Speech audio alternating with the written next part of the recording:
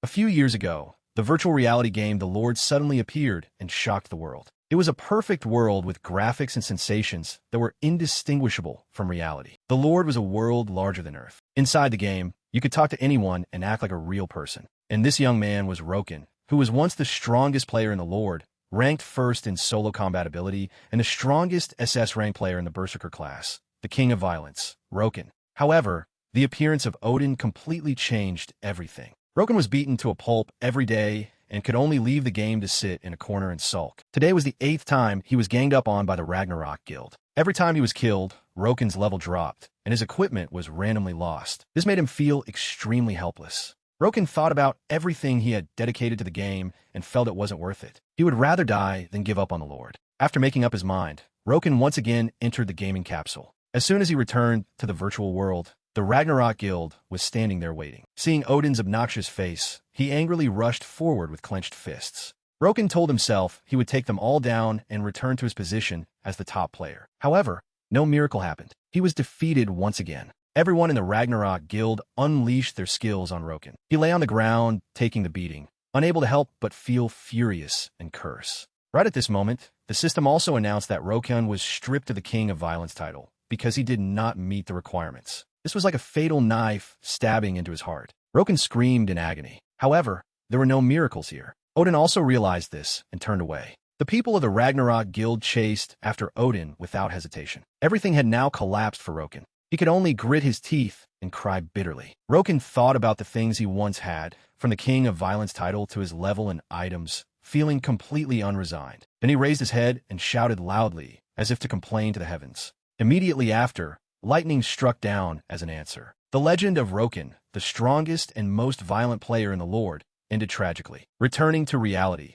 the alarm clock rang continuously and deafeningly. Roken angrily slammed his hand on the table and shouted, "Shut up!" He helplessly held his head and sighed. In the end, there was no plot twist. Roken became increasingly cowardly and could not defeat the Ragnarok Guild alone. Moreover, in the real world, he still had to worry about rent. So Roken had to decide to sell what he could to get by. However, right at this moment, he also noticed something strange. The Lord Connection capsule had disappeared. Roken suddenly stood frozen. He looked around and started to panic about his current location. Just as Roken was still confused, the phone on the floor lit up. A notification hit him right in the face. The virtual reality game The Lord will be released soon. Outside a convenience store, the morning air was extremely warm and comfortable. Someone's voice asked what?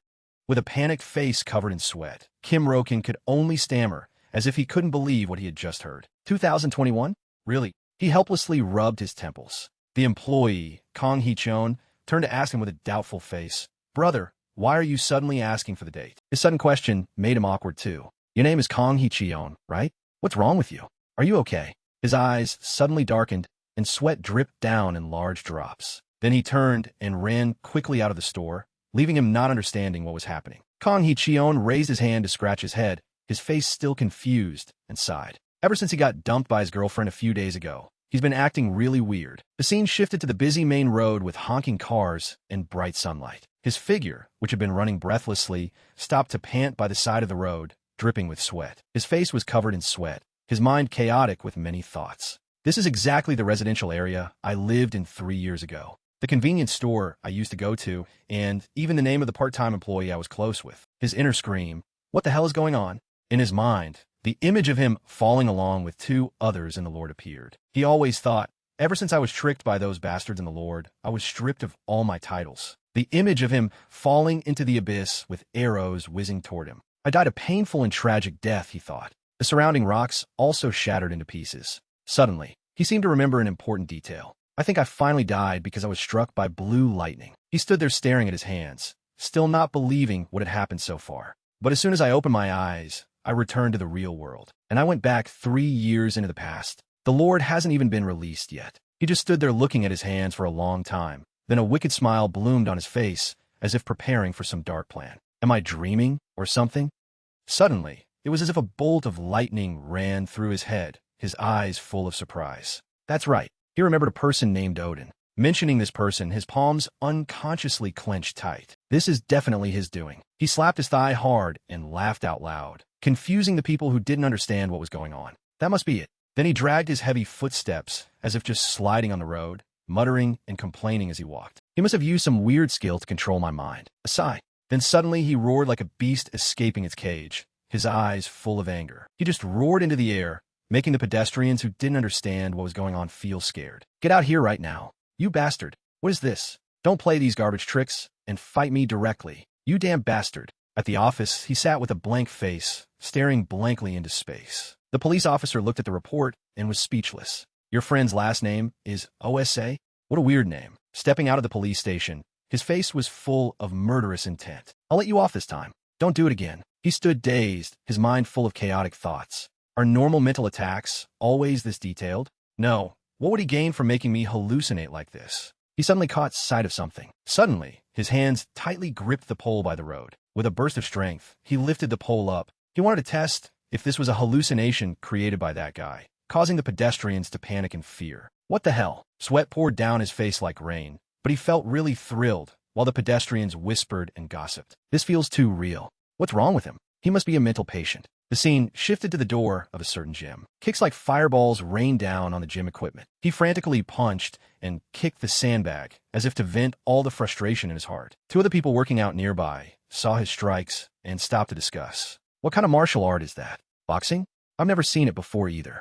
But with such a large range of motion, it must be Russian martial arts. He threw a powerful punch at the sandbag. His eyes were full of murderous intent, his lips slightly raised. Of course you guys have never seen this before. This is my martial art, created just for me to use. An illustration of the martial arts movements. It's what I perfected while in the Lord. On the other hand, he recalled a few details. When I was in the game, a level 16 monster could log out a level 41 player. A wave of confusion will break out right after the Lord is released. Also because people often die at the hands of low-level monsters. He cracked his knuckles, making a popping sound. Even though the level difference is huge, it's due to their poor control skills. Players have only ever used keyboards and mice. The other people in the gym all collapsed before his strength. His hands rested on the barbell. They're not used to a fully immersive virtual reality technology like the Lord at all. But there's something much more important. Using all his strength to lift the barbell. Even though sweat soaked him, he continued. That is the understanding and the ability to control one's own body. Imagine the muscles all over your body. Every single fiber from head to toe in your body. The ability for someone to know and control every muscle fiber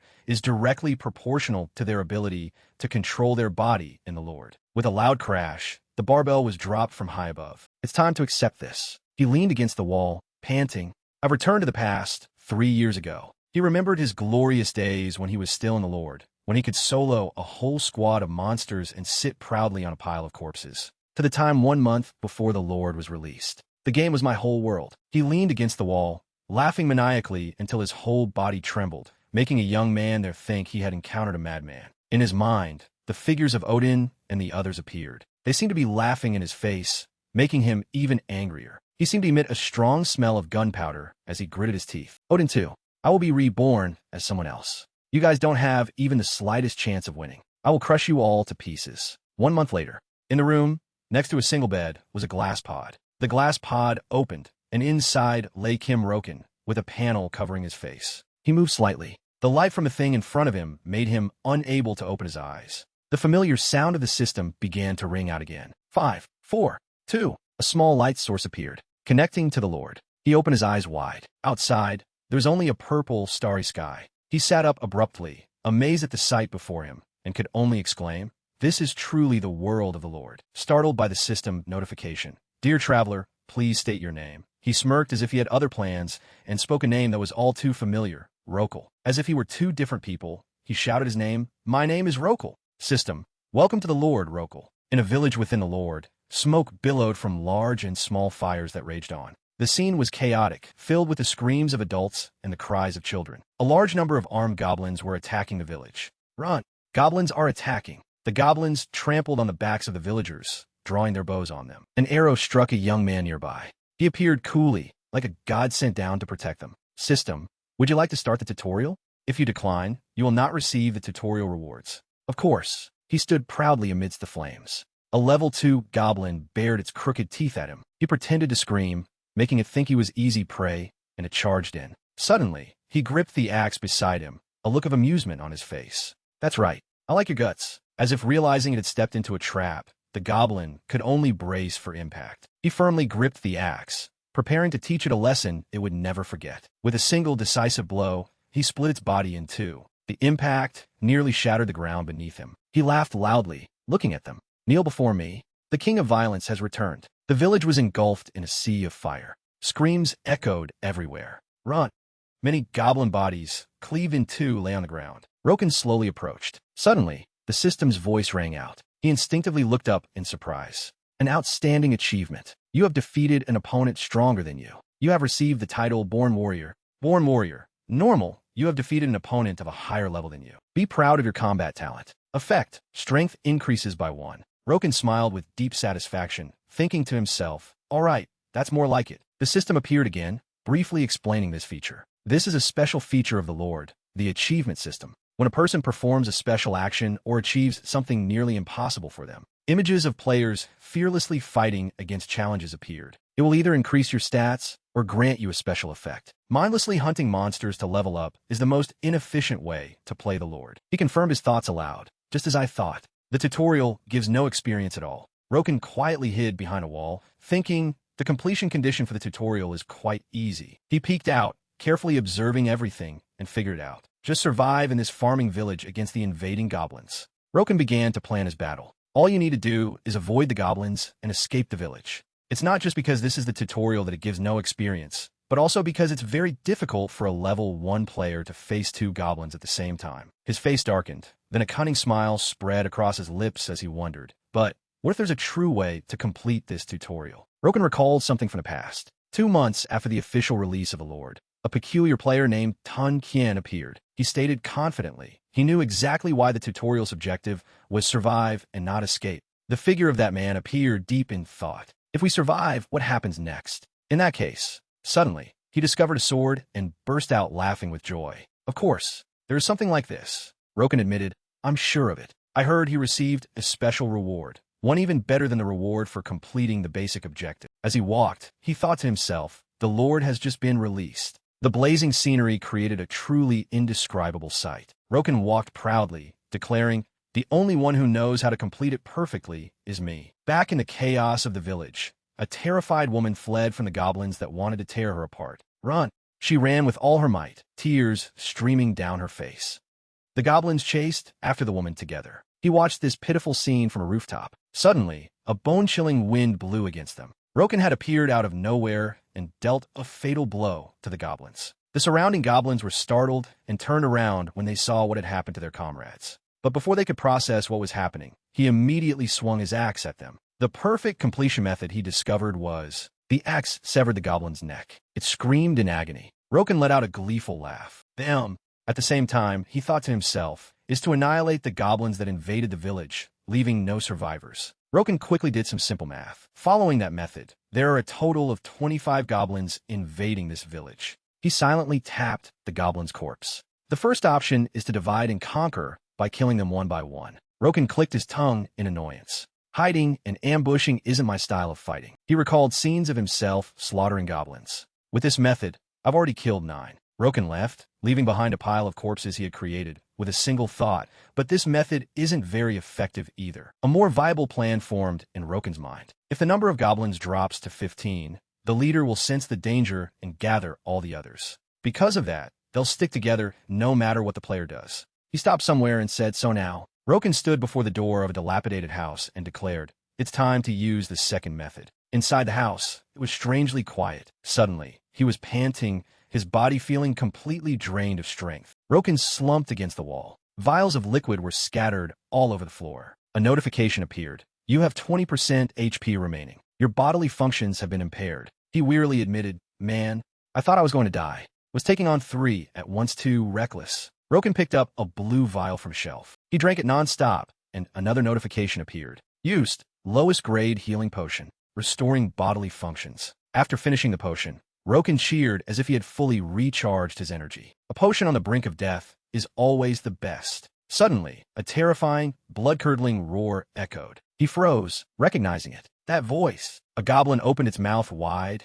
and immediately lunged. It was none other than the armed goblin, the leader of the pack. Roken said excitedly, "Looking for me, you ugly bastard?" It was startled and turned to look at him. He laughed, beckoning with his finger, taunting it. Come and kill me. Its eyes widened, and it clenched its teeth, its face showing clear fury. The armed goblin let out a loud roar that echoed through every corner of the house. Instantly, the other goblins charged at Roken, following its command. He declared boldly, "Come on, you damn punk." The armed goblin astutely realized something was wrong, but was too late. Roken had already poured a yellow liquid on himself. He smiled cunningly and asserted, "I prepared something special for you, you bastard." He rejoiced inwardly. The second completion method, become truly strong. Notifications continuously appeared. Used, lowest grade enhancement potion. Strength increased by 10. Agility increased by 10. The armed goblin accelerated, charging at Roken. He calmly awaited its attack, but before it could strike, the armed goblin was punched in the face by Roken.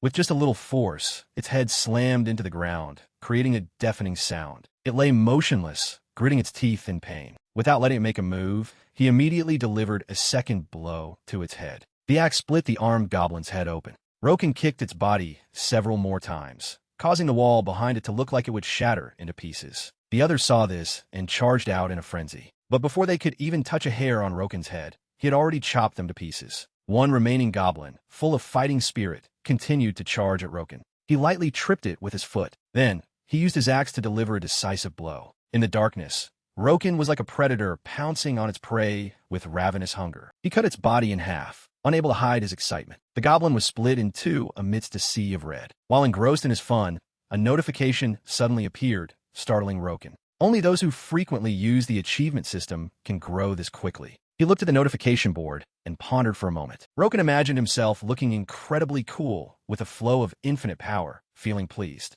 The system announced a series of achievements. An unexpected achievement. You have won a magnificent victory against a large number of enemies stronger than you. You have obtained the title, Born Warrior. Your talent allowed you to defeat a large number of enemies 3 levels higher than you. After hearing this, he smiled and wondered, does it also give an extra reward for being the first? Roken stared at the notification, thinking, I'm only level 1, but my stats are currently 15 strength and 14 agility. These stats are on par with a level 10 player. Suddenly, the goblins behind him let out a loud scream and charged at him. Roken's face showed a crazed excitement. He spoke, confused. Haven't you learned your lesson yet, you fools? One by one, they were chopped into hundreds of pieces. Roken defeated them as easily as a passing breeze, confidently asserting, You're no match for me. Suddenly, the armed goblin leaped out, pointing its sword straight at him, causing Roken to freeze for a moment. It put all its strength into its arm to swing the sword. The armed goblin delivered an incredibly powerful blow. Notification,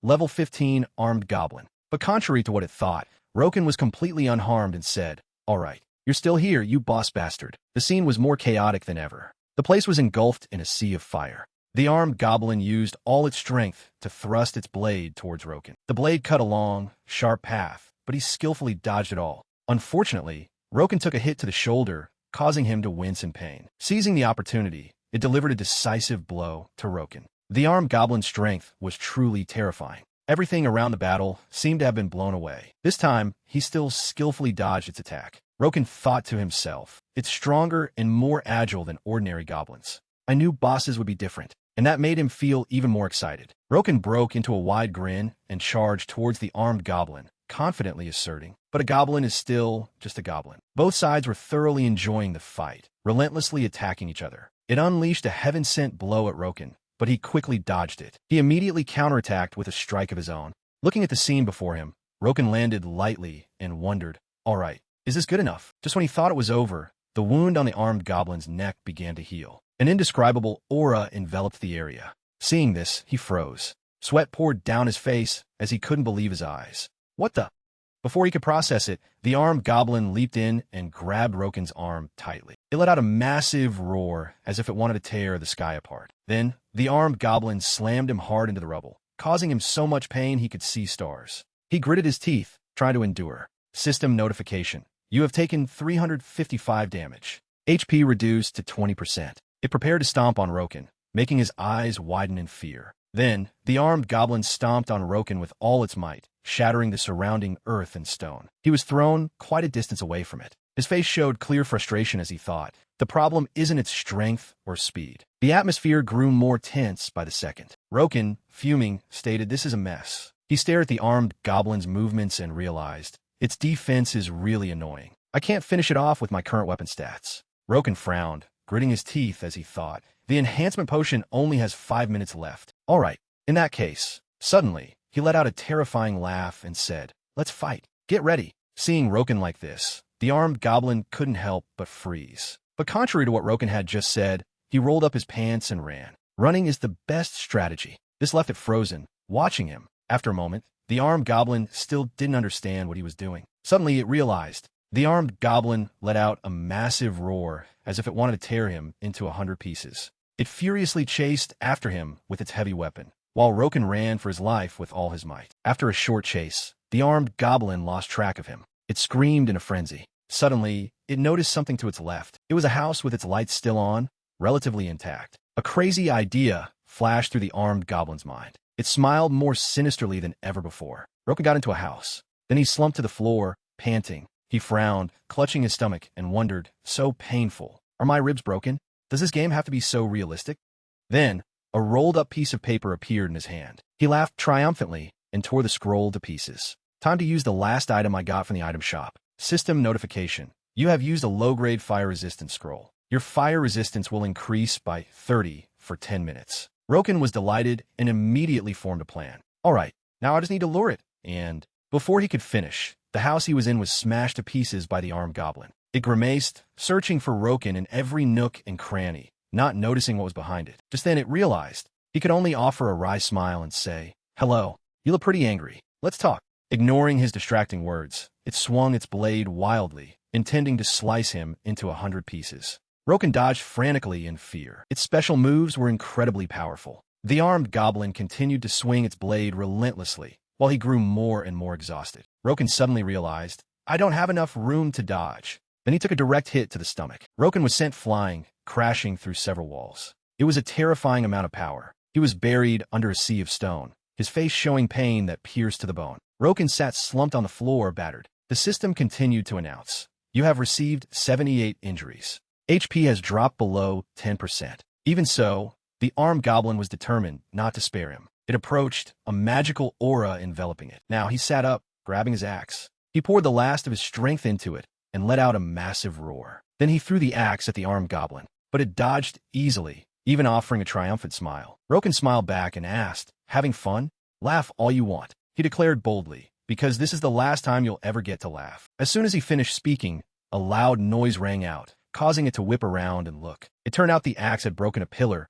causing it to slowly fall. He stood up and said cheerfully, goodbye, you fool. Tactic number 3, use your surroundings. Seeing this, it rushed out, but it had already jumped out the window and shut it tight. It charged in a frenzy as the house began to collapse. More and more debris fell, burying the armed goblin. Roken managed to run out just before being swallowed by the house. Then, a loud boom came from the house, making him cheer with joy. As Roken walked, he thought to himself, I did this for the reward. But it's also quite sad that the miserable king of violence had to rely on tactics like this to beat a monster. System notification. You have defeated the armed goblin. HP is below 10%. He remembered Odin's face and seethed. Odin, you bastard. You made me suffer too much. He gritted his teeth and promised himself, just you wait. I'll make you pay 10 times, 100 times over for what I've been through. The system continued to announce, you have completed the tutorial, causing Roken's eyes to widen in surprise. Multiple notifications appeared continuously.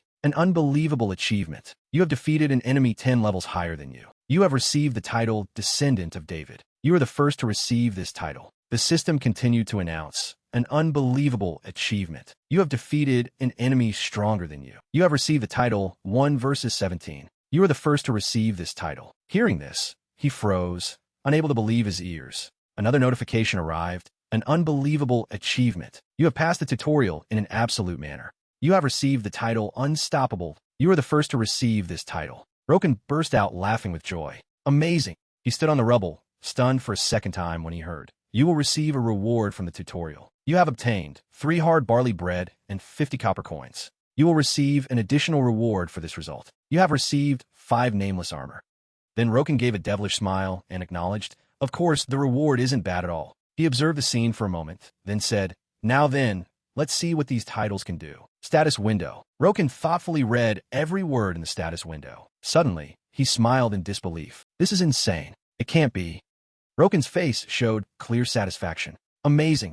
The content of the notification. First, to break the unbreakable legend. You have created a miracle by subjugating a monster that no one could subjugate. Some may scheme against those who make the impossible possible, but no one hates a miracle worker. You're the first to achieve this. Your relationship with neutral NPCs and NPCs in the Alliance will start as friendly. The proficiency required to level up your skills will be reduced by 30%. Roken was overjoyed, thinking to himself, a legendary title. I can't believe it. He looked at the notification board and couldn't stop marveling. Reputation and skill upgrades are already stunning enough, but it has other effects too. Roken couldn't hide his smile. A stream of thoughts flowed through his mind. With my plans, I'll be able to level up very quickly with just this title alone. No, I'll have to redo my entire plan. The countless titles Roken received were, First Descendant of David. You have defeated an opponent 10 levels higher than you, with power far exceeding yours. All your stats will increase by 10% when fighting higher-level opponents. First 1 versus 17. You have won a 17-on-1 battle. Numbers are meaningless to you. Defense increases by 10% when fighting in a battle with many opponents. Defense will increase by up to 30% based on the number of opponents you face. He smiled with joy. These titles are unique, and their effects are amazing. Suddenly, several shields appeared around Roken. He shouted, "All right, let's go. I'm going to open all the chests I've received. All of them." He teleported to an extremely crowded and modern city. Roken let out a long sigh and admitted, "It's been a while since I was last here." He stood up straight, looked up at the sky, and said loudly, "Beginner Village, Paget City." He squinted, looking into the distance, and surmised, "I knew it. It's already packed, even though it's only been open for a few hours." Roken shrewdly looked around and realized, "Now that I look, aren't some of them already here?" Suddenly, he screamed internally in a rage. Odin and his followers. Roken remembered their images from the past. Those bastards from the Ragnarok Guild. He gritted his teeth, determined. I need to find them immediately and kill them one by one. But then he told himself, that's too much. The image of Odin, like a god standing above the masses, radiating a blinding aura, appeared in his mind. Odin entered the spotlight after obtaining the title King of Creation, 2 years after the game launched. His face was as cold as ice, without a hint of expression. Roken thought, no matter how much I think about it, it's still strange. He imagined the scene of dozens of people kneeling before Odin and deduced, around that time, dozens of rankers pledged their loyalty to him. They even changed their nicknames and appearances. Roken explained the name he gave them. That's why I call them the weird cosplay group. They even cosplayed as Norse and Greek gods. However, it's still possible to find these people now. He rested his chin on his hand and pondered. But who are they? Just how big of a reward did he promise for them to show such loyalty? Did he bribe them with hundreds of thousands of dollars? Is he the son of a major company's chairman? The more he thought, the more absurd it seemed. Roken kicked his foot in frustration, cursing under his breath. Damn it, I should just forget about it for now. Thinking more about it won't solve anything. Suddenly, he fell silent, telling himself, more importantly, the day I get to meet them again is coming. Roken quietly walked through the crowd, his resolve hardening. I must become stronger, faster than anyone else. His footsteps became slower than ever. If I want to do that, the first thing I should do is... Suddenly, a voice from somewhere interrupted Roken's train of thought. Hey you, do you want to get stronger? It turned out the owner of the voice was a muscular old man, standing with his arms crossed behind him. He asserted, then come here. You could become as strong as me. Then he winked at him, looking very credible. He looked at the old man with a bored and skeptical expression. Only 2 words came to Roken's mind, training grounds. Looking at the people training in the yard, he guessed, it's probably only this crowded because it's the first day. Even though he knew they would all leave eventually, he still said, I want to use the training grounds. Hearing this, the old man was overjoyed and wouldn't stop flattering Roken. I can see the potential in you. I can't let someone with such a promising future pay the market price. I'll give you a price of 20 copper. Suddenly, the system appeared. Your relationship with neutral NPCs and NPCs will start as friendly. His eyes widened in surprise when he saw the title notification appear. The effect of the title. The usual entrance fee is about 30 copper.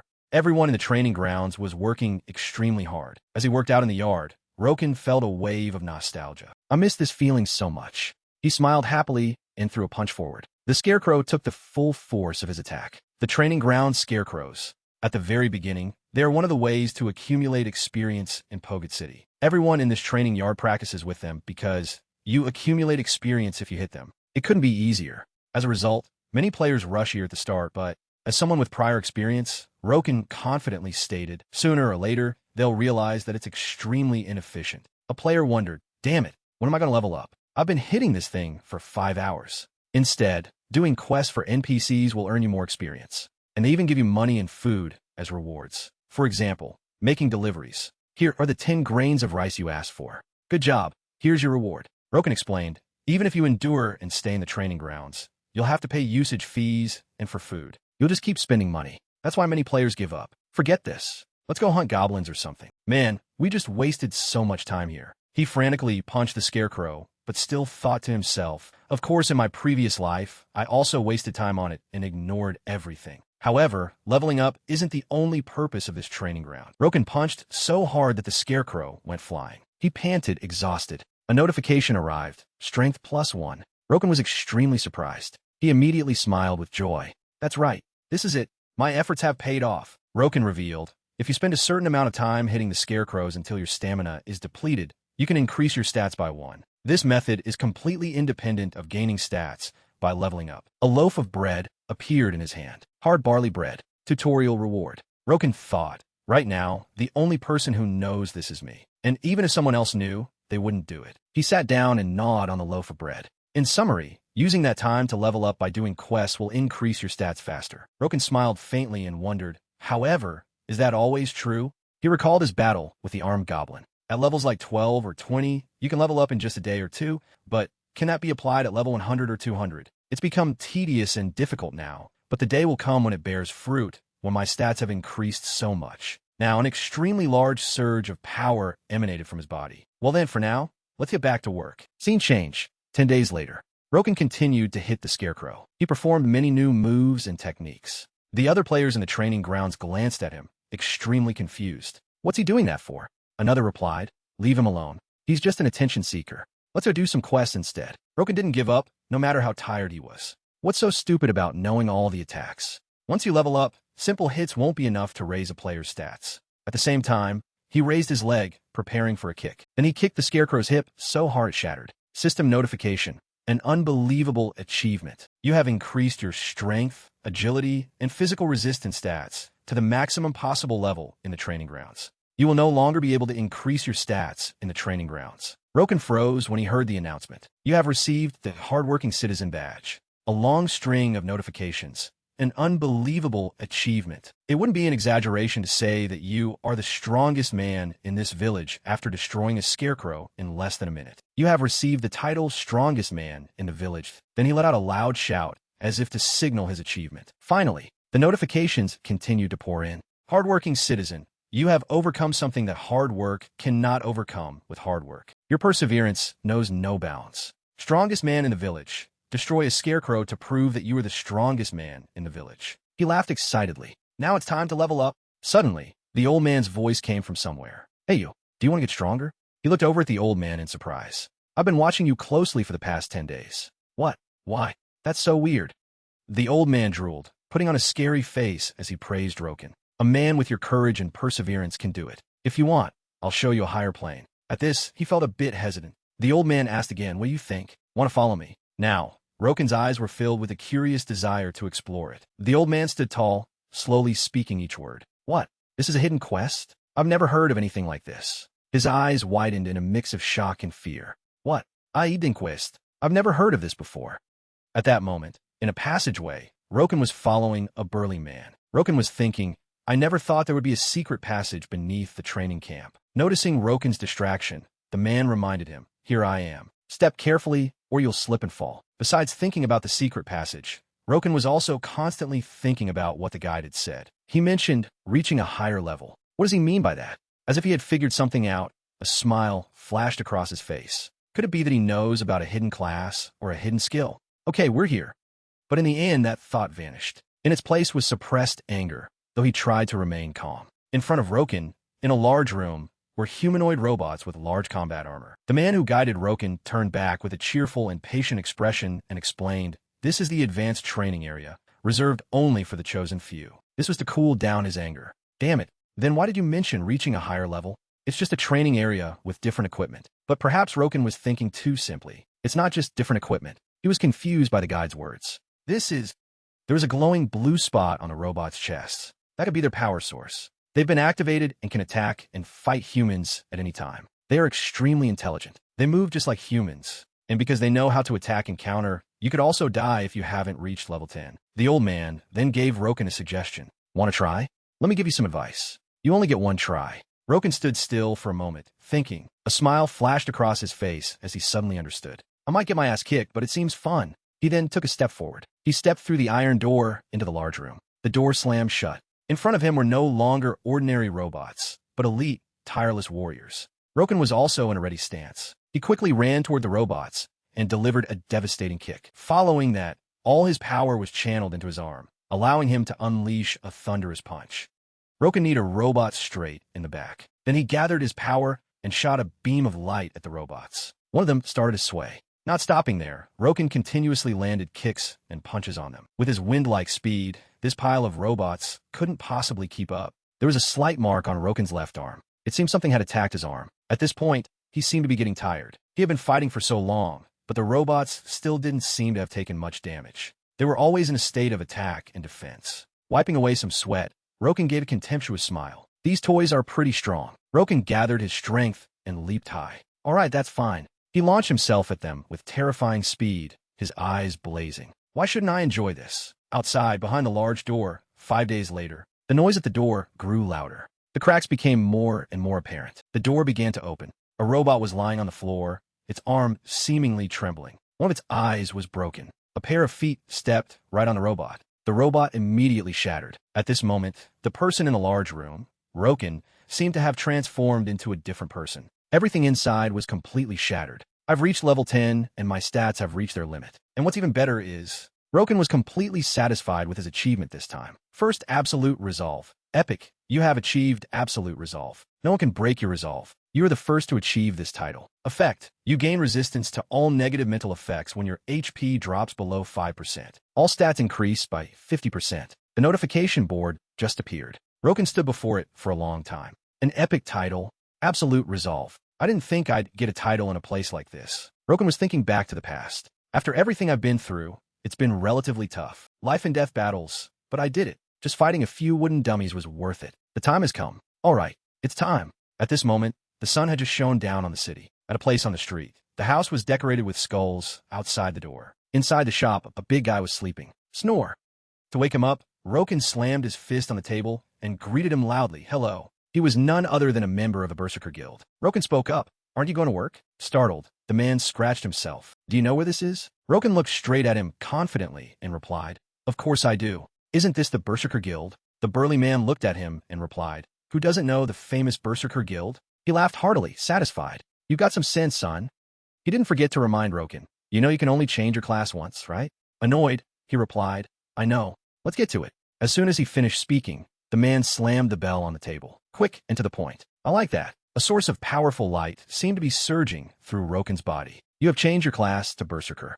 The man from the guild smiled with satisfaction at him. Roken, congratulations on becoming a Berserker. He couldn't hide his happiness. Your level has returned to 1. All stats will be retained. Finally, the man then mentioned the next part. Now for the class change reward. Take what you want. He presented a whole array of high-quality weapons, like axes and swords. Roken immediately picked one up, his eyes flashing as if he had been looking for it for a long time. Roken immediately swung the axe, performing a few moves as fast as the wind. The man watched Roken's performance in contemplation. The continuous moves made it impossible for the viewer to look away. For the final move, Roken used all his strength to bring the axe down, creating an incredibly powerful low-pressure zone. The man praised Roken. Impressive. Finding what he needed made him happy. This is exactly what I need. After so long, he finally had an answer. To be honest, I was hesitant about which class to choose. Unlike my previous life, where I knew about many hidden classes and how to obtain them. But this time, Roken knew what to do next. However, if I want to take them all on, there's nothing better than a Berserker. If he wanted revenge, Roken needed a plan. Odin always has his guards by his side. Berserkers gain extra stats if they fight in a group. He had many breakthroughs. Furthermore, Berserkers can use the Frenzy skill to increase their stats even more. It's one of the most suitable classes for those with high base stats. I can increase my own stats through the Frenzy combat skill. After a few seconds of contemplation, Roken realized something. Most importantly, an interesting thought flashed through Roken's mind. Odin, since that bastard wants to save his own neck, I should at least be able to chop off his head. The notification board suddenly appeared. The man saw Roken standing there for a long time and asked, What's wrong? Are you that proud of your new class? No, it's not that. Roken was quite surprised by the notification board. What's this? The board displayed the following message. On the path to find a new wind, the sign of Hong Fong, which blew away the world long ago, has been found. Find what remains and follow the dying wish of Hong Fong. Complete the advanced training area with your first class. Complete. This quest is a bit mysterious. This is a hidden quest, huh? Hong Fong. The bank teller, Enro, greeted him warmly. Welcome. Enro Bank always brings joy to our customers. How may I help you? Before the girl could finish her greeting, Roken jumped up. Alone. The bank girl's face turned pale. Yes, sir. Your class and name. Roken was in a hurry, as if someone was chasing him. Berserker, Rokel, the largest loan. The employee had to patiently present the full information. All right, if this is your first class, the largest loan is 30 silver coins, and the interest rate is 3% per month. At an ancient house with curved tiled roofs reaching up to the blue sky, Roken was busy with his purchases. All of the first Berserker class skills. The man from the guild heard this and was surprised. Oh, really? You're spending a lot. Roken was in a hurry and had no time for small talk, so he shouted, Stop the idle chatter. How much? The man quoted the price, 10 silver coins. The system displayed a vast amount of information about the skills. Learn Axe Mastery and 4 other skills. Axe Mastery Level 1. You can swing an axe proficiently. Attack speed and power will also increase. Skill Proficiency, 0.0%. Current level, Compliant. Attack power increased by 70%. Dash Level 1. You can move quickly for 3 steps. Accuracy will increase by 110% when used. Heavy Strike Level 1. The next attack will be stronger than usual. Strength and accuracy will each increase by 110% on the next attack. War Cry Level 1. Frighten the opponent with a frenzied roar. Frenzy Level 1. Sacrifice your own HP to generate immense power. Roken read intently with a displeased expression. The man from the guild saw him like this and wondered, What? Is there a problem? Roken turned around and called out to him, Sir. The man replied. Roken frowned and asked, Do you know anything about Hong Fong? The man's face wrinkled in confusion. What's that? Leaving the house, Roken sat on a step next to a waterfall on the street. Long lines of system information appeared, searching for traces of Hong Fong. He had finally found a trace of Hong Fong, the one who had plunged the world into a sea of fire long ago. Find the remaining traces and fulfill Hong Fong's dying wish. Complete the advanced training parallel to your first class change. Complete. Roken aimlessly swiped his hand across the screen, muttering, Hong Fong. He thought deeply. I thought it might be a Berserker-related quest, but even the guild master doesn't know. The more he thought, the more his face wrinkled in frustration. Moreover, even as the #1 ranked Berserker, I've never heard of that quest. Did someone else do that quest before? Suddenly, Roken grabbed his head and screamed, causing the passers-by to stare at him. Damn it, how am I supposed to do it without any hints? Roken fell silent and continued to think. The reward for a hidden quest is really tempting, but I still don't have any clues. I'll just put it aside for now. Status window, Rokel, human, male, level 1 class, Berserker. HP, 700 out of 700. MP, 150 out of 150. Strength, 5. Agility, 4. Stamina, 1. Tenacity, 1. Intelligence, 1. Wisdom, 1. Remaining points, 0. Titles owned, Born Warrior, Talented Warrior, Descendant of David, Strongest Man in the Village, 1 versus 17. Unstoppable, Hardworking, Unwavering Resolve. Roken swiped the screen, reading the information. I've changed my class. Now I just need to level up like crazy. Suddenly, he grinned cunningly. Well then, should I follow the crazy leveling path I've laid out? Shall I? Everyone who passed by turned to look at Roken with astonished eyes. Roken sat like he owned the place, his hand on his chin, completely unfazed by everyone staring at him. Above Roken's head was a message. Harsh Forest. Looking for a knight to take me to the orc camp. Reward, 15 silver coins. Suddenly, a voice rang out, causing Roken to turn his head. Do you want me to take you to the orc camp? The person wore a set of shining armor and offered, Brother, I'll help. It was Baiken, a large man. He raised his muscular arm. As for the reward, I want to be paid up front. Roken glanced at Baiken with an annoyed expression. After a moment, he asked, Are you alone? What's your level? Baiken puffed out his chest with pride. Level 25, class, Armored Knight. Roken pouted contemptuously. Just you? I can't trust that. Go away. Baiken couldn't believe what he was hearing and shouted, What the? He angrily showed Roken a badge. Don't you see this? It's the badge of an orc warrior.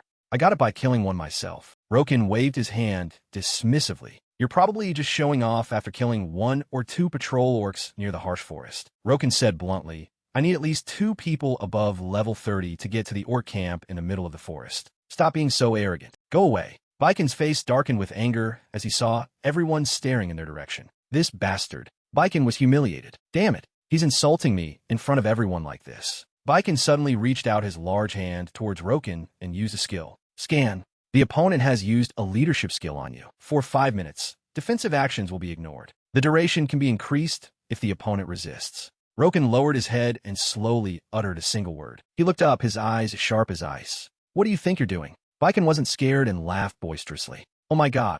He mocked Roken when he saw his level. Level 1. So you're just an amateur who just changed his class and is acting all high and mighty. Baiken continued to tease Roken. If your skills are crap, you should just shut up and get lost. Roken's face darkened. What the hell are you babbling about? You want to die? Baiken shouted a challenge. Come and try me, you fool.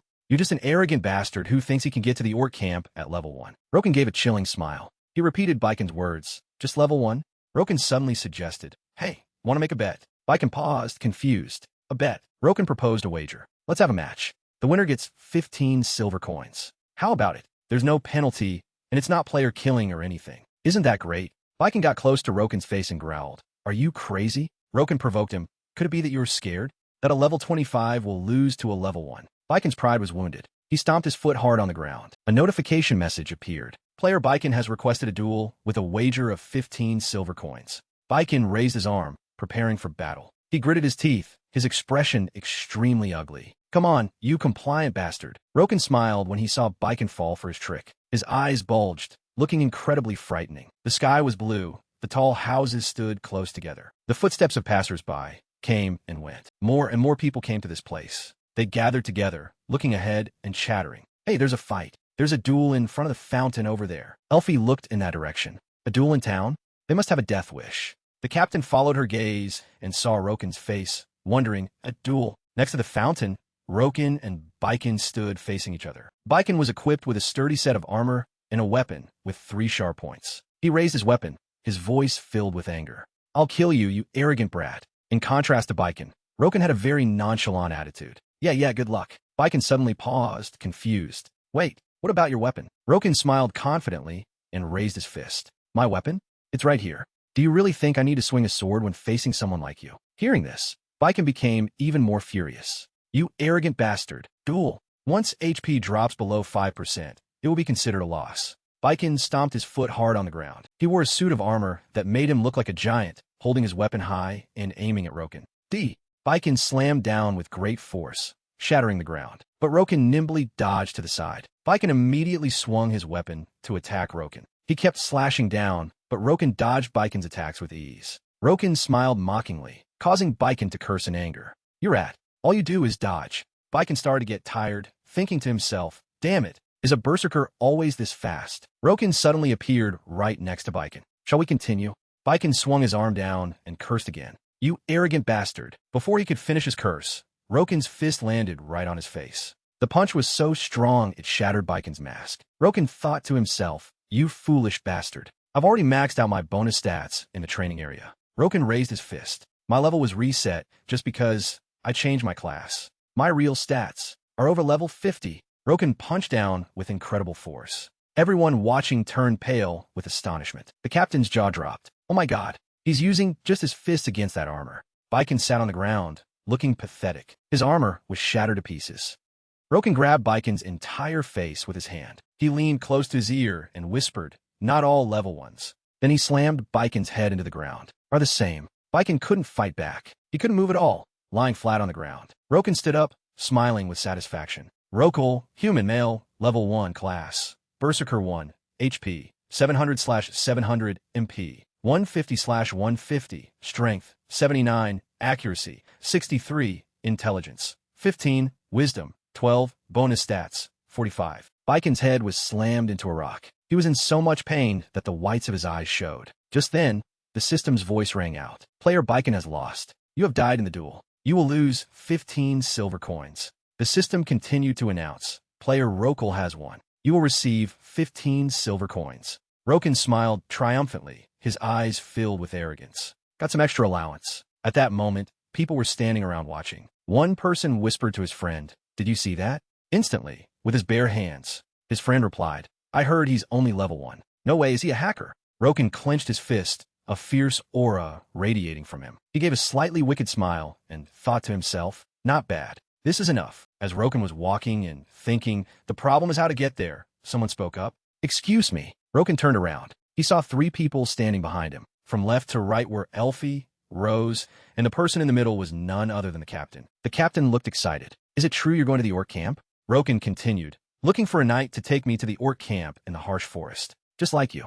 The 2 girls were looking at Roken, while the captain continued to speak. We've never been inside the camp, but we often go near that area. Do you want to go with us? Hearing that, Roken thought for a moment, then asked, what's your level? Elfie looked at him with a displeased expression, but she still replied cheerfully, I'm level 35, and these 2 are level 32. Roken watched the 3 of them talk to each other. He thought to himself, their equipment looks decent. It's a well-balanced team with a tank, a damage dealer, and a healer. After careful consideration, he thought, all right, they pass. Roken made a proposal. Instead of forming a party, I just want you to take me to the camp gate. Then he explained his idea to them clearly. I'll give you 10 silver coins up front, and the rest when the job is done. In return, I'll just stand by and watch, not participating in any combat. Of course, all items dropped along the way are yours. So the 4 of them set off together and arrived at the harsh forest. The captain, along with Rose and Elfie, was very cautious. But in contrast to them, Roken seemed more relaxed. Suddenly, he spoke up. The forest. Before them was a strange structure. It looked like a tower with many horns and skulls around it. Smoke was coming out of the entrance.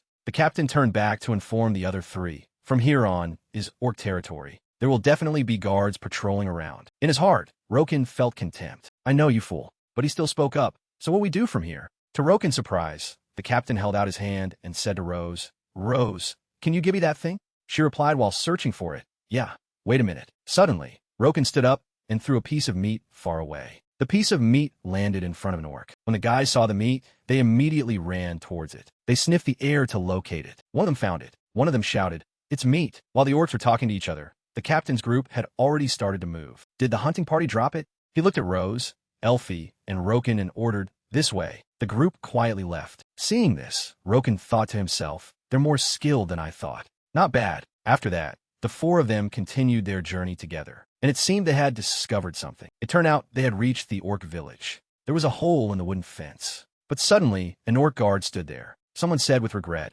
oh no, that's the only back entrance. After hearing that, he analyzed, they must have found out and sent someone to guard it. The captain looked at the guard while talking to Elfie. Then there's no other way. Elfie, she quickly replied, all right. Elfie raised her staff and chanted a spell. Suddenly, she shouted, silence.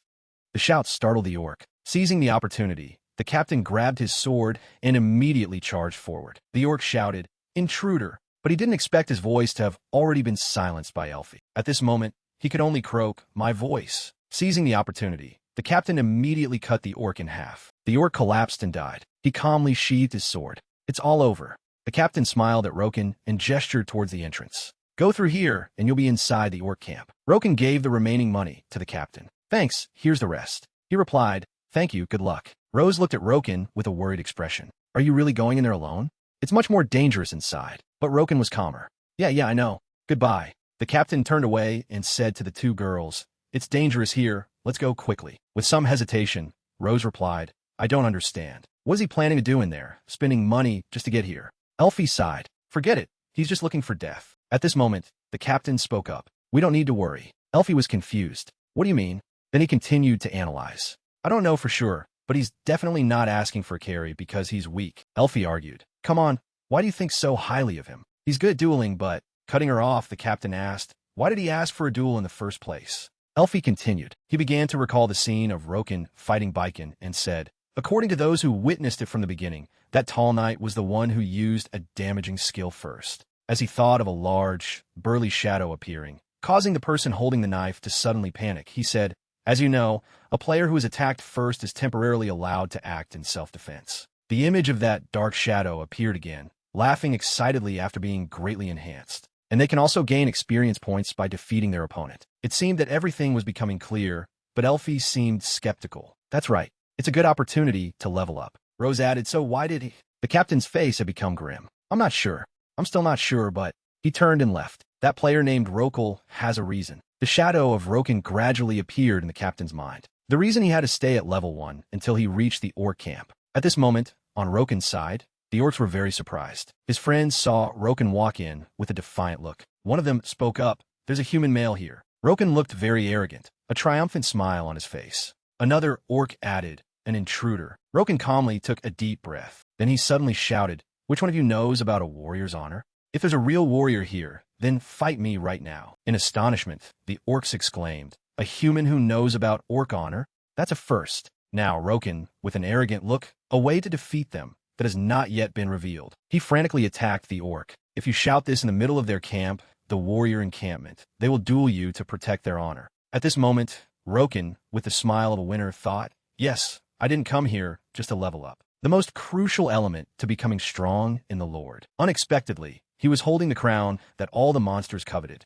They seemed to be risking their lives to attack Roken, is to achieve a nearly impossible feat and get a legendary title as a reward. He thought to himself, that is my true purpose. There are many strong and vicious orcs. Fighting orcs in the harsh forest is known to be a battle race, but winning a duel here will surely give you a great reward. Not only that, it's a text that allows duels to take place without any worries. With a pleased expression, Roken looked at the big orcs and shouted, now come on. Which one of you is the strongest? Roken looked up at the area with a dazed, slightly foolish expression. An explosion was sending up black smoke. He grinned, showing his teeth, contemptuously looking at the enemy. This is your chance to prove your honor. Come on, human. Roken was a little worried and tense, gritting his teeth at the difficulty of the chieftain. Damn it, I was too arrogant. I didn't think the chieftain would be here. His tall, massive, and muscular body made him have to crane his neck to look up. Compared to a normal player, this guy is at least level 70 with 2 different jobs. With my current stats, I have absolutely no chance of winning. He scowled angrily, his face showing a bit of annoyance. Damn it, I'm so stupid. At this rate, He suddenly heard someone call him and quickly glanced back to see who it was. No, chieftain, he's ours. He looked at Roken cunningly. That's right, the chieftain is too strong. Give us a chance to prove our honor. He smiled sinisterly, revealing his bright white teeth and 2 protruding canines. That's right. You have to be tested before you can fight me. He stomped his foot hard on the ground. The one called out to fight was Kahlo, a guy with a fierce face and a nose ring. Kahlo, fight him. Kahlo, the 4th-ranked orc warrior. Roken smiled dangerously, as if seeing a ray of hope, since he didn't have to fight the chieftain, but Kahlo instead. I am saved. All right, this should be enough. His body shook as if he was chuckling. He became serious, his face turning scary, dangerous, and cold, yet still exuding a powerful, murderous aura. Was I just relieved to be facing a weaker opponent? Roken corrected himself with a will so strong it twisted his mouth. Damn it, get a grip, Rokel. Odin appeared in Roken's imagination with a cold expression. How can I become stronger than that guy with that kind of thinking? He let out a long sigh, and in the distance were the angry orcs. Human, you will fight me. Raise your weapon. The guy raised an eyebrow, confused by his action. He tilted his head to one side, watching him operate the notification screen with his hand. Human, what are you doing?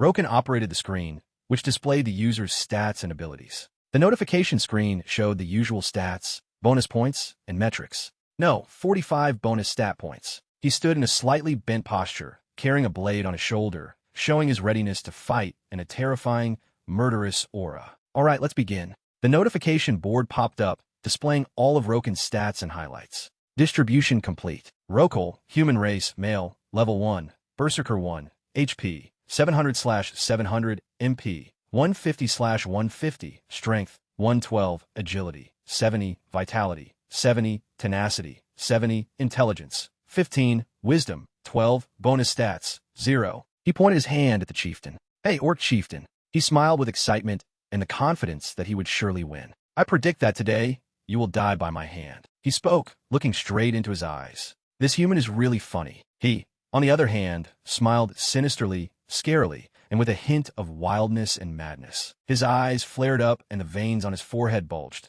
looking like he was about to explode with anger. You? He charged forward, his face contorted with rage. What a shameless human. Your opponent right now is me. He swung down with a powerful blow that shook the ground. Kahlo appeared out of nowhere. His eyes were vacant and unfocused. Your axe looks better than mine. He smiled with excitement and amusement. I like it. I'll make good use of it. The sound of a collision and a few sparks flew from the axes. He charged straight ahead. Kahlo squinted one eye, his face tense as he faced Roken. This human, I underestimated him. The guy flew into a rage, smoke billowing from his mouth and spreading around. In that case, I'll do this. He let out a terrifyingly loud scream, causing his face to turn pale with worry. La cry. This is... He looked at his hands in confusion, his body enveloped by a powerful aura, signaling that his stats were decreasing. Stats are decreasing by a small amount due to the war cry. He smirked contemptuously. A berserker's war cry? Is there such a thing? The guy charged straight at him with a red axe. The human is weak now. I will win. Roken's face darkened, his aura cold and dangerous. Really? You really think so? The guy leaped into the air, spun around, and brought his axe down with a powerful blow. He looked bewildered, unable to believe what was before his eyes. His pupils dilated and the inside of his head expanded. You, the guy roared. You arrogant human. Kahlo and Roken charged at each other, unleashing their special moves to take down their opponent. The battle was tense, both sides unleashing their full power, neither giving an inch. The guy was panting, his face slightly tired and sweaty. Kahlo didn't understand. Humans are definitely weaker than me. He swung his axe horizontally, but he dodged it. Kahlo, what are you doing? Fight properly. Push him harder, Kahlo. He grimaced. Tough. It's strange.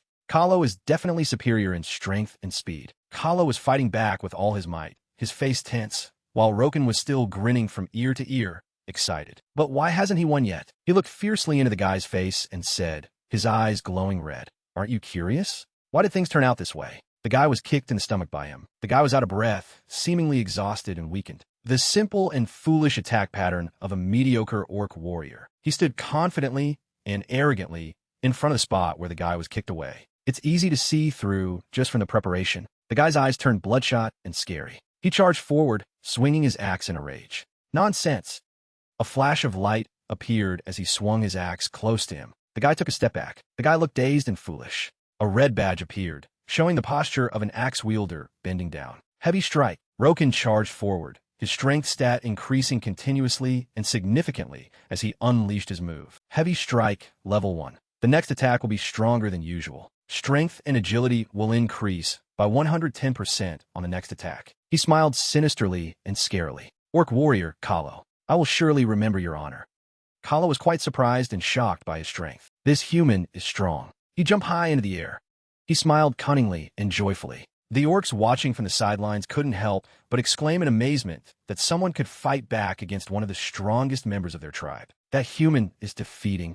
Roken stood proudly, magnificently, and arrogantly, holding his axe on his shoulder and smirking contemptuously. Kahlo, amazing. That human is so strong. He opened his notification screen. A series of notifications and outstanding stats and achievements appeared after his victory. Unbelievable achievement. You have single-handedly defeated an orc warrior at level 1. Many will remember your bravery in battle. Receive the title Orc Warrior Slayer 1. You are the first to receive this title. He raised his fist in a gesture of victory and success. All right, this is my first goal, to obtain the title Orc Warrior Slayer 1.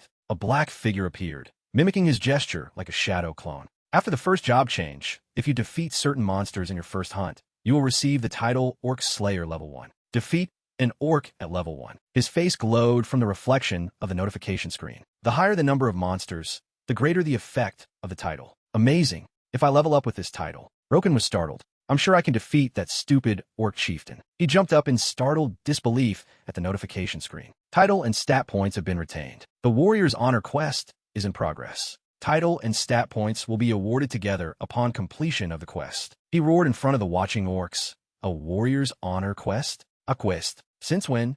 A tall figure stood blocking him. So you have proven yourself worthy to fight me. He glared at him with annoyance. He looked up to talk to him. Is it because of you?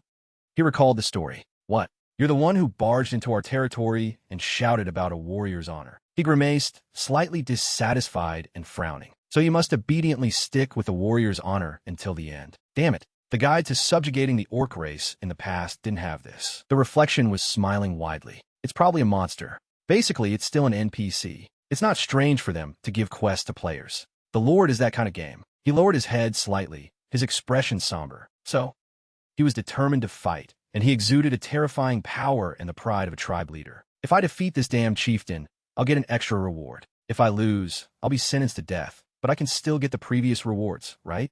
Roken's hand tightened on his axe. Wait, lose? That's ridiculous. He swung his sword, smiling with sinister excitement. I will grant your wish and kill you, old man. Violence. Roken. He also happily welcomed the challenge, ready to fight this human. This human is truly amusing. Come, I accept your challenge. He smirked. The two charged at each other. Frenzy.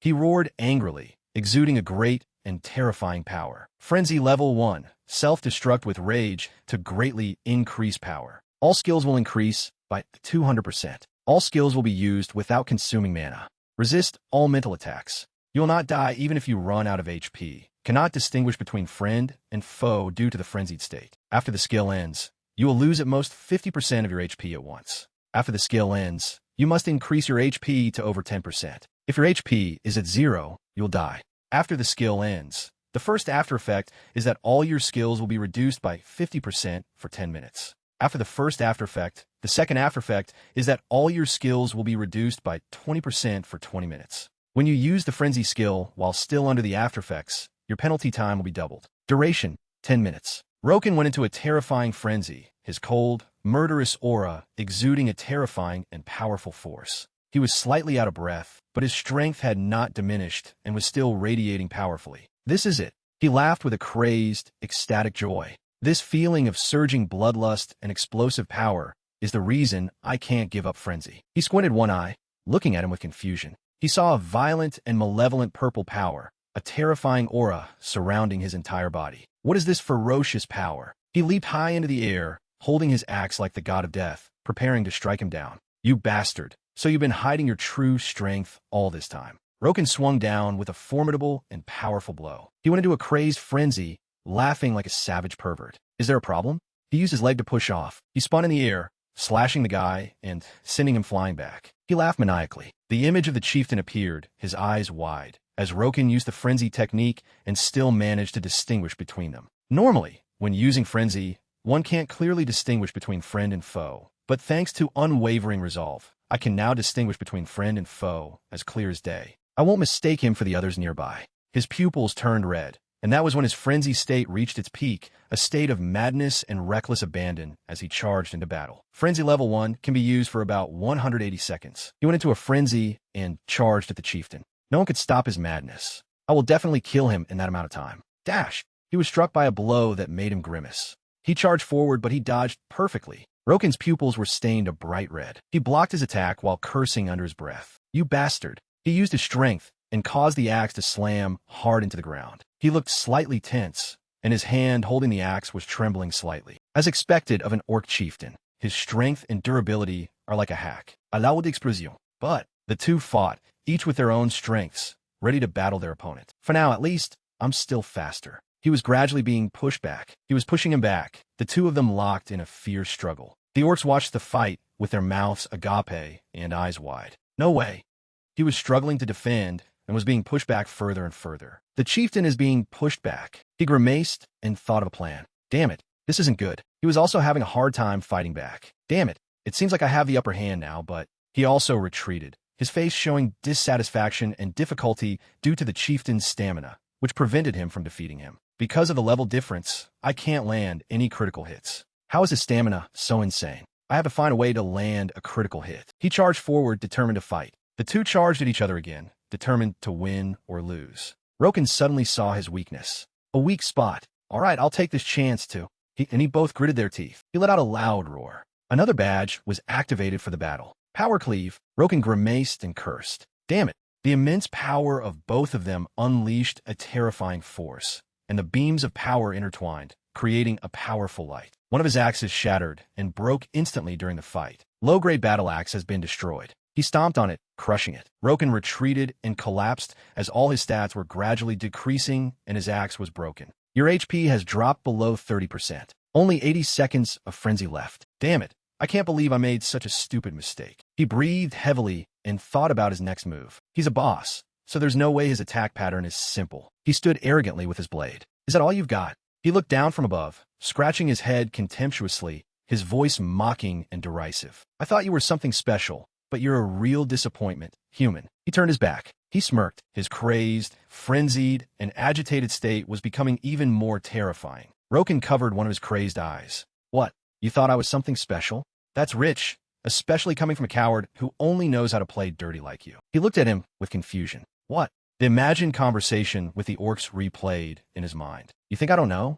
You could have fought me from the very beginning. But didn't you just pretend to scold your underlings and spout some nonsense about meeting conditions? Roken smirked, holding out his hand, just to find out my level. He laughed heartily, looking down on his opponent, thinking he was making excuses. What? Are you starting to make excuses because you're about to lose? That's pathetic, human. His face darkened noticeably. I guess that's true. Odin appeared again in Roken's imagination. I guess I was too eager to get strong quickly, so I overthought things. He went into a frenzy and quickly charged forward like a wild beast. A direct attack is what suits someone like me best. He was hit by a blast of his power. Roken pushed him back and attacked relentlessly. He grimaced and sweated from his opponent's toughness. This human, he charged forward, swinging his axe wildly in a direct assault. He fought back with all his might while he relentlessly chopped away. He's constantly attacking me head-on, without even trying to dodge my attacks. His body froze due to blood loss. A light shone down between the two combatants. Your HP has dropped below 20%. He looked at him and sneered. Are you desperate? You're being too reckless, human. Roken was gradually getting exhausted, but his ferocity remained. Only 70 seconds of frenzy left. Roken roared in anger, his power reaching its peak. Shut up. He charged forward, slashing from the air. He thought to himself with certainty that he would win. Dying like this is truly pathetic. Victory is already in my grasp. Roken swung his axe straight at him. Your HP has dropped below 10%. You will be affected by the abnormal status, bleeding. Roken knelt down, panting heavily, exhausted, his body severely damaged, and his strength clearly diminished. His breathing was heavy, and his face was covered in blood. Your HP has dropped below 5%. He smiled arrogantly and joyfully as he was about to win. It's finally over. He prepared to deliver the final blow to kill him. Goodbye, human. I win. He chuckled to himself. His rage caused him to explode with terrifying power, and that power was too immense, his killing intense soaring. Activating the effect of the legendary title, Unwavering Resolve, he was surprised and shocked that he could stand up and unleash such power. What? Impossible. How'd he get stronger? His madness reached its peak. All stats increased by 50%, as HP has reached the 5% mark. Only 30 seconds of frenzy left. He put on a crazed face. Now, let's end this. He grimaced, struggling to defend. This is dangerous. He used his defensive power to block the attack. Iron Body, increased defense. He chopped wildly, leaving no openings. Roken let out a roar. He was trying to hold his ground and not take a hit. I have to hold on. He slammed his shield against his opponents. He roared in disbelief, a roar of resentment. Impossible. His rage reached a terrifying and frightening peak. Nothing is impossible, you bastard. Roken delivered a final blow, killing the guy instantly. You have defeated the orc chieftain, Kacha. He fell backward. He roared as if in resentment, and then a few blue sparks appeared on his body. I can't believe I was defeated by a mere human. Roken looked down from above at him, lying on the ground, gasping for breath. He's probably about to log out. Didn't I tell you? Roken stood there, laughing heartily, as the chieftain's body gradually disappeared before his eyes, creating a brilliant light. Today you will fall by my hand. Before disappearing, he roared one last time, seemingly unable to accept his death. Human. His mouth formed a wide grin, showing his victory and pride in defeating the chieftain, a leader of the orcs. I acknowledge that you are a great warrior. You have defeated the orc chieftain, Kacha. A notification rang out. You have leveled up. You have. The orcs who had been watching the fight from beginning to end were chattering among themselves, unable to believe that their chieftain was dead. How is this possible? Our chieftain has lost. He stood there, carrying his axe on his shoulder, with the arrogant and majestic look of a victor. Amazing.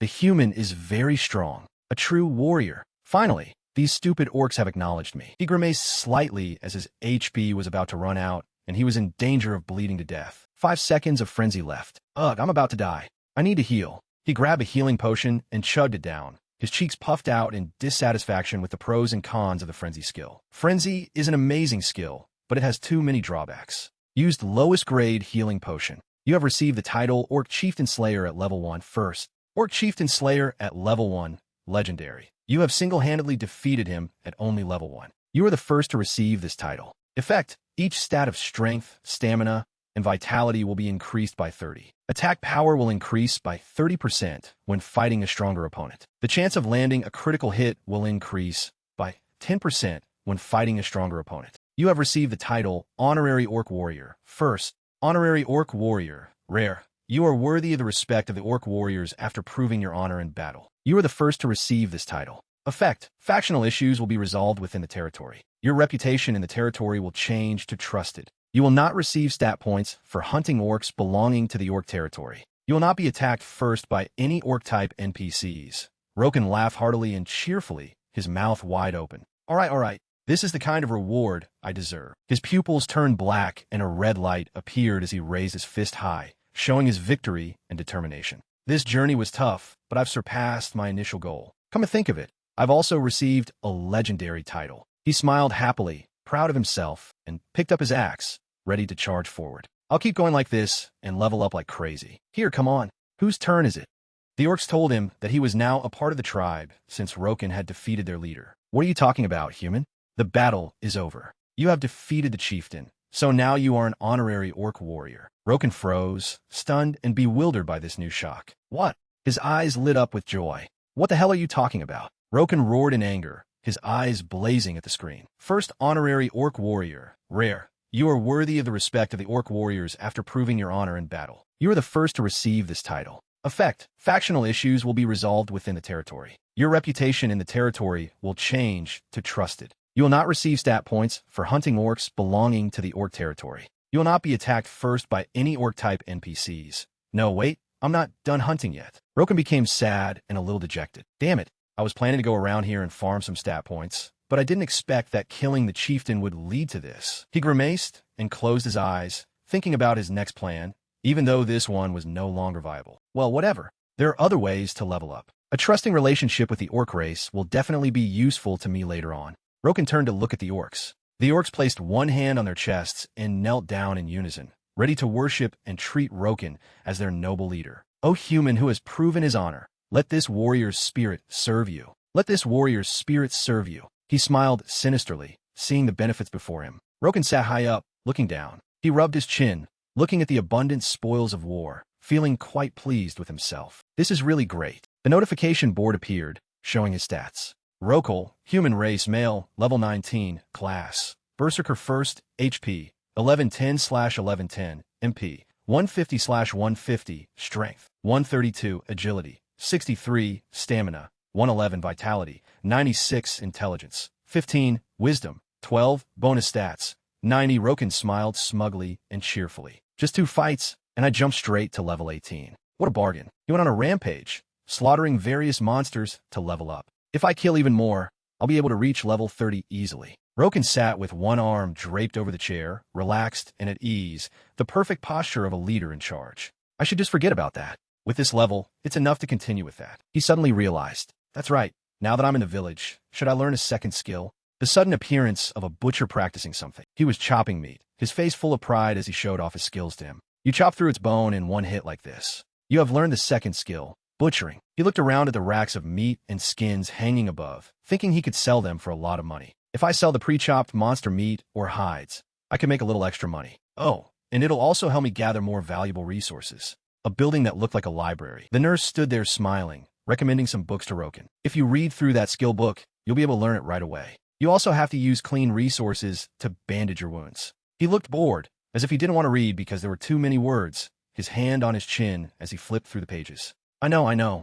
Roken was using scissors to cut a bandage. You have learned the second skill, first aid. He cut the cloth while thinking seriously, studying properly. If I learn first aid, I'll be able to save money by not having to buy so many potions. Roken held the newly cut roll of bandage in his hand. Its healing effect is a bit weak, but except for emergencies, this is still more economical. A shop specializing in making and forging all kinds of axes appeared in the evening. The axe was sharpened and polished, sleek and sharp. Here, it's all ready. Just 1 silver coin. Roken picked it up as soon as it came out of the forge, admiring it and thinking, Orc Warrior's Battle Axe. Magic. A double-bladed axe for an Orc Warrior to take into battle. Attack power 100. Durability 200 out of 200. I've learned a lot of secondary skills and had my weapon repaired, so I should be all set. Roken smiled with a crazed, sinister grin. Well then, shall we begin? The main quest of this game. A deep sewer, and in the distance no light could be seen. It was dark. The Sewer of Trials.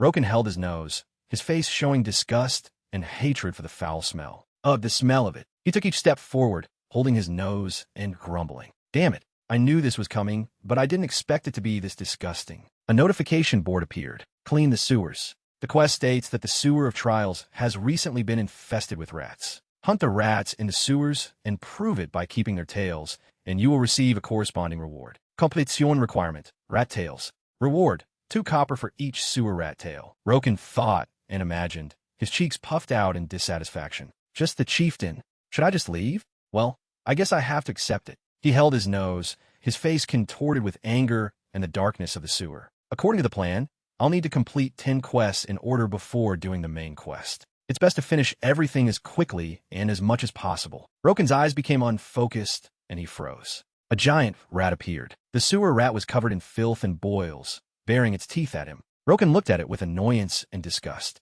They're so disgusting. How have you been lately? It charged forward upon seeing its prey. It opened its mouth wide, preparing to bite his head off. Roken swung his axe, and with a single blow, the sewer rat's head was severed from its body and fell to the ground. Its corpse was gradually disappearing in a flash of light. How dare a disgusting rat like you? He stood watching it disappear, holding his nose, not daring to smell it anymore. Well, it looks like I found the right place. A sound appeared. Something was rushing towards him. Dozens of sewer rats charged at him with ferocity. He smiled crazily, having found the right place. That's right. He spun his axe 360 degrees. Isn't it convenient that you all came to me like this? Any that came up had their heads chopped off. They charged forward continuously, their numbers growing. Roken laughed heartily. A few growls in the sewer. Their corpses were rolling around and disappearing. Their bodies were scattered all over the sewer floor. What a bunch of useless things. An outstanding achievement. You have slaughtered over 200 sewer rats. You have received the achievement Rat Hunter. Roken sat down and picked up a severed body that was gradually disappearing. Because of the plague, their bodies had become abnormally deformed. It must have been recent. His whole body froze. That madness appeared in Roken again, a frenzy when a stronger monster appeared. A plague rat appeared, looming behind him. Level 23 Plague Rat. Roken's guess was spot on, as he had come only for the leader, the strongest one, to level up. Bingo! The plague rat's eyes narrowed, its teeth clenched, and it let out a long, hot breath. Level 23 Rat King. It raised its head and roared all around. Roken struggled to withstand the sound. He looked up, full of anger and annoyance. Just looking at it makes me sick. Let's get this over with quickly. Suddenly, the plague rat whipped its tail hard at Roken. He frowned in displeasure and tilted his head to dodge. Roken's body twisted in midair as he gradually approached the plague rat. He smiled with delight, looking at the wide-open tail. This disgusting rat. Then, very quickly, he swung his axe down on the purple tail. You dare swing the disgusting tail near me. The plague rat roared in pain as its tail was severed. It retreated, hissing at the shiny axe. Roken smiled, twirling his axe and gesturing to the plague rat. His eyes were arrogant. Be good and give me your head. I'll finish you off quickly. The plague rat raised its neck, a lump swelling in its mouth. It spat out a mouthful of poison. Roken's eyes widened slightly as he looked down at the pool of poison. He looked at the poison with a sense of recognition. Is that poison? It's been a while, so I forgot. Roken looked at his arm and the faint wisp of smoke. The system reminded him, you have been poisoned by the Rat King. Your HP will decrease by 1 every 10 seconds. Roken gripped the axe in his hand tightly as he watched the plague rat charge at him. He gritted his teeth in annoyance and cursed inwardly. This annoying rat. The plague rat charged forward, swinging its sharp claws. Roken gritted his teeth and took a deep breath. Then the plague rat was immediately sent flying back. Va cry. It gritted its teeth in hatred, looking at Roken. The system continuously announced, the enemy's stats have been reduced. Suddenly, he continuously spun the axe in his hand. His eyes and smile were filled with excitement as he tightened his grip and faced the plague rat. Through the gap created by the swinging axe, Roken aimed straight for it. The target got closer and closer. His strength grew stronger and stronger. The ugly skin of the plague rat was exposed, full of openings. He delivered a powerful blow, a single punch that sent it flying. Roken glanced over, a pleased and excited smile on his face. You think you can beat me with just poison? The plague rat retreated, its body emitting a faint blue light. In an instant, the plague rat's body had partially recovered. Roken was slightly surprised. Not bad. So you're a boss with a healing skill. He swung his axe forward, his eyes full of provocation. All right, this will be even more fun. Come on.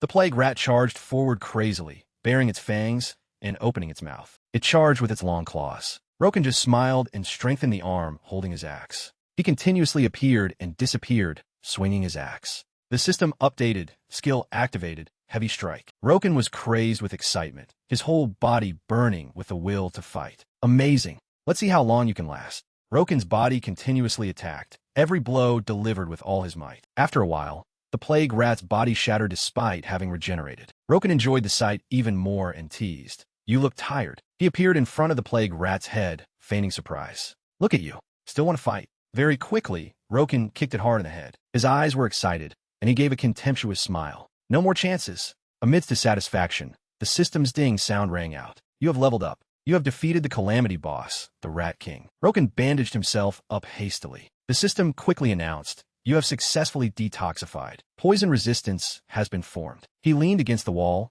panting tiredly, and examined his wounds. This battle was quite annoying, but at least I got poison resistance. Roken stood up and carefully approached the plague rat to search it. Now, I'll take what I want. Skill used. Butchering. A metallic glint appeared in Roken's hand. Found it. Orb of Calamity. Black gas emanated from the orb. Roken frowned with a scowl. You have been afflicted with the Calamity curse. The system sent out a warning notification. Your stats will be slightly reduced. Your HP will decrease by 5 every 10 seconds. If you don't recover quickly, you'll have to return to the city. Roken raised his head, his expression scowling. As expected, in my previous life, I was quite surprised by this curse. But now things are different. Roken's body staggered as he left the dark sewer. Now, let's get out of here. Back to the city. At the gate of the city where he lived, the soldiers looked at the bag with excitement. Not bad. These rats are pretty tough. The soldier gave a faint smile, holding the item and gesturing. Well done. Here's your reward. The system appeared next to him. You have completed the Clean the Sewers quest. Counting sewer rat tails. You received 10 silver coins. Roken smiled and tilted his head, explaining briefly. I also picked up a strange orb while doing this quest. The soldier was surprised and looked at the black gas. That is... The soldier frowned in disgust and backed away. That's definitely a cursed item. Now look at you. What's that mark on your face? You're cursed. He turned his head, not wanting to see it, and warned, this is troublesome. Can you take this to Lord Stroiden? I'll inform him and go get treated right away. Roken was annoyed by his fearful expression. You bastard, just take it. I can't even refuse the quest because of this reward. The system simultaneously updated the quest. Transport the cursed orb. Transport the cursed orb from the sewer to the mage guild master, Roiden. Completion condition. Transport the orb before the player dies from the curse. Reward. 5 low-grade potions. The calamity curse will be partially lifted. Some stats. Roken unhappily held out his hand to take the item. Okay, leave it to me. The soldier let out a slight sigh of relief and reminded him. Thank you. You look like you're in critical condition. Take this. A mechanical click sounded. You have received 5 low-grade potions. The soldier's eyes narrowed slightly, keeping his distance. And go take a bath as soon as possible. The sewer smell is quite strong. At the tower where the mages gathered, Roken panted and marveled at the place. What a huge building. They must have cast a ton of spells on this architecture. It's completely different from the Berserker Guild's building. He dragged himself slowly, feeling uncomfortable, holding his nose and grimacing. Either way, mage has always been a popular choice, even in my previous life. These bastards, try paying a little attention to Berserkers for once. Roken panted, clutching his trembling arm. Damn it. It's getting harder and harder to move. The system's warning rang out continuously. 30% HP remaining. Roken quietly tried to drag his battered body along. I have to hurry. His legs struggled to climb each step. He burst through the door and shouted, Is anyone here? Stroiden frowned and turned around, looking at him with confusion and suspicion. Who are you? He turned his head, slightly displeased, and questioned, Shouldn't you have bathed before coming here? Roken presented the orb and explained, I came to get treated, and I found this in the sewer. I was told to bring it to you. Stroiden was surprised by what was before him. Isn't this the plague orb? Stroiden approached, eagerly wanting him to hand it over. You were right to come to me. Curses are my specialty. Quick, give it to me. Roken silently observed his demeanor. Stroiden was slightly displeased and scowled fiercely. What are you doing? Give it to me. That cursed orb is eating away at you right now. Roken's next words were wary and distrustful. I'll give it to you if you're really Lord Stroiden. He was slightly surprised and asked back, What? His words were full of confusion. What are you talking about? Roken just summoned his axe. He swung the axe at Stroiden. You? Roken's eyes lit up, serious and full of suspicion. What's going on here? Stroiden looked down at Roken with disbelief. If you were really Stroiden, you should have been able to easily block my axe, right? Roken eagerly raised his axe, glaring at him. Try it, or I'll kill you. Seeing his axe approaching, he screamed in terror. Wait! The tree on the other side suddenly shook, signaling. Stop!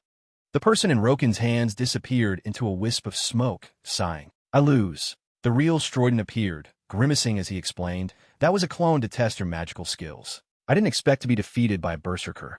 Roken turned his head away, helpless. I thought he was the bird on the windowsill. Don't they usually turn into animals? The image of the old man appeared, making Roken exclaim, Well, I'm the only one who knows that's because of that bastard Tun Kin's way of clearing the tutorial. Thanks, buddy. NPC Mage Guild Guide. Author, Tony. The NPC Mage Guild in reality, their purpose. Suddenly, the system board appeared quickly. An unbelievable achievement. You have seen through the lies of a high-level mage without any help. You have received the title Truth Seer. You are the first to receive this title. First Truth Seer, unique. Applause for your insight in realizing it was a lie from a high-level mage without any help. You are the first to receive this title. Effect. Anti-illusion skills increased by 20%. Special effect. Once a day, you can summon the Bell of Truth, and it can distinguish between truth and lies. Roken's eyes looked at the achievement, excitedly rubbing his chin. It's a unique grade? If I hadn't witnessed it myself, I wouldn't have realized this. How lucky.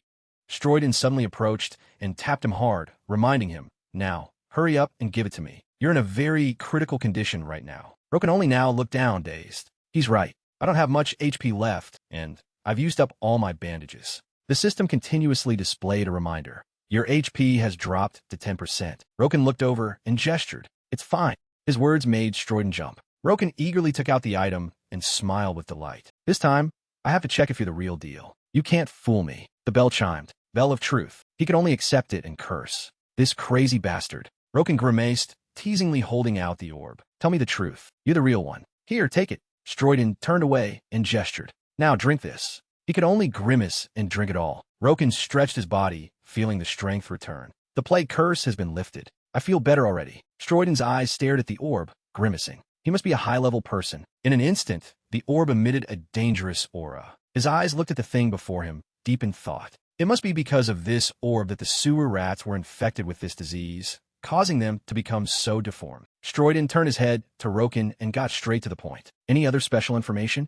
He put his hands on his hips and expressed his speculation. It must be because of this orb that the sewer rats were infected with this disease, causing them to become so deformed. Stroiden's eyes looked worried, and he couldn't help but hesitate. Using the rats to create chaos? No, the soldiers would easily control it much more easily. Roken approached and quickly suggested to Stroiden, that orb, it looks like it could be deadly to humans too. He rubbed his chin and mumbled, well, you know. Suddenly, a thought flashed through Stroiden's mind. Roken smiled, watching the moment of truth unfold. That's right, humans are the ultimate target. He looked at the orb and gradually figured out the sinister plot. If those infected rats wander through the alleys or reside in the sewers, then oh no. I can roughly imagine what they're trying to do. Roken's eyes followed with excitement and enthusiasm, as expected of a high-level mage. With just a few clues, he can still figure out the cause so quickly. The people in black from his memories appeared. They're trying to spread the plague throughout the entire city through the sewers. The image of the mutated rat, the slum dwellers lying in misery. In reality, it will start in the slums first, and then spread widely everywhere before they find out. The other players are trying their best to provide treatment, and then the players have to deal with the 10-quest chain from hell to handle the epidemic. But I'll assume I've already passed this 10-quest chain. Stroiden sat up, wanting to leave quickly. I have to report to the captain of the guard immediately. He left, not forgetting to turn his head and remind him, come back and find me in 2 days. The system quickly updated the quest situation. The one who spread the plague. Stroiden and the city guard are trying to find out who placed the plague orb in the sewers. Wait until the first investigation results are in. Completion requirement. Meet Stroiden again in 2 days. Reward. A few stat points. Roken completely ignored him. He looked around curiously. So should I go now? I've never played a game like this before. Suddenly, the system had a notification. Thanks to a precious player, the first main scenario. The major quest took up the entire space. Therefore, the plague outbreak quest and other related quests will be deleted. Roken looked on in disbelief. An announcement? Roken's eyes were filled with disbelief. The plague outbreak is the first quest of the 10-quest chain. The quest disappeared because of me. The other new players behind him were stuck because there were no quests. That means there's no way for others to get close to the main scenario. Now, to reach the main scenario, I'll have to complete many other difficult quests instead of doing the quest chain. A smile Roken couldn't suppress appeared on his lips. I have to hurry. He said to come back in 2 days. His eyes were filled with excitement about this. Coincidentally, there's a great place to spend 2 days. From a teleportation gate, he arrived in a desolate region. Let's see from a gate. Roken looked around, observing and speculating. Is it to the east? A glint of iron flashed on Roken's body. With the remaining money, I bought a throwing axe and some armor. I should be able to use it when I reach around level 50. He swung the item up and directly entered it into the system. This is a cemetery, a place that has been confirmed to have nothing. Roken's eyes scanned around, a smile appearing at the special spot. But I know the secret of this place, you naive fools. Well, it's reasonable not to know information that hasn't been announced for a few months. In front of him, a lone prosthetic leg quickly appeared. Found it. The system verified the product and provided information. Prosthetic leg of the Enlightened One. Normal grade. A prosthetic leg dropped by a legless person. It will be good if you brought it to him. Even if you bring it to him, you will only be kicked out and receive no reward. In the shared memories of many players, even if you bring it to him, you will only be kicked out and receive no reward. Because of this, most players thought it was a useless item, but very quickly, Roken found a tombstone with a strange gap. Here it is. The prosthetic leg fit perfectly into the gap. The ground shook slightly, revealing a deep, dark path below. The system displayed a congratulatory message. You have found a secret dungeon, the cemetery under the moon. An outstanding achievement. Applause for your insight in being the first to find a secret dungeon. You have received the title Pathfinder. You're the first to receive this title. Roken's eyes grew more and more eager as he watched it. I have to get this to get money. The system displayed a long list of gifts for the first person. First Pathfinder, rare, your talent as a seeker. You were able to decipher it using your sharp senses and insightful gaze. Effect, your vision has been improved. Thanks to the night effect, you'll be able to see clearly in dark places. You'll be able to find hidden devices at a low rate. The rusty lever in front of him instantly shone brightly, attracting his attention. With this title, not only is my vision improved, but it also marks hidden devices with a flash of light, no matter how low the rate. This title will be very convenient. The system floated, briefly reminding him, since this is your first time entering, you will receive an additional bonus. You will receive stat points, and the item drop rate will increase by 30%. Roken stepped in resolutely, without any hesitation. Since I also just got a bonus for the first time, should I go down here and make some more profit? He followed the dark tunnel. Above, a skylight suddenly opened. The hallway was also quickly lit by countless lamps. Roken grimaced slightly, frowning as he observed the entire scene. Do I have to clear everything to leave this place? This is a secret dungeon, so it's not surprising. But more importantly, Roken's eyes looked a little worried for a moment. What if a ghost monster appears? I can't even hit it with anything. Suddenly, a clicking sound came from in front of him. An army of skeletons appeared. Level 26, Old Tomb Skeleton. Roken swung his axe, shattering the skeletons on the ground. The shattered skeletons scattered everywhere. He swung his axe, watching as group after group charge forward. Skeletons, you're making my spine tingle now. But seeing you is still better than seeing those sewer rats. He continuously spun his axe, watching the skeletons charge at him. The smile on Roken's lips grew wider with excitement. He spun wildly, clearing the dungeon. That's right, fragments of bone flew everywhere, blocking the path. The system quickly provided a new skill. Heavy Strike. Roken became more aggressive, bringing his axe down. Rocks and old bones flew everywhere. Roken sighed wearily, looking at the mess on the ground. Simple. The system updated the level simply. You have leveled up. Rokel, level 22. Roken sat down, pleased, and opened the system window. Let's see. It must be quite long by now. The system updated very quickly, stretching from top to bottom. Rokel, human race, male, level 22 class. Berserker first, HP, 1110/1110, MP, 30/150, Hunger, 10 Thirst, 7, Status, Normal, Strength, 132, Agility, 63, Stamina,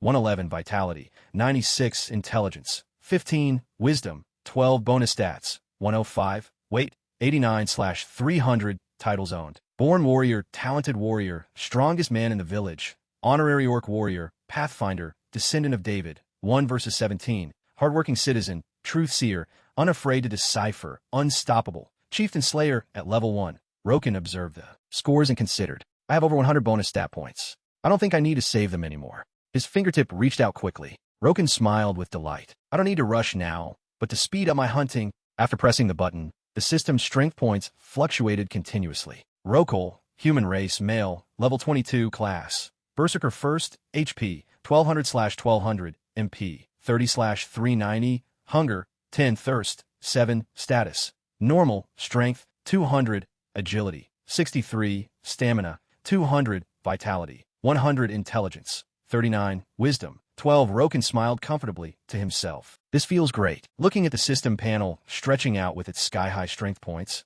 my strength is at 200. To level up more efficiently, I need mana, so this time I also added a few points to intelligence. Roken became more and more excited. His eyes burned with fighting spirit as he rushed off. All right, 2 days until the main scenario begins. Let's reach level 30 before then. The skeletons were continuously smashed to pieces by his axe. Others were slammed against the wall and shattered. The sounds of screams and breaking bones echoed. Roken sighed in boredom. I'm starting to get bored. Suddenly, a large skeleton holding a weapon shouted, Level 30 Skeleton Warrior. Dungeon. It roared in anger, swinging its axe. But in the end, it was sent flying by a single blow from Roken. Level 30 Roken. Roken didn't even bother to glance at it as he walked away, picking his nose. So weak, yet acting so dangerous. While waiting for the skeletons to dissolve, Roken took the opportunity to check for updates. Finally reached level 30. Everything in this damn place is over. His eyes, along with the fatigue of the past 2 days, showed. I've been running around nonstop for the past 2 days, defeating monsters the moment they respawned. It's great. I leveled up 10 times in just 2 days. The amount of gold in the system was also displayed. I must have collected a lot of money. 1 gold, 80 silver. I have 1 gold and 80 silver coins. The armor Roken got from killing monsters, but he didn't want to wear it. More importantly, I've collected the skeleton knight armor that any warrior would want to own. But it looks so ugly, so I probably won't use it. Roken's body ached as he rubbed his neck and sat on a pile of equipment. And I've collected so much more. He smiled, looking at the panel. Maybe I should sell them and invest a little. I know the future of the Lord, so investing is as easy as flipping my hand. He glanced away, a faint smile on his face. Let's get started, although it's a bit sad to leave this great hunting ground. Roken quickly sold the information in exchange for a bag of money. But selling information about this place can make a lot of money, especially for organizations like guilds that want to train new members. I'm sure they'll flock here. He laughed elated. His body was full of excitement. What should I do with that money? Buy a new weapon or buy equipment with good stats? Stroiden was still engrossed in his book. Roken walked in and gestured. Hey, old man, I'm back. He looked up and gestured. You're finally back. Stroiden stood up, slightly embarrassed, and explained, I'm sorry for leaving you so suddenly. I had something very urgent to attend to at that time. Roken was slightly surprised and approached. Did they find a culprit? Stroiden shook his head, dejected and helpless. No. After investigating everyone, we still haven't found anything. There are no witnesses either. Roken's face turned cold, and he frowned, understanding. Of course not. There's no way the culprit will be caught so easily. The mysterious figures in black appeared. Those fallen disciples. The storyline has dealt with stopping them. The more Roken thought, the more annoyed he became. He needs to find a culprit. But basically, I've already stopped their plan from the beginning, but if I investigate, I think I might find something. Stroiden presented the orb, looking exhausted. That's why I decided to read the memories of the land. Roken looked up, his eyes wide with surprise. There's such a thing. The system displayed information next to it. Orb of the Earth. Magic. An orb filled with the energy of the Earth. Although it has no value as a gem, it has the ability to use special magic. He didn't care much about this item. Because its magic level is low, it doesn't seem to have much effect. The usage was also summarized in Roken's mind. But when used, the user can see what happened in a certain area thanks to the memories of the land skill. Thanks to it, we found ways to hunt monsters many times. Stroiden glanced at the orb in his hand, his expression dark. With this, we'll find out their identities. Stroiden bowed his head, flipping through a book, and proposed, I'm planning to ask you for a favor. Can you help me? Roken crossed his arms and tacitly agreed. At least I have to hear it out. Anyway, I have to do it. This is the main quest. Stroiden looked up, seriously explaining everything. Thank you.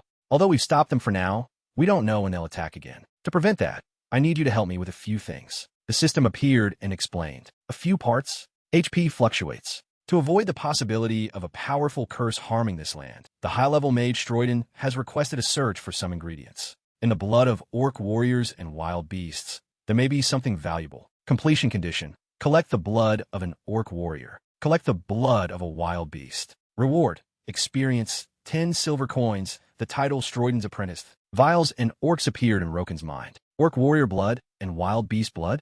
I'm sure they won't willingly donate blood. So, I have to go hunting. However, this made Roken a little worried. But I currently have the prestigious honorary orc warrior title, so I can't hunt orc warriors. I've even increased their affection to trusted death. Roken's eyes narrowed in annoyance. Veins popped out. Fighting them in exchange for losing that title is my only choice. Is there nothing else I can do? Roken was now standing in front of the camp. He shouted at the orc inside. Open the gate. It quickly approached, recognizing him and welcoming him. Human warrior, I still remember you as a respectful person. The large gate opened very quickly. The orcs surrounded him, curiously greeting him continuously. Welcome.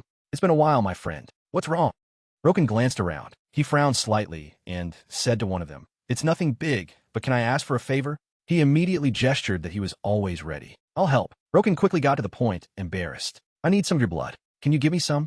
The orcs were stunned and startled. What? Blood? The orcs explained in confusion. They also valued their own blood greatly. A warrior's blood cannot be given like that. Sorry. A warrior only sheds blood on the battlefield. The orcs grumbled continuously in his ear. Shedding blood elsewhere is a sign of disrespect. This made Roken grimace in annoyance. His veins were already bulging. They dare to talk about respect? I don't care about that stuff. If they're going to be like that, then I still have a plan. Roken quickly reminded him and asked for something. Then can I borrow your axe? One of them brought it over. Here. He took it and quickly left. The orc was surprised and watched him go, curious. Are you leaving already, my friend? Roken spoke up briefly. No, I have something to do for a moment. I'll be back soon. The orcs happily waved goodbye. All right, my friend. See you soon. Roken held the orc's axe tightly in his hand. If they had just given me some blood, it would have been great. His eyes showed a sinister and malicious glint. But unfortunately, they have to protect the honor of the orc race. In that case, at this time at the wild beast camp, the wild beast held its scythe tightly, observing. Suddenly, it froze, worried. The wild beast turned its head back and glanced around. It shouted loudly, on guard, demanding the other party to show themselves. Who's there? Show yourself. An object quickly flew past the man's cheek. The wild beast glanced over and quickly recognized it. An axe. Roken appeared and disappeared, looking happy and surprised. You dodged it? Impressive. I knew wild beasts would be faster than orcs. A pained and desperate cry rang out. Roken smiled, looking at the guy. He was satisfied as he sealed the vial of blood. The system updated the information. You have obtained the blood of a wild beast. The wild beast's body lay motionless on the ground. Sorry, my friend. I didn't want to do this either. In the distance, a voice called out repeatedly. Who is it? I just heard a scream. The wild beast surrounded his corpse, confused. Who did this? This is an orc's axe. Those disgusting pigs did this. Roken enjoyed the scene from behind a tree. He knew these two creatures hated each other, so he felt even more at ease taking advantage of it. Wild beasts are creatures similar to humans and hate orcs. Throughout history, these two species have fought each other for control of the forest. Roken's eyes widened as he observed with a meticulous plan. I'll incite a war between the two sides with this incident. Anyway, it was bound to happen sooner or later. I'm just speeding things up a bit. The orcs on this side were on high alert. Suddenly, an object flew from a distance and grazed him.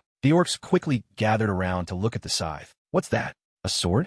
It's a wild beast sword. I know it. The orcs looked at their own who had been knocked against the wall, feeling dissatisfied. They're attacking us. This is clearly unforgivable. Roken smiled, watching everything being brought under control. Fools. He approached, feigning surprise and probing. What's wrong? The orcs turned their heads and immediately explained. You're back? There's an emergency. This is a wild beast sword. Roken smiled, adding fuel to the fire. On my way here, I saw some wild beast warriors. They're probably about to attack this place. The orcs, as if given a reason to fight, roared with excitement. I knew it. We warriors must fight. We can't lose to those weaklings. Roken smiled and approached. He led the orcs down the path he had laid out. Now, calm down. Is that all you can think of? Why should we wait until they get here? His hands and eyes flashed with a determined aura, gesturing. If we're going to fight anyway, why not attack first? If everyone goes together, I'll help too. The orcs roared in unison, accepting and cheering. That's a good idea. You humans are smart. A massive orc stepped forward, deep in thought. What's going on? Roken looked up, curious. Who is that? One of them quickly reported everything. Roken observed and speculated. It's not the same guy as before. He must be the new orc chieftain. He followed the orc chieftain's arm with his eyes. It held the axe firmly in its hand, and he exclaimed, Perfect. Then, along with the orcs, he raised his weapon and gave the command. We must attack first. Follow me. The orcs quickly gave the order to their troops. Gather the warriors. Roken's eyes were filled with satisfaction as he observed. Things just got easier. He also joined in. On his lips was the smile of a victor. All right, let's go. Let's have some fun on the battlefield. The orc gritted its teeth and looked ahead. The entire group of orcs, along with their leader, waved their flags and advanced. Biken, hiding behind a tree, peeked out and couldn't help but tremble in fear. This is crazy. They're bloodthirsty. He really didn't understand who had provoked them, but it's never been like this before. What happened? The guy standing next to him was also trembling with fear. Do you think they'll keep fighting like this? He swallowed and offered his opinion. We have to run before things. But he suddenly stopped, terrified. Are you crazy? Do you see how many of them there are? If we get caught while running, we're dead for sure. Then Biken retorted and said, We'll hide here for a while. But a second later, he was horrified to see a human figure among them. So, why is there a human there? Is he a player? The guy with him also saw his figure flickering in the crowd of orcs. No, but why is there a user among the orcs? Who is he? Biken, standing next to him, was sweating profusely. He turned to his friend and advised, Hey, we have no choice. Run. But the guy with him was clueless and didn't understand. What? You just said we can't run. His face darkened and he shouted, Just shut up and listen to me. If we don't run, we're definitely dead. But an orc had ambushed them from behind. Behind you.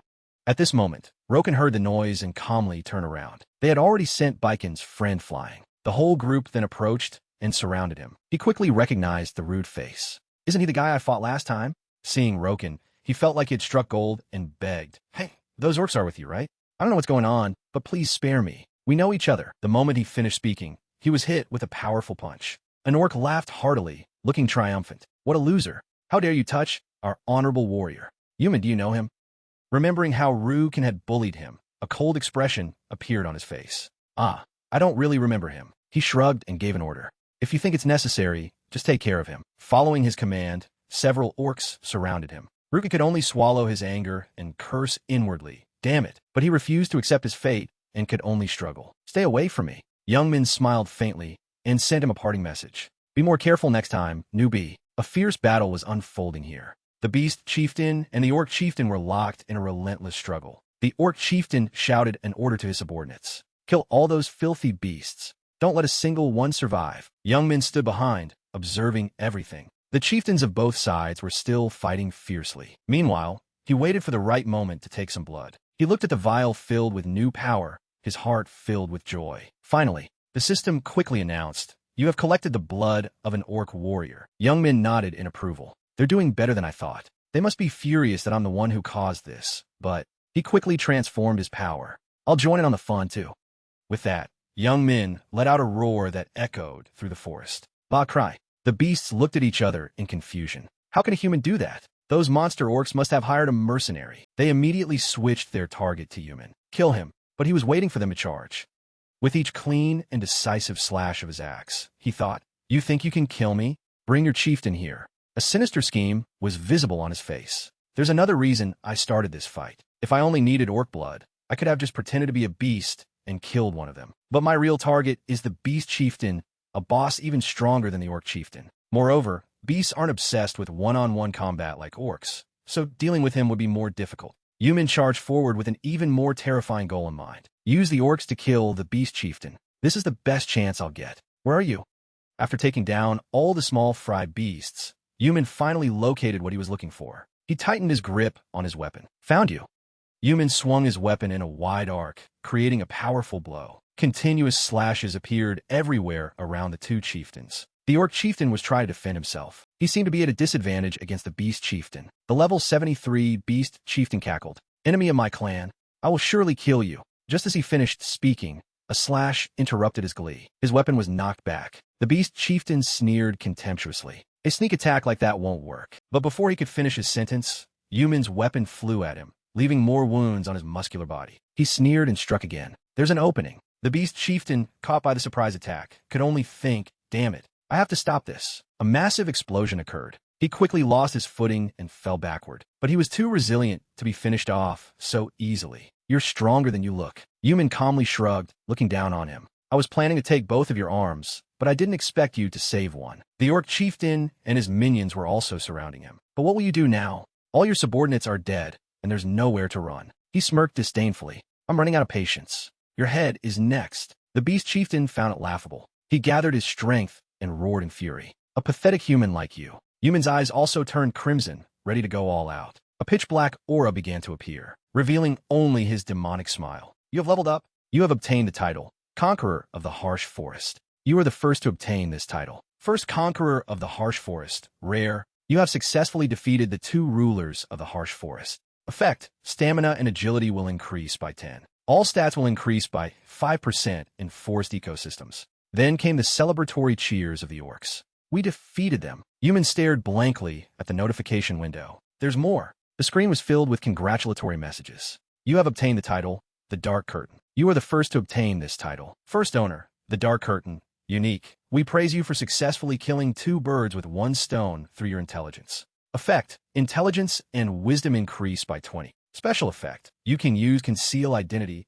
Look at this. He observed excitedly. I knew I'd get the Conqueror of the Harsh Forest title, but I didn't expect the Dark Curtain as well. It says it's because I defeated two enemies. It seems the system doesn't consider the orcs my allies. Youngmin rested his chin on his hand, thinking, so I just have a good reputation with them. Does that mean they can still turn on me? Human had also unlocked a new skill. Now that my stats have increased and I have the special ability to conceal my identity, this will be very useful. Meanwhile, the orcs were cheering joyfully. Excellent. Kill them all. In the battle between the orcs and the beasts, the orcs have won. The area used by the beasts will be transformed into the ruined beast village. The wrath of the beasts will appear in the ruined beast village. He walked over, muttering, they're really enjoying this, huh? The smile on Yumin's lips grew more cunning. Time to go back to the old man. Returning to the still-lit tower, Steroid looked at the two vials with suspicion. You're done already?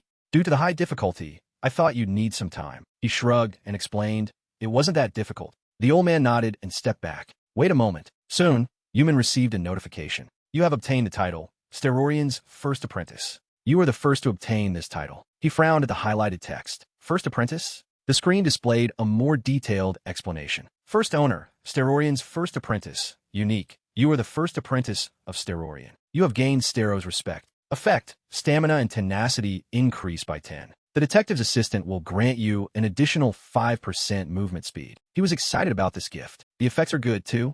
Just then, Steroid brought something out. Here, it's done. Take this to Matarian in Chinks. Deliver the improved antidote. Deliver the newly crafted improved antidote to Matarian in Chinks. The screen also displayed the next quest. Completion condition. Give the improved antidote to Matarian. Reward, 3 silver coins, experience points. Young Min accepted the order and set off. This is the last quest here. Finally, he arrived at Chinks. Inside a bedroom, there was a virtual reality gaming machine. After finishing the game for the day, Young Min woke up. He sat up, frustrated. Why would they create something like this and then limit the time? All I have is time. Young Min jumped out of the machine. Well, it's for my long-term health, I guess. He looked at the screen and muttered, so I need to wait at least 5 more hours before I can log back in, right? I'll use this time to check on that post from before. Recalling his recent journey, Yumin was full of excitement. I prepared for this by taking pictures of the items and then posting them. I hope there are a lot of comments. But what he saw left him stunned. Yumin muttered, it's even in the hot post section. He considered a possibility. What's this? Everyone must be suspicious. There are probably a lot of comments calling it fake. But his eyes widened in surprise when he clicked on it. An honorary reporter? It showed up already. Secret dungeon discovered. There are secret dungeons besides the public ones. The conquest of a secret dungeon by honorary reporter GVK. A series of information appeared. As a web game magazine reporter and a famous user, RV, wrote about the secret dungeon, revealing its information in the form of an adventure story. There was also an image of a secret dungeon entrance being revealed. The comments below were even more lively. Nagnak, really? I thought there were only public dungeons. Lu Warrior, how can this be real? Is this the first time you've seen a fake post? Attacker, haven't you read what RV wrote? Secret dungeons are real, but I don't know if this person's post is accurate. Silver, but this post was uploaded before RV's. What if Raw just changed it and reposted? This caught Yumin's attention. Chamisu, no, the dungeon GVK found has different monsters. Raw, hello, Raw here. Meat and fish. In my experience, this post is very reliable. Trading might be difficult, but it's easier if we meet in person. Please contact me. He smiled brightly as if he had achieved his goal. So my post became famous because of that comment. Without it, the post would have just been bait. This is good for me. Thanks to those commenters, messages were now flooding in. People were eagerly trying to contact him. Rami, I've sent a message. Helidon, please check your messages. Yes, Bruce Sale, I've sent you a message. I'm willing to pay 5% more than anyone else. Young Min began to filter the messages. First, eliminate the ones with the lowest offers. The ones I need to pay attention to are. He also gave himself an option. Those groups of people who always call themselves guilds, but aren't actually part of the guild system. I know a few famous names from my past life, so choosing shouldn't be too difficult. After thinking for a moment, Young Min clicked his mouse. The safest route would be. The first one he chose was the Mira Bisel Guild. Their name was taken from Manorblade. They helped newbies, taught bad pikers a lesson, and did other good deeds. With that good reputation, they established this name. Then, he sent a message. Thanks for the replies. Let's meet at the cemetery east of town. Everything's done. Young Min leaned back in his chair, pleased. All right, I've scheduled the meeting. Now I just have to wait. Everything is going so smoothly, it's almost scary. Suddenly, he had a bolder thought. I wonder if it's okay for things to go this well. Is this really fine? Should I try to speed things up even more? But he quickly shut it down. Remembering the past, Young Min immediately dismissed the idea. No, I'll just follow the plan step by step. There will be plenty of things to do later anyway. Rushing won't solve anything. For now, I'll go buy some things and get some fresh air. After wandering through the supermarket, he came out with a bunch of bags. The place he was passing by happened to be where some young men were gathered and talking. The guy in the blue shirt asked, how many levels did you gain at the single spot? The guy in the white shirt shared, 3 levels in 2 days. Another guy with glasses chimed in, I only level up when I'm exhausted from trying so hard. Maybe it's because everyone's level is different. It could be a control issue. Youngbin walked past them with a slight smile. Everyone's talking about the Lord. He glanced around the campus. I thought a university campus would have fewer people at the end of September, but the person in front of him left Yumin a bit stunned. He shielded his eyes from the sun. Who is that? The figure of a girl nearby caught his attention. She looks really familiar. She happened to look in his direction and immediately greeted him. Kim Yumin, long time no see. His brain finally processed it. I remember now. She was Lim Soo-hee, the ex-girlfriend who cheated on and dumped me. Because of the Lord, I had completely forgotten about her. For her, it's only been 4 months since we last met. But for me, it feels like several years. He looked at the person next to her.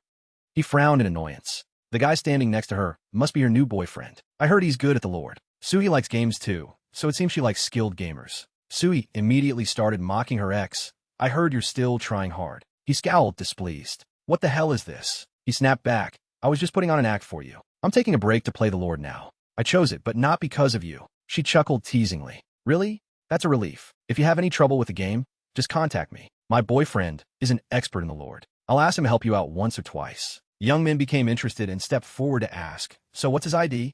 Soo-hee answered with a proud voice. I think it's Philip. You've probably heard of him. But deep down, Yumin was full of disdain. Philip? I don't remember any name like that. He must be a nobody. With that thought, he turned to leave, not bothering with these two anymore. All right, I'll remember.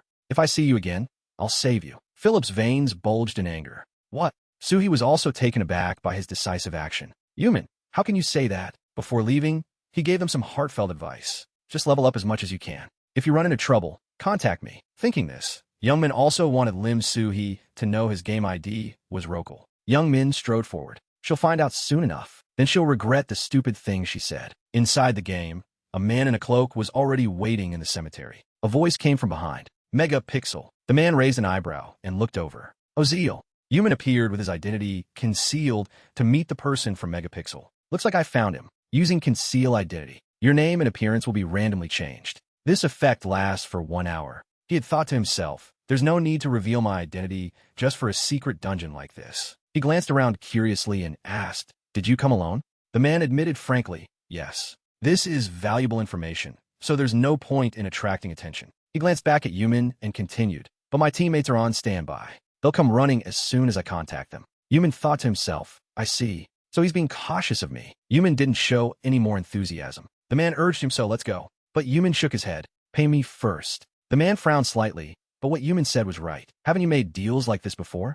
You have to give me something to motivate me. The Mega Pixel member agreed. Fine, I'll just use one skill. We both need to be safe. He nodded in approval. All right, next was the skill Detect. But a moment later, the Megapixel member's eyes showed a hint of surprise. Everything was settled smoothly. Thanks for your cooperation, Kristen. I've already paid a portion up front. Let's go. Level 35, Kristen. He smiled and nodded. This trick worked. The two of them quickly moved to the mysterious tomb. Young Min gave detailed instructions. If you do this, the entrance will open. The Megapixel member exclaimed in surprise. It looks like some kind of device.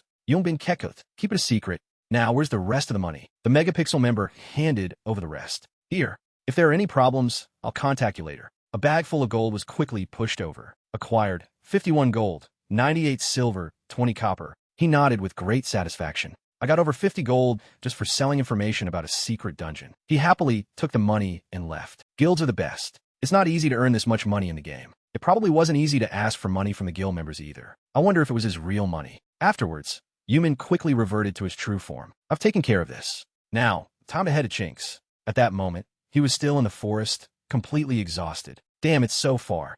His face was dark, covered in sweat. This is the problem with the Lord. It doesn't need to be this realistic. I've been walking for more than half a day. But no matter what, Young Min pushed on to the end. Looks like I've finally arrived. He was focused and in his best condition. Even so, I can't let my guard down. If I die, I'll have to start all over again. A sound caught his attention. There was movement in the shadow of a tree. A cunning smile appeared on Young Min's lips. That's not a monster or an animal. I wonder which rat bastard this is. Just then, a powerful force attacked him from behind. Young Min loved this kind of stimulation. Interesting. I almost hit them. A group of 4 appeared behind him. His gear looks expensive, so his level must be high, right?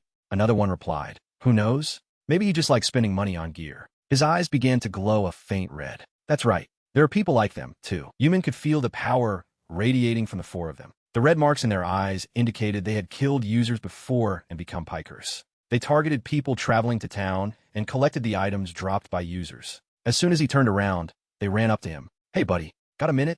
I think we need to talk. Yumin replied, talk. He already had his weapon in hand, ready to greet them. Young Min looked up and smiled, sending a chill down the thug's spines. They were confused. What's with this bastard? Has he lost his mind? Young Min stared at them with piercing eyes. his mouth still curved into a terrifying smile. "Hey kids, I'll let this slide if each of you gives me one piece of equipment." The guys froze. "What?" Youngmin explained. "What's so surprising? Isn't this what you always say when you're PKING? So I'm giving you a chance too.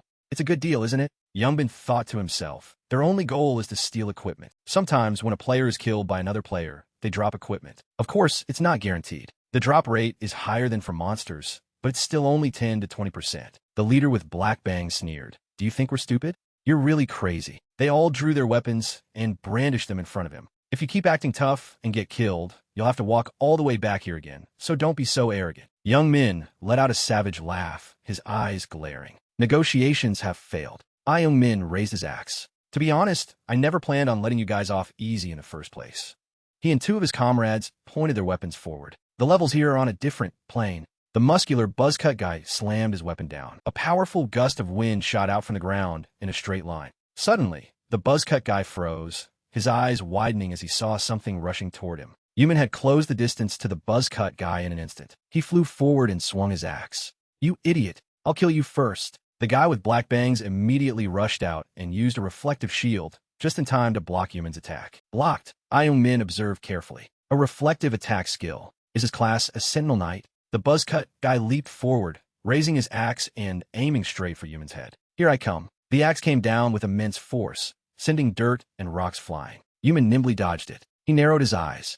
A chain of attacks. Countless streams of powerful energy surrounded Yuman from above, making him look up in surprise. It was the Aaron skill. The blonde guy raised his bow and shot. The streams of energy rained down on Yuman. Not bad. Countless arrows stuck into the ground. The blonde guy said smugly, "No matter how fast you are, you can't dodge this attack." From within the cloud of dust, Yuman slowly emerged, his hand tightly gripping an arrow. Youngmin knelt on the ground, his knees buckling. Arrows had grazed him, drawing blood. He stared ahead with a cold gaze. "I'm in a pathetic state." The other guys laughed gloatingly. "You idiot. Do you see the difference in our levels now?" The guy with black bangs spoke up. "If you change your mind, I'll play nice. Why don't you just leave your equipment and be on your way?" Young men stared at them, thinking they're used to ganging up on people. "If I attack from a distance, I'll avoid the arrows. If I get close, the knight will target me." They also stick close together, so they can quickly cover for each other. In that case, Yuman stood up forcefully. "All right, if you want my equipment that badly." Young Min summoned 2 axes into his hands.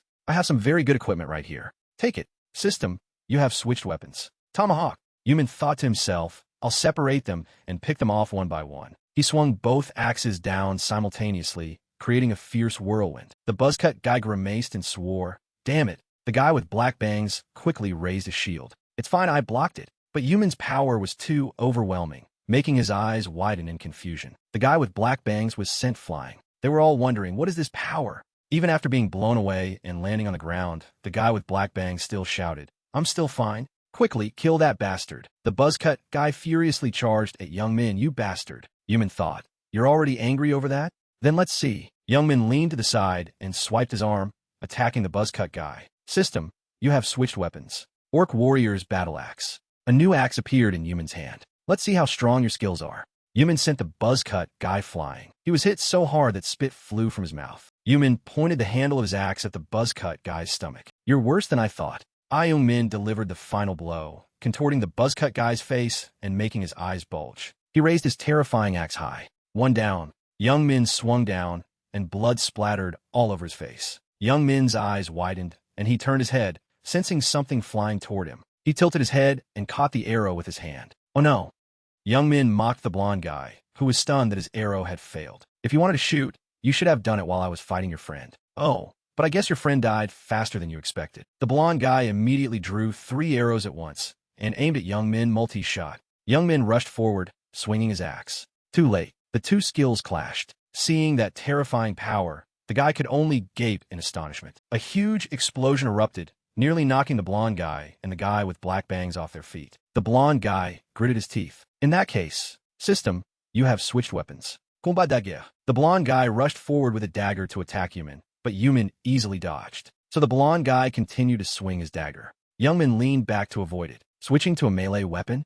It seems he has some knowledge of combat. But even so, Youngman reached out and grabbed the blonde guy's arm. He swung his axe down, severing the blonde's hand. "Did you really think an archer like you could beat me in close combat?" It happened so fast that the blond guy's eyes widened and he froze. Blood splattered everywhere. Young Min rested the axe on his shoulder, one hand on his hip. What's wrong? Getting your hand cut off in the Lord. Feels pretty real, don't you think? The blond guy fell to the ground, screaming in agony. Something rushing toward him caught Yuman's eye. It was the shield skill. The guy with black bangs appeared right behind Yuman. He was using an immense amount of powerful energy. The guy roared madly, die. He swung his weapon down forcefully, creating a powerful gust of wind. Young Min placed his hand on the black bang guy's shield. You idiot. You want to talk about power? Young Min poured his strength into the hand on the shield. I was only pushed back earlier because of that reflective skill. Do you really think you can kill me with this? The guy with black bangs broke out in a cold sweat, his voice trembling. What kind of monster is this? Young Min uttered a few words that made the guy panic. It's not that. Young Min swung his axe down without hesitation.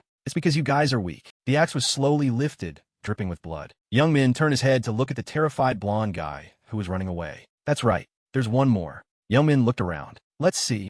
He picked up a rock. The blonde guy ran for his life as if being chased by a ghost. He clutched his severed arm and ran, his face looking like he was about to die. I can't die in a place like this. The blonde guy glanced back and saw Yuman still standing there, wondering, isn't he chasing me? The blonde guy grinned from ear to ear, overjoyed, not noticing the massive boulder hurtling straight at him. I am alive, you bastard. I'll get my revenge later. A loud crash echoed. Young Min looked in that direction, satisfied. Nice. The boulder crushed the blonde guy. Young Min looked up and laughed. It's been a while since I've felt this refreshed. Fighting players is much more fun than fighting mobs. The system's information windows popped up, making Yuman pause. Player Rokal has won. Penalties will be distributed based on the characteristics of each opponent. You have leveled up. You have obtained many items. Countless information windows appeared around Yuman. So many he couldn't read them all. Oh my.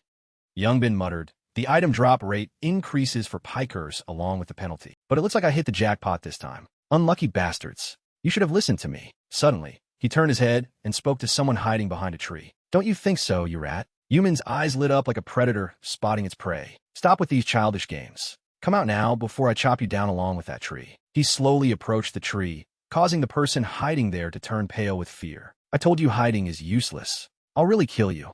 The young man, wearing a hooded cloak, rushed out and shouted, What the hell are you? Who are you? Young Min rested his axe on his shoulder. Even if I told you, would you know? The young man grimaced at Yuman, sweating as he thought. He's definitely on the same side as those guys from before. But he doesn't have red eyes. He must just be a spotter. Yuman squatted on the ground, studying a knife in his hand. How disappointing.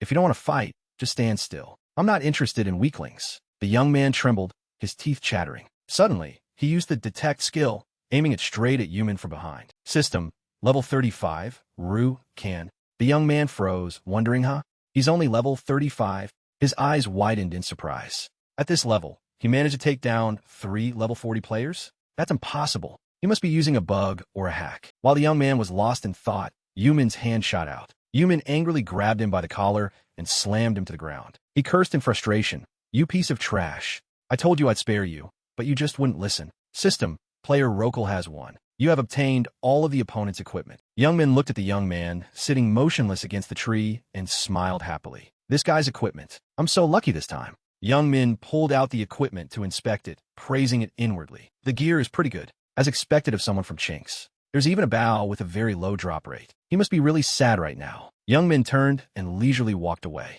I thought the support team following behind would rush out for revenge or something. Should I have gone easier on them? How disappointing. In Chinks, a place with rows of red-tiled buildings, Young Min walked down the street, glancing at the bustling crowd. He thought to himself, it's quite crowded. Are there this many people over level 40? It makes me realize just how popular this game really is. Arriving at the Chinks Mage Guild, Young Min looked at the large building in front of him and muttered, The Mage Guild here is just as big. He pushed open the door without hesitation. Inside, there were also many people walking around. Young Min thought, it seems the number of mages isn't proportional to the size of the guild. Well, it's a class that gets harder the higher you level up anyway. He continued walking, his eyes still scanning the surroundings. That's probably why everyone here looks so strong. I can even see someone who's gone through their second-class advancement. A pretty girl with shoulder-length hair stood at the reception desk, smiling warmly. Hello. The girl politely introduced herself to Yuman. Welcome to the magic item shop. Please feel free to request any magic equipment. Yuman requested 1 ancient rune book. The girl quickly turned to get the item. Yes, please wait a moment. Yuman thought, The Ancient Rune Book is an item used when people go PKING. It's a magic book that allows you to teleport to any of the 5 locations written in it when you're not in combat. It's a bound item, so you don't have to worry about dropping it. If you spend a little more money, you can even travel to 20 locations. I should really get one. The girl placed the item Yumin requested on the table. 1 Ancient Rune Book, plus 5 marking scrolls and 20 teleportation scrolls. The total is 5 gold. After hearing the price, Young Min thought to himself, the problem is it's really expensive. His face scrunched up as he handed over the gold coins. 5 gold is something not everyone in Chinks can afford. How many people did those bastards rob? Each of them had one of these. Young Min held the item and looked at it intently. The girl said, "Thank you. We hope to see you again soon." Young Min looked up toward the 3rd floor and muttered, "Let's see. Next is the 3rd floor, right?" The person named Moderian looked at Yumin with wide, surprised eyes. "Sir Sterorian sent you here?" Young Min replied, "Yes. This is the antidote and a handwritten letter from Sir Sterorian." Moderian took and read the letter Young Min handed him. Moderian rubbed his chin, his expression still full of doubt. "I really should have prepared for this beforehand. So, you'll be the one to help me." Moderian looked at Yumin's level 35 rock, and wondered, "Is a level like that okay?" Young Min confidently pointed to himself. "You can count on me, sir." Moderian glanced at Young Min with contempt. "To me, he's just a worthless piece of trash. But I can't ignore Sir Sterorian's letter of introduction." Moderian turned and walked away, not forgetting to say to Yumin, "All right, then I'll ask you to do something for me. Consider it a test." The system displayed a notification. Unceasing Research 1. After seeing the first sample of the antidote developed by Sterorian, Moderian wants to find ingredients to enhance its effectiveness. You must bring him the panacea of the jungle goblin, witch doctor. Completion condition. Bring the panacea of the jungle goblin, witch doctor to Moderian. Reward, 4 stat points. Young Min read the information and smirked. Here we go. Moderian was known among players as an extremely malicious NPC. Starting with his panacea of the jungle goblin witch doctor, he would begin requesting all sorts of rare ingredients unrelated to the main quest and use them to complete his research projects. Normally, players can't refuse to complete the main quest, so they have no choice but to reluctantly accept. But that won't work on me. Young Min pressed the system screen. Check auction house items. He looked at the screen showing the items for auction. I still vaguely remember the next item Moderian will ask for. Auction. Young Min calculated. If I have to make a trip, I'll gather all the items at once to save myself the trouble of going back and forth. He selected and bought the items. All right, most of these are considered common items, so they're quite cheap. Young Min held the gold coins between his fingers, his expression so grim that the people around him gave him strange looks. All right, let's go. Moderian was in his room, engrossed in a book, holding a test tube. Suddenly, something fell with a thud onto the table, shattering Materian's test tube and making him jump. What was that? It was Yumin, who had brought a huge sack, his face smug. I've gathered enough. Take a look, sir. Moderian was still in shock. What?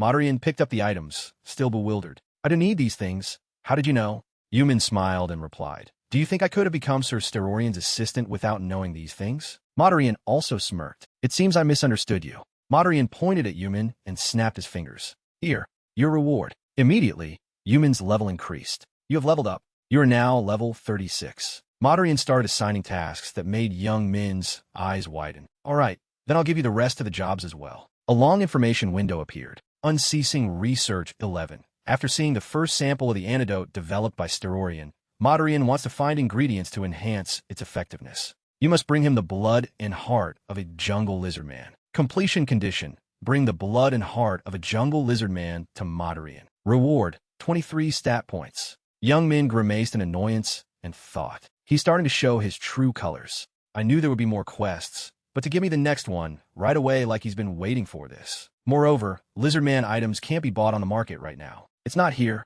I want to finish these things as quickly as possible. But oh well, this makes sense. The heart of a jungle lizard man can only be obtained by defeating the boss, the great jungle lizard man warrior, level 80. I can't defeat something like that right now, so I'll have to put this aside for now. Completing the main quest is still more important. But there's more to do in Chinks than just quests. I'll go around and look for more work, starting with the easy stuff. Outside, a statue of a tall man with his arm raised to the sky stood in the middle of the road. Young Min watched the crowd and muttered to himself here. He stood with his hands on his hips, thinking, 1,123 and 200, 130. In my past life, a player saw this clue and declared, the place the hero is pointing to is where his legacy is hidden. No one believed that player, but in the end, he was the one who found it. Young Min looked up at the statue. It took a while for the information to get out back then, but since I already know all the clues, it doesn't matter. Young Min began to follow the quest directions. 1,123 steps in the direction the statue is pointing. Then 200 steps to the left. Finally, continue in that direction for another 130 steps. Finally, Young Min's steps came to a halt. He looked around and saw only the walls of houses, scratching his head. According to the clue, it should be around here. Suddenly, a light shone in his face, catching his attention. A circle of light appeared on the wall. Activating the effect of the rare title seeker, a hidden mystery has been found. Humans celebrated inwardly. What a relief. Young Min pressed a brick on the wall. The wall split open to both sides. Young Min stood with one hand in his pocket, looking extremely triumphant. System, you have found a secret dungeon. Young Min glanced at what was revealed behind the wall. A magnificent, radiant golden gate. Human muttered, "What's this? This is completely different from what I heard." He pushed the door open. Inside was a countless number of stairs. Young Min leaned against the wall, feeling his way down the increasingly dark staircase. A look of fatigue appeared on his face. My senses are all messed up. I don't know how deep I've gone. The person who found this, did he spread false information to scare others off? A bit of light shone on Human from ahead. What is this place? A shocking announcement rang out. Beginning hero trial, level 1. Young Min was dumbfounded. What? A loud roar sounded, as if an explosion was happening. Before Human's eyes, everything was collapsing. Young Min frowned in confusion. What the hell? What's going on?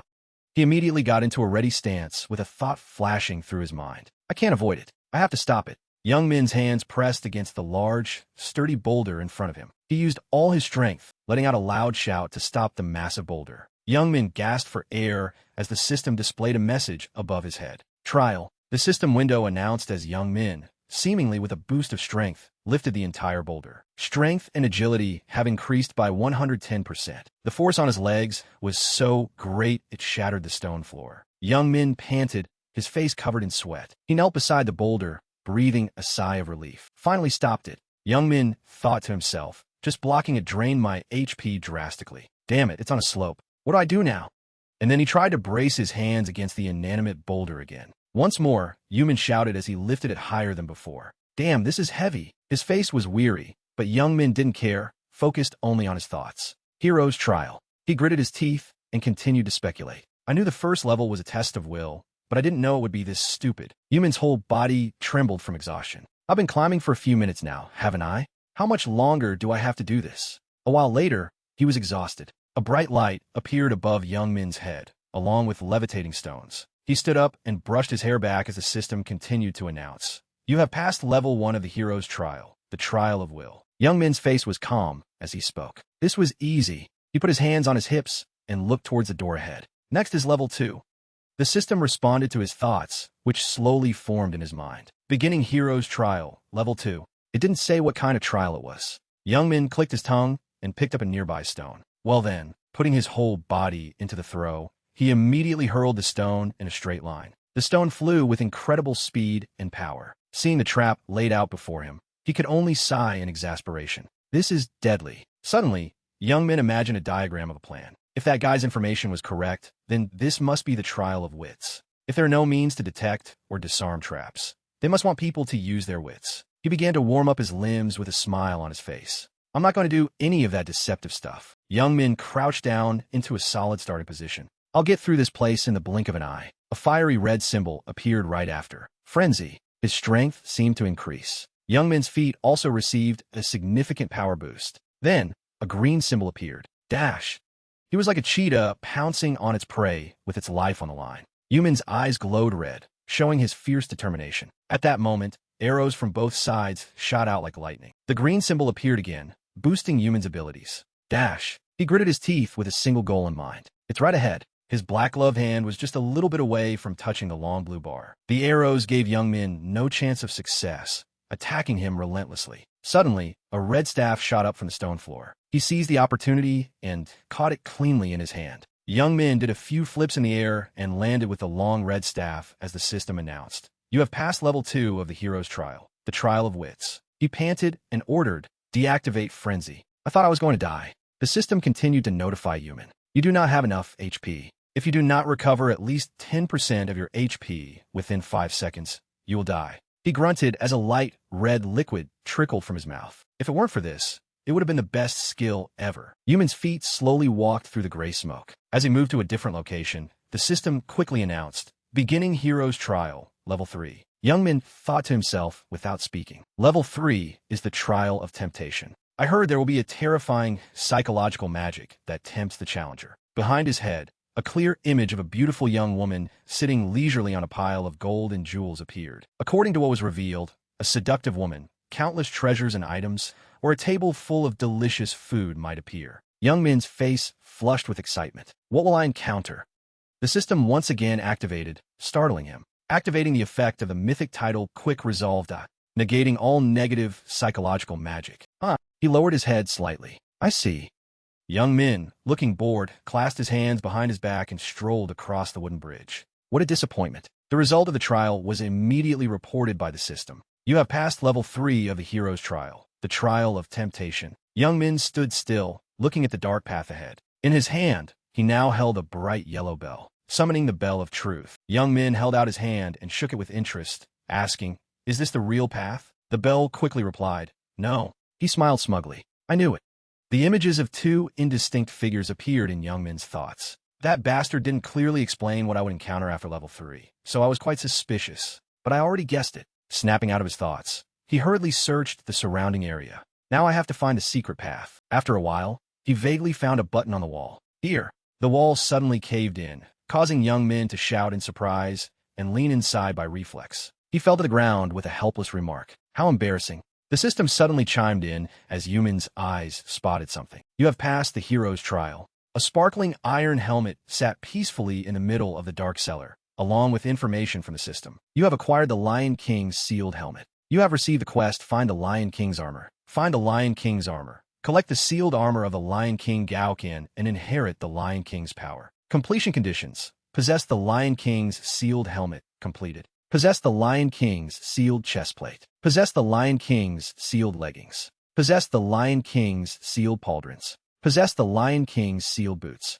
Reward, the Lion King's set. Young Min picked up the helmet and exclaimed, "This is insane. It's a set item," and the system displayed the details clearly for him. Lion King's sealed helmet. Type, set. A helmet used by the Lion King Gaoqian throughout his life. A portion of the Lion King's power is sealed within it. Defense, 530. Durability, 3000/3000. Strength plus 50. Stamina plus 30. Effect of the Lion's Roar. The skill effect of War Cry is increased by 50%. Young Bin stared at the helmet in amazement. The seal part is the stat points. This is an item I can use to level up at least 100 levels. No, 150 is more like it. He imagined himself fighting a monster. This alone gives me higher defense than an intermediate warrior. That's great. The corners of Young Min's mouth curved up, but it's a bit disappointing that there are no hints for the other parts. Still, this is more than I expected. The area above him suddenly shook violently, causing small stones to fall as the system urgently reported. The hero's trial has completely ended. The tomb of the Lion King will now disappear.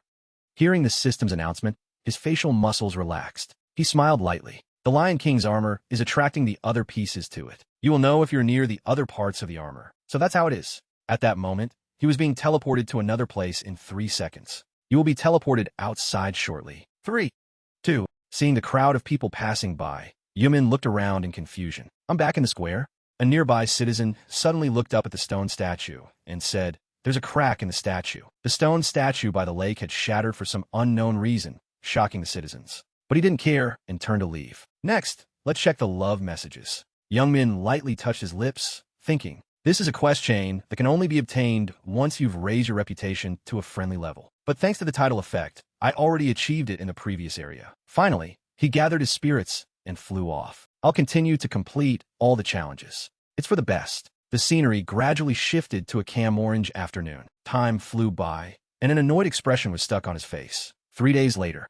Damn it. After playing the role of a problem solver for the past few days, I've realized that life, whether in the real world or here, is tough. Young Min angrily recalled the passionately in-love couple. The love message quest made me deliver love letters. I couldn't just leave, so I had to stand there and witness it all. It was nauseating.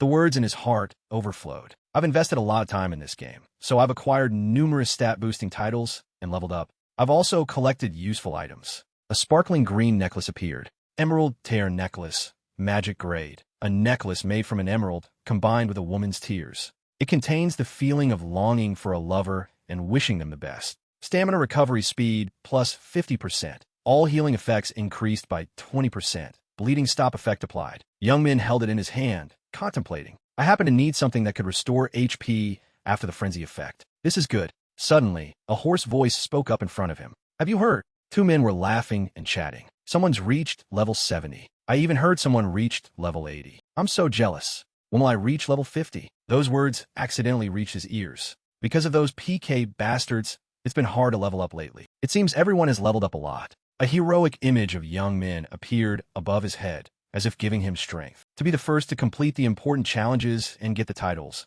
I need to level up faster. Let's speed things up. A blue system window suddenly popped up. Hello. This is an announcement for today's updated features. Hearing the system, young Min immediately smiled as if he had struck gold. 1. A guild system has been updated. You can now purchase a guild stone to create a guild. 2. A housing system has been updated. 3. Many items have been added. List of newly added items. Joints, silk, bandages, dyes. At that moment, young Min entered a fair where people were gathered in large numbers, making a living by trading the items they found. 1. A guild system has been updated. You can now purchase a guild stone to form a guild. The guild system is finally out. He looked at the display screen and thought, you can purchase a guild stone for 50 gold. 50 gold for a guild stone. He thought with a smug face, imagining the members of Mega Pixel kneeling and bowing to him. 1 gold is 200,001 in real life. The Megapixel Guild must be struggling right now. His face was sharp as he stared at the screen. But what interests me more is, he was standing in front of several buildings, hands on his hips, looking smug. 2. A housing system has been updated. The housing system. With this update, I could buy a house in the city or land to build one. Young Min looked up at the tall building with a smug face and thought, others might think this is just for convenience, but there's a way to take advantage of it. I should go see the executive inspector before anyone else does. In a large, luxurious building that looked like a hotel, young Min looked around, searching for something for himself, while an employee greeted him with enthusiastic warmth. Welcome. How can I help you? The employee was trying to greet Yumin, but he just kept looking around. Sir, great. No one is interested in the housing system yet. The employee's face went blank as Yumin placed a large bag of money on the table. Here, 65 gold. The employee was alarmed and worried when Yumin wanted to rent a large number of rooms. I want to rent all the 3-room and 2-story houses in this area. His face was pensive as he looked at the pile of money he was about to get. When renting out rooms to make money, something else will happen after the housing system is released. In his imagination, young Min was standing on high, looking down at the crowd below clamoring to rent rooms from him as real estate prices soared. Real estate prices will skyrocket. Young Min's hand was on his proud face because of the immediate benefits. And there won't be enough supply. Real estate is the real investment. He waved his hand as if his nose was growing longer with each word. All right, but do you really want all of them? Yes, long-term too. Young Min was thrilled as he imagined himself bathing in gold, living a life of endless wealth. I have to pay rent every month, but as long as I'm the first to get those houses, I'll be so rich that the rent will be like nothing. The employee was using a computer to calculate the total number of rooms the customer had booked. So that's 10 3-room houses and 5 2-story houses, right? That's right. The employee pointed to a white piece of paper with room numbers and the required deposit. All right, but you have to pay the first month's rent up front. A 3-room house is 3 gold, and a 2-story house is 5 gold, for a total of 65 gold. He gave a thumbs up with one hand, agreeing, while holding his shirt in his mouth with a triumphant expression. And the deposit is 32 silver and 50 copper. Current holdings, 65 gold, 32 silver, 63 copper. All right, let's do it. Young Min used his index finger to leave a fingerprint as a seal of confirmation for the rental. Real estate tycoon. You have signed a rental contract for more than 10 medium and large-sized houses at once. It's no exaggeration to call you a real estate tycoon.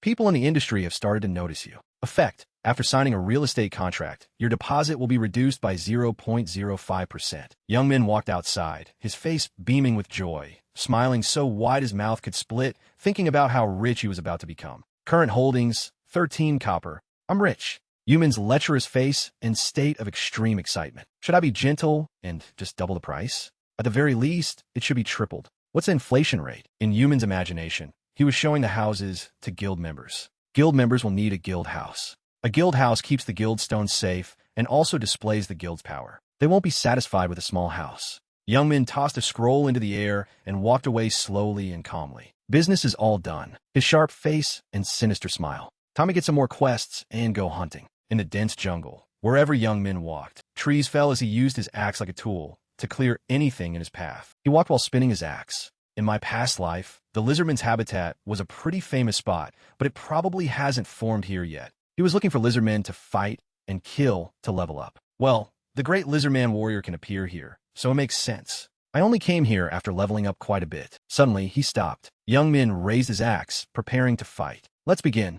His body froze. The presence of lizardmen was nearby, not far from their roars. Ba cried. He prepared to rush over. Great, there are two of them. His face was sinister and excited as he was about to face them head-on. Come on. A lizard man suddenly appeared out of nowhere and slashed at his side. A sharp point narrowly missed Yumin by a very short distance. Young Min flashed a savage smile and then frantically charged in, slaughtering them one by one. Trial. One of them looked up at the sky. He charged in, slashing so fast they couldn't react. Young Min laughed with excitement. It had a large, muscular body and red skin, preparing to swing its axe down to strike him. With a loud bang, he knocked them to the ground like throwing away trash. His two eyes were bloodshot with anger and a powerful killing intent. Too slow. He launched himself into the air and took a swing at one of them. Aim for the shoulder. The lizard man clutched its shoulder, panting heavily from the pain. I haven't learned this skill yet, but it must hurt quite a bit. He transformed into a black form, his two eyes bloodshot, pointing straight at them arrogantly, challenging them.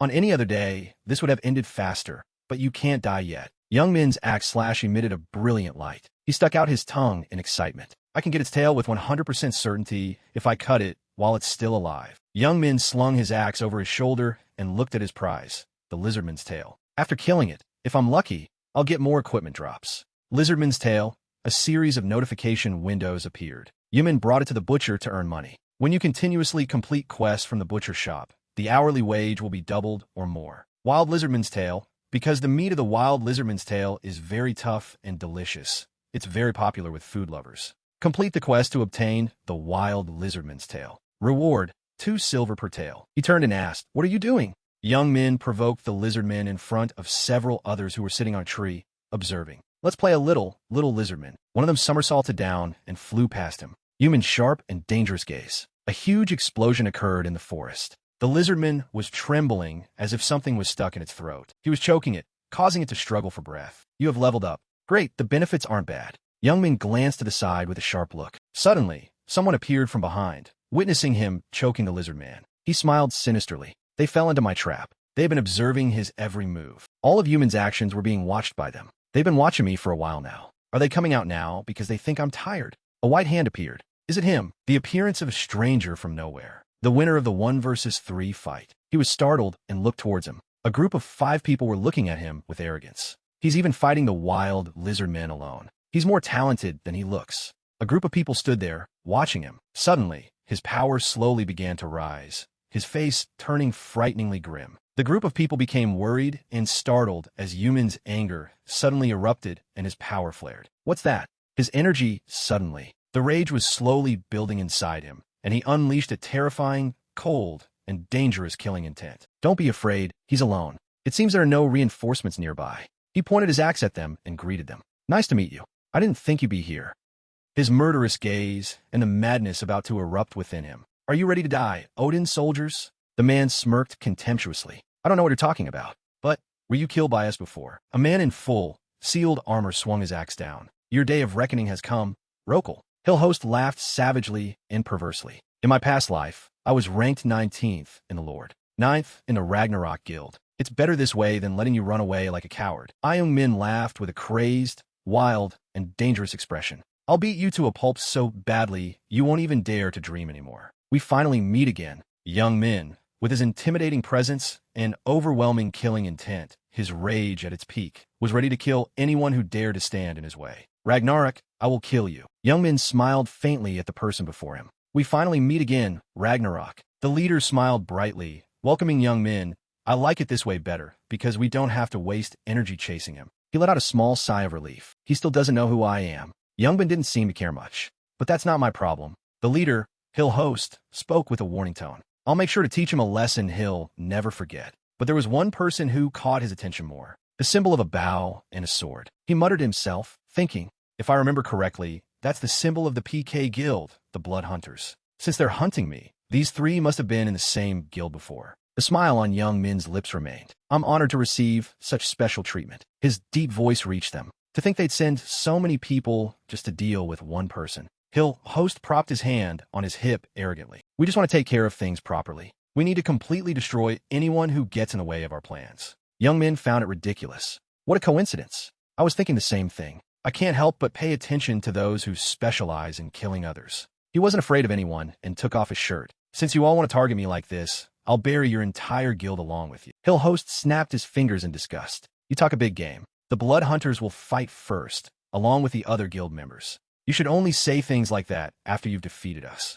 As they rushed forward like the wind, he just stood there looking bored and asked, "Is that so?" Young Min aimed for the right distance, swinging his sword at close range. He even pursued them relentlessly, causing the deep trench to shatter into pieces of earth. His teleportation destination was right in front of Helios. I guess I'll do that later then. Just as Young Min raised his sword, Helios blocked it. The two of them were pressed close together. You're better than I thought. Now I can believe you defeated a group of 3 all by yourself. The man sneered, but this kind of reckless axe swinging. Using the blaze skill, he sent him flying back. The host laughed loudly. Fool, this is the true power of the Magic Swordsman class. Level 41 class, Magic Swordsman. From the thick dust after the recent fiery attack, Hillhost's voice still reached Yuman's ears, although I doubt you can even hear what I'm saying. But at that moment, he had already launched another all-out attack. Helios was caught by surprise, but managed to block with his hands. Veins bulged on his eyes in confusion. My attack wasn't effective. Hillhost spat fire again, trying to burn him. Then I just need to use a stronger move. Explosion skill. Once again, Young Min was defeated by the man's fiery explosive power. He fell forward, his body covered in burns. But it didn't extinguish Yuman's will. It only made it burn brighter. You really haven't changed. Ah, well, you've always been this kind of person. His next words were like daggers piercing the man's heart. You think you're stronger just because you're a few levels higher than others? Young Min burst out laughing. You're so dramatic and delusional. But in reality, your magic and swordsmanship are nothing more than an empty shell. His words seemed to provoke a proud and competitive person like Hillhost. Do you have any other skills? This was exactly what he wanted. Don't be so arrogant, you bastard. Helios, filled with rage, charged forward. But at close range, Young Min was able to dodge perfectly and brilliantly. He just sat in one spot and casually dodged Helios without having to worry too much about fighting. Too slow. Remembering his past life, Young Min sighed, unable to rate Helios any higher. Because I fought him 1,000 times in my past life, I can see through his moves completely. I guess this is all he's got for now. Just as the man disagreed, Young Min used a secret move. Only then did Helios vaguely realize his whole body was trembling from the slash wound. He just sneered contemptuously. You idiot. Young Min continued, his voice filled with disdain. You might think you're number 1, but you're nothing but a rat ruling in a blind kingdom, always bullying those weaker than you. This successfully provoked Hillhost. He froze at the man's next words. I admit your abilities are worthy of your words, but if you can block this move, then we'll talk. Flames, incinerate. Young Min could only curse. Damn it. The heat of the fire made him swallow nervously. This is incinerate, an intermediate fire-type skill. He's already learned it? So fast. He must have spent a lot of time and money on this game. Helios' smile became savage and horrifying. You talkative bastard. You've never seen anything like this before, have you? He brought down a whole volley of fire.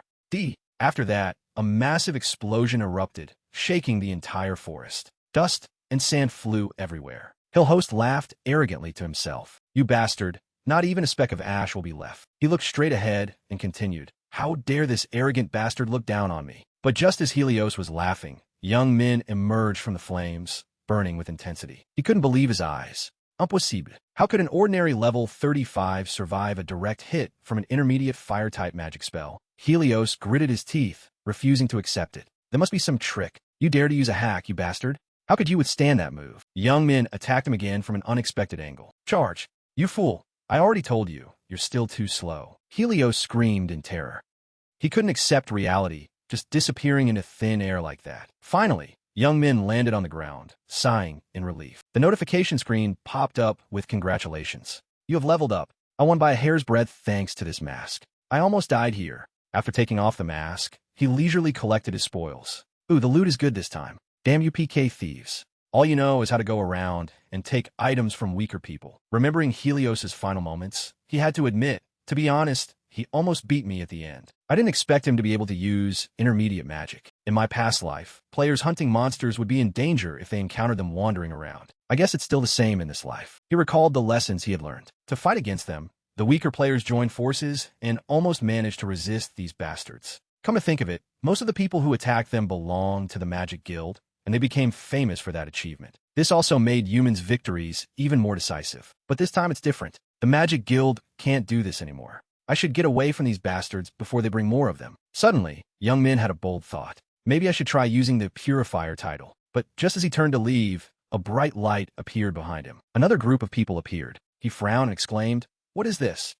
In front of them stood Young Min. He glanced at the faces of the group. His voice was deep and low. "You found the right place. Are you reinforcements?" The smile on Young Min's lips, combined with his ice-cold face, was an invitation to all. "Well, what are you standing there for? Come on, you bastards." Young Min swung his axe and cut the man in half. He smiled, a somewhat savage expression on his face. 15 against 1. System, you have leveled up. Young Min stood up, looking heroic. All around him, countless swords were stuck in the ground. Young Min narrowed his eyes to assess the situation in front of him. He counted the number of people standing before him. This time, it's 9 against 1. Many people stood on tree branches, all aiming at Young Min. They used an advanced arrow skill, but Young Min was unharmed. The people on the branches were all surprised and wondered, how did he block that? That was Heaven's arrow with 100% accuracy. Is he hacking or something? Young Min gripped his axe tightly. He thought to himself, those fools don't even understand their own skills. Don't they know how to assess the situation after their arrows are blocked? Young Min used a move to chop down a series of trees around him. System, you have leveled up. The people Yuman had just dealt with were not resigned and cursed. You bastard. I'll definitely report you. Young Min shot a sharp, cold glance at them. Being called a hacker is starting to get on my nerves. Go ahead and report me if you want. His face was gleeful as he went to pick up the items on the ground. Now it's time for the fun part, looting. Young Min touched a cloak, and it suddenly sparkled. He paused for a moment. Young Min picked up the cloak. What's this? Information about the cloak appeared. Cloak of Invisibility, rare grade. The user of this cloak will have the ability to become invisible. However, its defense is very low. Defense, 30. Durability, 235/300. Agility plus 10. Can use invisibility for 50 mana. Young Min's eyes widened in surprise. A rare grade item with a good and hard-to-get skill? I've really hit the jackpot. He thought, why would they bring an item like this to a PK fight? Did they think they wouldn't die with so many people around? This must be a gathering of the world's idiots. I guess I should thank them for their stupidity. Suddenly, something appeared that caught Yuman's attention. A blinding light was right in front of Yuman. No time to breathe. I should use it right away. Invisibility. Streaks of light seemed to fall from the sky. 2 young men appeared. One of them asked here. The other looked around and replied, yeah, that's right. But looks like he got away. Young Min, hiding in a nearby bush, glanced at the 2 young men and thought, did they really use up all their luck on the game?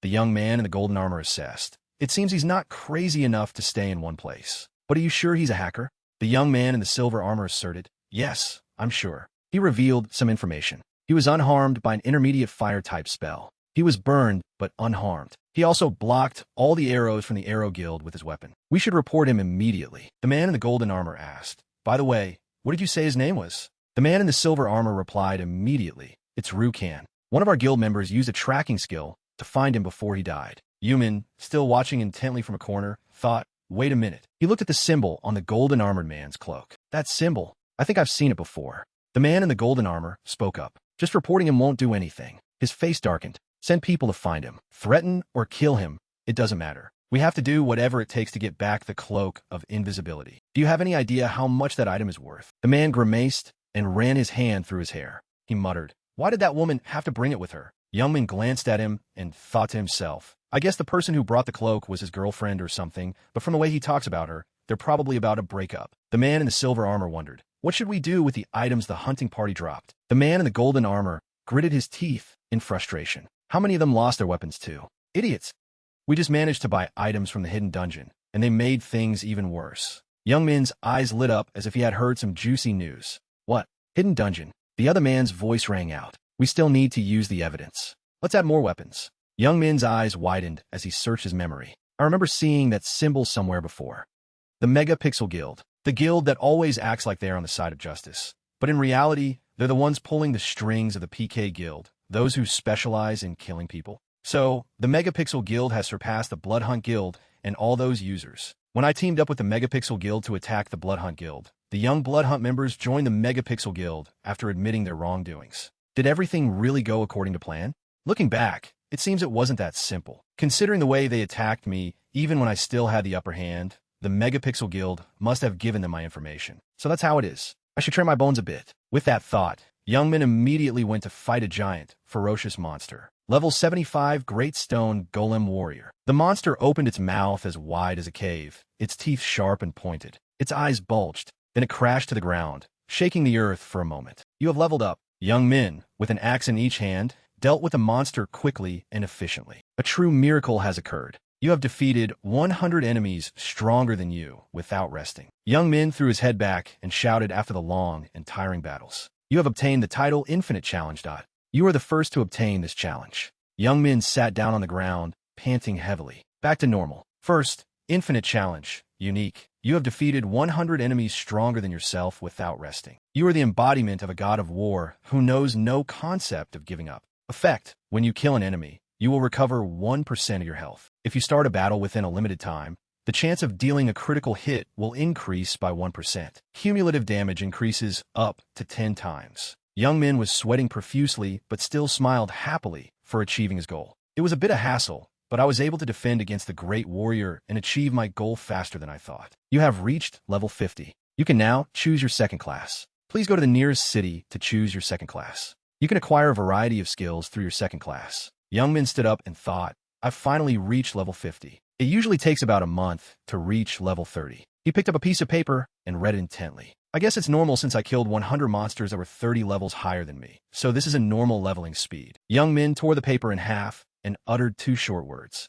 Return. As soon as Young Min finished speaking, a bright light appeared, and he vanished with it. Young Min was instantly teleported to another place. He praised, the return scroll is really convenient. It's time to choose my second class. Young Min froze when he saw something. There were many people around him. They were all staring at Young Min with hostile eyes. What's this? Young Min glanced around and thought, are those the guys over there? It seems they've been waiting for me in the square for a long time because they couldn't find me. A man with an earring suddenly approached Young Min and called out to him. Hey you. His face was scowling. We need to talk. Young Min calmly walked away with his head held high. Sorry, I'm a bit busy right now. A few other people approached, their eyes glaring and bloodshot, looking at Yumin. The man with the earring grabbed Young Min's shoulder. I said we need to talk. Come with me before I... The man grimaced. He saw that Yumin didn't seem to be paying any attention to him and was just calmly opening the system screen to look at it. So he cursed in frustration. This bastard. The guys standing nearby were discussing. Is he crazy? Is he looking at his own status window now? Young Min was still focused on the screen, a smirk on his face. Just wait a minute. I'll show you guys something really cool. He tapped the screen. Sound settings, toggle sound. Suddenly, Yumin shouted loudly, startling everyone around him. Security. Many people in armor, with their heads covered appeared, startling the onlookers. What's going on? The NPC guards. Those people surrounded Young Min and glanced at him. Is it because we suddenly crowded around him? Does this kind of thing exist too? Young Min smiled triumphantly and thought. Normally, pikers are not allowed to wander around the city because the NPCs at the city gates will stop them from entering. He looked at the man with the earring and cursed. You bastards. You think you can kill other players in the city? What a bunch of battle-crazed fools. Hearing this, the man with the earring's face turned green with rage. He furiously swung his fist at Yumin. You talk too much.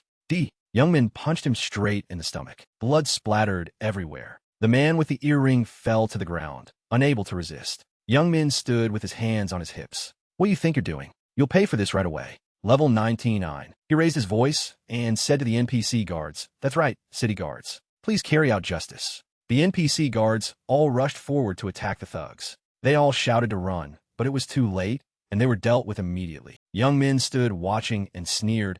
If you want to get your lost items back, wait for the auction house to find them. A pile of items was stacked up in one place. All right, I'll take this pile of items to the auction house. The system displayed a line of text. You have successfully registered for the auction. A young man in a yellow shirt looked cheerful. Thank you for visiting my shop. Young Min, wearing a tattered-looking shirt, said coldly. I think it's because I have too many items, so it's hard for me to register them all for auction myself. He thought back to the guys from before and laughed with amusement. I said a very reasonable price. It's a bit expensive, but not so expensive that people can't afford it, so I bet they'll run into some trouble. After that, he decided on his next move. Return to the homepage. At that moment, comments were trending on the website. Lion. The Lion Guild has a 2-story house in Munglo and is recruiting more members. Mao Gi.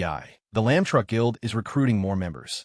We have a 3-story house in series. Young Min stood with his chin in his hand, staring at the screen. The guilds that have reached the second city are posting recruitment ads. Everyone was focused as they listened to a young man and a girl shouting and introducing themselves. Just as I predicted, they're using houses as bait to attract more people. After all, having a house shows the strength of a guild. The more young Min considered the issue, the more he thought about it. That must be why there aren't many guilds posting recruitment ads in the week they have a house. How about all the good ones in that city? Because players will mostly want to join the strongest guilds possible. At this point, the black screen displayed a notification. Fong Vong. The Fong Vong Guild is located in KN. We are recruiting more members. Right. So, do you guys have a house? Fong Vong. Our guild already has 20 members, and the number of people with their own rooms is... He reached out a finger and touched the screen. I think this is the right time to sell them. And so, young Min made his decision. I should do it right away. The post he uploaded was titled, House for Sale Transaction, Host,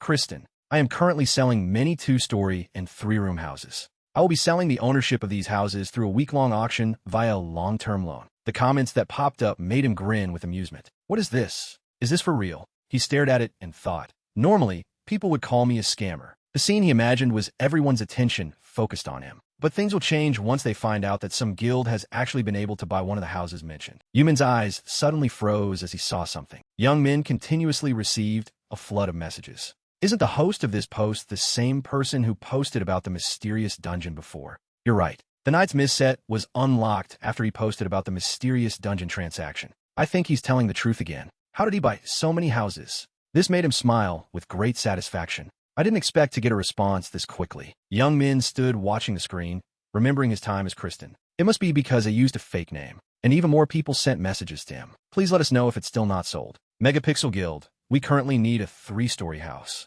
We won't scam you, so please let us know if there are any left unsold. Blood Moon, a message arrived that surprised even Yumin himself. Even a Megapixel Guild and the Blood Moon Guild are contacting me. Seeing this situation, young Min smiled, so wide his eyes crinkled. This is going to be fun. I'm looking forward to next week. He walked up to a door and placed his hand on it. So what I need to do now is... Young Min was now standing in front of an old house. Berserker Guild. He stood outside, knocking on the door repeatedly and shouting, Is anyone here? Young Min walked in step by step, looking around. Whether it's in Tuan or Chiksik, the Berserker Guild is always this desolate. A long-haired man was standing at the reception desk, tilting his head and asking, What brings you here? Young Min answered directly. I'm here for a class advancement. The man with a scar on his mouth rested his hand on his chin and nodded. Is that so? Young Min was surprised and confused when his arm was suddenly lifted. Class advancement. The man with the scar on his mouth was knocked back, his eyes watering from the pain. It's too early for you to give up on your life. Young Min was a little angry and pushed his hand away,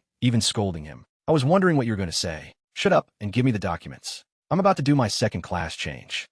His eyes suddenly turned serious. His eyebrows furrowed sharply. Young Min's eyes flickered to the side as he saw him staring intently at the palm of his hand. Are you serious? Listen carefully. You must have heard this during your first class change. Once you've decided, there's no turning back. The man with the scar on his mouth continuously explained the 2 mechanisms, one red and one blue. If you choose the same class as your first one, your existing skills for that class will be upgraded. But in return, you won't be able to have many different types of skills. This means you won't be able to use a combination of many different skills to their full potential. Do you still want to advance in the same class? Colorful skill fragments were floating around. As he said, the second class advancement is not a continuation of the first. In the second class advancement, you can choose to combine different classes. A young man with drooping hair curled his fingers and laughed boastfully. And for some classes, if you're lucky enough to get special quests for that class, you can get a hidden class. But 2 players can turn against each other if they have different intentions. But no matter which one you decide to choose,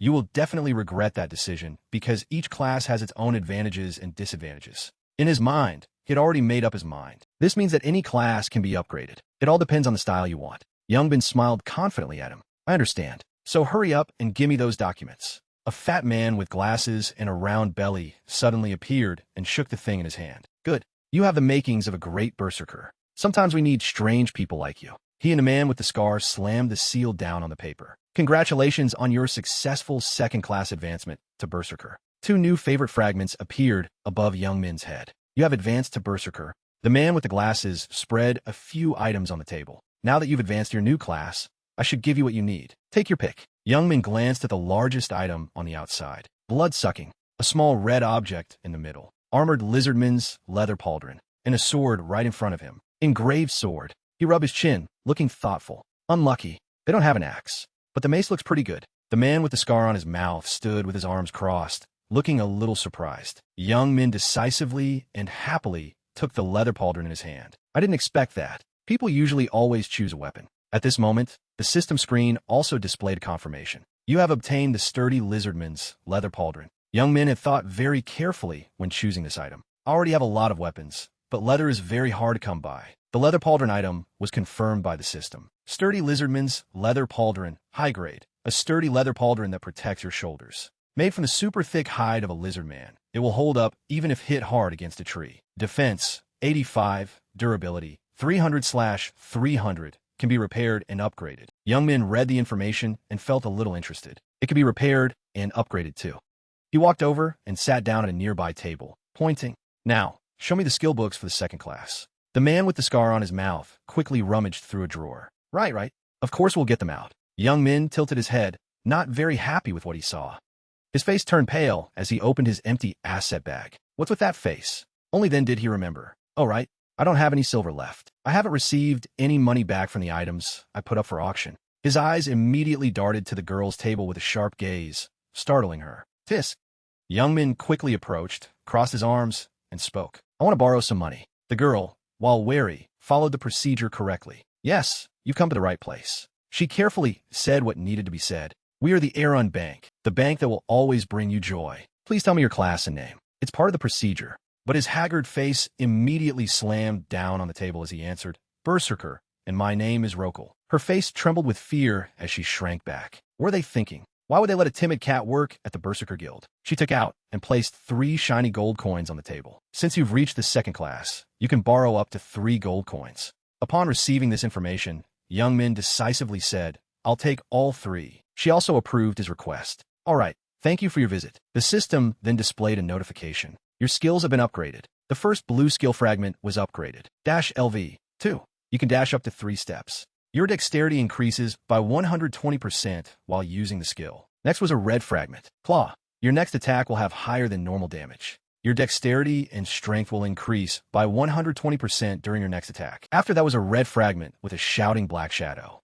Young Min pouted, standing with his hands on his hips, staring intently at the system screen and considering. All right, I've upgraded all my skills. Young Min had absorbed and learned a new skill. My new skill is Shoulder Charge. This was an orange skill fragment. Shoulder Charge LV. Deal a significant amount of damage when knocking down an opponent. Your strength will increase by 130% in the next attack. You'll gain increased damage based on the time the opponent is on the ground. You deal damage that ignores a portion of the opponent's defense. A skill needed for pursuit. Below, it was also an orange skill fragment with the image of a leaping black shadow. Leap LV. Leap high into the air and crush an opponent in front of you. The minimum distance will be based on the player's strength. Your strength will increase by 130% in the next attack. You will gain increased strength based on the height of the jump. While using the skill, falling will not cause any damage. And the throw skill that the Orc Chieftain showed me before. As a bonus, another skill fragment, also orange but with a hand on it, appeared. Throw LV. Your strength will be increased when you throw a weapon at an opponent. Your strength and dexterity will increase by 130% in the next attack. The farther you are from the opponent, the less damage you will deal. Young Min observed everything and assessed. I only have these 3. It's not much. Young Min stood still, tapping his chin. Well, I think it's better to master a few skills than to know a little bit of everything. Many players will have multiple classes. Young Min, in a serious state, held his weapon, recalling Holder and a purple-haired girl. But like me, the great mage Ares, and China Speed, there are many successful cases of players with only a single class. A small glass container was confirmed as an item by the system. Lizardman's blood. Young Min was a little happy to receive it. This is great. This transaction is a real bargain. The screen had already displayed a notification. You have completed Unceasing Trial 11. Moderian was extremely excited when he received it. You need to help me with this too. His next quest was confirmed. Unceasing Trial 12. Moderian is looking for ingredients to upgrade his antidote after seeing Starorian's newly converted antidote sample. Give him fruits guarded by wild monsters. Completion requirement. Bring 10 fruits of wild monsters to Moderian. Reward after completion. 50 silver, a large amount of experience points. Young Min was a little annoyed by his appearance, but had to ignore it. He doesn't even bother to turn around and look at me. This quest chain has a total of 15 quests. I still have 4 more to do. At this moment, Yumin was alone, staring thoughtfully at the system screen. I think these fruits are probably in the swamp area. The sunlight shone through the forest with its tall trees. Melee classes are very hesitant to visit the swamp area because their feet can easily get stuck in the mud. It's not a good idea for my class to go to the swamp either, especially since there are many monsters lurking everywhere. His mouth curved into a smile, the corners of his lips turning up high. Well, I'll just see what happens. Before, this was impossible, but now every time I see them, I'll split them in two immediately. Young Min immediately summoned. Using ancient rune book to go to the swamp area, Young Min slung a large axe over his shoulder and put on the lion mask. It's time to go. Before he could do anything, another presence appeared. Hey, you there. A long-haired man with two others appeared, blocking his way. This made Yumin ask directly, are you the ones who were punished by the NPCs in the city? You waited for me out here?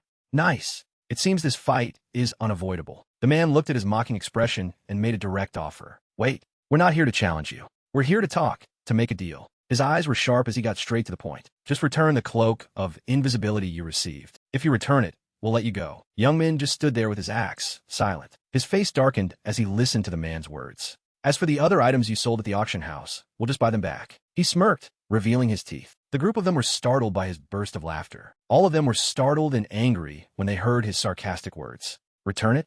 I guess you bastards don't know what a deal is, do you? The long-haired man trembled with anger and pointed a finger at Yumin's face. You're probably acting innocent because you're confident in your skills, but think carefully. We will hunt you down until you quit the game. Don't expect to escape. His face suddenly darkened. His voice was cold and sharp. Young Min casually slung his axe and spoke directly to their faces. You can only make a deal when the interests of both sides are equal. What you're doing is threatening, not making a deal, you morons. Through his hand, Young Min revealed a strange look and a creepy smile. And what? The cloak of invisibility? His expression was provocative as he held out his hand, beckoning them. If you really want it back that badly, you'll have to take it from me yourself. Got it. The water below suddenly splashed up. Don't run anymore. A large arm holding a hammer was about to strike down in front of the monster. You're just like a timid mouse. En explosion érupted. The guys behind seemed excited. Good shot, that was great. The group of attackers continuously rushed forward with their weapons. Stay still. Young Min's eyes glowed red. He bent down and took a few breaths. He spread his legs, and from his face, red energy sources shot out. Warren, the other guys were hit and their faces contorted. My body. Young Min grabbed the axe in his hand and attacked with another blow. While Yumin wasn't paying attention, another guy jumped from the side and sneak attacked him. The guy rushed forward and landed a blow on Yumin's body. Trial. His mask couldn't react in time, and his eyes widened in surprise. Then, someone standing outside saw a blinding explosion and heard screams. He was both scared and surprised, frozen to the spot. What the hell is this? Young Min, wearing a mask, loomed out of the smoke, confusing all of them. Didn't you say he was only level 32 or something? A bearded man roared and launched an attack at him. Detect. Something sudden happened that the man with the sword didn't realize in time. A young man with hair covering one eye held his weapon in fear as he saw Yumin approaching. What? They were still wondering among themselves. Wasn't he at level 35 just a few days ago? At this moment, information appeared above his head. Level 50, Rokal. Then he used his agile body to rush forward and attack them with his axe. He reached level 50 in just a few days? How is that possible? While Young Min was rampaging over there, another person appeared. He's too fast, we can't catch him. A girl with a braid on one side turned around in a panic and asked, what should we do? If this continues. The man next to her didn't pay attention and shouted loudly, shoot him. A battlefield with magical circles continuously appeared in the sky around the area. We can't afford any more losses. Don't aim, just fire. Young Min, who had caught a weakling, looked up in attention. They're going to use that dirty trick. The person caught in his grasp panicked and cried out, wait a minute, are you crazy? The guy with the earring from before suddenly tensed his face and shouted an order. Fire. Young Min managed to hold his ground while taking a barrage of attacks. I didn't expect to get hit this much. His eyes were as red as a beast's as he threw a stone at them. Pong! Another explosion occurred, causing all of them to lose their vision. You fools, shoot properly. Young Min stood with one hand holding his axe and the other staring intently, thinking, if they had used higher-level magic, I would have been done for. But I can still control this. His eyes suddenly flickered to the back as he caught a signal. A skill effect of shooting an arrow was used, aimed at him. Arrow rain. He looked down and saw the lifeless bodies that had been hit by arrows. The archers and mages are really attacking me. At this point, Young Min was surrounded, but he managed to throw something out. At least there are 100 of them. At this point, it's a good thing their entire guild is here. He brandished his axe in front of him and carefully observed the situation. It's not too difficult, but I don't have enough mana to fight 100 of them. So far, I've only dealt with 20. There's still a long way to go. The others intended to attack and appeared right in front of him, from bad to worse. Well, I'll try to stall for time by minimizing the use of mana-consuming skills and recovering mana by leveling up. It's not the time for me to use my skills yet.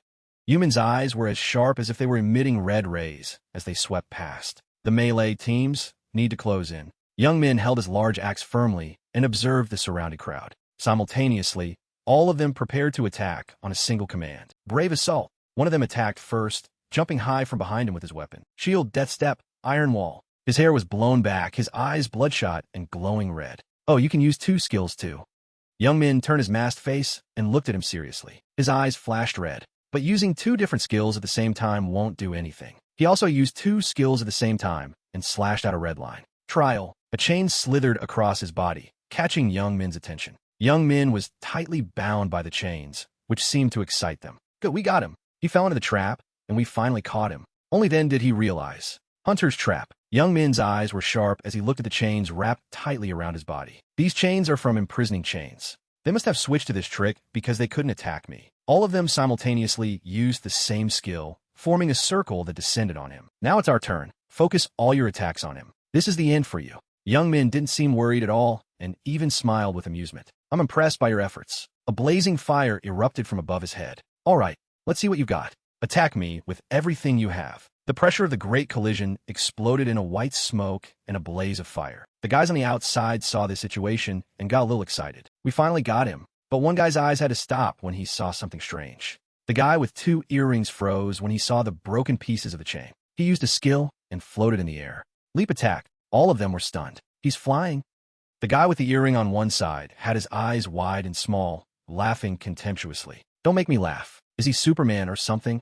Without hesitation, Yumin swung his axe and hit him with a full blow. His axe blow shattered the ground and sent rocks flying everywhere. A young man in reddish-brown armor holding a sword was stunned. Young Min frantically swung his axe, attacking everyone around him. Your level has increased. When he was able to stop for a moment, he let out a soft breath from his mouth. Your level has increased. Young Min stood as still as a statue and shot a sharp glance at the crowd. Incredible miracle. You have defeated 100 players who have obtained the PK title. You are the first to obtain this title. On his system screen, it showed, First, PK Hunter of the Unparalleled Madman. We applaud you for appeasing the victims by defeating 100 madmen. You are the first to achieve this title. Effect, attack and defense increase by 15% when facing madmen. When fighting any opponent, attack and critical rate increase by 10%. Is this a bonus for being the first to achieve it? Young Min casually looked at it and calculated. The attack only increases when fighting madmen, not just any other player. The battlefield was broken as the skills hit at the same time. With this, it seems I can easily defeat many of them at once. Young Min put his hand on the mask on his face. Maybe I can kill 1,000 with this. Then his voice slowly rang out. I've come this far. I hope I can get the 1,000-man Slayer title in the future. Young Min decisively took off the mask from his face and looked at the pile of items on the battlefield. But first, I should save this location in the ancient rune book and return to town. I didn't even get to where I needed to go, but I need to sell the stuff I picked up first. His black system screen appeared again, confirming. Successfully registered for auction. Bin laughed with delight as he acted. All right, then access the homepage. Young Min paused for a moment to think carefully. But I can't make the hunters scared and back down now. So I'll tease them a little. They can't find me anyway. So he uploaded a post with the content. I'm planning to wipe out the bloodthirsty hunters and the players who kill others in the Chinks area. Young Min smirked as he recalled the face of Philip and the invisibility cloak. I've cut off all ties with them, so they can only be angry. It's better that I don't return the invisibility cloak. Young Min triumphantly glanced at the screen and smiled contemptuously. They think they can demand the invisibility cloak back from me? You can keep dreaming. I'm not selling the cloak either, so don't even think about buying it back. In the palm of his hand, he was holding a shining gem. Finally, it seems a bit expensive, but I have no other choice. The system screen appeared again. Safe zone. You can build a safe zone for yourself. When thrown on the ground while not in combat, it will create a safe zone with a radius of 2 meters. He also considered its price. It costs a whopping 30 silver. Young Min, while wearing the lion mask with a few people laughing around him, thought it's a bit expensive, but it would be worse if someone attacked me while I'm injured like this. The monster levels are increasing, and the number of opponents is more than ever. Young Min took out a book and flipped through the blank pages. That might slow down the progress of completing quests, but that's not really a problem. Young Min stood proudly, observing a blue energy source appear before his eyes. He stood with one hand in his pocket, his face excited as he looked in that direction. All right, now let's continue with the main quest. Philip, on the other hand, was gritting his teeth in anger and cursing. Those fools. He angrily waved his hand as he looked at the black screen. They failed again? What a bunch of useless idiots. Suhi stood beside him, holding a bow, timidly. Honey. She looked at him with both fear and hesitation and said softly, why don't we just give up? If it's just for that cloak, we can get it back later. But the result was a sharp scolding from Philip. Shut up. Don't get discouraged when we've only just begun. The black cloak item appeared on the screen. Do you know how much it's worth? It's a rare cloak that even allows you to use the invisibility skill. So many people are willing to pay a lot of money for it. That cloak is invincible. You can even take down high-level players while wearing it. Philip gritted his teeth, veins popping on his face, his eyes red with anger. Just you wait, you bastard. I'll get it back from you. Nothing can stop me. Yuman had just uploaded a new post. Beginning the purge of the Blood Hunt Guild. Author, Ru Kan. I'm planning to purge the Blood Hunt Guild. Those pikers around the Chinks area. If you see them, DM me. Below the post, comments quickly appeared. Jelp, a new kind of fame whoring. Sound Traveler, purging the Blood Hunt Guild is basically suicide. Breaking the pot. Maybe it's a new way to commit suicide. Buffalo Herder, but I really hope it's true. I was killed by them 5 times yesterday. But below that, there were conflicting comments. Suki, this is crazy. Go to the auction house. Kim Soha, what does the auction house have to do with it? Super Key, many items from the Blood Hunt Guild are being sold. Did he really hunt them down?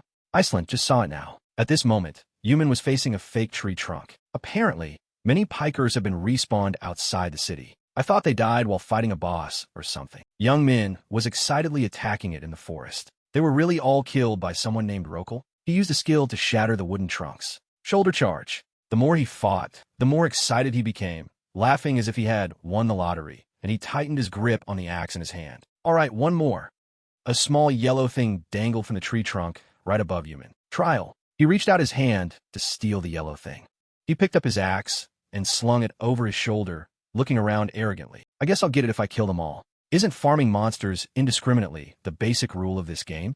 I'll keep going until I get it. The red apple item was confirmed by the system. You have obtained the fruit of a forest monster. Young Min walked leisurely while admiring the apple in his hand. Finally done. Time to find the second quest item. Young Min tapped his forehead, having already decided in his mind. Gathering all the items first, and then turning them in to complete the quest, is probably more convenient. His face was both scrunched up and strained as he tried to remember. The next one is Zeta, a clear blue lake at dusk. Oh, right. It's the lake of pure light. It's in the middle of the wild forest, right?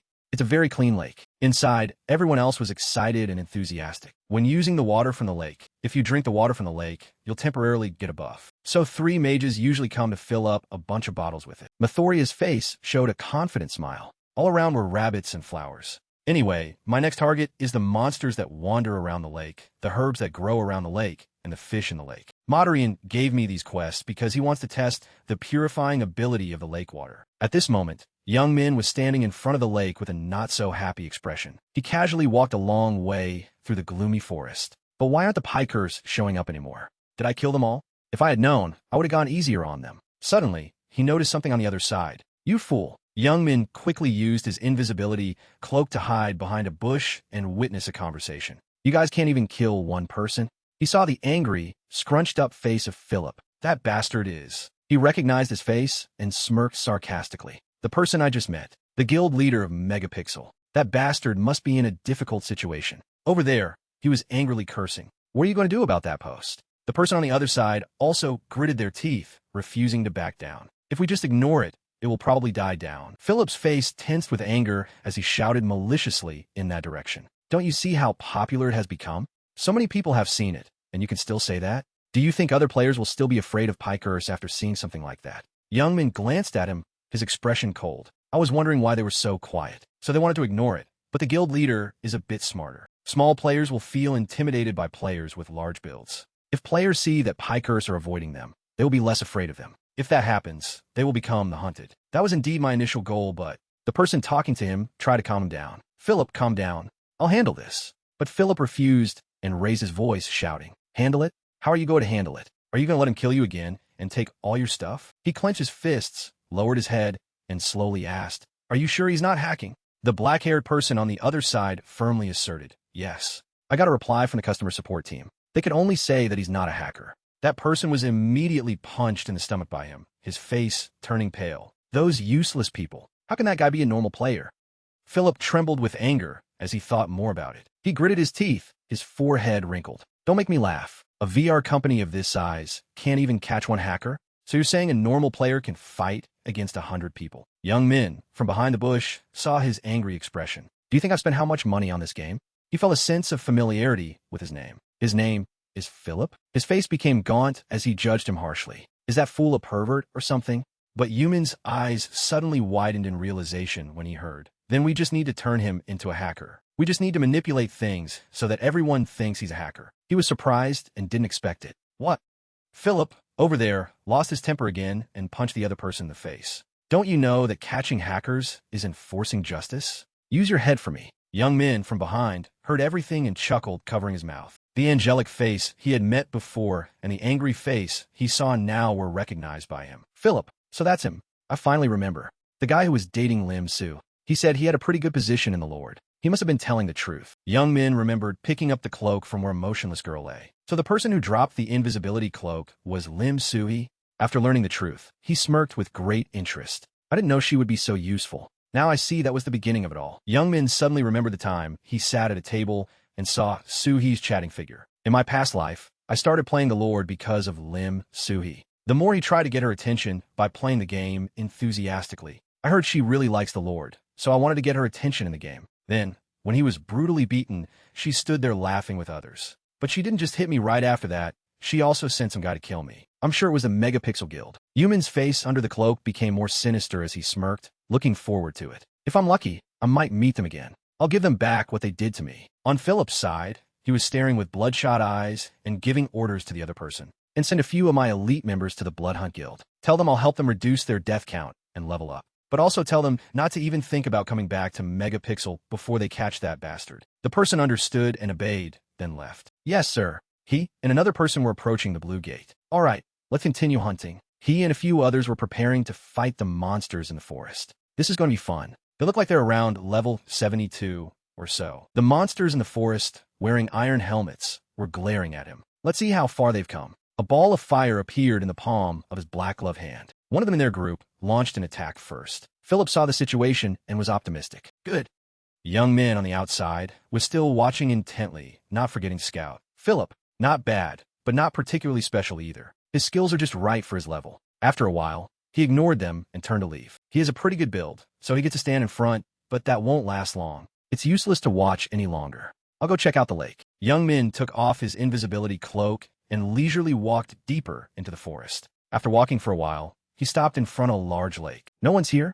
I am lucky. In the forest, a large bear appeared. At its feet were wolves. All of them were ferociously targeting him. Blood bears and blood wolves. Young Min, as if he had found something he liked, excitedly rushed forward. This time, I'm really lucky. A hot leg of meat item was confirmed by the system. After the fruit of the forest monster, I have to get clean meat. Since the type of meat doesn't matter, if I'm lucky, I can complete the quest after hunting one rabbit. The large bear bared its sharp teeth and roared madly. But if I'm unlucky, I'll have to fight blood bears and blood wolves that are over level 80. The wolves aggressively charged forward in a pack toward him first. There must be about 10 of them. Young Min had his axe ready in his hand. It doesn't really matter. Young Min used a light skill to slash off the large bear's arm. Key. All of them were defeated and lay in a pile behind him. Hunting should be this refreshing. Looking at the Megapixel Guild is so annoying. Time to pick up the loot. Young Min was startled when a deep voice came from behind. Who is the one who has defiled this lake? He quickly turned around and saw the rising water, cursing under his breath. Before him was a silver-armored knight with a sword in his hand. Young Min recognized him at a glance and felt a sense of difficulty. Damn it, I forgot about this guy. The knight's face was covered by a hard set of armor. The knight who fell in love with the spirit of the lake. He will protect the lake even after death. This is the Knight of the Lake. Level 100 Knight of the Lake. He felt a sense of foreboding about the man's level. His level is up to 100. People at level 99 are still afraid of those at level 100 because, although his level is already high, the difference between level 99 and 100 is like heaven and earth. At level 100, the combined skill is unlocked. 2 or 3 skill fragments of different colors can be combined at the same time. You can combine the skills obtained from the first and second jobs with other skills and movements to create a huge power gap. Young Min felt a little worried and gritted his teeth with a different intention. I should come back later. Defeating a level 100 monster is a requirement to get to the third job, but I don't need to risk it right now. Young Min held a large axe in his hand. Defeating the man would only get him a small water bottle. Also, this one is considered the hardest level 100 monster to fight near the Chinks area, and it only drops the essence of the lake. But Yumin's eyes suddenly lit up. It seemed his rationality had paused for a moment to think. Wait a minute. In a flash, he remembered Materian's face. Maybe, at this moment, Yumin was still standing opposite the knight, and neither had made a move. If I bring the essence of the lake to the person who is researching its purifying ability, I might be able to get something. Suddenly, he broke into an excited smile. It's worth a try. Youngmin gripped the axe in his hand, held it out in front of him, and eagerly prepared for battle. Whatever. Let's just do it. Come on, you OCD bastard. Adrid, on the other side, was also holding his sword with both hands, pointing it down. A battlefield created by him at his feet caused his cloak to fly up. Water splashed onto his face and trickled down. Youngmin was even more excited. Damn it. Adwa's eyes shone brightly. The sword behind him was sharp with 2 blades. He's using a combined skill right from the start. Adwa unleashed his power. The force of the energy immediately blew away the surrounding space. Youngmin stood like a statue in the face of the storm, clicking his tongue in annoyance. This is the forward skill. He smiled cunningly, his heart filled with excitement. That's a basic 3rd-tier promotion skill that enhances one's attack power by channeling energy into their weapon. He probably can't maintain this skill for long, since he's only level 100. Suddenly, Youngmin shouted, but why is he using his ultimate ability right at the beginning? Adwa heard this and laughed mockingly. Fool, you will pay with your life. Immediately after, the man's skill icon flashed. Water slash. He raised his sword and decisively slashed a line straight at Yumin. A deafening explosion tore through the space. The ice surface cracked and shattered. Water splashed everywhere. Youngmin stood in the middle of the earthquake, a blazing red smoke surrounding his body. He slowly spoke. I think you're the only one who has to pay the price. As soon as the thunder fell, his powerful energy exploded. The hot flames spread all around. Frenzy. The badge, symbolizing the skill Yumin had just used, immediately appeared. He stood in the blazing red fire, laughing with delight. You're the guardian of this lake, and you're destroying it yourself? Immediately after, the clash of weapons rang out deafeningly. Adwa's sharp sword easily cut through the axe's blade. The man and Youngmin rushed at each other, their strengths evenly matched. They relentlessly rained down blows on each other. Adwa raised his sword and decisively slashed down. Youngmin reacted swiftly, moving to block his attack. But the man's strength was so overwhelming that it forced a suppressed groan from him. Youngmin's eyes turned bloodshot as he gritted his teeth and cursed inwardly about the repair fees. He gathered his strength and leaped backward to dodge the strike. His mind raced as he calculated his next move. His HP was dropping due to the magic damage inflicted every time they clashed. Youngmin carefully observed Adwa's sword, then reassured himself. But there was nothing to worry about. He could endure this. He just needed to watch out for those combined skills. Adwa's skill icon appeared again. Water slash. The man swung down with tremendous force. Meanwhile, Youngmin spun around and dashed away. Thrilled, he shouted as he spotted his opponent's weakness. The blind spot was right there. His skill icon instantly lit up. In that moment, Youngmin charged forward at lightning speed, roaring to maintain his momentum. Seeing this, Adwa immediately took a defensive stance. In the very next moment, a stream of water surged up, enveloping him. Adwa's skill icon flashed. White water. At the same time, Youngmin did not hesitate, plunging straight into the solid shield the man had just erected. He roared, channeling his strength to break through the water, thinking to himself that it was not just a normal barrier, as it dealt damage upon contact. But this was his only chance. He had to attack right now. In the blink of an eye, Youngmin shattered the shield. Shards of ice flew everywhere, revealing Adwa standing motionless. He lunged forward, letting out an excited shout. Youngmin's skill icon flashed. He gripped his axe tightly and delivered a powerful, fatal strike. Seeing this, Adwa immediately tried to fight back. A magic circle suddenly lit up on his sword. The system chime rang out. The moment Youngmin's axe came down, Adwa's body turned into water, leaving him completely stunned. The stream of water gently glided past Youngmin, then slowly coiled back into a human shape. He shot a sharp, murderous glare at the enemy, carefully analyzing the situation. Attack skills, defense skills, and even practical survival skills, all combined. Youngmin looked at Adwa, standing behind him, unable to help but marvel inwardly. A monster, level 100, just as expected, but he was too strong. Youngmin calculated carefully, but that kind of practical survival skill tended to have a cooldown. He would definitely grasp it the next time. Then he reached out and caught the white smoke hovering in front of him, issuing a threat. From now on, you had better brace yourself. Then Youngmin immediately charged forward, but Adwa was no less capable, effortlessly dodging all of his attacks. Seeing this, Youngmin gritted his teeth, his mind racing. It was not easy at all. Even though he was under the effects of frenzy while attacking, the image of other opponents easily falling flashed through his mind. But if he attacked me while using force, my frenzy effect could be completely nullified. Young-min pondered deeply. And on top of that, while bracing himself to block Adwi's strikes, he was forced into a defensive stance, his mind swirling with thoughts. If this kept up, his weapon would be shattered to pieces. Young-min closed his eyes, frowning in thought. He needed to end this in a single strike. He told himself he would aim for the blind spot. Young-min coldly spoke, unequipping his gear. Right after that, the mask slowly faded into the void. Seeing this, Adwi mocked him. What do you think you're doing? Are you preparing to die? He laughed in response. It seems so. I'm nearing my limit now. Young-min dashed forward in the blink of an eye, nodding inwardly. You are right, he roared. I am ready to die. Seeing this, Adwi swung his sword, his voice turning icy. I will definitely kill you this time. His skill glowed again. Water slash. Sharp, slicing waves immediately flew toward Young-min. He did not falter, stomping hard enough to shatter the ground. Young-min used the momentum to leap into the air, gracefully dodging his opponent's sinister attack. At the same time, his skill icon appeared. Leap. Young-min swung his heavy axe, ready to cleave through Adwi's water shield. Protected by the barrier, the man calmly spoke. I am quite disappointed because that kind of half-baked skill will not affect me. White water. Young-min let out a mocking laugh in response. Who said I was only using one skill? Did you forget?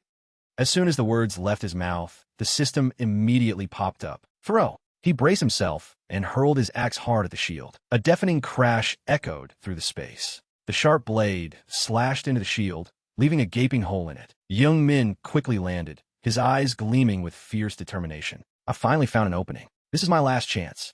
He dashed forward in the blink of an eye, leaving a trail of smoke behind. The rigid system voice rang out. Maintain. At the same time, Young-min forcefully launched his body straight into the hole he had just created. Adwi stood inside the shield, struggling to hold it up while speaking. I commend you for trying to find an opening in my barrier, but there is nowhere for you to get close. Young-min ignored what he just said, only quietly flashing a smile. Right then, the system urgently alerted him. Your HP has dropped below 14%. He put the mask on, calmly speaking. Equipped the Lion King's sealed helmet. Seeing this, Adwi panicked, but the system voice cut him off. Epic title effect, Absolute Resolve, is activating. Your HP has dropped below 5%, and all your skills are increased by 50%. Young-min shouted excitedly. I only needed to temporarily activate my title effect. Did you think I was stupid enough to heal without a reason? You fool. He roared in pure joy. This is the end for you. Right then, the shield in front of Adwi began to crack. A resounding shatter echoed out as the axe smoothly fell back into its owner's hand. Amidst the pouring rain of ice, the two did not hesitate to charge straight ahead, launching attacks aimed right at each other. The skill icons flashed wildly. Dash.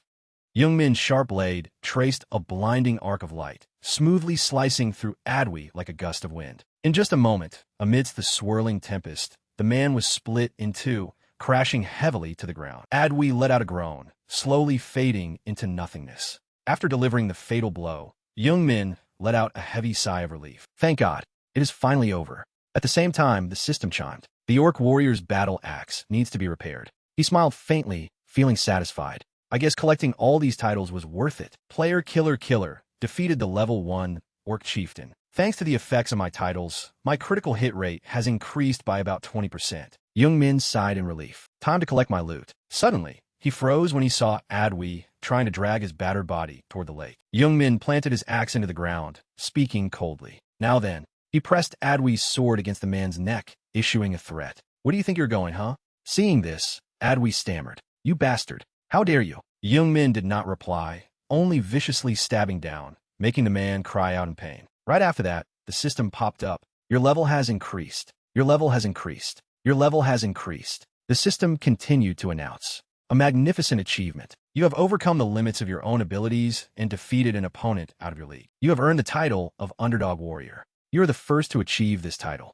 The notifications rang out endlessly. A magnificent achievement. You are the first to defeat a world-renowned named character. You have earned the title of First Named Hunter. You are the first to achieve this title. At the same time, Young-min unequipped his armor, collapsing exhaustedly onto the ground, sighing helplessly. Frenzy is useless now. He tossed out a blue orb, speaking slowly. Create safe zone. A brilliant light immediately surrounded Young-min. He nodded. Now I do not have to worry about monsters respawning. The system suddenly popped up. You have met a special condition. Therefore, your titles Underdog Warrior and First Named Hunter are being combined. Seeing this, Young-min was momentarily stunned. What? Combined titles? The notifications continue to chime. You have earned the title Limit Breaker. Legendary Limit Breaker. The one who defeated a character out of your league. Qualified as an absolute, limitless being. You are the first to achieve this title. Effects. All your stats will increase by 10% when facing opponents stronger than you. The level of all your skills will increase by 1 tier when facing opponents stronger than you. The level difference penalty will be reduced by 30% when facing opponents stronger than you. All your stats will increase by 20% when facing a named monster. He stared at the system window, marveling inwardly. I did not even expect this. 2 epic titles combined into a legendary ranked title? Young-min was dumbfounded. And what are these effects? All your stats will increase by 10% when facing opponents stronger than you. The level of all your skills will increase by 1 tier when facing opponents stronger than you. The level difference penalty will be reduced by 30% when facing opponents stronger than you. All your stats will increase by 20% when facing a named monster. He wondered, the level of all my skills will increase by 1 tier, and the level difference penalty will be reduced? As if realizing something, Young-min's eyes immediately lit up. So Matorian does not need to reward me for bringing him the essence of the lake. So this is the answer. He rubbed his chin, chuckling. What a devout game. That is why I am addicted to it. Meanwhile, a shadowy figure stealthily crept toward Young-min and chanted a spell. A skill icon suddenly lit up. Fireball. Young-min immediately spun around. A scorching fireball was hurtling straight toward him, but the magic wall blocked it. The flame was split in two, gliding past Young-min and crashing straight into the lake. Amidst the deafening explosion, his voice rang out clearly. What are you doing? 2 suspicious men hiding behind the bushes trembled as they asked each other. Did you see that? I definitely attacked, but it just slipped past his right side. The other grumbled in response. I told you he is hacking. He definitely bribed the admins. Young-min overheard their conversation and just stared at them thoughtfully. I can guess what happened. Seriously, I wonder when these opponents will give up. The 2 men immediately jumped up, urging each other to run away. I have seen videos of this kind of thing. We need to run right now. We will see what those bastard admins have to say now. Seeing this, he just scoffed. Idiots. Young-min thought excitedly. All right, now that the idiots are gone, I can finally collect the rest of the quest items in peace. Right then, a golden light appeared before his eyes, and the system chimed. You have collected the essence of the lake. Young-min picked up the bottle, laughing in amusement. Matorian, that bastard. I wonder what his face will look like. Young-min's axe was raised high, shining brilliantly like new. The system chimed. Repair complete. The blacksmith wiped the sweat from his forehead, praising it profusely. It should be as good as new. Young-min swung the axe to test it, exclaiming in admiration. Very impressive. He looked at the brand new axe blade, feeling ecstatic. The repairs are done now, and all the items have been stored. Young-min headed toward the guild building. Now I just need to go to the mage guild. Inside the guild, the receptionist greeted him warmly. Thank you for using our services. Meanwhile, he calmly took a bottle of strange, yellow liquid. Young-min strolled away, calculating inwardly. I should meet Matorian for a bit,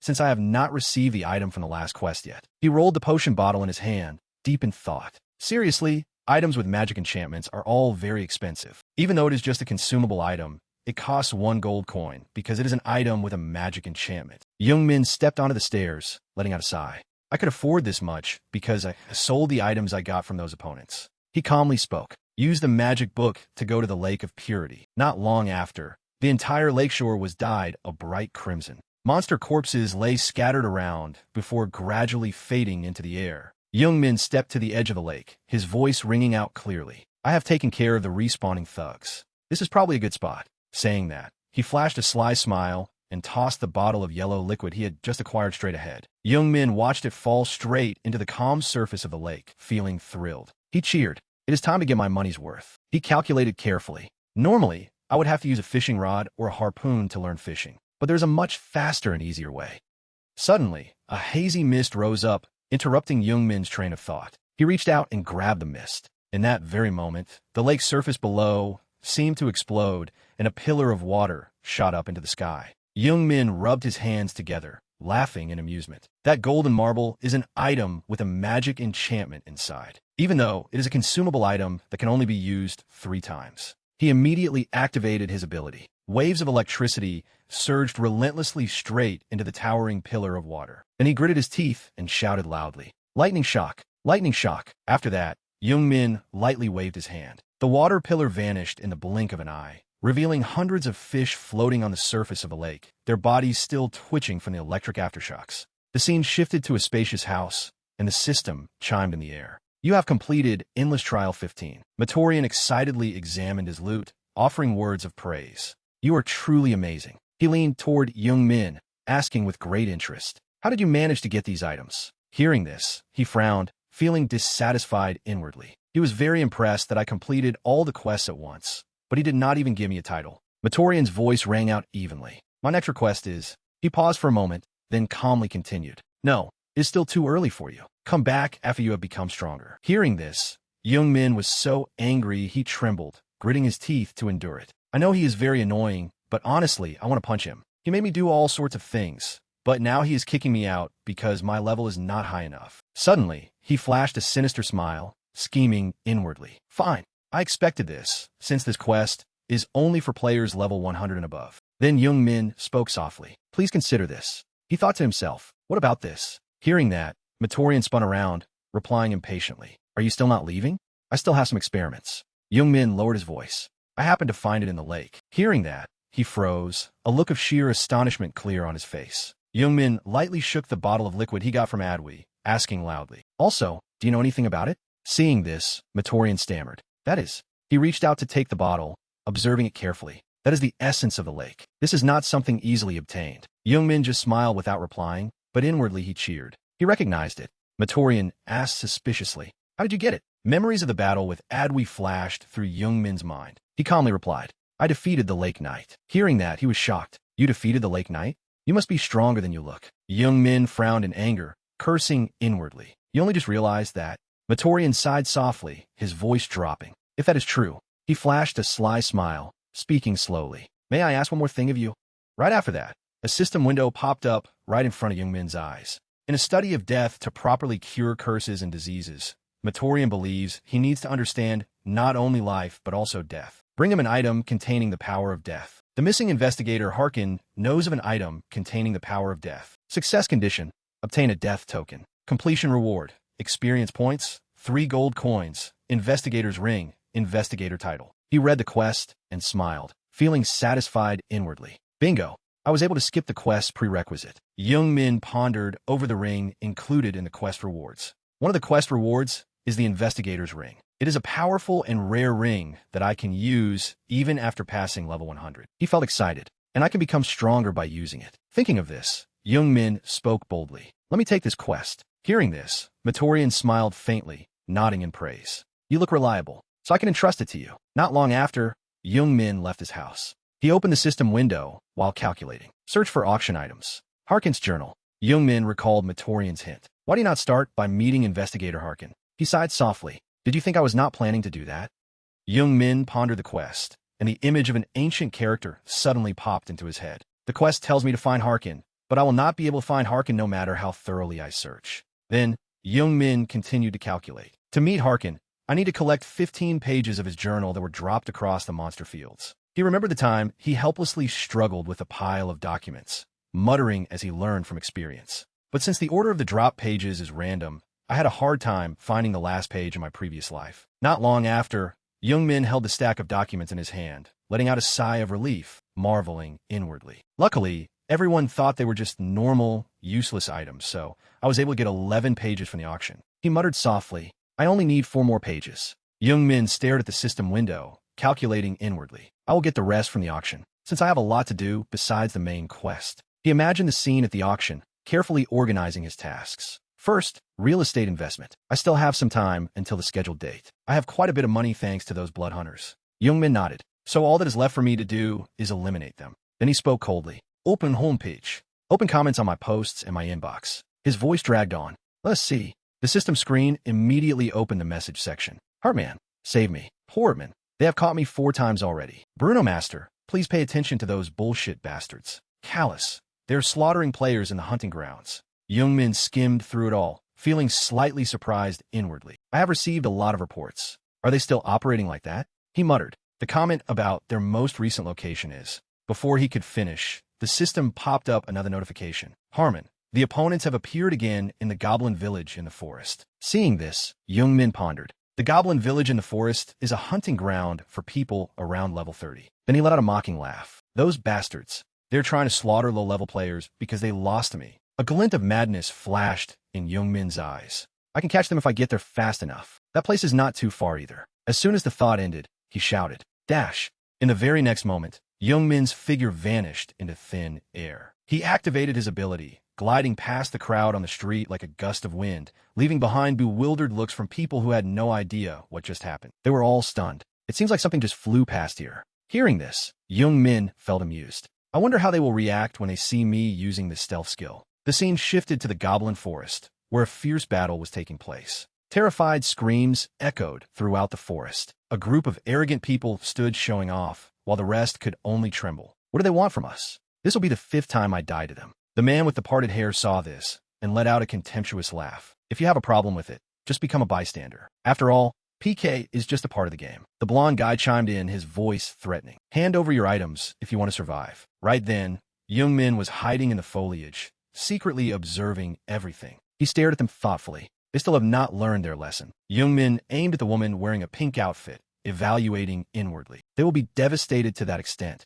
but they're still green and vulnerable. They did not notice his presence at all. He chuckled. Not that I am complaining. Suddenly, the woman noticed something and instinctively turned her head. In that moment, Youngmin dropped his stealth, diving down from above and finishing her off in the blink of an eye. His voice rang out with amusement. Thanks for the meal. Youngmin's skill icon flashed. Leap attack. An earth-shattering explosion immediately erupted, blending with the terrified screams that left the group paralyzed. The blonde guy asked his comrades in bewilderment, "What was that?" Meanwhile, the guy with the parted hair was so terrified he fell flat on the ground, his face pale with fear. Seeing Youngmin, he hurriedly turned and ran, screaming, "It is that bastard. He was not joking when he said he would eliminate us. Run. We are done for if we let him catch us."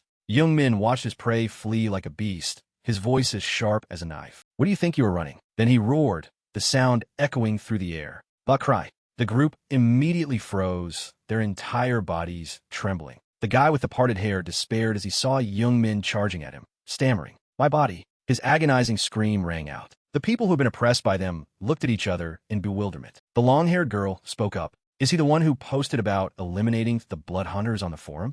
They intently watched Youngmin purge the evildoers, expressing their curiosity. Is he even a user? I wonder what level he is at. Another person calmly replied, I do not think he is serious. At the same time, Youngmin gently glided past and took them down one by one. Agonizing screams rang out. Someone do something. Hearing this, he laughed in sheer delight, the madness clear in his eyes. All your items are mine. Screams echoed throughout the once peaceful forest. The guy with the parted hair screamed in despair. You son of a bitch. He fell to his knees on the ground, his body trembling, crying out in bitter resentment. Why are you doing this to us? We promise not to bother you anymore. Now, leave us alone. Hearing this, Youngmin strode toward the guy with the parted hair, his voice filled with anger. What? He raised his axe, throwing out a taunt. It's not like you just keep killing people for a reason, right? Youngmin acted decisively, the blade smoothly slicing across his neck like cutting a piece of cake. He scoffed, issuing a challenge. If you think this is unfair, then get stronger. The people who had been bullied witnessed the scene and gasped in admiration. He wiped out all the opponents by himself. With that weapon, he looks like a berserker, but he is definitely not a noob. The long-haired girl stepped closer to Youngmin, speaking hesitantly. Are you Roken? She lowered her voice, pleading. A friend of mine said he is being attacked by a group of players near a northern river branch. Hearing this, he immediately understood, replying softly. Is that so? Youngmin immediately flipped open the magic book, continuing excitedly. Okay, I got it. The book glowed, then opened a spatial portal. Youngmin casually stepped inside, waving goodbye. Tell your friend that. He looked back, his voice firm and certain. I will be there and take care of them within 5 minutes. Then Youngmin vanished, leaving the group still staring in bewilderment. Unlike the bewilderment of the others, the long-haired girl blushed, exclaiming, so cool. Returning to the familiar town scenery, Youngmin's voice rang out calmly. Strange.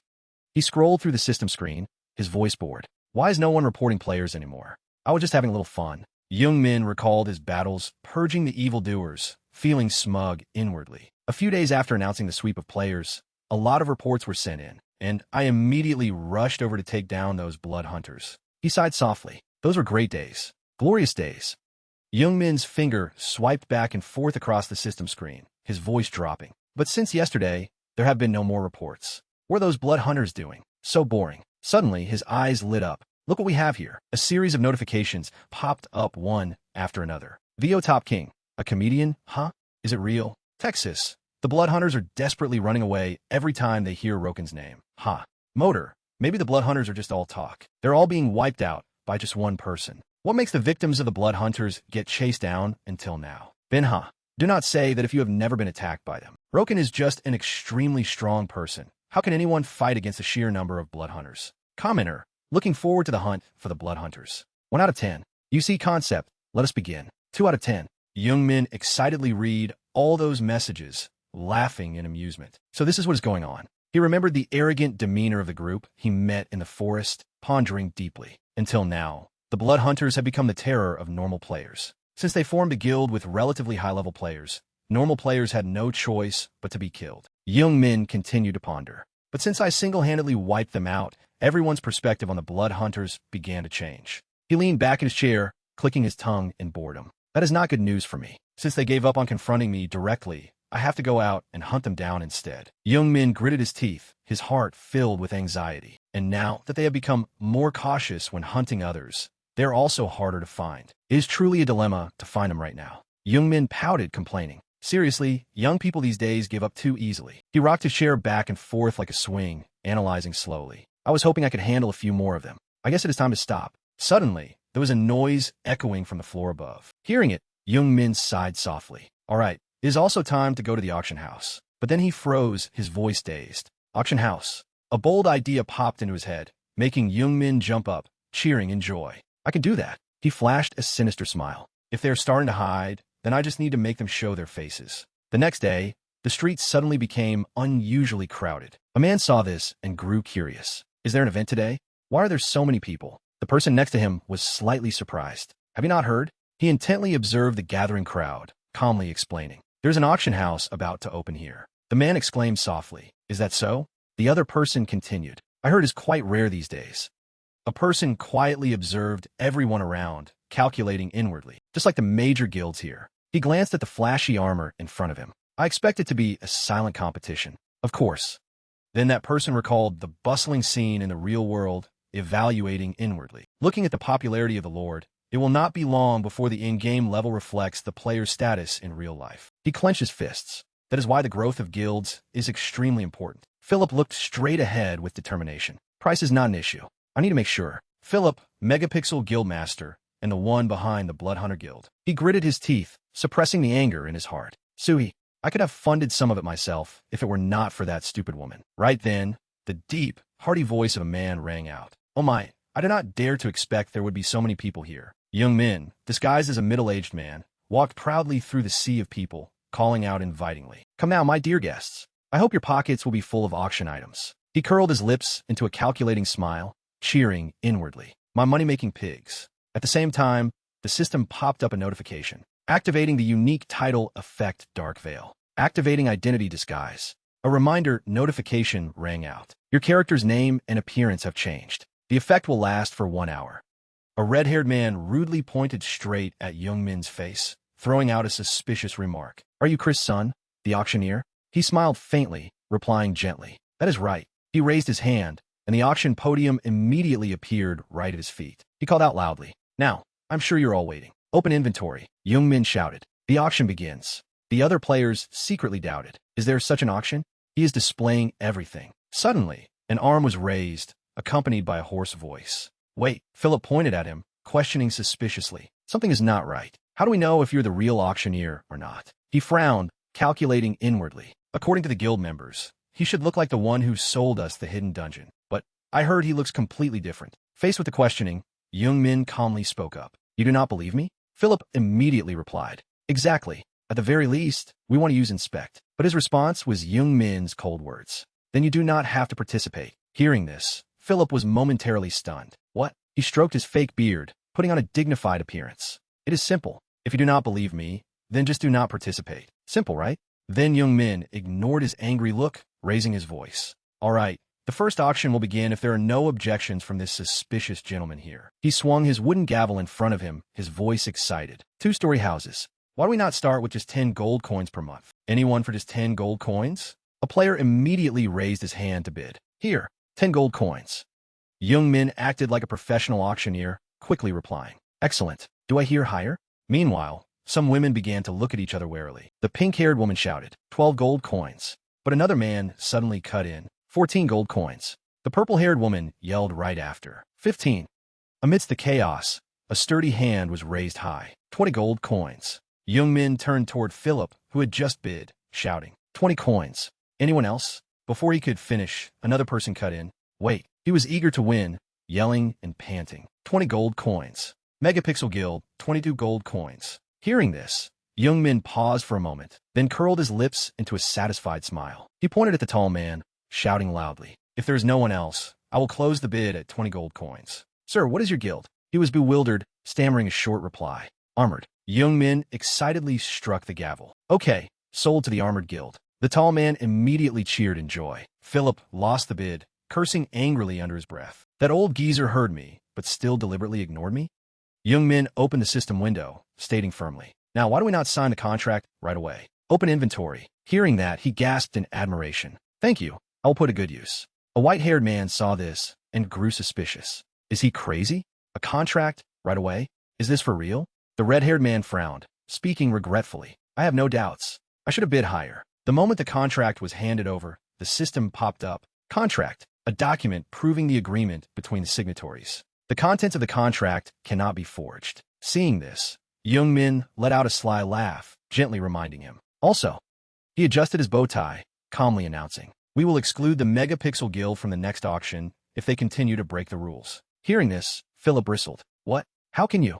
Young Min lowered his voice. Please remember that you can only receive one warning. He could not argue back, so he had to grit his teeth and endure it. Is he playing me? Just wait until the auction is over. Young Min looked at the trembling Philip, feeling overjoyed inwardly. Are you mad? I did not think you would be that mad. He imagined the scenario where he would crush him like an ant, muttering inwardly. Through this auction, I will plan to tear you and your guild down to the depths of hell. The bustling auction scene continued. Young Min struck the wooden gavel on the table, loudly announcing, All right, the fourth house is sold for 25 gold coins. He handed the paper contract to the long-haired man, his voice welcoming. Congratulations, Ragnarok Guild. He took the stack of papers, letting out a sigh of relief. Thank you very much, sir. Philip stood quietly observing them, the resentment in his heart unable to subside. I lost again, but, he calculated inwardly, those powerful guilds have bought houses now, so I just need to keep an eye on the others and buy the cheapest one possible. Young Min always secretly observed Philip, laughing in amusement as if watching a good play. He struck the wooden gavel again, clearing his throat. Now, for our final auction item. Hearing that, he was startled. What? The last item? But Philip's resolve began to waver. Seeing this, Young Min chuckled inwardly. You are panicking, are you not? As a guild master, you should learn how to not show your emotions on the outside. He nodded. Well, this is why I did not reveal the number of houses being sold. Then Young Min calmly spoke. Since this is the last house, the starting price will be 15 coins. Before he could even finish his sentence, Philip hurriedly bid. 35 gold coins. He frantically yelled. Megapixel Guild, 35 gold coins. No, 40 gold coins. 40 gold coins. We bid 40 gold coins. Anyone else? The others heard this and began to whisper among themselves. He's crazy. Paying 40 gold coins a month. That is equivalent to $8,000 in cash. Is that not a bit too much? Young Min struck the gavel hard on the table, clearly declaring. Sold for 40 gold coins. He continued. The Megapixel Guild has successfully bid for the last two-story house. Seeing this, he rejoiced inwardly. Nice. After that, he slowly opened the system window. Young Min continued, his voice carrying a teasing tone.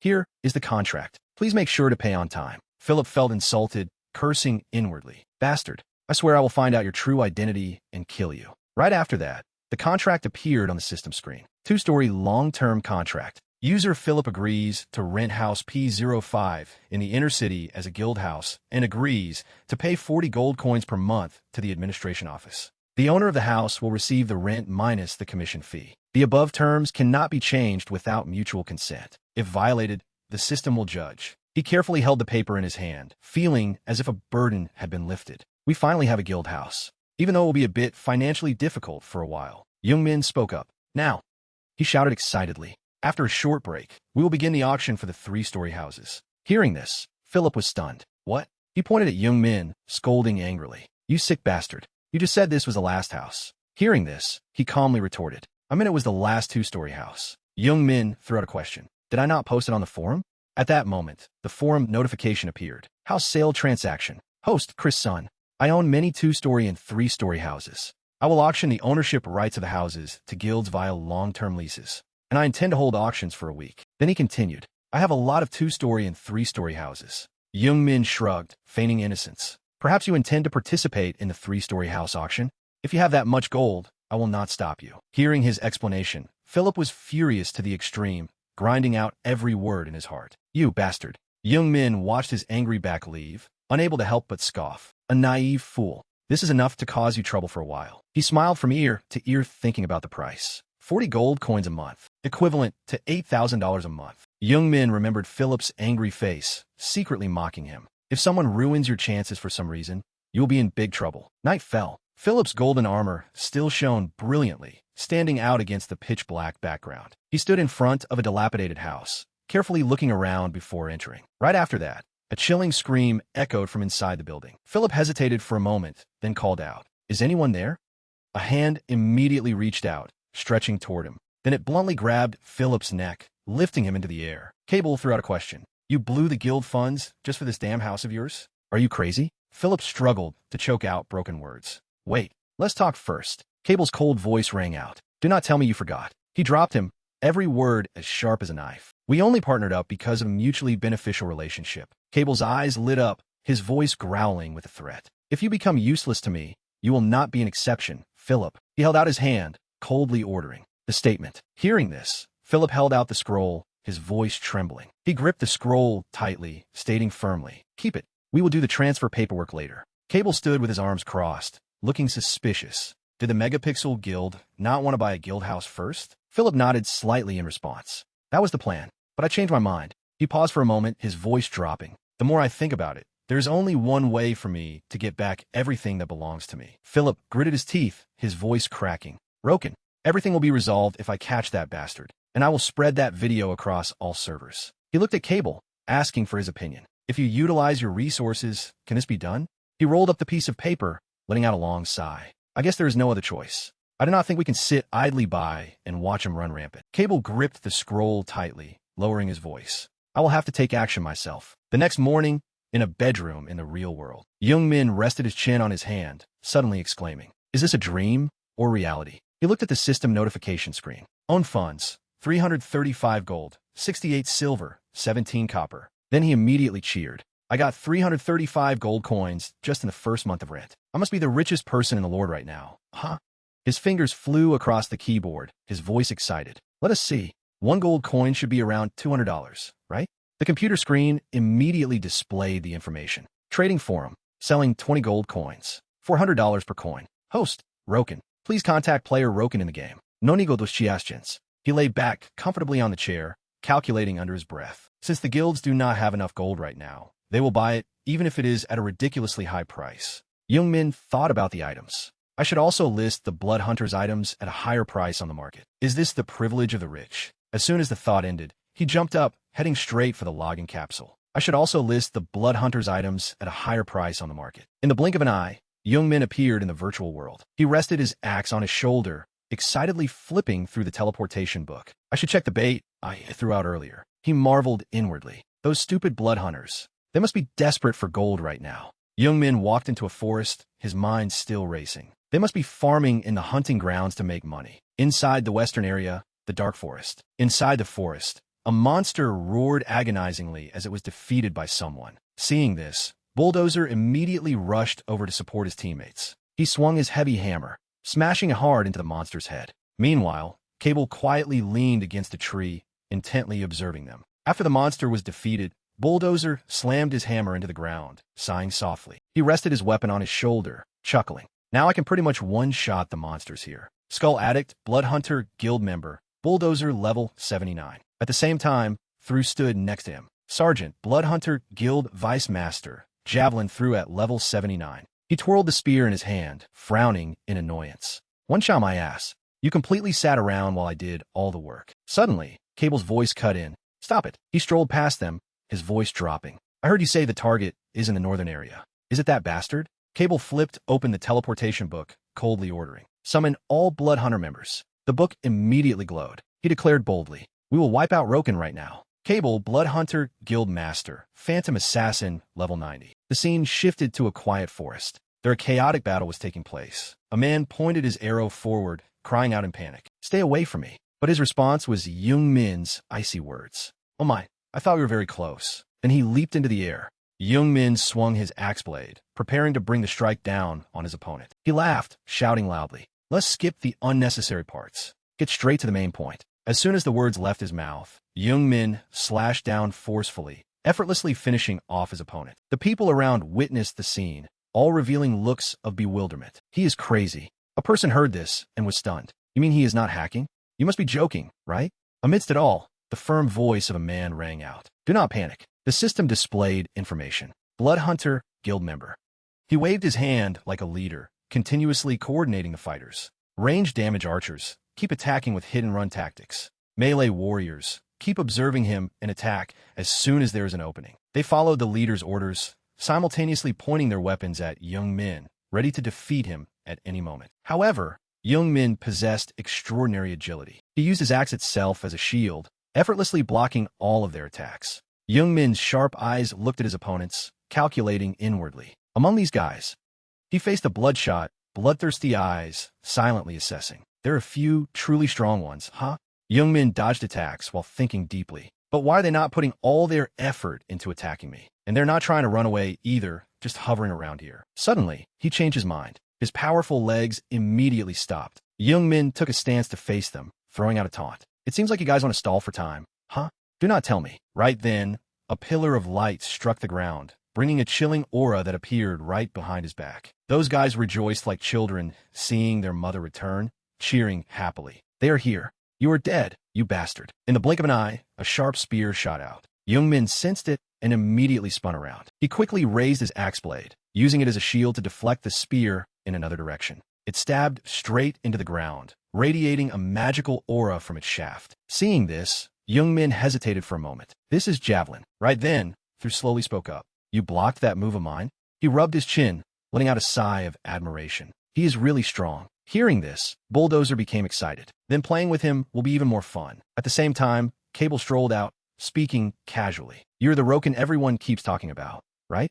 He crossed his arms, throwing out arrogant words. "You must have lived a very happy life until now, right? But unfortunately, today will be your end." Cable, Blood Hunter, Guild Master. Young Min looked at them as if watching a comedy play. Hearing that, he clutched his head and laughed out loud. He looked up at the sky, his voice hitching with laughter. "People who only spout nonsense like you guys are truly a bunch of savages. I do not even know which side has been the cowardly bunch trying to stall for time all along." Hearing this, the leader rudely shouted, "You bastard." Young Min cleared his throat, shouting excitedly, "You talk too much. Just come at me, you bastards." Seeing this, Cable growled an order. "Blood Hunter Guild, all-out attack." The rallying cries echoed through the forest. His entire army immediately charged forward in unison, wanting to cut off all of Young Min's paths of survival. He calmly spoke. "Inventory." The mask gradually covered his entire face. The Lion King's sealed helmet has been equipped. Donning the armor, Young Min immediately charged forward without hesitation. Those guys were quickly taken down before they could even unleash a single move. He growled, "You small fries, get out of the way." Young Min paused for a moment, staring blankly at the sledgehammer crashing down. The hammer slammed into him, creating a tremor that shattered the rocks and dirt. He laughed maniacally. "A berserker like you is pretty agile too." Berserker, Blood Hunter, Guild Member, Bulldozer, level 76. "This bastard is terrifyingly strong." Young Min sat up from the rubble, silently evaluating his opponent. "This bastard is terrifyingly strong. He can fight proficiently with hammers in both hands." He quietly observed them. "I wonder how strong he is." Suddenly, a sharp spear shot down from the sky. But with his keen senses, Young Min slightly tilted his body, dodging the lethal blow. Seeing this, Thru clicked his tongue. Pretty sharp senses too. "Sergeant, Blood Hunter Guild Vice Master, level 97. Young Min, having just narrowly escaped death, frowned and cursed. "You bastards." He observed all three enemies in front of him, making his own assessment. "It seems those three are the strongest in the Blood Hunter Guild. They will definitely be different from the guys I was just fighting." Young Min glanced at Cable, who had used magic to draw strange symbols on the ground. "Especially that skull guy. I think he is the guild master. What the hell has he been doing this whole time?" He pondered for a moment. "I think I need to deal with that guy before things get worse. But to do that, I have to take care of these two first. At the same time, Bulldozer, with hammers in both hands, boldly charged toward Youngmin. What are you looking at? Your opponent is standing right in front of you. But he ignored him, continuing his train of thought. It seems one guy is responsible for melee attacks. Youngmin glanced at Through, who was brandishing the spear in his hand. And the other guy is an area of effect damage dealer, responsible for long-range attacks. Sigh. This combination is going to be tough to deal with. He crouched on the ground, ready to lunge and counterattack. But in his mind, he calculated carefully. If I use the enhance mode, I might be able to take care of those two quickly. But I cannot act so hastily. I still do not know what will happen after that. Youngmin took a risk and charged forward. Then I have no choice but to rely on one thing. The skill icon immediately flashed. His speed increased in the blink of an eye. Bulldozer excitedly charged forward, throwing out insults. You fool. He gathered his strength and swung the hammer, shouting angrily. Do you think you can face me head-on? Seeing this, Youngmin flashed a smile. He glided past Bulldozer like a gust of wind, soaring into the air. Youngmin used the skill, Leap Attack, aiming powerfully straight at Through standing behind. Bulldozer panicked and yelled, Captain, watch out. His voice called out after him. He is aiming for you. Through gripped the spear in his hand tightly, speaking angrily. You miserable bastard. He raised his weapon, his voice as cold as ice. Who do you think I am? Youngmin paused for a moment,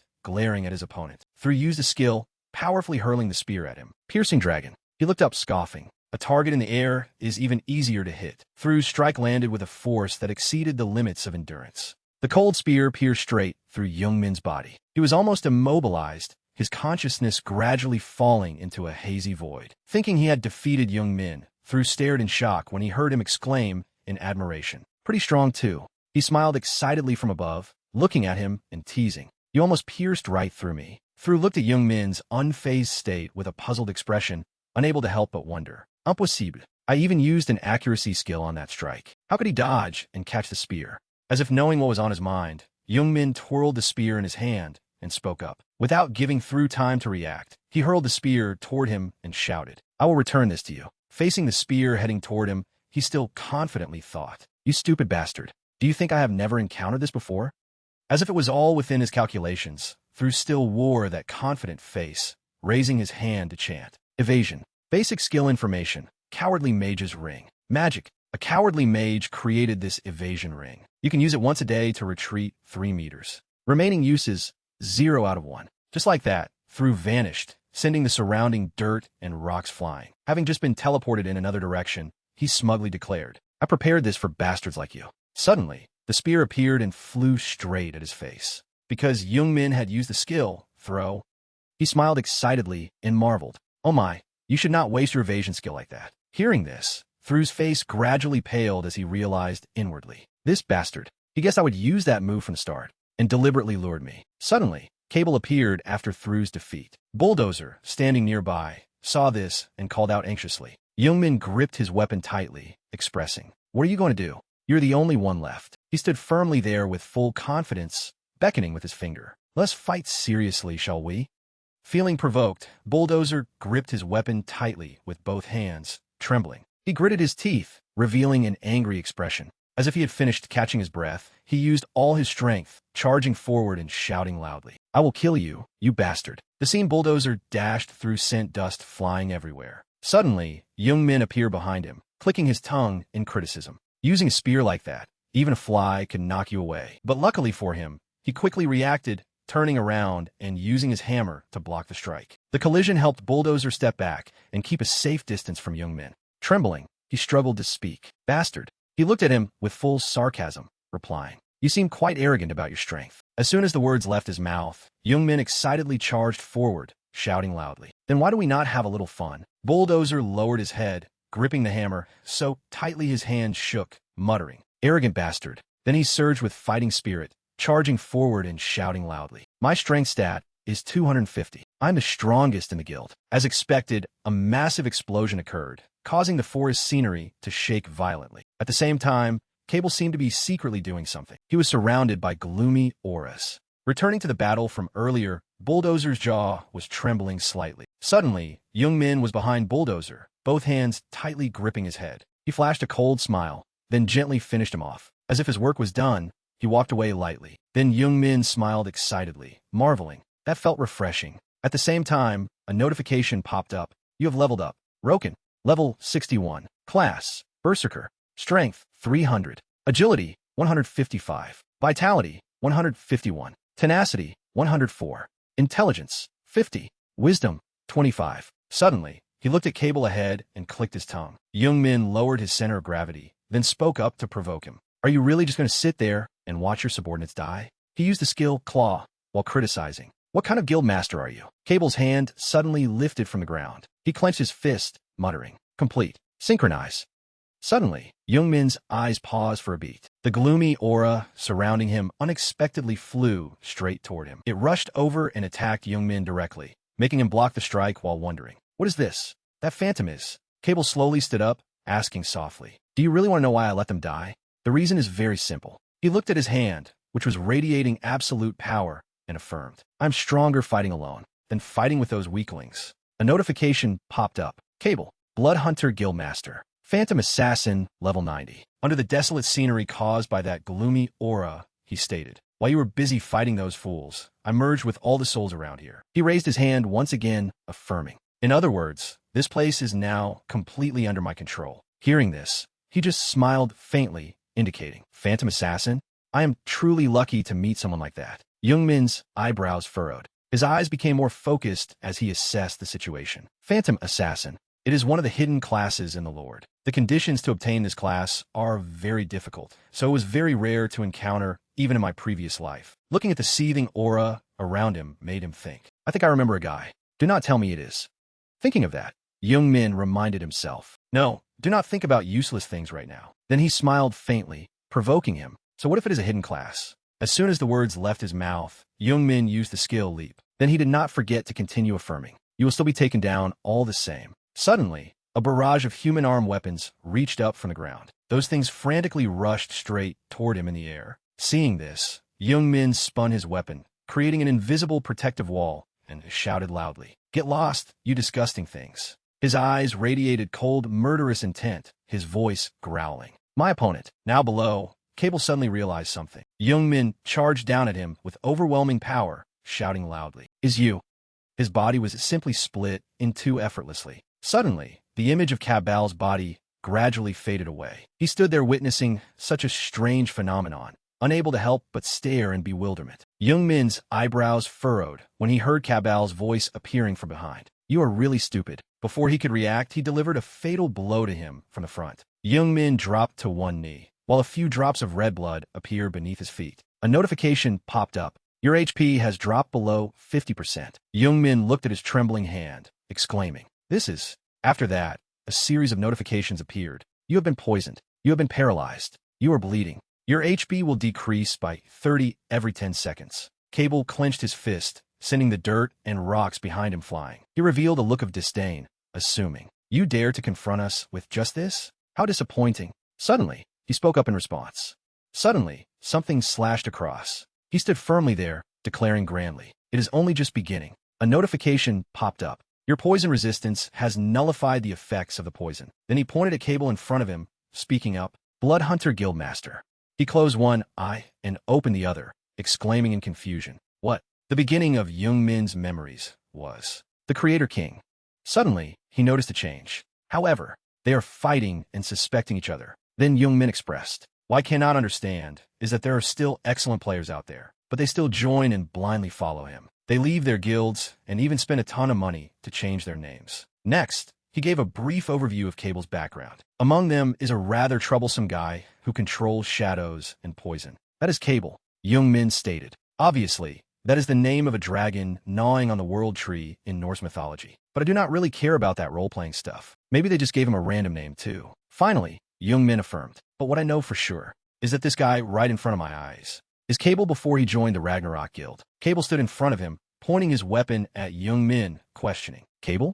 Ragnarok? What kind of nonsense are you spouting? Despite his curiosity, he continued with the thoughts in his head. Now I am wondering about this. There is no way an assassin who is also a Shadow Lord, which is a hidden class, can also use poison. Thinking that, he tilted his head, looking amused as he replied, I do not think you can understand everything I say. In his heart, Young-min secretly assumed, looking at his appearance, I think he has not gotten involved with Odin yet. Young-min's eyes suddenly changed as he evaluated inwardly. His movements just now, He must have chosen the assassin class first, then changed his class to Shadow Lord. His level is quite high. Maybe his agility stat is twice mine because he is an assassin class. Having assessed the situation, he quickly switched to combat-ready mode, sending the surrounding dirt and dust flying, and decided, I guess I have no choice but to use this. As soon as the words left his mouth, the ground beneath Youngmin's feet shook violently and cracked open under the pressure of the power he channeled. The power quickly erupted with full authority. Frenzy. Skill information. Frenzy level 2. Burn yourself up with rage to unleash massive power. All stats increase by 200%. All skills consume no mana. Resist all physical attacks. You cannot be taken down even when your HP runs out. You will not be able to distinguish friend from foe in your madness. After the skill ends, you will recover a maximum of 40% of your lost HP. If your HP reaches 0 when the skill ends, you must recover 10% of your HP within 7 seconds, or you will die after the skill ends. The first side effect is that all stats will decrease by 40% for 10 minutes. After the first side effect ends, the second side effect will be that stats decrease by 20% for 20 minutes. If you use Frenzy again while still under the influence of the side effects, the duration of the effects will be double the usage time. 10 minutes. Cable stood there witnessing the scene of Youngmin using the skill that set his entire body ablaze, evaluating. So you're using that move. That is a move that makes you temporarily stronger, but the side effects are not small either. Suddenly, he raised his arm, continuing. However, his entire body radiated a strange gloominess as he reached out toward him, assuming, the difference between you and me is that you cannot become stronger than me with just a simple skill. That gloomy aura just spread out around Cable. Youngmin smiled excitedly, looking at him with the eyes of a hunter. He quickly slashed toward Cable, shouting loudly with authority. The spearhead just pierced right through his gloomy aura. Witnessing that scene made him somewhat surprised. Youngmin still frantically gripped his weapon, charging forward and roaring. Wherever his moves swept past, it was like a massive explosion, sending dirt, rocks, and dust flying everywhere. Cable stood below, unable to hide his astonishment, wondering, is this not too strong? Not only that, the movement speed of the moves was also astonishing. As he darted back and forth between cliffs, the movement speed of the moves could not be seen with the naked eye. Suddenly, Cable noticed something. Youngmin stared intently at him, roaring. That light once again pierced through Cable. He clicked his tongue, glancing back when he heard him reassemble and speak up. Just as I thought. Cable smugly assumed. Do you think that is enough to take me down? If you only increase your physical strength and attack mindlessly like you, then it is useless. Under that gloomy atmosphere, he reminded him, did you forget that this entire area is still under my control? Cable laughed heartily, stating, as long as I am still synchronized with the darkness, I can detect every movement and teleport anywhere within the area I control to dodge your moves. Hearing this, he replied without any hesitation. Do not make me laugh. Do you think you're the main villain in some comic book? Returning to the event from a few minutes ago regarding the ultimate skill, Frenzy, you will gain tremendous power for a short period of time, but in return, you will suffer the effects of your stats being significantly reduced after the skill ends. It is a double-edged sword. That made Cable certain. You lost. The moment you blindly used Frenzy so early. He gritted his teeth, hissing, you. Then Youngmin charged forward again, shouting. Suddenly, Cable snapped his fingers, causing smoke to appear around him, from which he concealed himself right before his eyes. Seeing this, Youngmin frantically rushed over and slashed at the smoke. In his heart, he calmly figured out a way. I need to find a way to dispel the darkness here. That is the source of his power. When there is no more darkness, that is my chance. Youngmin turned around, shouting, where did that bastard run off to? Suddenly, a row of spears shot up from the ground, startling him. Deep down, he kept calculating. Back then, I could easily blow away the darkness with an extremely powerful area of effect skill. It quickly shot up beneath Youngmin's feet, making him struggle to dodge the move. He thought to himself, it is not over yet. Youngmin's face revealed a look of shock at the scene before his eyes. A giant dragon, head crystallized from that aura, was crashing down on him with overwhelming pressure. He calmly looked up at it, exclaiming, damn it, this is draining my strength. As time passed, Youngmin panted heavily as the reminder notification popped up. 20 seconds left before Frenzy ends.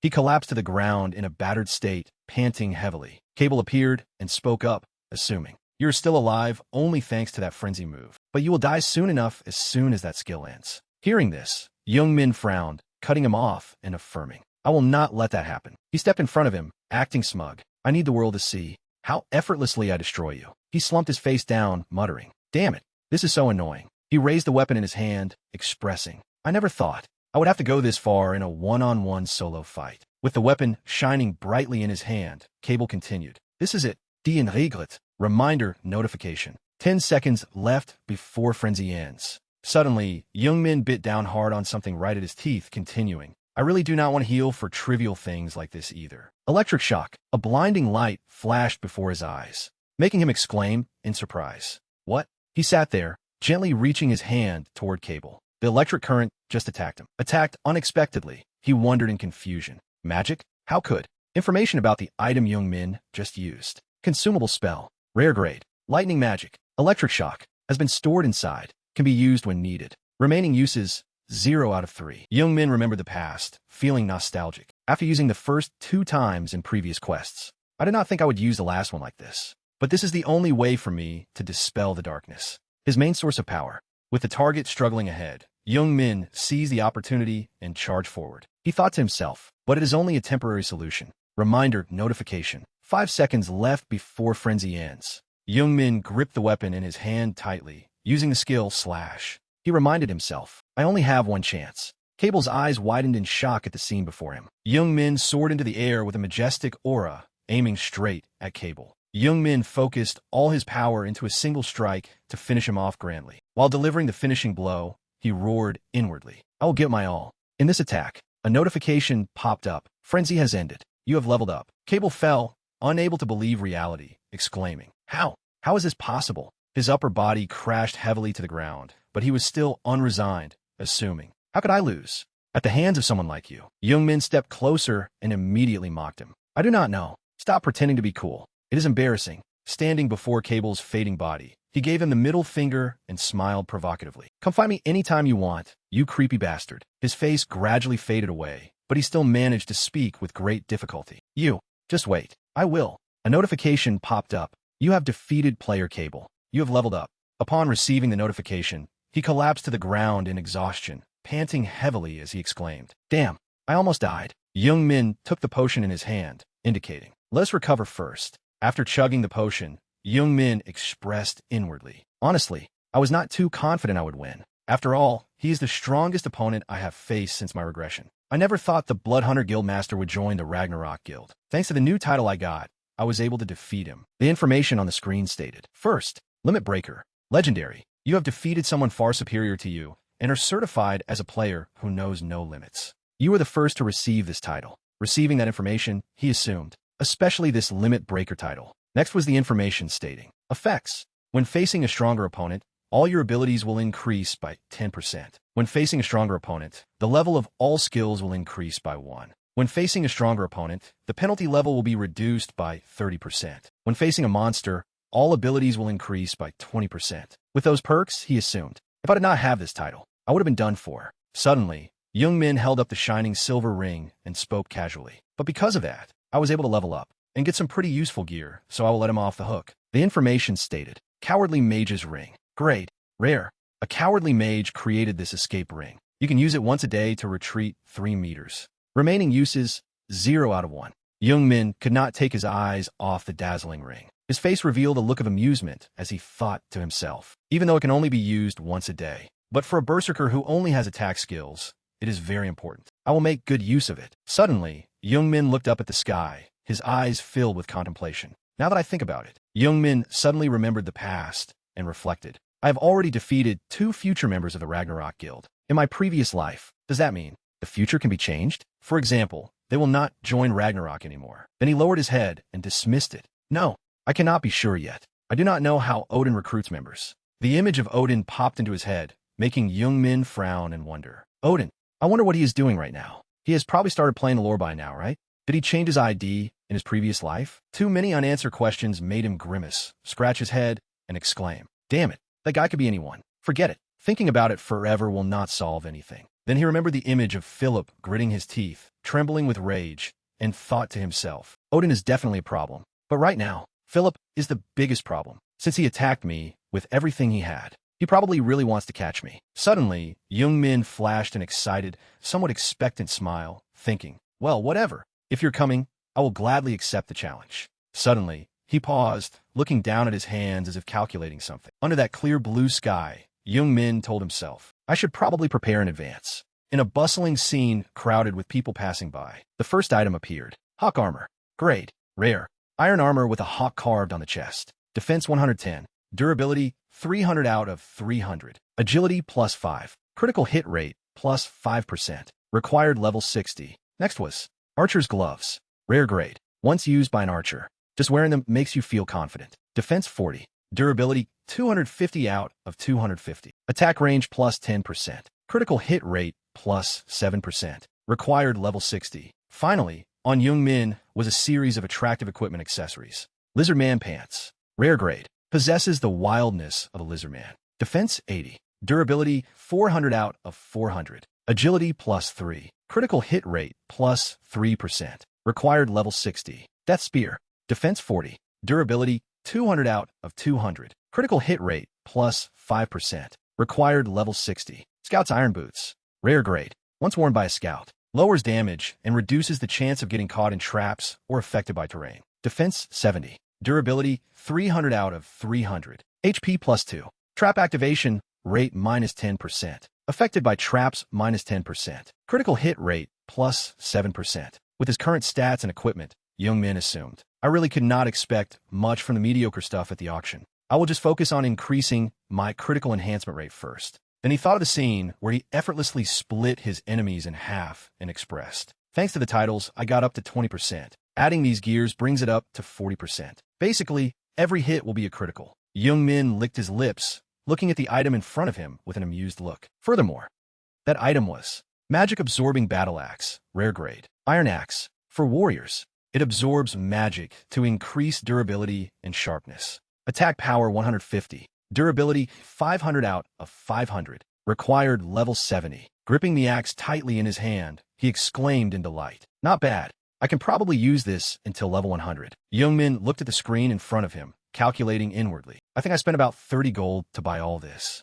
I still have some money left over. Suddenly, he remembered he still had things to do and calculated. As for the main quest, I only need one more of Harkin's journal entries to complete it. Behind the wall, there was a shadow watching Young Min's back as he walked and muttered to himself. All right, time to go grind. I have to take this opportunity to test out my new gear too. That person just silently and secretly looked in his direction. The scene shifted to a waterfall in the forest. Suddenly, a wild boar frantically charged toward him from out of nowhere. Young Min easily glided past the wild boar, causing its body to split apart when he used critical hit. He stood up straight, raising his axe high, and spoke excitedly. Nice. One critical hit, and a level 70 monster is gone. Suddenly, another one was preparing to charge. He still diligently stood there, indicating, I will stay here until I reach level 75. It aggressively charged straight at Young Min. Seeing this, he lunged forward, excitedly provoking it. That is right. Come here. Suddenly, a barrage of arrows flew in rapidly from out of nowhere. Somehow, they pierced straight into the wild boar, taking it down before it could even enter the battle. Witnessing his prey being stolen away, Young Min turned his head to look in utter confusion, wondering, what the hell? Just like that, someone walked over, indicating, sorry about that. The Megapixel Guild member holding a bow in his hand scratched his head, smiling awkwardly, and expressed, I accidentally shot them. How should I compensate you? Young Min frowned, replying, it is fine. Just be more careful from now on. Then he aimed at two monsters in the distance. He gripped the axe tightly in his hand, then slowly raised it. Aiming straight at the target ahead, he hurled the axe powerfully at the monster. Suddenly, right before Young Min's eyes, a massive explosion occurred where the two monsters were standing, because someone had used the skill Magic Missile. Then a Megapixel Guild member stood in front of him, expressing, oh no, sorry about that. I did not see you attack at first. This scene was too familiar, making Young Min too lazy to care as he continued to raise his axe, preparing to attack. As if sensing something,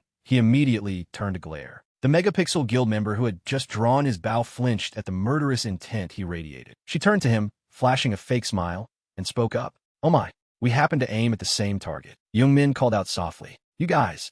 He continued asking. You are from the Megapixel Guild, right? He flinched but still spoke stubbornly. What are you talking about? Why would you suddenly say that? He pointed straight at the Megapixel Guild member, indicating, at the very least, you should hide that guild emblem. He instinctively stepped back, exclaiming, oh my.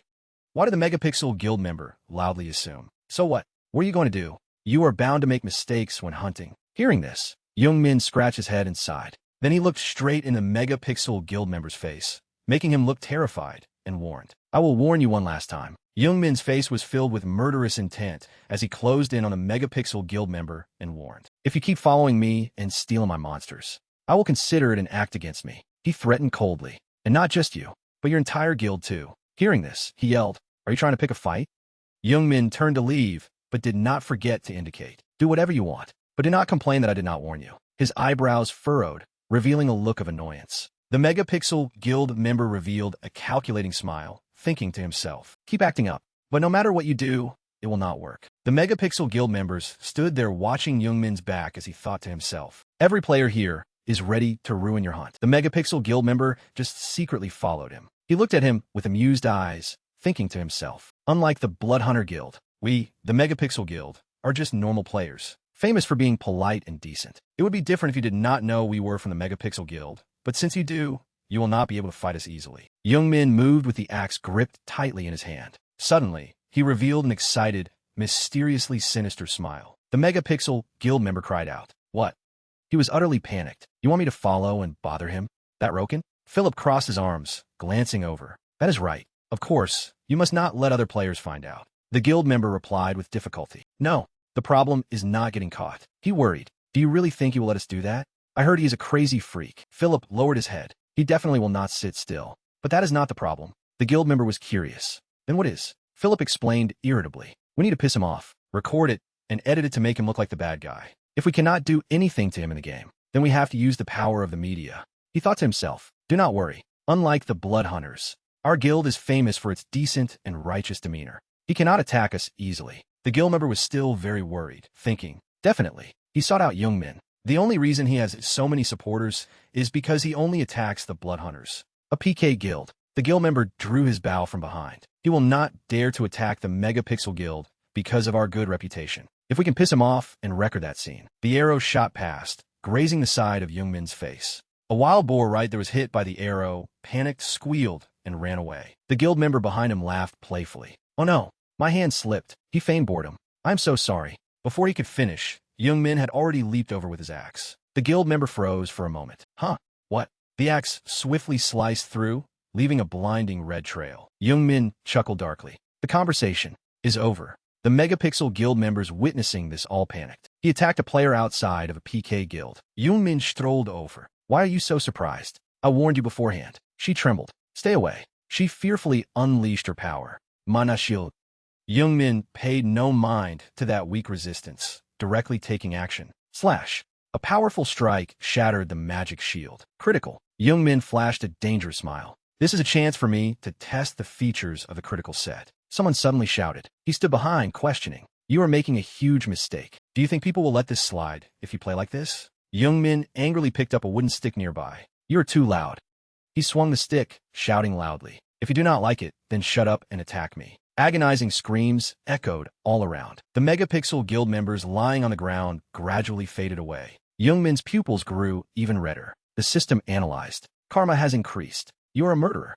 If you die while being a murderer, you lose more experience points. If you die while being a murderer, there is a very high chance of dropping items. To lower your karma, you need to wait a certain amount of time or only eliminate players with evil behavior. If your karma increases, you will receive a harsher penalty." Youngmin clicked his tongue in boredom. Seriously, so incredibly annoying. He thought to himself, "I knew this would happen sooner or later, but becoming a murderer feels so good." Youngmin suddenly smiled dangerously. However, it is nothing more than an annoyance. He calculated, if I really want to drive them away, I just need to go to a higher level hunting ground, like the level 90 bandit hideout mountain. It might be a bit harsh, but I can try hunting there. Youngmin rested his axe on his shoulder and walked away. "But I will not back down from any fight. That is my motto." He raised his voice. "So now I will just wait and leisurely hunt. Let us see what they will do." At the brightly lit apartment building, Youngmin lay in his room, talking on the phone. "Yes, that is the right address. Please make sure to choose the highest dosage possible." He lay sprawled on the bed, replying, "Yes, I will pay by the end of today. Please deliver it within 3 days." Youngmin hung up. Phew, now that is done. He rolled over, annoyedly tapping his phone, thinking, why have they been so quiet these past few days? I thought they would make a move. Youngmin speculated. Are they scared because a few members got killed? No, impossible. Suddenly, something on the screen caught his eye. Youngmin scoffed. Look at this bastard. On the screen was a video recording of his ruthlessness that day, with the title, "We have discovered player Roken's two-faced nature, exposing player Roken's fake face." Youngmin marveled. How cute. Philip sat in front of the screen with a serious look. Hello, everyone in the Lord community. I am Philip. I am the guild master of the Megapixel Guild, a fair guild. He explained. If you have been active in the transit area lately, you have probably heard of a player named Roken. Philip introduced. He is a player famous for challenging the PK Guild, the Blood Hunter Guild. Many people might think he is someone who fights enemies to protect the weak, and that is what we, the Megapixel Guild, believed all along. He's suddenly condemned. However, he only did it for the items and experience points gained from hunting the Blood Hunters, and not for a single moment did he actually help normal or law-abiding players. Philip raised his hand, and of course, he is not obligated to help others, like the Megapixel Guild. However, the screen flashed with the scene from that day. We received an unexpected report from an anonymous person. According to this person, the Berserker Roken uses an illegal hack program and exploits it for his foul play. He analyzed. From the video we received, he deflected countless arrows, and spells went right through him. There are also many other strange things. Another scene appeared. He killed a member of our guild, who tried to send a request to confirm this incident. Philip pointed his finger. This is why I am here. I am here to condemn player Roken, who is suspected of being a hacker. He concluded, what the truth is up to you. This is Philip, Megapixel Guild Master. Signing off. Youngmin clutched his stomach, bursting into laughter. I was wondering what he was sneaking around doing. So was this? He wiped away tears from laughing too much. What a comedian. No wonder He tricked him. Youngmin thought arrogantly. Anyway, because the Bloodhunter Guild Master could not defeat me, they do not dare to attack me in the game anymore. His eyes lit up. What he did is both despicable and suspicious, but it definitely works. Youngmin recalled, organizing the events. In the game, I only focus on playing to get stronger, but they're one of the top 5 guilds in South Korea. To maintain their reputation, they need to play the role of a charity guild at all times. He laughed out loud. What a pity. But this is not the first time this has happened, so I know exactly what to do with this pathetic plan. Philip tapped his phone. I will teach you guys a good lesson. In the silent war between Youngmin and Philip, people are often harsher on a harmless liar than a bastard with power. In a deep forest, the bandit hideout, the bandits angrily scolded. How dare you come here alone? Do you know who we are? Youngmin calmly asked back. What if I do not know? One guy charged forward. You arrogant brat. I will teach you a lesson before I kill you. He shouted loudly. We are. Before he could finish, he was cut off by a swing of Youngmin's axe. He chuckled. I'm just kidding. Of course I know who you are.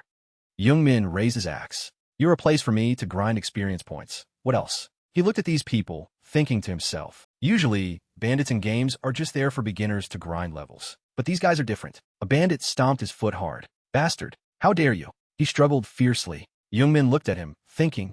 They might not look like it, but they are all over level 90. He evaluated. Their background is attacking and looting. Countless adventurers. So they have much more gear and strategy than normal monsters. The whole group shouted. He is all alone. Let us gang up on him. Youngmin did not hesitate to take the hit. Even so, frenzy. He was engulfed in a sea of fire, chuckling softly. You are still nothing compared to me. Youngmin fought frantically. Just wait, Philip. I will pay you back with interest. The comments online began to boil over. Nandigo. Has everyone seen the video about Roken? Rim Chip. Who has not seen it? Magner. I thought he was so strong. Turns out he is just a hacker. The comments started to shift direction. Gwen. Megapixel is right. Roken did not do anything for us. DD. Why did you guys switch sides so fast? Switch sides what? Roken only did it for himself. D. Who was the one calling Roken a saint? Everyone was anxious about the flame war. Balu. But you can hack the Lord too? Never heard of that before. The crowd was immersed in the cyberspace. Platopli. We should not judge just based on that video. We have to hear from both sides, right? Just tell them to post the original video. What was a chubby young man? Another guy on Roken's side?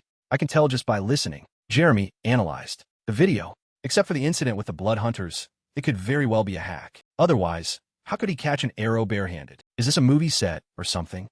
In the tense situation, Philip uploaded a video. Thank you all so much for supporting me. We are the Megapixel Guild, working for a healthier gaming environment. He acted humble. Everything has not been fully revealed yet, but if everyone continues to support us, our Megapixel Guild will continue to uncover the secrets of player Roken, a suspected hacker. We thank everyone for their support. Philip watched the public opinion being led by the nose, unable to help but scoff. These stupid idiots. He marveled. That is right. It should have been like this from the start. Philip laughed inwardly. Roken, no matter how hard you try, you are still all alone. How can you continue to survive in the Lord when everyone is against you like this? His gaze was full of malice. You are done for, Roken. Bow down to the power of the collective. Philip's hand gripped his phone tightly. When he disappears, I will continue to cooperate with the Bloodhunter Guild. A call came in.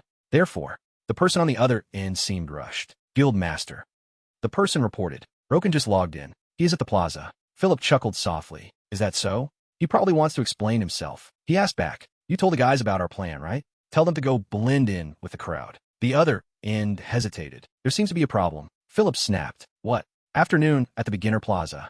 The people passing by saw Young Min and could not help but glance at him. They whispered to each other. Hey, is that guy who just walked past the famous Roken? The girl was surprised. Huh, that hacker? Is that him? She angrily turned around. How does he still dare to walk around on the street? Her teammate quickly stopped her. Calm down. What if he plans to kill us too? The girl was confused. Do you not know? If there is a murderer in here, we just need to call the security NPCs and kill that guy. Her teammate hesitated, but she did not care and directly turned around, shouting loudly. Hey, you're Roken, right? Let's talk for a bit. Young Min also did not hesitate to turn his head. What? The girl was startled. Young Min calmly looked around. Why are so many people looking at me? The girl whispered to her teammate. Wait, is he not a murderer? Why does his eyes look normal? Her teammate also looked curious. Did he lower his kill count? Young Min chuckled inwardly, thinking, they are surprised. He felt satisfied with what he had done over the past few days. Lowering the karma stat is not easy at all. It will decrease on its own, but you have to wait for weeks. And the fastest way to do that is to kill other murderers. Young Min recalled. That is the fastest known method right now. But there are still ways most players do not know about. That is, there are some monsters that have a karma stat. He had participated in countless battles, and that is why I hunted those bandits all night long. Of course, it was also to grind levels. But thanks to killing the bandits who had killed countless adventurers, I was able to reset my karma stat in just a few hours. Of course, this method will quickly become popular as players' levels increase. But the most important thing is that I will not be bothered by these nobodies anymore. The girl looked at Young Min nervously. Impossible. The karma stat cannot decrease in just a day or two. Young Min waved his hand and turned away. If there is nothing else, I am leaving. The girl's teammate also bowed his head. Sorry for bothering you. As another person directly spoke up. You're the Berserker Roken, right? He held a notebook and a pen, smiling as he evaluated Young Min. I am Danos, a reporter for the game website Invest. Can I interview you for a bit? Young Min glanced over, thinking. Perfect timing. He recalled. He probably came here because of the bait I intentionally threw out. Danos also laughed inwardly. I did not expect the one to answer me to be Roken. I cannot miss this exclusive interview. Young Min scoffed, replying. An interview? Yeah, sure. He pointed. But I want to choose an outdoor location. How about that cafe? Danos was surprised. What? He complained inwardly. Is it not better to interview in a private place to get scoop? Young Min turned away, looking bored. If not, then forget it. Danos hurriedly pulled him back. No, that works. They sat down at the cafe together. Everyone in the cafe looked at them, whispering. Is he being interviewed? What is going on? Danos clasped his hands. I am sure you know about the recent incident, so I will get straight to the point. He wrote furiously. Someone suspects you of using a hack program, and there is also evidence of you PKING indiscriminately. What do you think about this? Young Min opened his mouth. Then I will also get straight to the point. He affirmed. I have never used a hack program, and the Megapixel Guild deserved it for provoking me. Young Min tapped his fingers on the table. From now on, I will slowly prove that. Danos chuckled softly. I can see you are very confident. How do you plan to prove what you say? Young Min leaned back, replying. Have you heard of a hack program being created in the Lord? Danos smiled. I have heard about that recently. Young Min held out his hand disdainfully. I watched the video yesterday. However, when do you think they recorded that footage? He analyzed. If the people who recorded the video suspected that I was using a hack program, should they not have reported me already? Danos hesitated. So you mean, he deduced, they reported you, but nothing happened? Young Min corrected him. To be exact, they concluded that I did not use a hack program. He crossed his arms, looking nonchalant. Furthermore, I know how to play the game and do not need to use programs. I have never used a hack program, and I do not even know where to get one. Young Min raised his hand. If you still have doubts, you can report me right now. Danos was surprised. Are you sure? Then I will report you. Young Min did not hesitate at all. Report me. Danos touched the screen. I have reported you. Now we will know for sure. He felt confused again. So you mean you deflected the arrows and caught them barehanded using only your skills? Young Min sighed. What is the big deal? He raised an eyebrow. Is the Lord not a game that allows gamers to get stronger, based on level, items, and talent? Young Min explained, I've upgraded my Berserker class for the second time. With that power, I can even easily destroy a whole building. So what's the big deal about catching an arrow? Danos nodded. You have a point. He asked again, so when that spell didn't hit you? Young Min explained, it's an item called a safe zone. You can get it in a magic item shop. If you still have doubts, you could try it yourself. Danos thought worriedly. I don't think he's lying or exaggerating. He inquired, so why do you think the Megapixel Guild uploaded that video?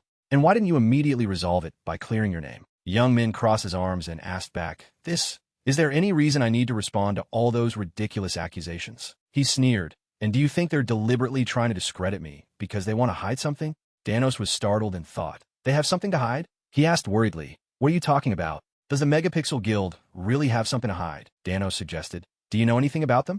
Yumin replied, You'll find out tonight. He explained, They posted the video to let the viewers judge. So I'm planning to do the same. I'm sorry for making you wait, even after you came all this way, but please watch the video that will be posted tonight for more details. Danos' mind was in turmoil. What could it be? Outwardly, he still appeared calm. All right, I have one last question for you. Danos looked at him frankly. I heard you PK'd a member of the Megapixel Guild. Is that true? Young Min answered firmly, yes. Danos was startled. Why did you admit it so easily? Young Min walked away. I don't want to make excuses. They pissed me off, so I just killed them all. He suddenly slammed the table and stood up. And let me take this opportunity to say this. Young Min gave him a dangerous look. If anyone is thinking of messing with me, they're betting everything from their items to their lives. On the other side, on the video screen, Philip chuckled. He sure boasts a lot. Say that after you've defeated my man. He proposed to Young Min. You just need to return the cloak of invisibility you stole from us. If you do that, we'll let this matter go. Philip also threatened, and send a few of our elite members to the Blood Hunt. Tell them we'll help them reduce their death count and level up. Comments flooded the screen. Quan, wow. So Blood Hunt is run by Megapixel? What a surprise. I knew Roka was right. He's bringing justice to them. What a bunch of villains. Jeremy, I heard Blood Hunt is on the verge of disbanding. Megapixel must be done for too. The man raised his hand mockingly. The gap between you and me is not something a small skill can overcome. People overwhelmingly commented. Canadian, the guild leader of Blood Hunt, is so weird. Natriel, oh my god. If that were me, I would have killed myself from embarrassment. Finally, there was an image of a Megapixel Guild member provoking Young Min. Oh my arrow missed this time. Gashimi commented angrily. I want to punch him in the face. They probably deserved to be PK'd. Don't you agree? Young Min scrolled through the comments. Seriously, these people, he chuckled. Look how quickly they changed sides. Is this Yudia or what? Young Min exclaimed. These stupid Megapixel bastards. You think you're the only ones who can film? You don't realize how much trouble I've had to deal with as a streamer. He reminisced. In my past life, while playing the Lord, many people tried to take me down using dirty tricks. That's why I always have my camera on when I'm playing, even though it means I have to buy a new hard drive every month. Young Min laughed with amusement. I'm curious to see the expression on his face right now. Philip roared in anger. You bastard. Suhi said softly. Honey, calm down. Philip's face darkened. Do you really think I can calm down right now? He was angry, but also puzzled. More importantly, how does that bastard know about our relationship with the Blood Hunt Guild? Even only the high-ranking members of our guild know about it. Philip hesitated. Don't tell me you're the one who spread the rumor? Suhi quickly clarified. No, it wasn't me. Philip sat in a corner, pulling his hair in frustration. Rukan, that bastard. Damn it, what should I do now? Suhi suddenly spoke up. Actually, I think I might know who Rokal is. Philip whipped his head around. What? He was clearly surprised. What? That ex-boyfriend we ran into last time. Philip trembled. Damn it. What does that mean? Suhi also found it hard to believe. But no matter how much I think about it, it's him. She explained. He uses the nickname Rokal in all the games he's ever played. And after watching the video, I realized Rokal's appearance and way of speaking remind me of him. Only then did Philip remember everything. That's right. He told me last time that he also plays the Lord. Damn it. Now that I think about it, he looks exactly the same. He gritted his teeth. It really is that bastard. Philip spoke in a low voice. Hey, Lim Su. She was startled. Ah, yes. Philip's face was contorted. You have his address, right? At the apartment building where Yumin lived, two men dressed in black, their faces covered, mysteriously climbed the stairs. Suhi's voice was filled with fear. Honey, she looked at Philip worriedly. Should we really be doing this? I think this is going too far. Philip grabbed her. I don't care. Just get him to come out. He glanced at the apartment door and thought, after coming here myself, I feel even worse. Am I not good enough to be beaten by someone who lives in this rundown apartment? The other guys also grimaced. I'm different from you. You poor bastard. Just look at these loyal minions doing whatever I tell them. Someone rang the doorbell. You might be having fun in the game, but this day next year will be the first anniversary of your death. Rukan. A voice came from inside. Who is it? Sui said in a sweet voice. It's me, Su. The person inside asked in surprise. Sui? I'm sorry, but you must have the wrong address. Sui gave a faint smile. You don't have to be like that. She pulled at her shirt strap. Why don't we go inside and talk for a bit? The person inside, seeing Sui's appearance through the peephole, hesitated. The door slowly opened. Philip rushed in. Got him. Everyone attack. The two men in black attacked immediately. The person inside was also terrified. Who are you people? They didn't care and continued to attack. Die, you bastard. You're nothing in real life, you son of a bitch. Suhi rushed over.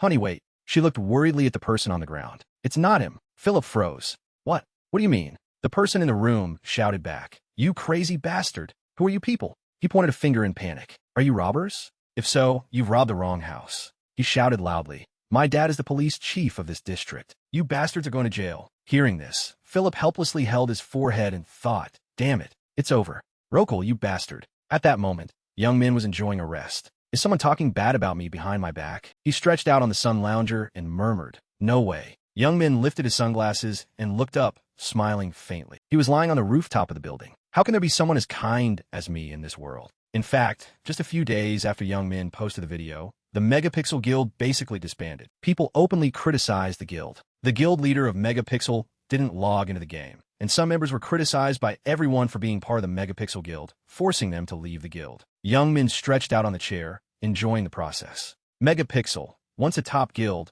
has now collapsed helplessly. He judged boredly. What a boring ending. He thought carefully. I thought he would try to resist one last time, but I guess after this, he doesn't want to try anymore. And Philip ended up behind bars. Seriously, what a boring guy. Bland to the very end. Yumin stood up. As for him, it was basically a happy ending, except for a few minor things. Young Min recalled, speaking of minor things, he meant his own interview. Young Min had emphasized, I was just giving a warning before anyone else came to bother him, but only made him more famous, and in the end, he had to deal with these annoying fans. Someone had sent Yumin a message, bothering him. Young Min opened the door. From what he heard, there were even online fans. Well, it's not like he cared much about that. He told himself, what a funny world. There was something else that interested Yumin more. But the best thing about all of this is that after selling all the items collected from the Bloodhunt Guild, he was able to earn several thousand gold. The media reported on this extensively, and as the Lord became more and more famous, the real-world value of this gold multiplied. Young Min entered his new room. Thanks to that, he was able to sell half of the gold he had to move into this house. Although it seemed a bit wasteful, he had plans for future items and for leveling up. Young Min also bought another item, and he also needed a gaming pod with the highest specs for a better gaming experience. So the investment was necessary. Yumin thought to himself, in that tiny apartment, I didn't have enough space to put the latest version of the gaming pod. He put on his glasses. Well, let's give it a try. It's time to reach the level 100 I've been waiting for. In a deep, deserted forest, the man sat on the ground, struggling. You're pretty good, he replied with effort. But just you wait until our camp leader gets here, you'll...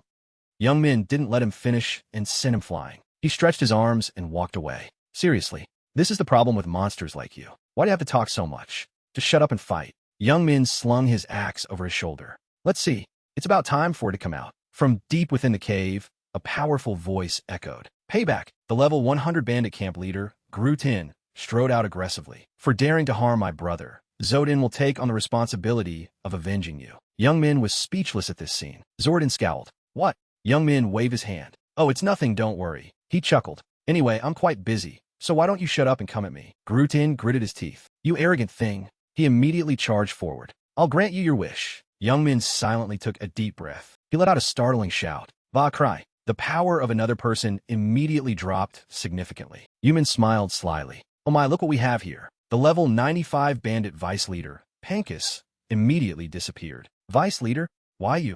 Grutin was just as surprised. How did that bastard know about Pancus? Young Min, however, remained calm and thought to himself, of course I know. The Bandit Hideout is the famous starting point of a quest series. In other words, also known as the Furry King quest. There are many special quest items in the many bandit hideouts around the second city. And if someone defeats the bandit camp leader and collects the quest item, a quest to defeat the Furry King, the leader of all bandits, will begin. The result is quite good, and the reward for this quest is the furry axe with unbelievably high stats. It's considered one of the must-have items for a berserker. So in my past life, I had no choice but to thoroughly research how to find the bandit hideouts. Young Min looked at Pancus. This guy is very annoying, a specialist in sneak attacks using invisibility. He raised his axe high. I'm so glad to see you.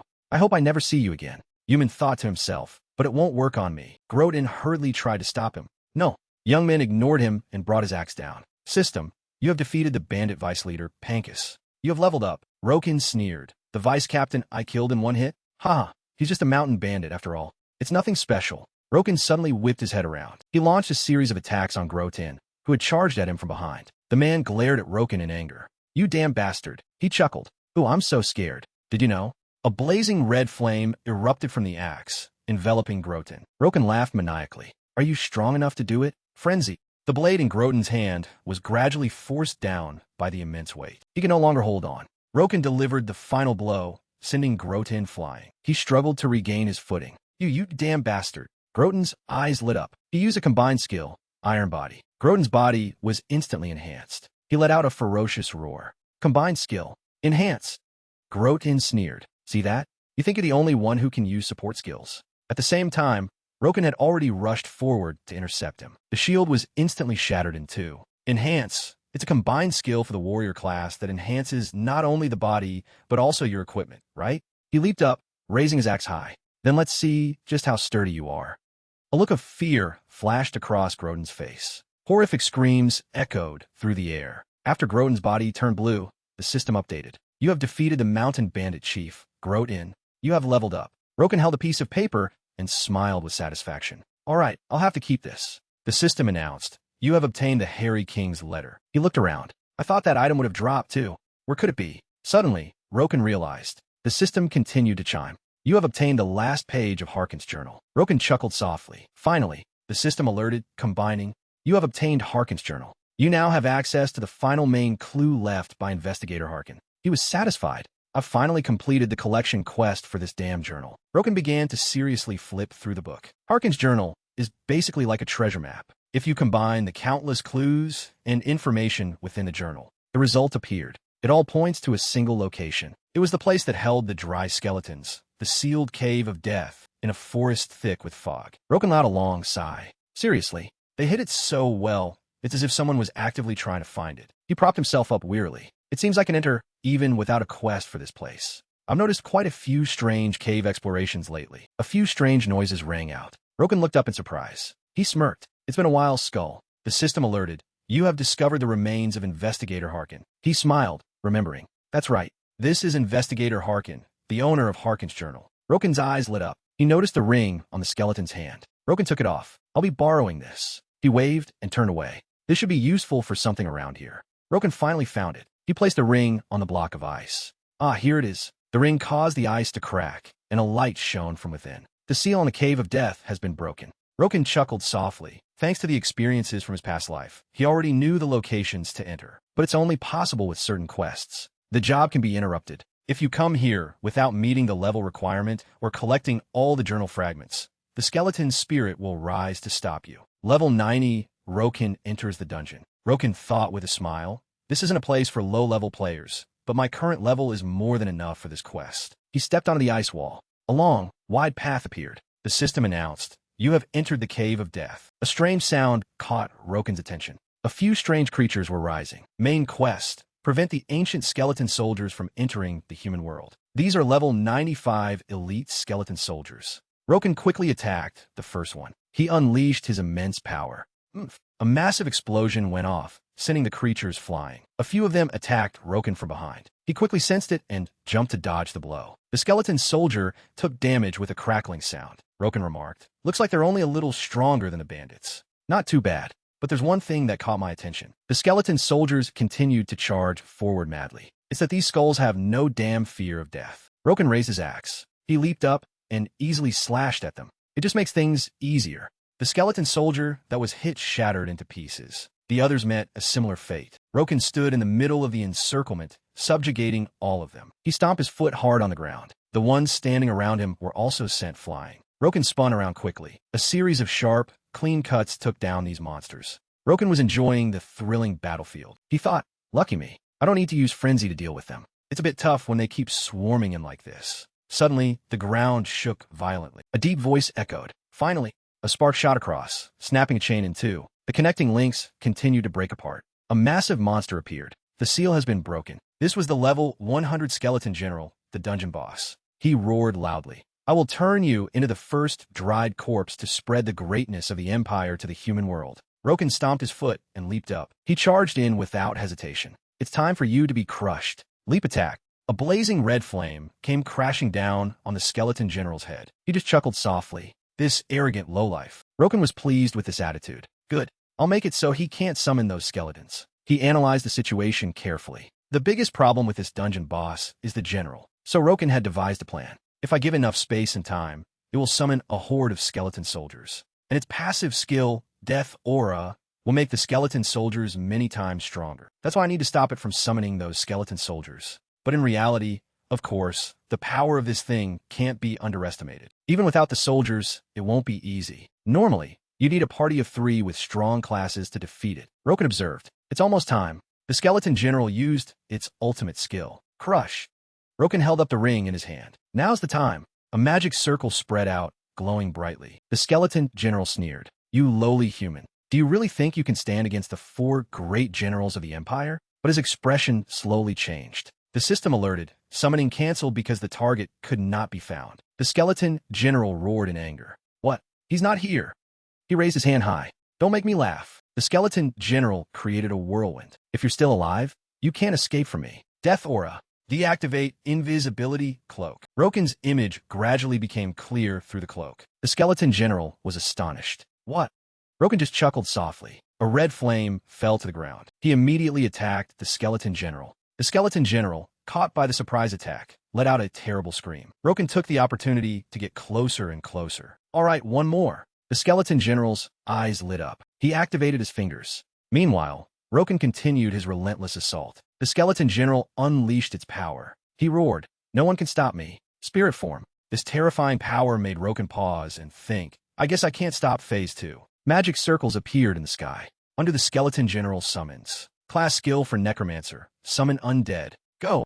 From the magic circles, an object flew out. Knight class skill mount. Finally, a perfect monster emerged. Combined skill, Phantom Steed. Blue flames erupted from the scorching source of power. Roken hurriedly dodged the onslaught of dangers. Unexpected attacks came from behind him. The skeleton general's eyes flashed dangerously. He leaped up, his body enveloped in a dazzling blue light. The skeleton general commanded majestically, "Kneel before the power of the Empire." Roken gathered all his strength and leaped up to attack. The 2 terrifying forces collided, creating a massive shockwave. The weight from his opponent made him grit his teeth and endure. Roken was knocked back, flying into the distance. He hastily landed, creating great friction with the ground. Roken cursed in anger. It's just a skeleton. Why does it hurt like being run over by a car? Even though I've never been run over before. He quickly took out a potion to drink to increase his HP. In terms of strength, I'm a little stronger, but if we fight head-on, I'll lose because it can accelerate. Roken looked at the monster before him, pondering,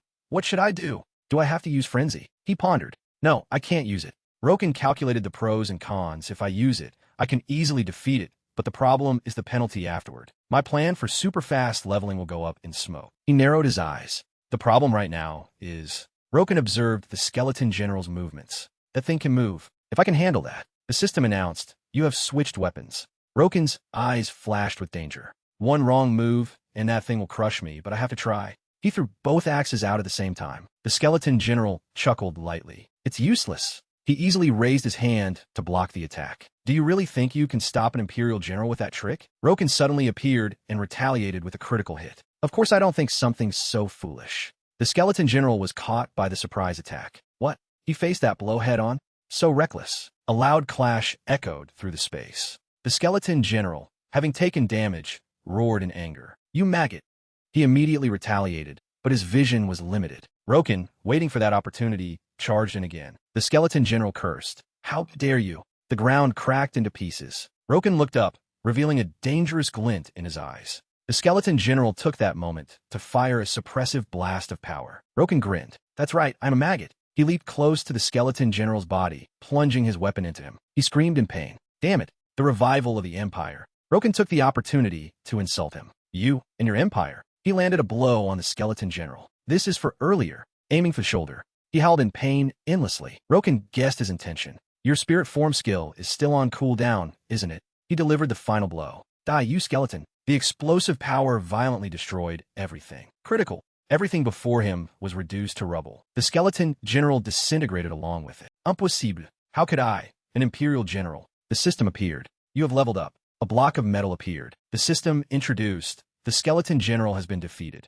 The essence of death has appeared. Roken sneered. There it is. The reason for sacrificing lives to protect this cave. It was because of that block of metal. Essence of death. Under its influence, the skeleton soldiers began to awaken. The system reminded, hurry. The essence of death has the power to awaken the dead. They slowly rose from the ground after the terrifying battle. If you don't pick it up quickly, the life force will continue to awaken. If you leave it there, undead monsters will continuously appear. It is the god of death. Faced with the critical situation, Roken just curled his lip. And also, he couldn't help but burst out laughing, thinking, the thing that will help me level up super fast. The system continuously warned, warning, if you don't pick it up quickly, the dead will continue. Roken retorted, are you crazy?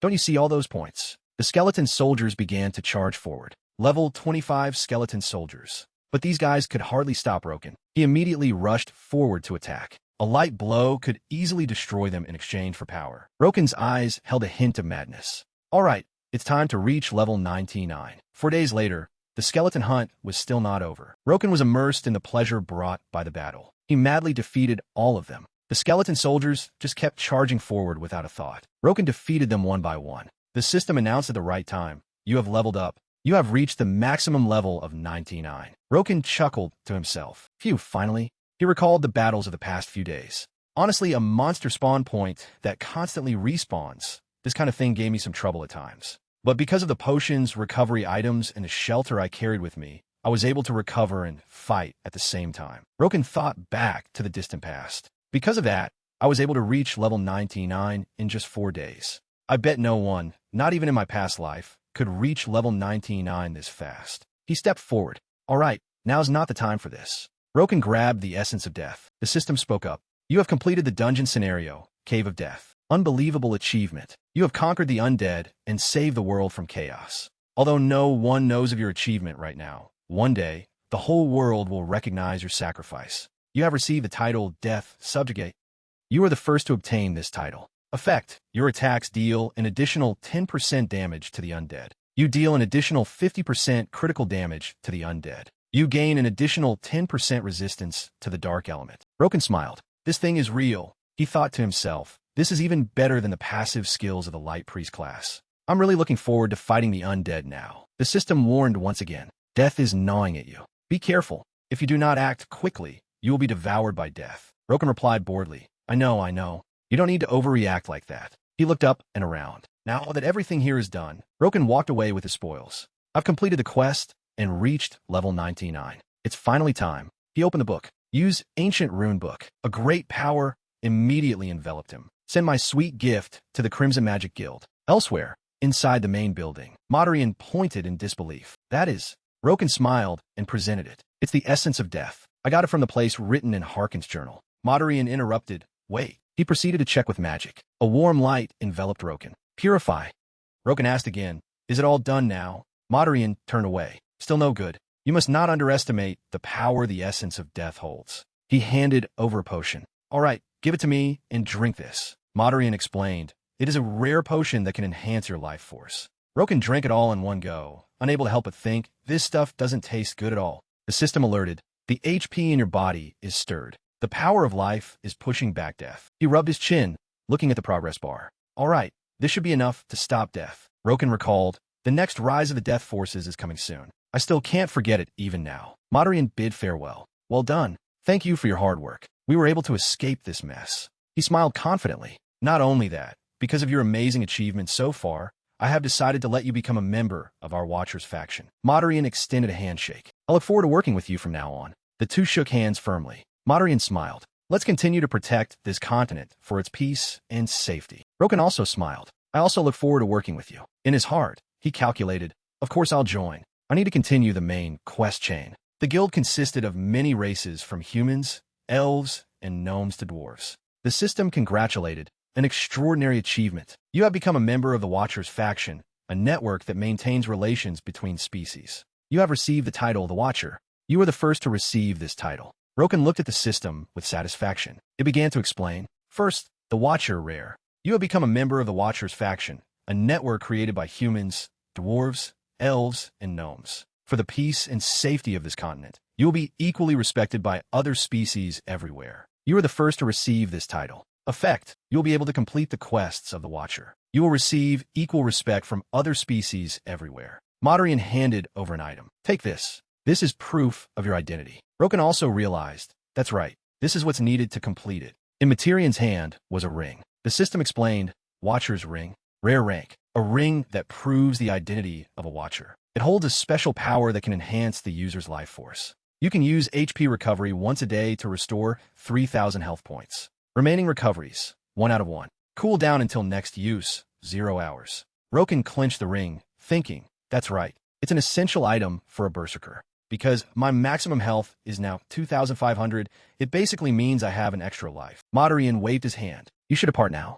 The world is waiting for you. He smiled encouragingly. No matter what your purpose and ambitions are, I will support you, brave human. Roken also turned to leave. He looked at Madarian and pondered. Seriously, this guy made me work like a servant, and now he's trying to be nice. Roken walked on, lost in thought. But I guess I'll let it slide. I'm feeling great right now. And that's because he walked to another large building. It was the place to choose a class for players. It's time to choose my 3rd class and level up. The door slowly creaked open. An employee was sitting bored in the room. Roken walked over and greeted him. I'm here to advance my class. The employee was surprised to see him. You just advanced to your 2nd class, didn't you?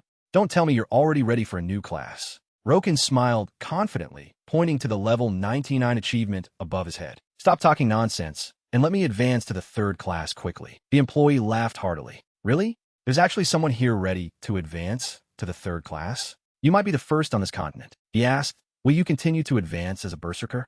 Roken was confident. Do you even have to ask? The employee chuckled softly. Excellent. I'll tell you what you need to do. It's actually quite simple. All players go through the same thing. He explained, you need to defeat a level 100 being on your own. It doesn't matter if it's a monster, a beast, or a guardian. Just defeat anyone who is level 100. The system popped up. You have received the quest, a reckless challenge. Defeat a level 100 opponent on your own. Roken just smiled slyly. If I were to give you a hint, instead of just finding one person, the employee was surprised. Huh? Don't tell me. The system announced, victory confirmed against the level 100 Moonlight Senator, ADV. Another notification popped up. Victory confirmed against the chief of the Bandit Mountains, level 100, Zotin. And finally, victory confirmed against the level 100 opponent, the Forgotten Bone Lord. The employee held his head, looking incredulous. Really? And you defeated all 3 of them? Roken clenched his fist. I finally feel like a fire of enthusiasm boiled within him. The system congratulated. Unbelievable achievement. You are the first to become a 3rd class advancement player. You have become a berserker. The first battle after 3 class advancements. You are the first to achieve this title. He smiled. I've grown from The system chimed in. You have completed the advancement as a berserker. The employee was surprised. How is that possible? Who are you? Roken reminded him. Don't be so surprised. From now on, there will be many more things to be surprised about. He held out his hand. What are you looking at? Hurry up and give me my advancement reward. The employee remembered. Ah, yes. He brought out 3 weapons. The reward is one of these 3. Choose one of them. They included Longsword of the Magic Berserker, Battle Axe of the Magic Berserker, and Greatsword of the Magic Berserker. The employee smiled. They're all high-quality weapons. At your current level, it's hard to find a better weapon. Roken picked one up to examine. The employee looked knowledgeable. I knew what you would choose. Roken also replied, this is what I'm most used to. The system introduced Battle Axe of the Berserker. Magic type, a battle axe crafted for berserkers. This is a strong and sturdy weapon, able to withstand the rough style of berserkers. Attack power, 250. Durability, 700 out of 700. Strength, plus 30. Vitality, plus 10. Roken tried swinging the axe. He felt, it's been a long time. This isn't the highest grade item in the game, but it's pretty good for now. He looked around. Let me see the skill books too. The employee reminded him. You have to know the skills available here first. There are 5 skills in total. Blue Badge, Divine Power level 1. Consumes mana to enhance your weapon. Costs 2 mana per second. Yellow Badge, Defense level 1. Blocks an enemy's attack once. Can only be equipped on weapons, shields, and hands. Increases defense by 200%. Single use. Duration, 2 seconds. Green Badge, Fierce Attack level 1. Attacks the enemy with explosive power. Every 5 seconds, movement speed is increased by 200%. Sea Green Badge, Death Whirlwind level 1. Spins on the spot while swinging a weapon to slash or damage surrounding enemies. Bronze Badge, Body Enhancement level 1. Passive, enhances your strength and defense. Strength and defense increase by 5%. Roken pointed. I'll buy them all. And a few more things. The employee was surprised. Don't tell me you already know all about combined skills. To explain simply, combined skill. This is a type of skill unlocked after the 3rd class advancement, when you have the ability to combine multiple types of skills to create a new one. They are extremely powerful and important skills, but you can only have 3 of them. The employee kindly reminded him, you didn't know, did you? You have to think carefully about this first. The skill books will disappear as soon as you use them to create a combined skill. If you're careless during the combination process, you won't create any useful skills. Roken was still very confident. I'll take 1 War Cry, Fierce Attack, Death Whirlwind, and Body Enhancement. 2 dashes and 3 divine powers. The employee's jaw dropped. All of them. Did you really hear what I said? He was worried. That'll be 21 gold coins and 80 silver. I'd like to give you a discount, but unfortunately, these have to be sold at the right price. The employee placed something on the table. In return, I'll give you this. It was a red quartz stone, Gem of Madness, rare grade, a special item for the Berserker class. You can use Frenzy without any side effects. Single use. Roken held it in his hand with joy, thinking, I didn't expect to find this here. Normally, I'd get more items this way later on. He smiled and replied, thanks, I'll make it useful. Roken tossed over a large bag. All right here. The employee was once again in a state of panic, thinking, he's paying such a large sum in one go, as if it's no big deal. He watched Roken's retreating back, thinking, it seems he knows everything about class advancement and combining skills. Who is he anyway? The employee burst out laughing. Seriously, he speculated, perhaps I just dealt with a future master. The large central building, the Magic Guild. The people inside were discussing. I knew my judgment of people wasn't wrong. You have the qualities to be an investigator. Sarurian lifted his cup. I'm impressed with your ability to craft materials. Roken sighed and turned away, thinking, being liked by an old man doesn't seem to make me feel any better. Sarurian inquired, so, where do you want to go? Roken replied concisely, Crossroad, the 3rd city. Sarurian scribbled on a piece of paper. I'm afraid this might be a bit difficult, but I guess if it's you, it won't be a problem. He reminded him, and I'm sure you already know, but you'll start encountering other species when you get to Crossroad. Roken replied, I know. He remembered clearly. That's right. The first new city, the 2nd city, and Crossroad, the 3rd city. It's a city that only those who have reached level 100 can enter. It was home to humans and other mythical creatures like elves and dwarves, a place for both NPCs and players. Tara brought something over. All right, take this to the Western Mine. You can meet someone named Kiru there. He will guide you. Roken asked, what about the other letter? Taro said, there's a guard captain here named Mankey. Please give it to him. Roken's lip twitched. He's really using me to the very last second, Tellurian reminded him. The journey there might be very difficult. Are you really okay with that? Roken smiled. Look, old man, you know I'm a berserker. You don't have to. But his face immediately turned dark. Roken pointed angrily. Are you kidding me? Why are you making me travel in this thing? The other person was nonchalant. You have to use it, young man. It was Kira the gnome. He slapped his hand on the vehicle and sighed. This is the only way to get to Crossroad. What? Didn't Sterolian tell you anything? Roken waved his hand nonchalantly. On second thought, maybe taking the long way around would be better. Kiru smiled knowingly. Whatever you want, my friend. His next words made Roken freeze. But if you decide to take the long way, it'll take you several days to get there. And there aren't many checkpoints and things like that along the way. Roken mesmerized himself. The first to explore the 3rd city. The first title. The first to receive important quests. The first to the best residential location. The first title bonus. He finally ran out of options. Damn it. Roken trembled. Are you sure it's safe? Kiru gave a thumbs up. I told you it's safe. I've never had an accident before. He pulled a lever. Of course, this is the first time I've ever given someone a ride. Roken jumped. What did you just say? Kiru was confident. Well then, let's. The vehicle immediately shot off like a rocket, making Roken scream in terror. On the other side of the door, Mankey was already waiting. Deep in the cave, there was an elf with a beautiful appearance. She suddenly noticed something. Roken's figure startled Mankey. Hey, stop. You can only enter here with a permit. Roken, feeling dizzy, held his head and replied, I'm really dizzy, so could you please not shout in my face? My head is spinning. Mankey drew her bow. If you don't reveal your identity, I'll shoot you. Roken felt a throbbing headache. That damn dwarf. I'll remember his face. Mankey released the arrow. I told you to stop. The arrow tore through the cave as it flew. She was surprised by the sight. He dodged an arrow shot straight at him.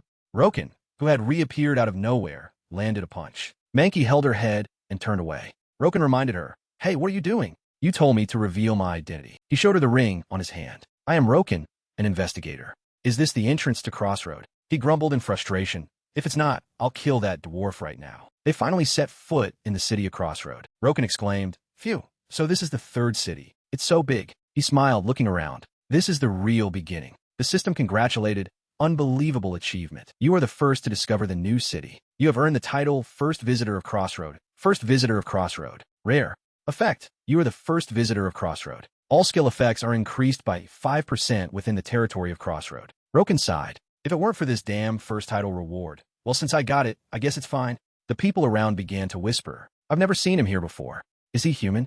A human is the first visitor here? He must have done a lot of terrible things to get here. The system alerted, nothing is impossible. Legendary. Effect. Your relationship with NPCs and neutral NPCs in the Alliance will start as friendly. Proficiency level up. Your skills will be 30% faster. Roken rolled his eyes in annoyance. I guess they'll still be hostile to me, even if I'm friendly. Seriously, these long-eared bastards are always so difficult. He recalled his past life. But all things considered, it's still better than my previous life. I was mocked and ignored so many times just for being human. The system announced, you are logging out. Roken sighed. Well, that's enough for today. He changed his clothes and got out of the game capsule. I've advanced to the 3rd class and got the first title reward, so there must be a lot to do. Youngmin sat down and scrolled through his phone. Let's see. I wonder if there's anything interesting. Suddenly, his eyes lit up. Hot news about a mysterious person, level 99. The appearance of the Lord player, level 99. Exclusive interview with a level 99 player. Youngmin recalled, if it's an exclusive interview, it's probably not about me. I thought I was quite a bit ahead of everyone, but there's already a level 99 player? He paused. Wait a minute. Youngmin remembered with resentment. Don't tell me it's that guy. A sweet girl introduced, hello everyone. My name is Ruby, the host of Game Invent. Today, as previously announced, we will be welcoming a very special guest. A blurry figure appeared on the screen. He is probably the first person to reach level 99 in the Lord. His name is... Ruby pouted. Do you want us to reveal this person's name and appearance? Too bad, we can't do that. She regained her excitement. It's a great pity because the condition for his participation is that the program must protect his identity. Odin also smiled and replied, I hope you all understand. I don't want to become famous. Ruby brought the mic closer. I heard that the number of people who have surpassed level 90 is less than 100. So how did you manage to reach level 99 so quickly? Odin was nonchalant. It's nothing special, he replied. I analyzed the system and learned the best way to hunt. I discovered suitable hunting grounds for each level. On the other side of the screen, Roken listened intently. Ruby was worried. Now that I think about it, you're just preparing to go to the 3rd city. Odin smiled. That's right. I plan to go there as soon as I finish my 3rd quest advancement. Ruby smiled. That's great. I want to see it too. Odin suddenly mentioned, I feel bad for not being able to reveal my identity, so I'll tell you something. After I've settled in the 3rd city, I plan to establish a guild. Ruby was surprised. Oh really? I heard you've always stuck to playing solo. Odin lowered his eyes. Of course, not just anyone can join. To become a member of the guild, you must have at least completed the 3rd quest advancement. Ruby smiled awkwardly. Is that so? Ah, have you decided on a name for the guild yet? Odin chuckled softly. Bruna. On the other side of the screen, Roken's expression turned manic as the voice spoke. Its name will be Ragnarok. His hand clenched so tightly that his veins bulged, along with a suppressed laugh. Roken roared with excitement. I'm so glad to see you, you bastard. In the training arena.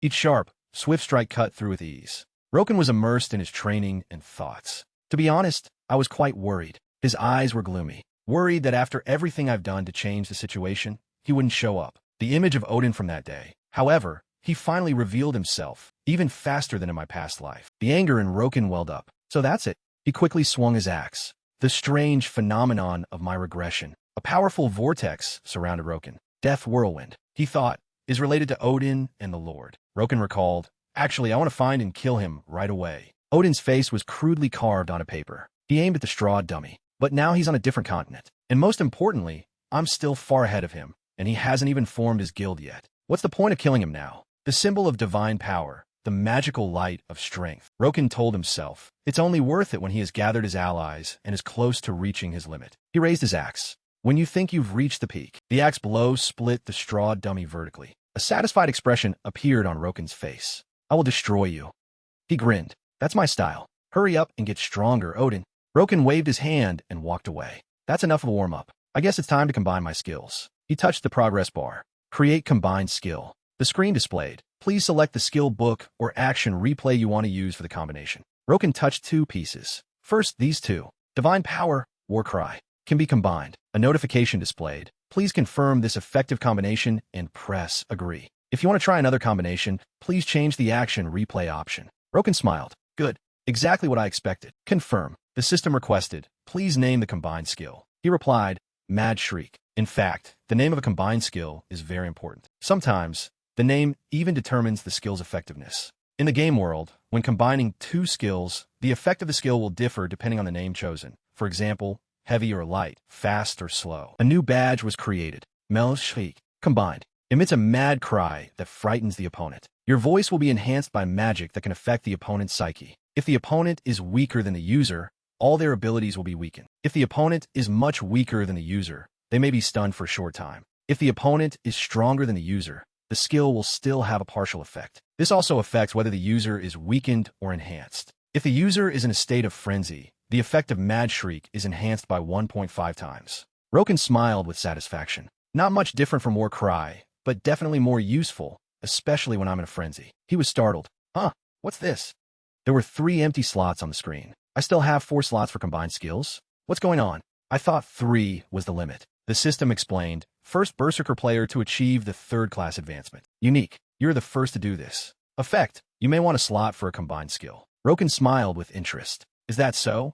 I didn't expect that. He thought joyfully, having an extra slot for a combined skill is a huge advantage, no matter what anyone says. The best way to get stronger in the Lord is by achieving accomplishments. Roken made up his mind. Good. Let's keep getting more. Next up is a beautiful building. This is Crossroad, the Dwarven Miners Guild. The flag representing the dwarves was hanging up. The guild master looked surprised. You want to do it alone?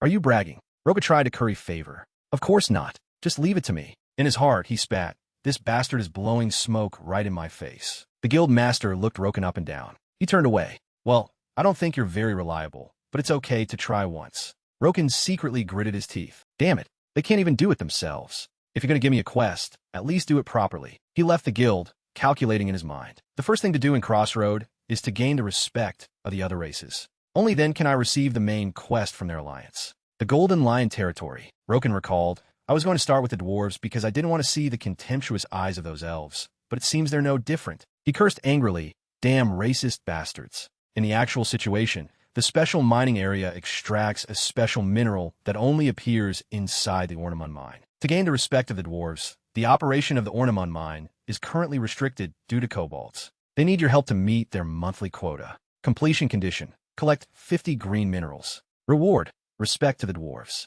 Additional reward based on work quality. The normal way of thinking is to dig diligently, because the quest condition is to collect minerals. Most players would think this way. If I hire miners as subordinates and learn the mining skill, wouldn't this quest be easier?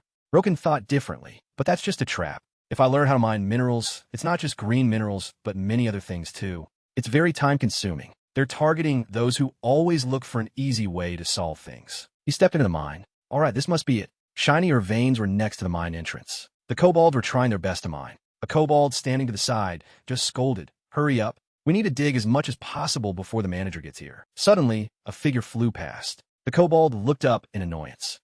Roken raised his axe high and attacked the mine. He smiled dangerously. Why should I have to dig? I just need to steal it, and I'm done. The kobolds were all extremely surprised. Roken swung his axe to the ground. He looked up and laughed loudly. What are you surprised about? I'll send you all to follow it right away. They all charged forward in unison. An intruder. Roken immediately used divine power, followed by the ultimate skill, dash. He swung his axe around. Death Whirlwind. A monster threw a pickaxe at Roken. D. He immediately activated. The pickaxe was sent flying. Defense. Roken leaped forward and grabbed its head. He threw it hard to the ground. The axe swept through, making it difficult for them to survive. The kobolds were sent flying. Roken laughed maniacally. Critical. Better than I expected. He recalled the past. Before I regressed, the first time I came here, I couldn't even take down one of them. But now, I can take them all on by myself. Roken lifted the crystal block and told himself, I knew this was the right way. He was worried, but I can't just stop at 50 minerals. Roken turned and left. If I just go back with the 50 minerals as required by the challenge, I'll soon complete this quest and receive another challenge called the Fall of the Kobold Cave. He looked at the kobolds. In the end, what those dwarves want is to take back the mine from the kobolds. Roken clenched his axe. That means he charged forward. Killing them is like killing 2 birds with 1 stone. It saves so much time. One of Kamothi's ears twitched. He turned and asked, Did you hear something? The kobold bowed his head. I don't think there was any sound. Kamothi turned away. Never mind. They fuster. This was the level 115 mine supervisor, Kamothi. Roken had slowly approached. He used his skill. He slowly observed the surrounding terrain. He looked at Kamothi. That's right. If I remember correctly, that one is the leader. It looks like a dog, but it's actually a level 115 boss. Roken imagined, even if I use Frenzy, I'm not sure I can take them all on at once. He was worried. What should I do? Suddenly, Roken came up with a plan. The cart slowly started to move. A kobold saw it and looked up. The cart rolled off the tracks and ran away. Kamothi was also startled. He pointed and shouted, "Get him! It'll be big trouble if he escapes." The whole group rushed after the cart, startling Kamothi. "What's going on? Did I forget to lock it or something?" He snapped his fingers. A flame lit up, lighting his cigarette. Kamothi spoke up, "What a thorn in my side. We never know when those dwarves will charge in." He exhaled. As soon as he turned his face, Kamothi showed an angry expression. "Come out, you human. No matter how well you hide, you can't hide that disgusting smell of yours. Come out." Roken slowly stepped forward, just as expected from a dog. He appeared from behind the invisibility cloak. "Your nose is really sharp. I mean, it's a dog's nose, after all." Kamothi charged forward in anger. "You human intruder." He swung his sharp claws. "I'll kill you before those muscle-brained fools get here." Kamothi leaped high to attack Roken. "Combined skill, charge." Roken sneered. "Starting with a combined skill, huh?" He waved his hand. "Then I should return the favor properly." The combination came from multiple sources. Divine power, body enhancement, fierce attack, dash, frenzy. The bronze badge lit up. "That's a combined skill." Roken leaped high. The child's destruction, a powerful punch. Annihilation strike, an attack that sweeps away everything in its path. Increases movement speed, defense, and strength by 200% for a limited time. Power gradually increases over time unless the user cancels the skill or it is destroyed by an opponent. Damage received is reflected back into the enemy's defense. Kamothi was hit and in pain. "You bastard." Roken, despite being hit by the claws, continued to charge forward. The two of them clashed head-on. Roken was knocked back, shattering the wall behind him. Kamothi also took a punch to the stomach and was sent flying. He howled in agony. Blood gushed out, causing Kamothi pain. Roken swung his axe right in front of him. "Oomph." He laughed maniacally. "Puppy, it ends here." Kamothi roared in desperation. "Wait." But he didn't have time to say anything more. Roken's powerful axe came down. The system announced, "You have just defeated the mine supervisor, Kamothi. You have just leveled up." Deep inside the mine, where an iron gate blocked the entrance, a dwarf slammed his hand on the bars. "You damn kobolds." He roared in anger. "Hey, you damn stupid dogs. How much longer are you going to keep us locked in here?" The others also supported him. "You inhumane bastards. If you want to kill dwarves, at least give us food. And ale too." Suddenly, a sound grew closer and closer. "What's that sound?" A kobold rushed forward and bit the iron bars, causing the dwarves to panic. "What the hell?" It immediately went limp and fell. Roken walked over calmly. "I knew you'd be here." He touched the iron bars. "Hey, old man, step back a bit." The dwarf was surprised. "Who the hell are you?" He was stunned by the next action. The iron bars were bent forcefully to the sides, leaving a passage. The dwarves were both scared and impressed. "What kind of strength is this? A human? A mercenary? Or an adventurer?" Roken smiled. "My name is Roken. I'm here with an offer from your guild." The dwarf waved his hand. "We're very grateful that you saved our lives, but it's not that easy." He reminded him, "This place has been completely taken over by the kobolds. There are hundreds of kobolds led by that supervisor, Kamothi. Thanks to this mess you've made, you'll be targeted by them now." The dwarf suggested, "You should leave this place while you still can and call for more help from the guild." Roken just chuckled softly. "I was wondering what you were worried about." He bowed his head. "Stop worrying uselessly and step outside, old man." He pointed. In this mine, Roken recounted his achievements. There probably aren't any kobolds left alive. The people in the Dwarven Guild were all surprised. "You're amazing. That's great." The guild master pointed with delight. "You really did it. It was my fault for not recognizing a talent like this." Roken nodded to himself. "Now you understand, don't you? Then treat me like a talent." The guild master smiled generously. "Let's get along. I have a feeling we'll be seeing a lot of each other in the future." At the same time, the system announced, "An incredible achievement. You have gained the trust of the dwarven race. You have earned the title Friend of the Dwarves. You are the first to earn this title. First, Friend of the Dwarves. Unique. You are the first human to be trusted by the dwarves. Effect. You can request production, repair, and enhancement from the dwarves. When you request a commission from a dwarven blacksmith, you will receive a 5% discount." Roken was surprised. "What's this? I can enhance things now." A typical fact. In the Lord, you only have 2 ways to enhance your items. The first way is to use an enhancement scroll. There is another way, and the second way is to hire an NPC or a blacksmith to enhance it for you. In fact, there are ineffective ways. However, enhancement scrolls can only be obtained as quest rewards starting from the 3rd city, so they are extremely rare. In other words, there are no scrolls on the market right now. But that's not the end of it. As for the other way, things aren't that simple either. Why? Players may have difficulty requesting an NPC to do such a thing. The affinity between you and that NPC must be at a certain level, and the success rate and price are also highly variable. A player should choose blacksmithing as their second class. However, due to the high difficulty of mastering this profession, it is considered one of the 3 most difficult skills. But on the other hand, Of course, if you're willing to wait, the production of high-level items and item enhancement will eventually appear. But that's a story for a very distant future. That means that right now, the only person who can enhance items in the entire game is Roken. He chuckled softly. This means a lot of money. His smile gradually lost its humanity. I mean a lot of money. The following days at Crossroad, the Dwarven Forge. The blacksmith looked up. A human. You must be the human the guild master told me about before. Roken suggested. I want to commission the production of an item. The blacksmith smiled. Of course, I can do that for you. What do you want? An axe? Roken pointed. The axe can wait. Please make me a longsword. The blacksmith gestured. A longsword? Easy peasy. Roken calculated. The reason I want to craft a longsword first is simple. Because the longsword has no outstanding features. It has no obvious weaknesses and is widely used by most players. That means it will sell for a good price. He asked curiously, how much will it cost? The blacksmith was also quite hospitable. Just give me 90 silver for each weapon. Roken asked politely, then please make me 50 of them. How long will it take? The blacksmith laughed and pointed. You want 50 of them? That's quite a lot, but it'll only take me about a day. You can leave the materials over there. Roken dumped the pile of materials to one side, thinking, the only skill a player with a blacksmith profession can really use is self-repair. So all the materials are sold for a ridiculously cheap price. That way, I was able to buy them for next to nothing. He suddenly remembered. I almost forgot. Roken asked, can you engrave them? I'll pay extra. The blacksmith replied nonchalantly, it's simple. After the product was finished, Roken picked it up to examine it. It looks good. No wonder dwarven items are the best. The system explained, Abyssal Longsword.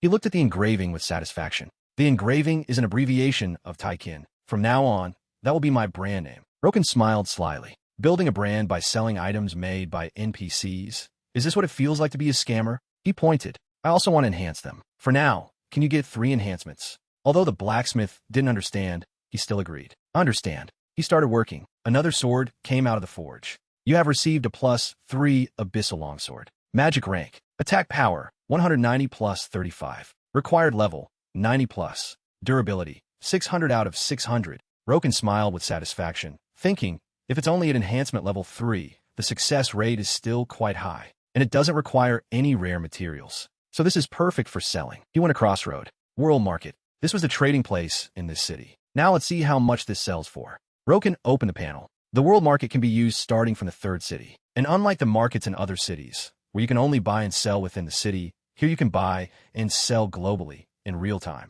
He calculated. Let's see. This place seems to have cost me 3 gold. Roken touched the screen to check. Then I'll start the auction at 6 gold and set the instant buy price at 10 gold. Then send. The system immediately reported, your consigned item has been sold. Roken shivered. What? It's only been 5 seconds. He laughed bitterly. This is crazy. That thing is worth about 2 million won in real life, and it's still sold that fast. Roken carefully reconsidered. No, now that I think about it, it's not unreasonable at all. The number of players above level 90 is only about 1 to 2% of the entire player base. He thought of Odin. If there are too many people at the same level, it's very difficult to find good gear. And the Odin interview video that was released yesterday only made the market more competitive. Roken laughed maniacally. I never thought I'd be grateful for that, but I shouldn't just let this opportunity slip by. He walked happily through the market. Let's see how high I can raise the price. This time, 20 gold. Roken continuously raised the price. Sold already?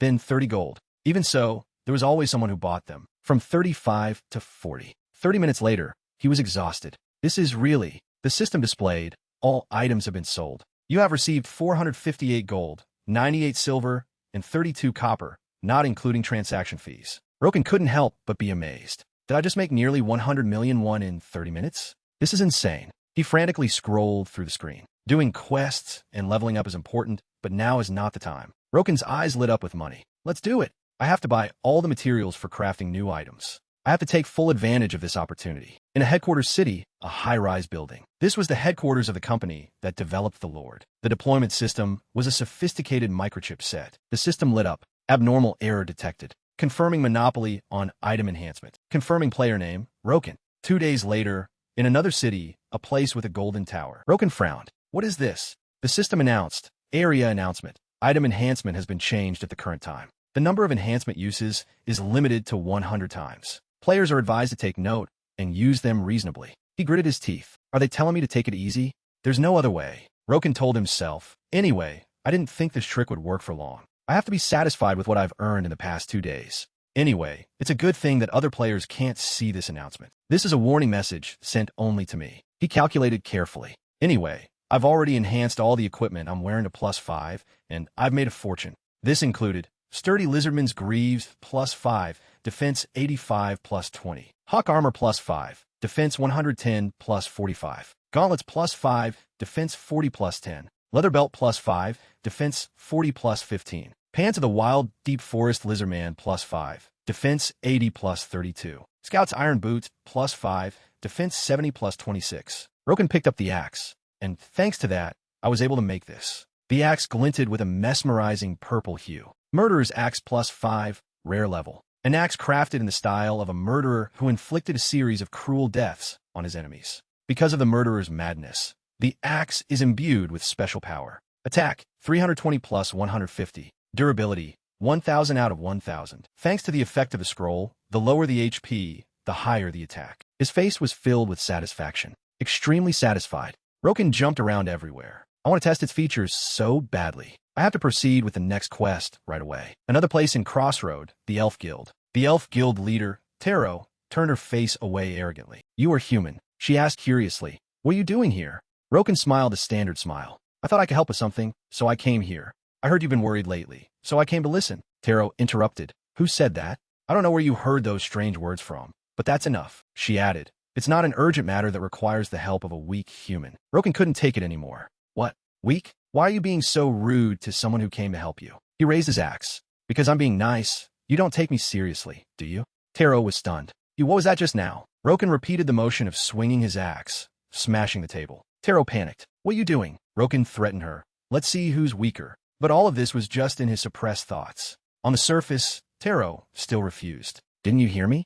Go back, human. Roken told himself. I need to endure for the main quest. He held out his hand. Now, don't act like that. The shiny ring on Roken's hand reminded her. I am an investigator and recognized by the Blacksmith's Guild. I'm not as weak as you think, so just give me whatever you have. Taro closed her eyes. It seems you're misunderstanding something here. We don't recognize those barbarians, and we don't want to associate with them. She emphasized, but if you are an investigator, I can't deny your abilities. I'll try to trust you this once. Roken trembled with excitement. A wise judgment. The system updated. Ensure the safety of the collection team. It's been several days since we've been able to contact the young elves who participated in the item collection trip in the Telona Forest. Find them, confirm their safety, and bring them back to Crossroads safely. Taro suggested. It seems something has happened to the members of the artifact collection team. You must bring them back safely. She handed over an item. Young elves are very wary of strangers. If you meet them, show them this. The system received. Receive proof from the Elf Guild. Completion condition.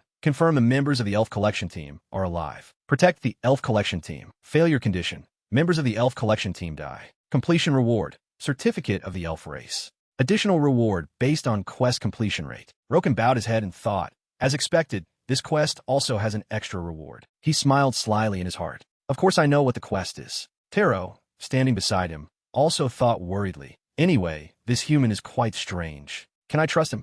Roken began his journey. The standard goal of this quest is to achieve the original purpose of the artifact collection team when they entered the Telona Forest. A creature approached. Received Black Steed. Basic riding speed increased by 150%. You receive a summoning whistle. When the whistle is blown, you can summon the Black Steed from any location. Roken calculated. From the third city, the travel route to the quest will be wider. If I walk like before, I'll probably die. He rode the Black Steed, dashing through the forest. It cost me 100 gold to buy it, so I have to make the most of it. Faster.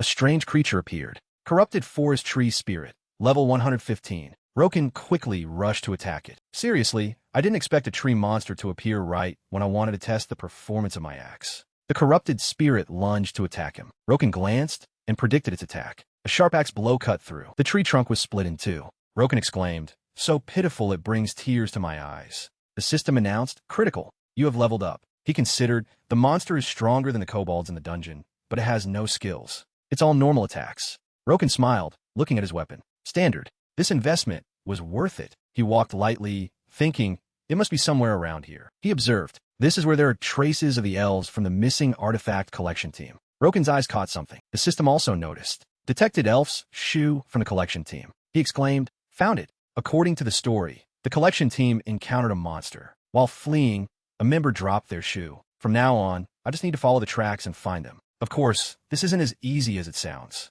Roken pondered. Elves are also elves, so their bodies are quite light, making it very difficult to find their footprints even when intentionally looking. To find them, you need concentration and extremely sharp eyes. You can't miss anything. Traces of dust brushed by someone passing through. A broken tree branch. He looked around the forest. Strange. Roken whispered, "It's definitely around here." Suddenly, something flew at him from behind without him knowing. Did I go the wrong way? Unexpected attacks were aimed straight at Roken's back. A sound echoed through the forest. He caught an arrow. Roken turned his head and smiled. When he broke the arrow, as expected, he looked at the group of elves. "I'm in the right place." The girl hurriedly shouted, "Who are you? Why are you looking for us?" Roken explained, "I am the adventurer Roken. Lady Taro lost contact with everyone and was very worried, so she sent me here to find you." She was surprised. Lady Taro? The girl was wary. But Lady Taro would never send a human. Roken interrupted. Enough with the suspicion. He held up the item. "If you still don't believe me after seeing this, then just stay here." The girl was surprised. "That's from our guild." Roken sighed in relief. "Now you believe me, right?" He thought to himself, "If they don't believe me, what should I do?" Roken led them through the bushes. The girl was worried. "But it's not easy to get out of here. Scary monsters we've never seen before are invading the entire forest." He asked, "Are you talking about the corrupted spirits of the forest?" The girl asked back, "How? Have you encountered them?"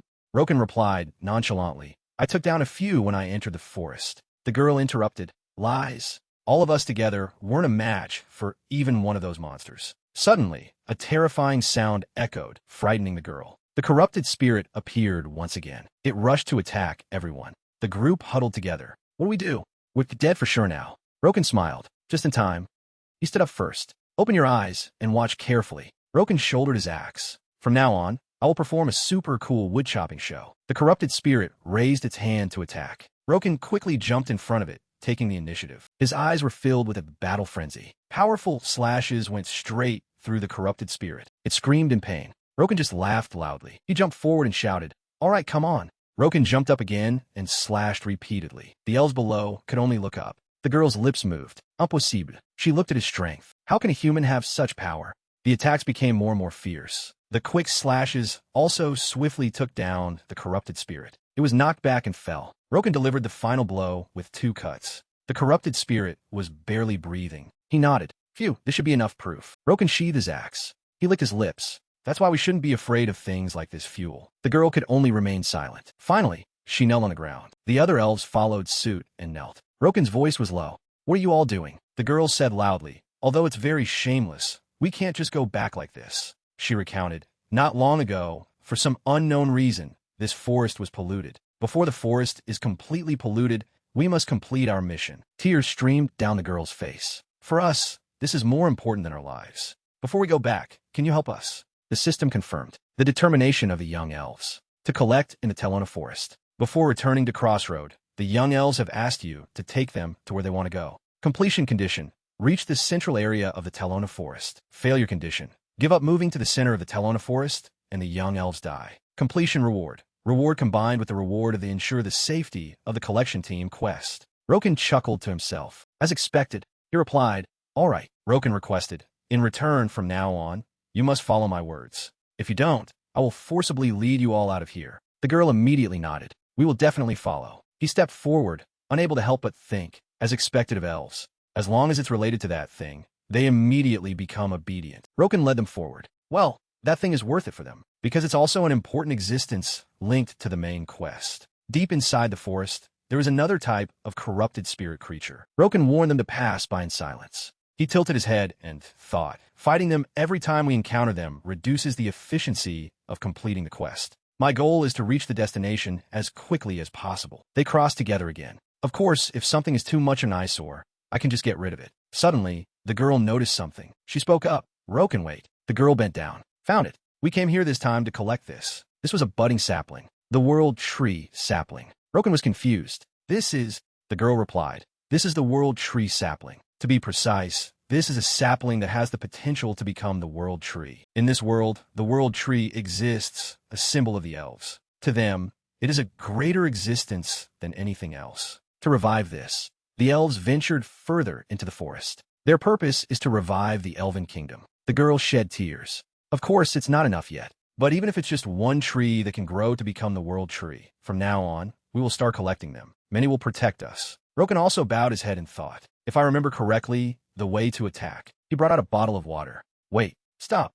Roken pushed the girl away. Move aside a bit. She was surprised. Wait, what are you doing? The green liquid poured directly onto the sapling, making the girl angry. No, what are you doing? The group began to get angry. As expected, you can't trust humans. Someone shouted, wait. Her eyes began to waver. The system sensed it. The world tree sapling is growing because it absorbed life force, so it has grown in a short time. The possibility of it growing and becoming the world tree is higher. They were amazed. The world tree has grown. They all cheered. Impossible. How? Roken just glanced at them boredly, thinking, these elves revere the world tree so much that they didn't even think to try this. He brought out the intermediate life liquid potion. If it's in a place full of life force, the world tree can grow. Since we're here, we should let it grow as much as possible, since this place doesn't seem to be polluted yet. The girl thought in surprise. This is top secret information among the elves. How? On the surface, she replied, I know. Another round of red liquid was poured onto the life tree. Roken reminded her, slowly, don't let it spill. He looked at it and thought, the speed is slower than I thought. What a waste of money. Roken's eyes lit up. Wait a minute. Do I have to use a potion? If it's life force. He brought out another type of water. Use this. The system explained, clear lake water. The water contains pure energy. Just by drinking it, mana will be restored. The girl was curious. This is...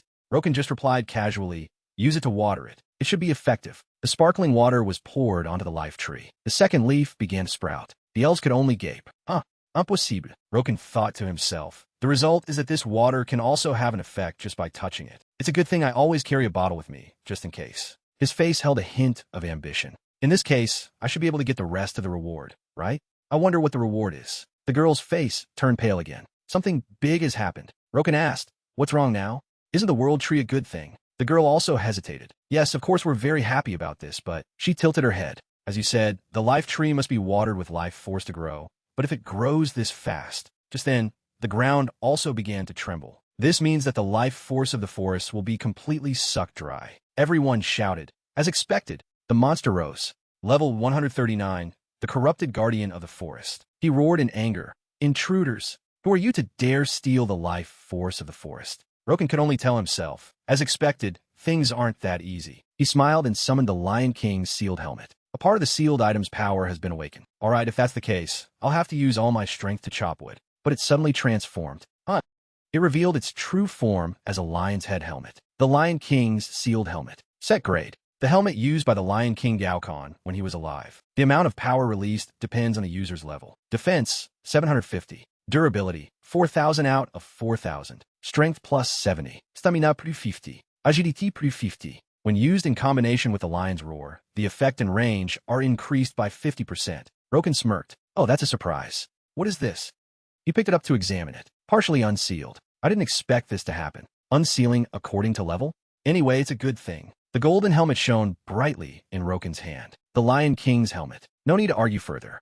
It's now the strongest piece of defensive equipment I have. According to legend, if you can get the whole set, the entire seal will be broken. At that time, the features of my equipment will reach their peak. I must collect the whole set. The girl standing next to him was worried. Roken, what should we do? Roken replied, don't panic. You just need to move the sapling properly. He looked up at the approaching guardian. That big guy. Roken brought out a ton of amazing equipment, plus 5 Berserker's battle axe. Orc warrior's axe. Just leave it to me. The girl shouted. No, you can't. She explained, that is the guardian of the Talona forest. It's like the supreme being of this forest. And now it's become even more dangerous because it's been corrupted by some unknown filth. The voices of those trying to stop him echoed in his ears. It's an existence that no single individual can stand against. We have to run. Roken interrupted. Who decided that? He glared. No single individual can stand against it. Humans live and set their own limits. Then take that as the standard, and elves are the same. Roken charged forward. Look closely. He confronted the guardian head-on.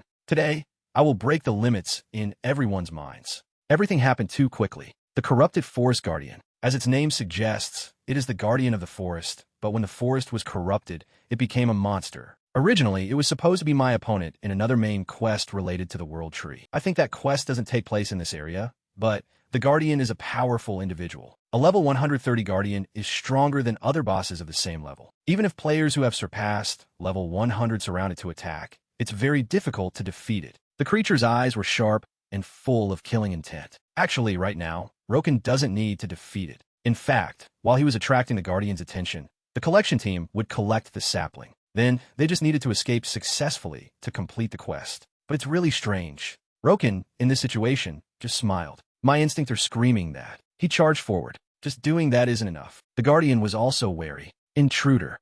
It's set up according to the system. Eliminate. A huge surge of power descended. The Guardian's massive hand broke everything. Roken cursed, so stupid. Besides flailing those branches around, what else can you do? Its eyes stared at him. Wait a minute. Could that be? Something was rising from beneath the forest. The monster pulled itself up, beginning to truly awaken. Roken hurriedly ran away from there. Damn it. So that's it. A terrifying surge of power tried to attack him. Horrific explosions occurred between the clashes. Splattered rocks, and a dazzling surge of power shone down. The girl also flew over to help. Mana shield. Roken took the opportunity to charge forward and attack. Harassment. He tried to get close to the Guardian's body. A red lightning bolt struck down. Don't be in such a hurry. Immense power was summoned from the axe's hole. Calamity curse. The lightning quickly cut through everything. Because right now, I'm going to cut you into pieces. The Guardian took damage, its arm falling off. It roared in pain. The Guardian's hands flailed around, grabbing everything. Another dazzling red lightning bolt struck down.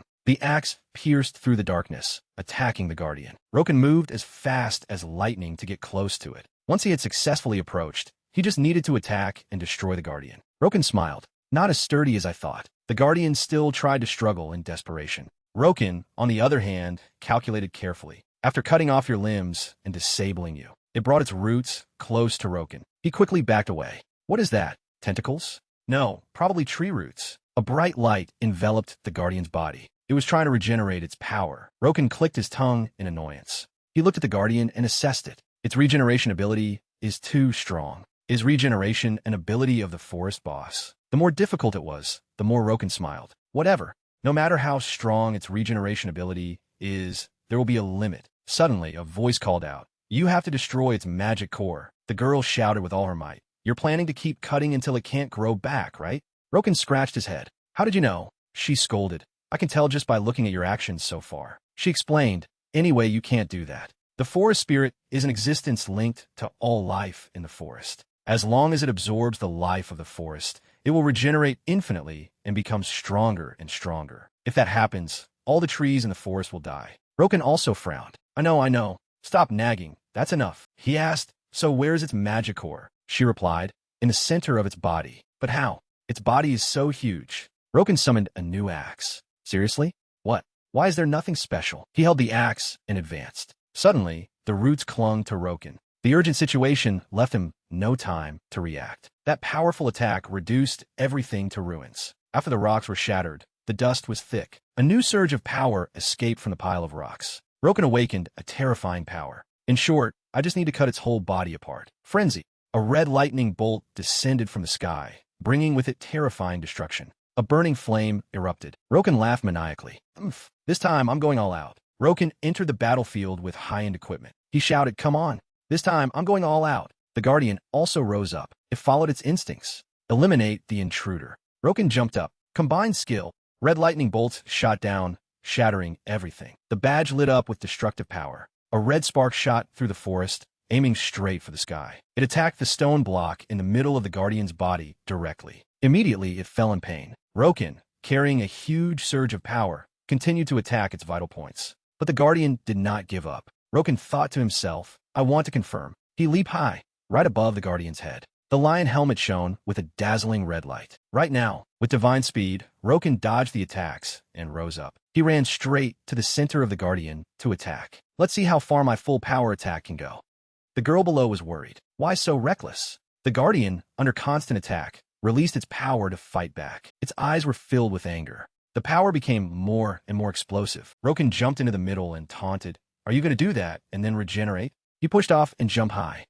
Roken's eyes also turned red from the fight. He held his axe and charged straight at the Guardian. It roared in anger. The two streams of power clashed and destroyed each other. Roken activated his ultimate skill, Ba Cry. The system warned of the terrifying pressure emanating from it. Debuff effect reduced because the opponent's level is too high. Roken looked down on them. Is that so? Then what about this? He continuously combined his skills. Divine Power, War Cry, combined skill. A terrifying skill tore through the Guardian's defense. Mad Shriek combined. Emits a mad shriek that terrifies the enemy. The magic hidden in the voice can even affect the mind. All stats are reduced if the opponent's level is lower than the user's. If the level is much lower than the user's, a random effect will occur for a short time. If the level is higher than the user's, some effects will be activated. Weakens negative effects directed at the user. If in a state of frenzy, all effects and power of Mad Shriek are increased by 1.5 times. Ro can leap high to attack it. The opponent's defense is reduced.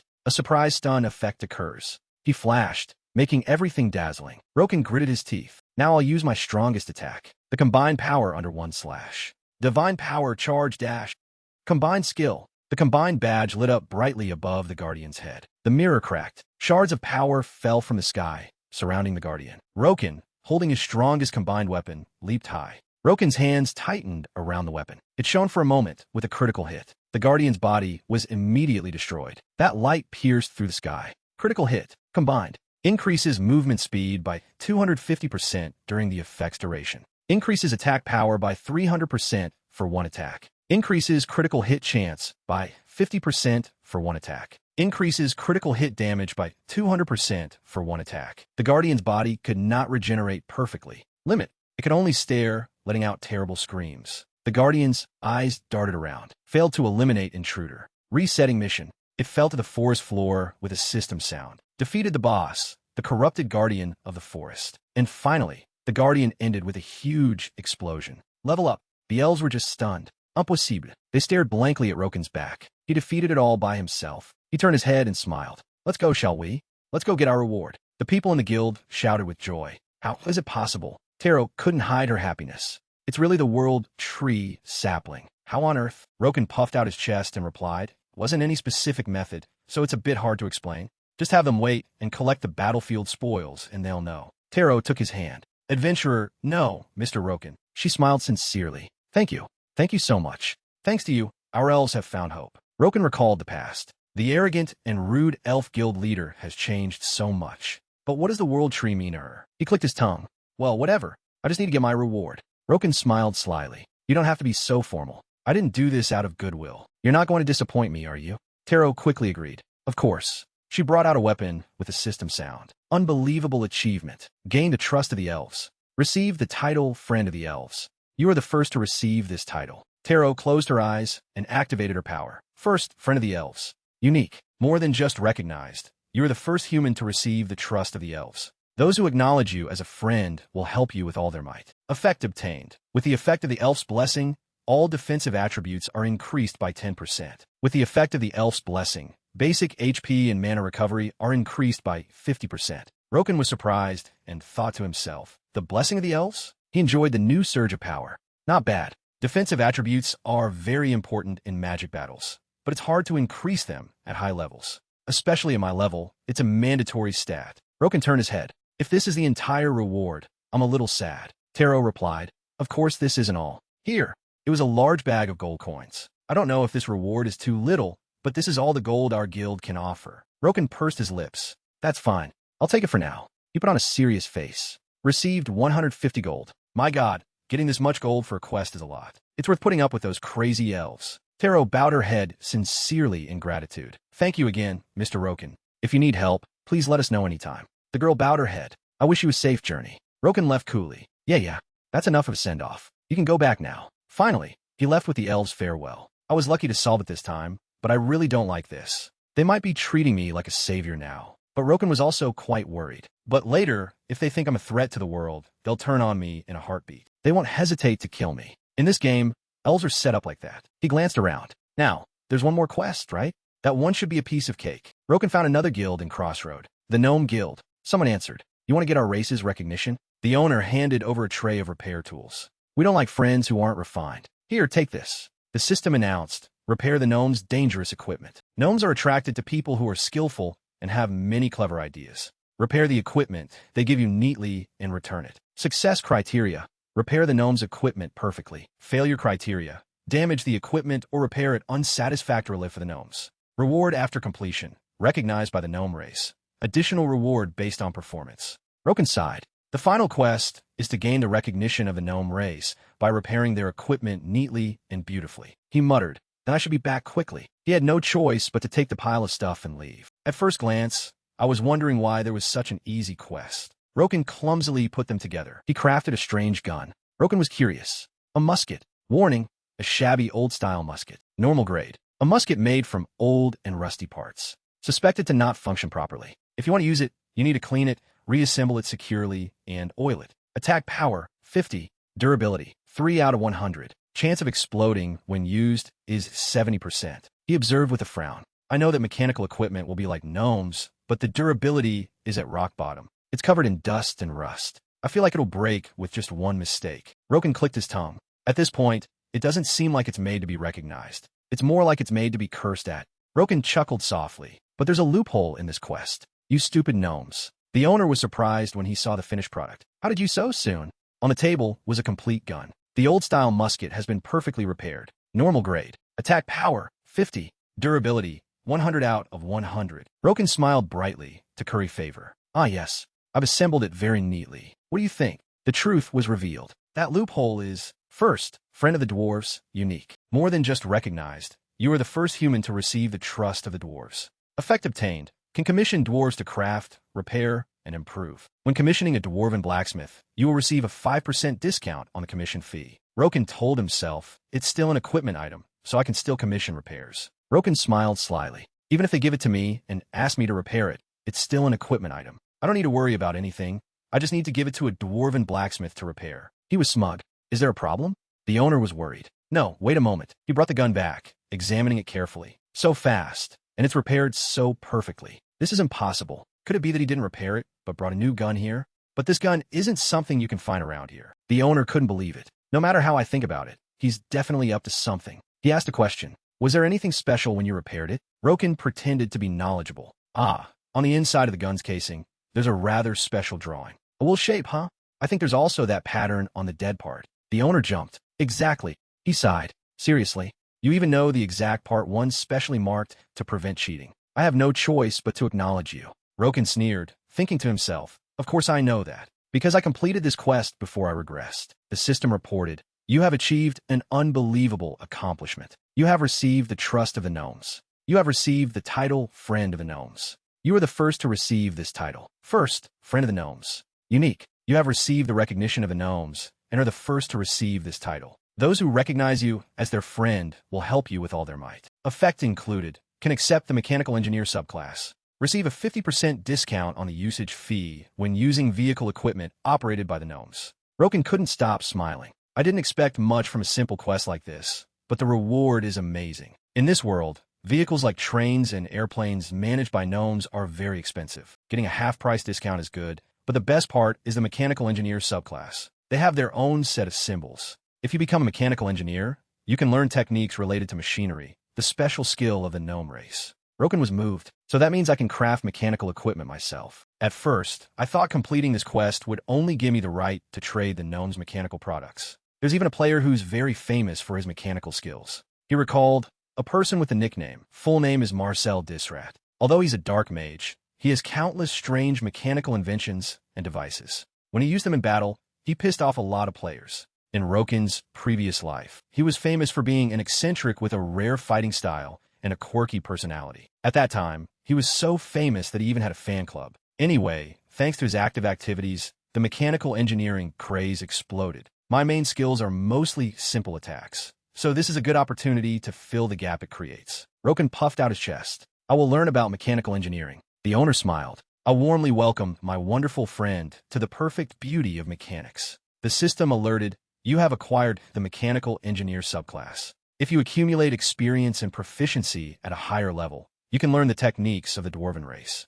Roken suggested, please show me the blueprints and parts list. I'll practice them. The owner was very pleased. All right. You can look at as many as you want. The system summarized the equipment. You have been recognized by all the races in the Golden Line territory. You are now a member of Crossroad. Amazing achievement. The first visitor to become a member of Crossroad. You have received the title Honorary Citizen of Crossroad. First, Honorary Citizen of Crossroad. Rare. You are the first to receive the recognition of all 3 races in the Golden Line territory. As an Honorary Citizen of Crossroad, you will receive equal treatment as other residents. You are the first to receive this title. Effect included. Receive the protection of the Crossroad Guard. You can build a close relationship with all beings in the Golden Line territory. Roken looked at them and thought, this boring race quest is finally over. He pondered, protected by the crossroad guard. Roken frowned. That's right. Come to think of it, Stellorian asked me to send a letter to Mankey, the captain of the guard. Anyway, I have to go. Since I remembered, I might as well go now. It's time to go. A building even more magnificent than the guilds. Crossroad Guard Headquarters. Roken looked at the building's structure and thought. He assessed, compared to the guard's building, this place is quite splendid. Actually, if you calculate it by the city's scale, just then, a voice rang out. Sorry to have kept you waiting. The person's footsteps approached. Because I was too busy in the vicinity, I had to go take care of it. My apologies. He was even bigger than Roken. He smiled cheerfully. I'm the one responsible for security in Crossroad. It's a pleasure to meet you. This was the captain of the Crossroad Guard, Mankey. Roken thought lazily. Every time I meet him, I feel it. But is this guy really an elf? What on earth did he eat to get so big? He held out his hand in annoyance. I'm Rokan. Mankey, on the other hand, was much more cheerful. You have a very good physique. Is that all? Roken thought in frustration. No matter how I think about it, it's very strange. He recalled, why is he acting so friendly? In my memory, Mankey is one of the most condescending and preachy elves. Mankey recounted, I've heard a lot about you from Taro. Our race owes you a great debt. Roken suddenly understood. So that's it. He thought seriously, just in time. If I have a good relationship with Mankey, things will go more smoothly. After all, the lovely gentleman in front of me is the strongest person in Crossroad, and also the true ruler of Crossroad. Level 200 guard Captain Mankey. He suddenly remembered. That's right. Did Taro send me a letter? Is he still well? Roken calculated in his heart. Of course, at just over level 200, that's all there is. On the surface, he acted as usual. He's still well. This is the letter he asked me to give you. Mankey replied politely. Is that so? I'll read it right away. So please wait a moment. He nodded. Are you a new member of the investigation team? Roken replied. Yes, that's right. Mankey burst out laughing. What's there to hide? I'm also a member of the investigation team. Let's work hard together for the peace of the continent from now on. Roken thought in annoyance. Of course a member of the investigation team has to do that. Does something so obvious even need to be said? Is this guy actually an idiot? Mankey's eyes glinted with danger. Compared to his level, I can feel his aura. Someone who has received the recognition of all the other races and even became a member of the investigation team. A very talented person. But the most talented thing is, Mankey recalled, from the moment we met, to test him, I used invisible magic to silently pressure him, but he looked at Roken's calm expression. Until now, his expression hasn't changed at all. Normally, he would feel pain or at least discomfort. Mankey continued. Anyway, it's a pleasure to meet you. So now, but Roken suddenly cut him off. So, he approached and lowered his voice. Have the test results come in yet? For a moment, Mankey seemed to freeze. He noticed. Roken stood up. Anyway, it seems you still haven't made the best judgment. He threatened in a low voice. What should we do? Let's have a match right now. Mankey just remained silent. Roken had his own calculations. Of course, that's a very crazy thing to do. I'm only level 106 right now. I can't possibly defeat a level 200 Mankey, but I also have experience from the past. But I know Mankey is an NPC. Although he's arrogant and has high self-esteem, he loves the strong and is straightforward. There are also other factors. Moreover, the elves absolutely believe in me. So this crazy action is 100% not going to actually happen. Mankey's whole body trembled. He burst out laughing. As expected, I was mistaken just now. The system alerted. Mankey's affinity with you has increased. Roken sighed in relief, smiling. Mankey replied, I was just trying to see what level you've reached. I'm sorry. I have no ill intentions towards you. Roken bared his teeth, thinking, this is it, the hidden reward. He pretended to turn away. Just saying that doesn't seem to be enough. Mankey was also very generous. Of course, I have to compensate you properly. He suggested, tell me, what do you want? How about a weapon or armor from the guard? If not, then a high-level instant recovery item. Of course, as long as it's not something too excessive. Roken cut in, no, that's enough. He smiled confidently. Me, please accept me as a member of the Crossroad Guard. Mankey was surprised by this request. A member of the guard?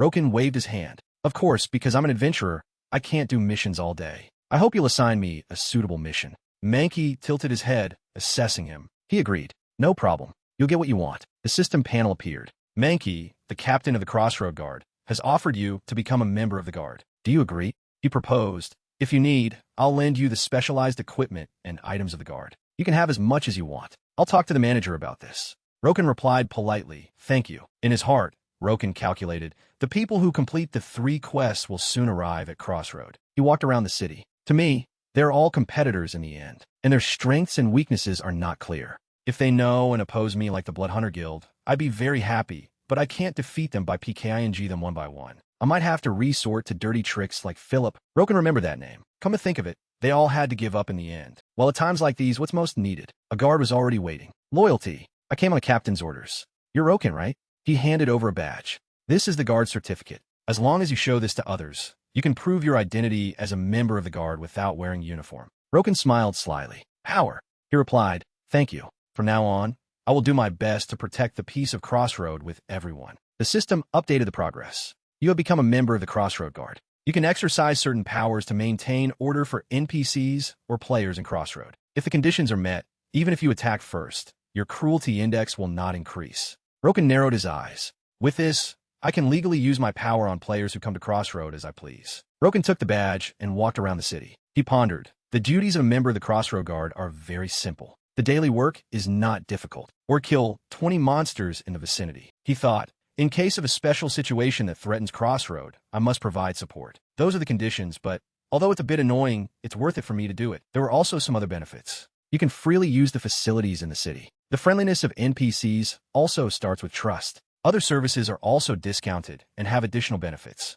Roken smiled, but all of these are just small benefits. The real advantage of becoming a member of the Guard, assuming a situation, in case a player disrupts public order, and that's when Roken steps in. A member of the Guard can immediately punish that person on the spot without suffering any penalty. On the contrary, if an appropriate punishment is given, an additional reward can be received. In short, he is the one who can enforce power over other players. There are a few other details. There are no special restrictions or sanctions for quitting. Until I move to the next area, I just need to work carefully and then quit. Anyway, it's time for other players to come here. Roken thought of his enemy. Since Odin is in another area, we can't meet immediately. But even if it's not Odin, it's not strange for other level 100 players to appear. Suddenly, Roken frowned. He twisted his mouth. Seriously, this. On the screen, a notification appeared. Special player news. The first level 100 player in the world has appeared. It's a player from South Korea. Roken waved his hand. I have to find out more.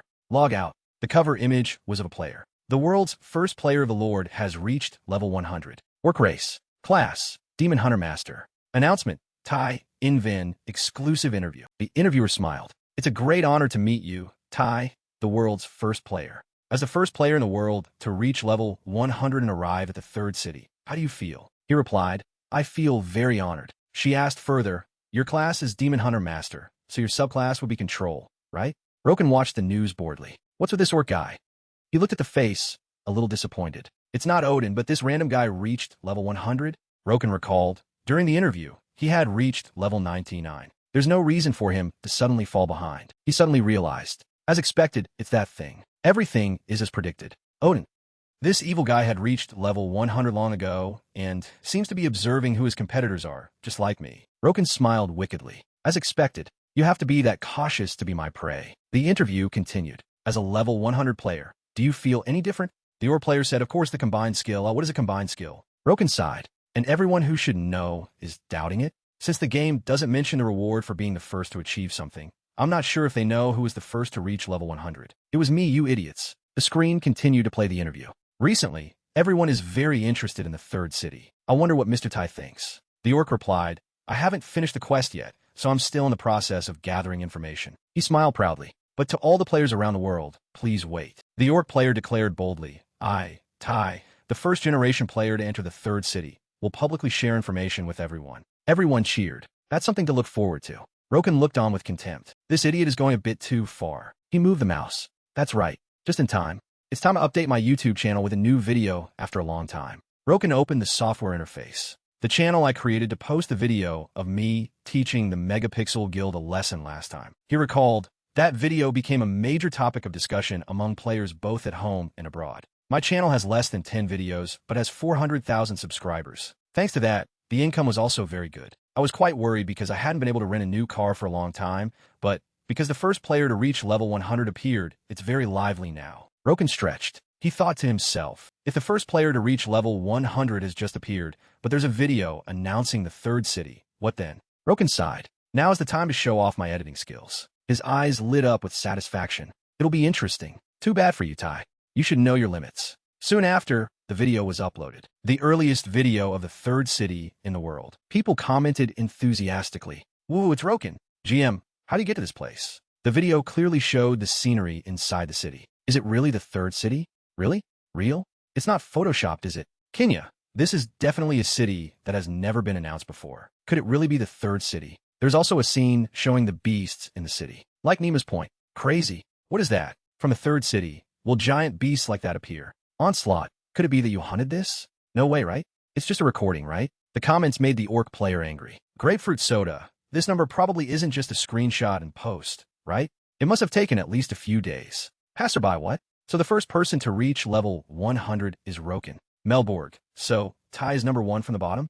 Watermelon War God. No hair, so no eyes to see either. He slammed his fist on the computer screen. His hand trembled with anger. Damn it, this son of a bitch. He couldn't contain his anger. The video about the third city is spreading like wildfire. And because of that, there are many people criticizing me, saying that me being the first player to reach level 100 is just a lie. Everyone was attacking him online. Bronite, first in the world? I doubt it. So embarrassing. The orc player gritted his teeth and thought, advertisements, all the programs are canceled. He growled, damn it. You ask if I know? I didn't see anyone say anything, so I thought I was the first. Using this method to stab me in the back. Just you wait, you bastard. You damn Roken. Roken looked at the interaction and was excited. Oh, look at that. He scrolled through his phone. It's only been half a day since I posted it, and it's already gotten nearly 20,000 likes. I must be making a lot of money from ad revenue. Roken was arrogant. There are many interview invitations and offers to participate in programs. Of course, I'll accept them all. It feels so new. The Lord has gone beyond the concept of a VR game. This fact has affected many people. The explosion of the player base is not only in Korea, but also around the world. It has a great impact on the whole society. Richard's comment, Sariat, how do you get there? Please make a more detailed guide video. Katana, another Korean? Anyway, The Lord is a Korean game. Roken thought to himself, after regressing, I didn't put everything into it. He lifted his purchase with delight. What a strong reaction. He lay down on the game capsule. As a creator, I shouldn't reveal my face, right? Roken thought to himself, then I have to meet everyone's expectations. The new quest involved an ancient, dark castle. Someone knocked on the door. The person inside looked out and asked, who is it? Roken replied, I'm from the Crossroad Guard. I heard Baron Chu-O needs help. Finally, he was led inside the large mansion. The butler announced, Baron, this person is from the guard. He replied, come in. This was Baron Chu-O. He sat in the middle, smiling gently. I didn't know the guard would send someone directly. That's right. Are you the one who will help me? Roken smiled and replied, yes, I am Roken from the guard. Captain Mankey sent me. I sincerely hope to help you. He put on a standard smile, though he was screaming inside. Of course, being instructed by Mankey is a lie. I knew about this quest beforehand, so I came here. But if I mention Mankey's name, my credibility will be higher. Chu-O's hand trembled. The reason I'm in a place so far from the city is to treat my daughter. He recalled his sad story. For her, I could do anything, but now her body is still very weak. No matter what method I use, it's very difficult to cure her. Chu-O tilted his head worriedly. Many people have helped me find the blood of the troll that often appears in the cursed cave. If I can get its blood, my daughter can recover somewhat. The system alerted with a quest. Recover Baron Chu-O's young daughter, Part 1. For the life of his young daughter, Baron Chu-O has requested your help. Completion condition. Obtain the blood from the troll's lair in the cursed cave. Completion reward, 5 gold. Roken smiled and replied, of course. I'll go find it for you right away. He was also satisfied in his heart. I also have a related quest. Roken went to the quest location, the cursed cave of life. He stepped forward. Hello everyone. I am the war god Roken. So, Roken shouldered his axe and walked majestically. I will announce the image of one of the dungeons around Crossroad. Now, I will begin to attack the cursed cave of life. The night sky was clear and strangely quiet. Roken had immediately moved to this cold and remote land. The dungeon is not affected by the time outside. He frowned and silently observed his surroundings. That means, even at night, the monsters are not stronger. I have to explain all these basic things too. Soon after, Roken saw the huge, giant figure of a troll. The special feature of this dungeon is that trolls will appear as monsters. In the Golden Lion territory, this is the first time trolls have appeared as monsters in a dungeon. Roken stood quietly from a distance, observing, and then realized, but it's not just trolls. The first monster just happened to appear. Then a stone monkey appeared. Roken, witnessing its power, couldn't help but be shocked. Here, the stone monkey is the lowest level monster. It's a monkey slightly shorter than a human, full of muscles.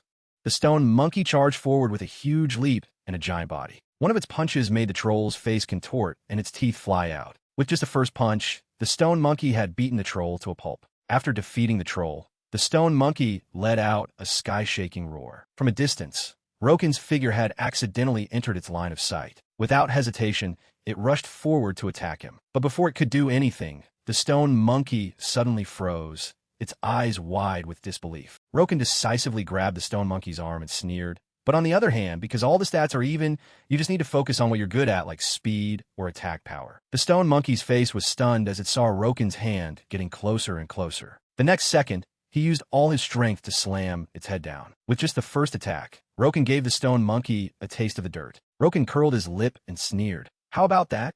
He casually turned and walked away. Actually, there's no special reason. When they appear in a dungeon with trolls. At this moment, a few groups of stone monkeys came out. Roken stood there, looking on calmly. They're the trolls' food. Although when they travel in packs, they become a considerable threat to the trolls. They're just food. Roken gritted his teeth and said in a low voice, "That's how it is." As soon as he finished speaking, he unleashed a move called Mad Shriek. Faced with Roken's move, the stone monkey braced itself to endure. However, the first stone monkey was quickly defeated by Roken's move. One by one, the stone monkeys fell. While fighting intensely, Roken suddenly noticed something strange. High above, he saw a large troll appear. The one that just ran away is a giant troll. It attacks by hitting or biting. It's a bit annoying because it has wings and can fly, but since it's in a cave, it's not too difficult. He gently approached it without a trace of fear. Now we will officially enter the troll's area.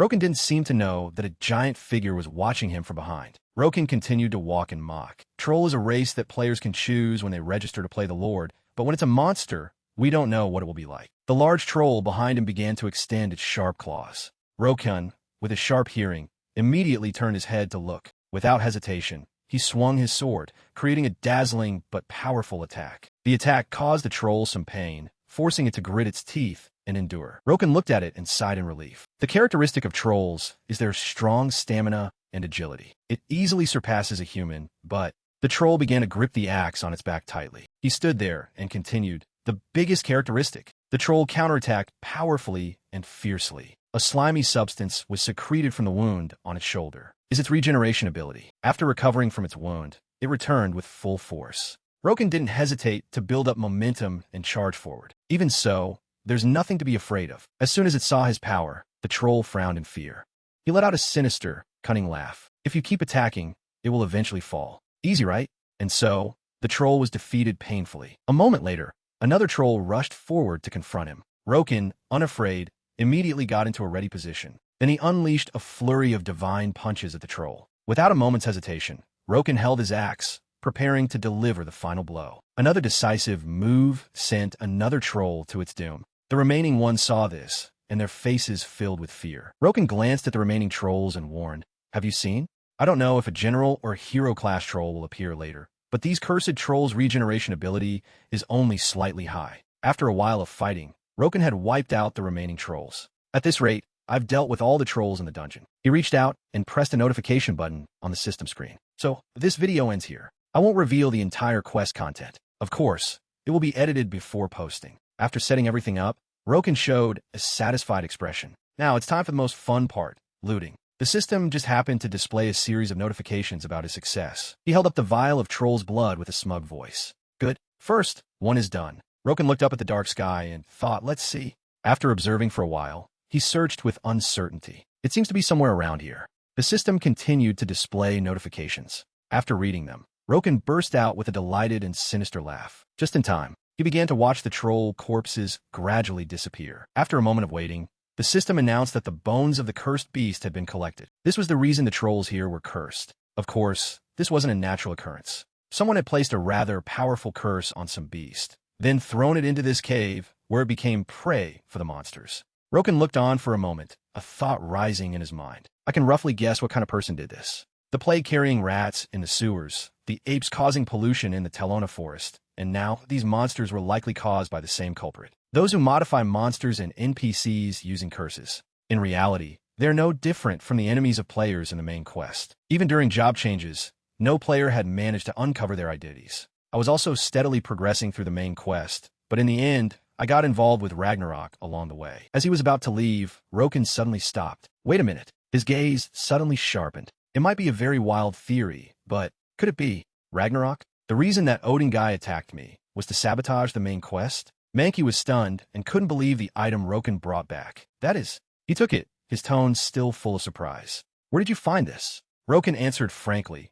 in the habitat of the cursed cave trolls. Hearing this, Mankey's expression turned serious. I'm also investigating the modified monsters. I didn't expect the curse to be spreading through this medium. After the sewers and Telona Forest, now it's a cave. The medium was placed in very hard-to-find locations. Roken stared intently, his tone firm. Do you have any information about the ones who cast this curse? If not, then what is their purpose? Mankey sighed and shook his head. Unfortunately, I don't have any information yet. I've only just begun to investigate the curse. He emphasized, Roken, hand it over to me. From now on, I will take charge of researching it. Can you find other monsters that have also been affected by the curse? After their exchange, Roken turned and left, his mind filled with thoughts. The reason Odin brought me to Crossroad. I've been thinking about it too simply. Roken recalled the past and thought, I'm not the #1 player. I thought it was because he wanted to subdue me, but what if it's not that? What if he's working with them through some kind of deal? Was the real purpose to stop me from doing the main quest? It's all just a guess. In his past life, while carrying out the main quest, there was no reason for a player to team up with villainous NPCs. After thinking for a moment, Roken let out a soft, demonic laugh. Whatever. He then burst into crazed laughter. Whether it's Ragnarok or them, I'll just destroy them and ask them directly. Roken looked at the vial of troll blood in his hand, his mouth unable to contain his excitement. Chu picked up the vial of blood, excited. You really found the troll's blood. As expected, I can only rely on the guard. His expression turned gloomy. Next, I must find the hot blood of a ram. You can get it if you hunt a devil ram. For my poor daughter, you must find it. Roken sauntered out of Chu's room. He smirked contemptuously. What? Poor daughter? Roken looked up at the sky and suddenly realized. That's right. He's planning to appear with that identity, isn't he? For now, I'll pretend I don't know anything and let it slide. A large creature appeared, letting out a fierce, heavy breath. It was a massive devil ram. Roken happened to appear at this very place. He looked down at the devil rams, a surge of excitement rising within him. Well then, shall we start herding some sheep?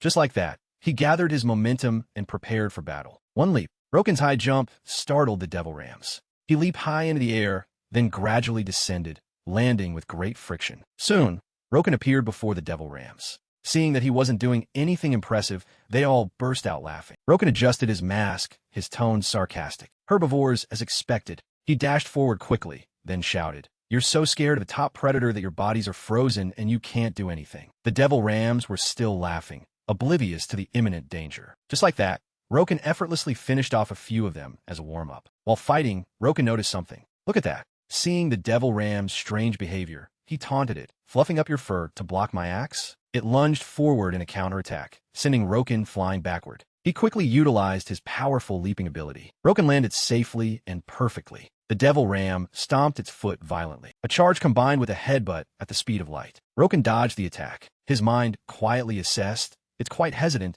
but it knows how to use a skill combination. Seeing its power, he praised it admiringly. Your strength isn't bad, huh? He gripped his axe firmly and stressed, I'm strong too. Roken advanced, craning his neck and shouting, Let's see who's stronger. As soon as he finished speaking, he swung his axe straight at the devil ram. The attack was so powerful that the surrounding earth and rock shattered. The devil ram fell, drenched in blood. Seeing it defeated, Roken sighed, shaking off his fatigue. Then he turned his head and spoke to the one behind it. Where do you think you're going? I still have business with you. His face curved into a demonic smile. I just need your skin and blood. Just give me those, and I'll let you go. The remaining devil ram trembled in fear. Roken's voice was still calm as he asked, How about it? A good deal, right?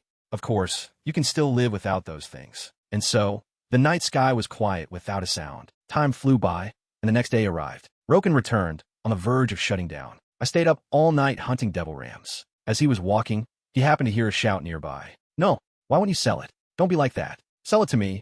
I'll pay extra. What's with all the noise? Roken heard bits and pieces and showed his annoyance. Other players have already started entering the third city. I thought it would take a few more days. A man appeared with a scowl on his face. This kid is all looks. Can't you be quiet? A woman walked over and answered sharply. Why are you treating us like this? Did anyone do anything wrong?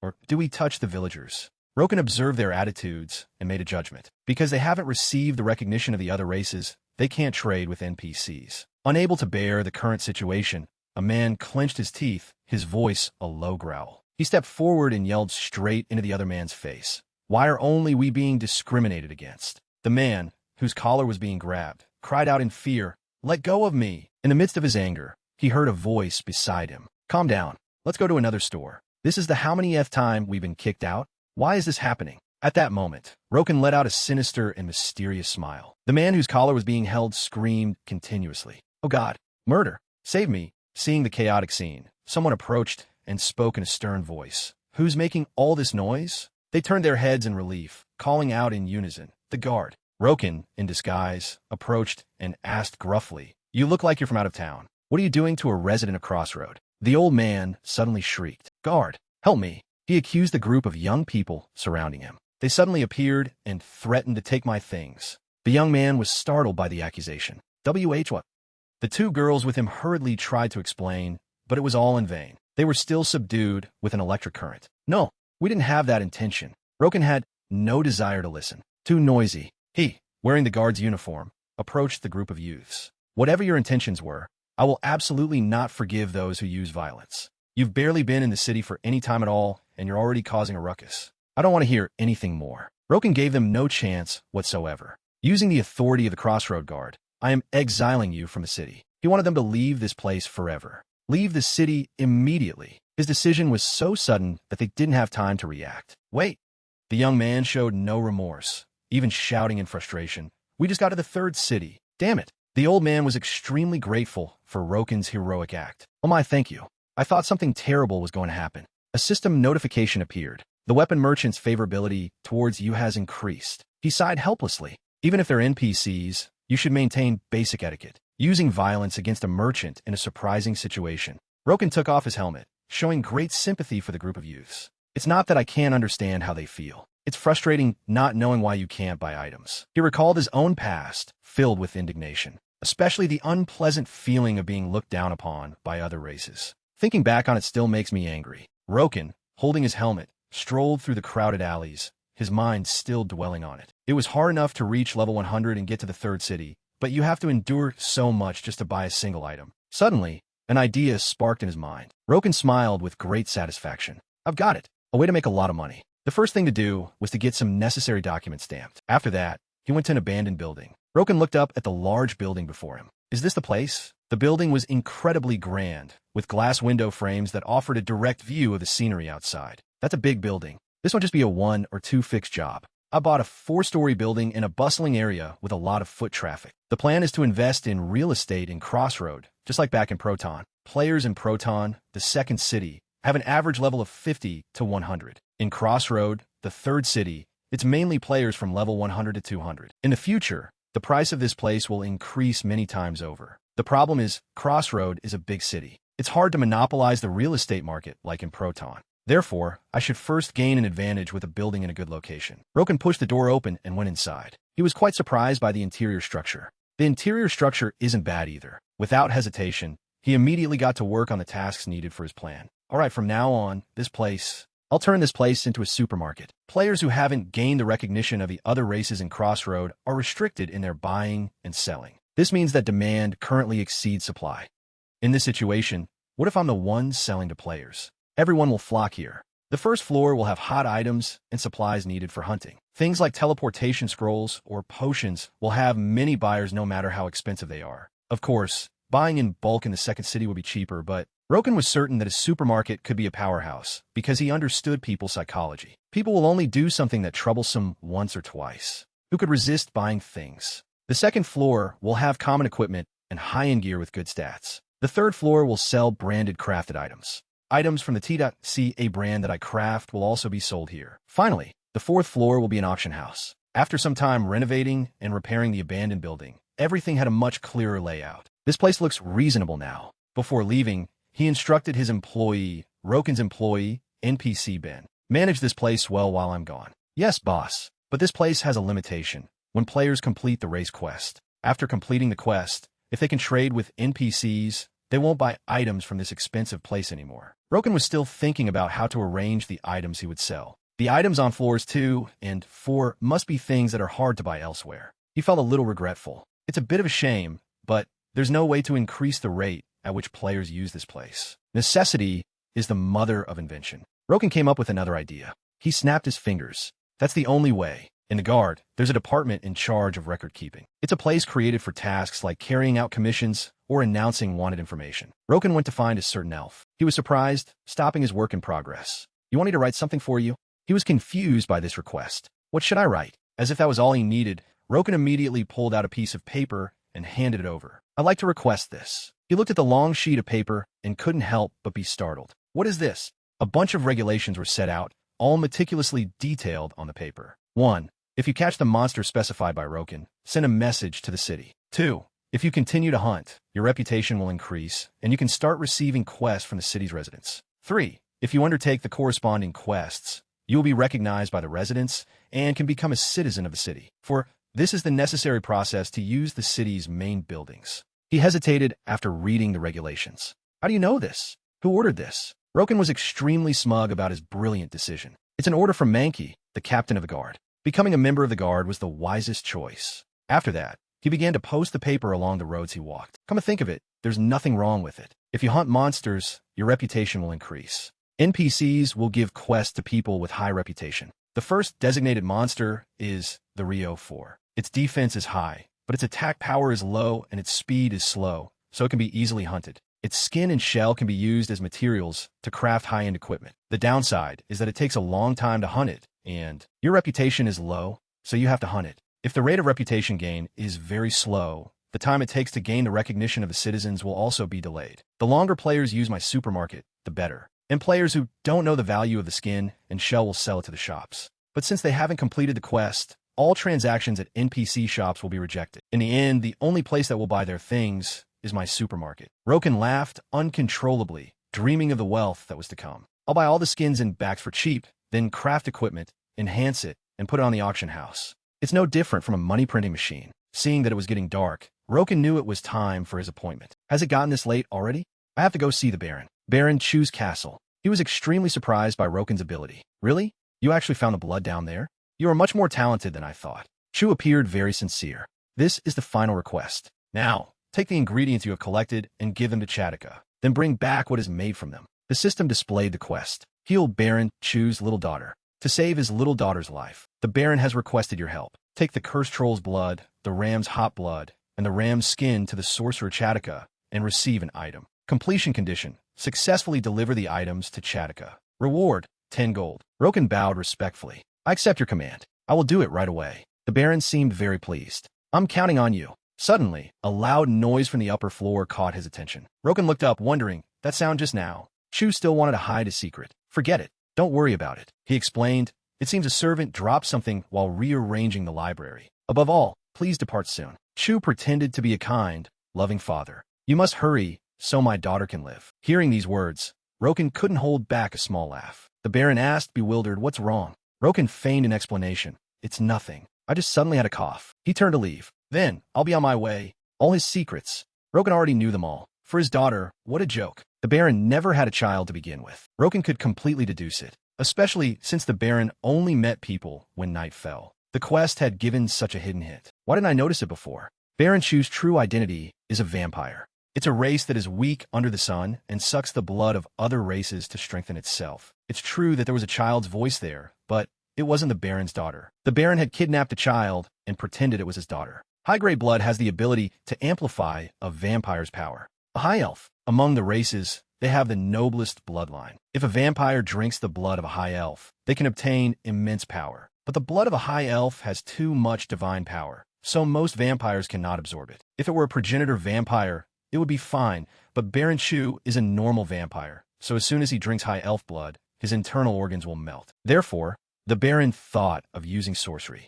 The Baron believed that if he enhanced his blood-sucking ability by using a sorcery item, he could drink the blood of a high elf. Deep in the dark, gloomy forest in the misty valley, Roken walked alone, trying to find the sorcerer Chu had mentioned. So, the sorcerer Chatika that the Baron mentioned must be somewhere around here. He was annoyed as he looked at the thick fog before him, feeling extremely frustrated. But I have to be able to see ahead to find him. Why is this forest so big? But I have to be able to see ahead to find him. Roken continued to walk, grumbling as he went. It's only because it's me that I'm going this far. If it were anyone else, they probably would have all given up by now, right? Suddenly, there were footsteps behind him. A pack of hyenas. Level 115, mist forest hyenas. They stared at him as if they wanted to eat him alive. Roken turned his head to look at the pack of hyenas behind him, carefully assessing the situation. Monsters. There are quite a few of them, but he didn't want to waste any more time and energy on the hyenas, so he immediately turned and ran away. I just need to complete the quest. There's no need to waste time dealing with them. Let's run. They stuck close behind him, determined not to let their prey escape. Behind Roken was a pack of nearly a dozen hyenas in pursuit. He turned his head to look at them behind him, becoming a little careless. They're slower than I thought. A few of them are already gone. Roken intended to take them all down in one blow to conserve his strength. But just as he was about to execute his plan, he slipped and fell off a cliff. All right, I'll gather them all and clear a path. Damned folk. He fell, his whole body about to slam onto the hard ground. A loud noise echoed as smoke and dust billowed up when he landed. Thanks to his quick reflexes, Roken landed safely. But he suddenly realized something. A whole pack of hyenas was slowly approaching. He finally understood. Now I get it. Seeing the pack of hyenas as numerous as an army, Roken backed away, trying to keep his distance. This is your nest, isn't it? You deliberately kept your distance while chasing me to corner me here, didn't you? They all wore looks of ravenous hunger, having had nothing to eat for a long time. There was no other way. To save himself, Roken had no choice but to pull out his weapon and prepare to fight. If it's come to this, then I have to fight. He rested the tip of his axe on the ground. Just in time, I want to try this out anyway. Roken seemed extremely excited. I am curious. Let's see how many monsters I can clear out with my skills now. His gaze turned sharp and deadly. I'll have to test it on you guys. The biggest weakness of the Berserker class is fighting against many enemies at once. In a one-on-one fight, this class is stronger than any other, but there's no way to wipe out a large number of enemies in a single blow. So even if the enemies are weak, if they unite, it's still very difficult to win. Roken proactively moved closer to the pack of hyenas. But to compensate for that weakness, he had found a way to overcome this weakness. Skill combinations. If a Berserker's skills are combined appropriately, they will create a large amount of area of effect damage. With just one move, Roken quickly made the entire pack of hyenas explode. Charge and destroy. After wiping out the entire nest, he turned his head back in satisfaction, admiring his achievement. All right, 2 minutes and 30 seconds to destroy 80 hyenas. He felt quite certain. Even a mage using wide area magic couldn't be as fast as me, right? The class's biggest weakness had been eliminated by developing skill combinations. Therefore, whether it's one-on-one or one-on-many, he is absolutely not someone who can be easily defeated like before. But Roken suddenly froze for a moment. He let his arm hang limp, telling himself, no, it's still not enough. But this is only in comparison to normal players. Even if I went back to that time, these skills still aren't enough to deal with Ragnarok's entire army. This time it was monsters with fairly low levels, so it was an easy win, but to deal with Ragnarok, I need special traits for one-on-many fights and high-level Berserker skills. From the very beginning, Charge and Destroy, compared to the attack of Raging Strike, already had a much stronger attack property. It moves in a straight line, while using the skill to damage multiple enemies. Because you can't change direction, if the enemies are scattered in many places, it's very difficult to utilize the Berserker skill. Roken was determined to become stronger, to defeat all of Odin's people. If I want to beat those guys, I'll definitely need Berserker skills. Especially to deal with Odin. He shouted loudly, becoming extremely determined. Just you wait, Odin. Sooner or later, I will create the highest level Berserker skill to defeat you all. Roken suddenly remembered the main quest for coming here. But before that, I have to complete the quest. He continued to walk through the desolate forest, thinking about the reason he accepted this difficult quest. I accepted this quest because it's related to increasing my chances of winning in one-on-many fights. Suddenly, a person appeared and blocked his path, speaking out, "Stop." Chataka, leaning on a staff, approached him. "Did Baron Chu send you here?" He wore a tattered robe that covered his entire face. His eyes glowed red, looking even more demonic under the moonlight. He introduced himself. "I am the sorcerer Chataka. Put down the ingredients you brought and step back." Roken pulled out the box containing the requested items. "I didn't expect you to appear directly. Here." Then, as requested by the man, he raised both hands high and stepped back. "Is this good? Take it." Chataka used his sorcery power, chanting a spell that caused all the items in the box to float into the air. The pieces of paper were gradually reassembled perfectly. Next, he held 2 glass test tubes in his hand and continued to chant. The blackish water in the tubes floated up. That water formed letters on the piece of paper. Roken stood and watched Chataka intently from beginning to end. Everything that sorcerer does, even the aura he exudes, is very good. Strange. Is this sorcery? After he finished his spell, he tied up the scroll. He returned the scroll to Roken. "It is done. Take it." The system displayed. Blood letter. Rare quest item. It is engraved with blood marks like tattoos on the body and contains a powerful blood-sucking aura. Usage time. When the effect is activated, blood letter. Roken took the scroll, understanding. I didn't expect it to be an item that enhances Baron Chu's blood-sucking ability. If he uses this, he might be able to withstand sucking a high elf's blood. The quest board appeared. Heal Baron Chu's little daughter too. To save his little daughter's life, the Baron has requested your help. Take the cursed troll's blood, the ram's hot blood, and the ram's skin to the sorcerer Chataka and receive an item. Completion condition: successfully deliver the items to Chataka. Reward: 10 gold. I just need to give this to the Baron, but he smirked. Actually, the thing I want isn't the quest reward. It's this. Right in front of Chataka, Roken didn't even bother to hide his intentions. He immediately used the scroll. The man shouted, wanting to stop him. What are you doing? If you use that. But it was all too late. Used blood letter. Roken crushed the scroll in his hand. It's finally in my hands. The system continuously displayed notifications. Obtained. Lifesteal on hit, 3%. The mark of the blood letter cannot be enhanced or removed. Number of marks that can be collected depends on the individual's race. Current number of marks, 1 out of 5. Roken's power increased significantly. He smiled smugly, having achieved his goal. The most special and powerful mark for one-on-many fights is Lifesteal. Roken's power erupted violently. He could clearly feel the new power flowing through his body. That's right. This is it. The damage dealt when fighting many enemies at once is also very important. But if I want to deal with that disgusting crowd at the same time, I must have a recovery ability. Looking at the blood seal running through his body, he knew he could become stronger. I can suck blood with this blood seal and endure for longer. The system displayed an update. Update notification. Blood seal. Sucks 3% of the damage dealt. Sucks 1% of the damage dealt. Actually, in the future, the rate of lifesteal based on the damage dealt by the blood seal will be reduced, but for now, the person who obtains the blood seal can still maintain the original lifesteal rate. Roken smirked smugly, and I'm one of them. Suddenly, a fireball shot towards him, but this attack didn't faze Roken in the slightest. Chataka roared in anger. You dare steal that thing? You arrogant bastard. He didn't even bother to show the man any respect anymore, directly provoking him. What was that? It sounds so annoying. It seems that creating the blood seal has completely exhausted its strength. Feeling that this was a good opportunity, Roken used the man as a test subject for his new power. Anyway, I was wanting to test the effectiveness of this thing. The creator of the item is cooperating so nicely, so I should be thankful, right? But the man couldn't even fight back. Just like that, he bid farewell to the world. Roken was surprised, so he dies in one hit. His body quickly recovered. Roken discovered another interesting thing. The effect on a kill is a full recovery. He opened the system panel. Obtained. Head of Chataka.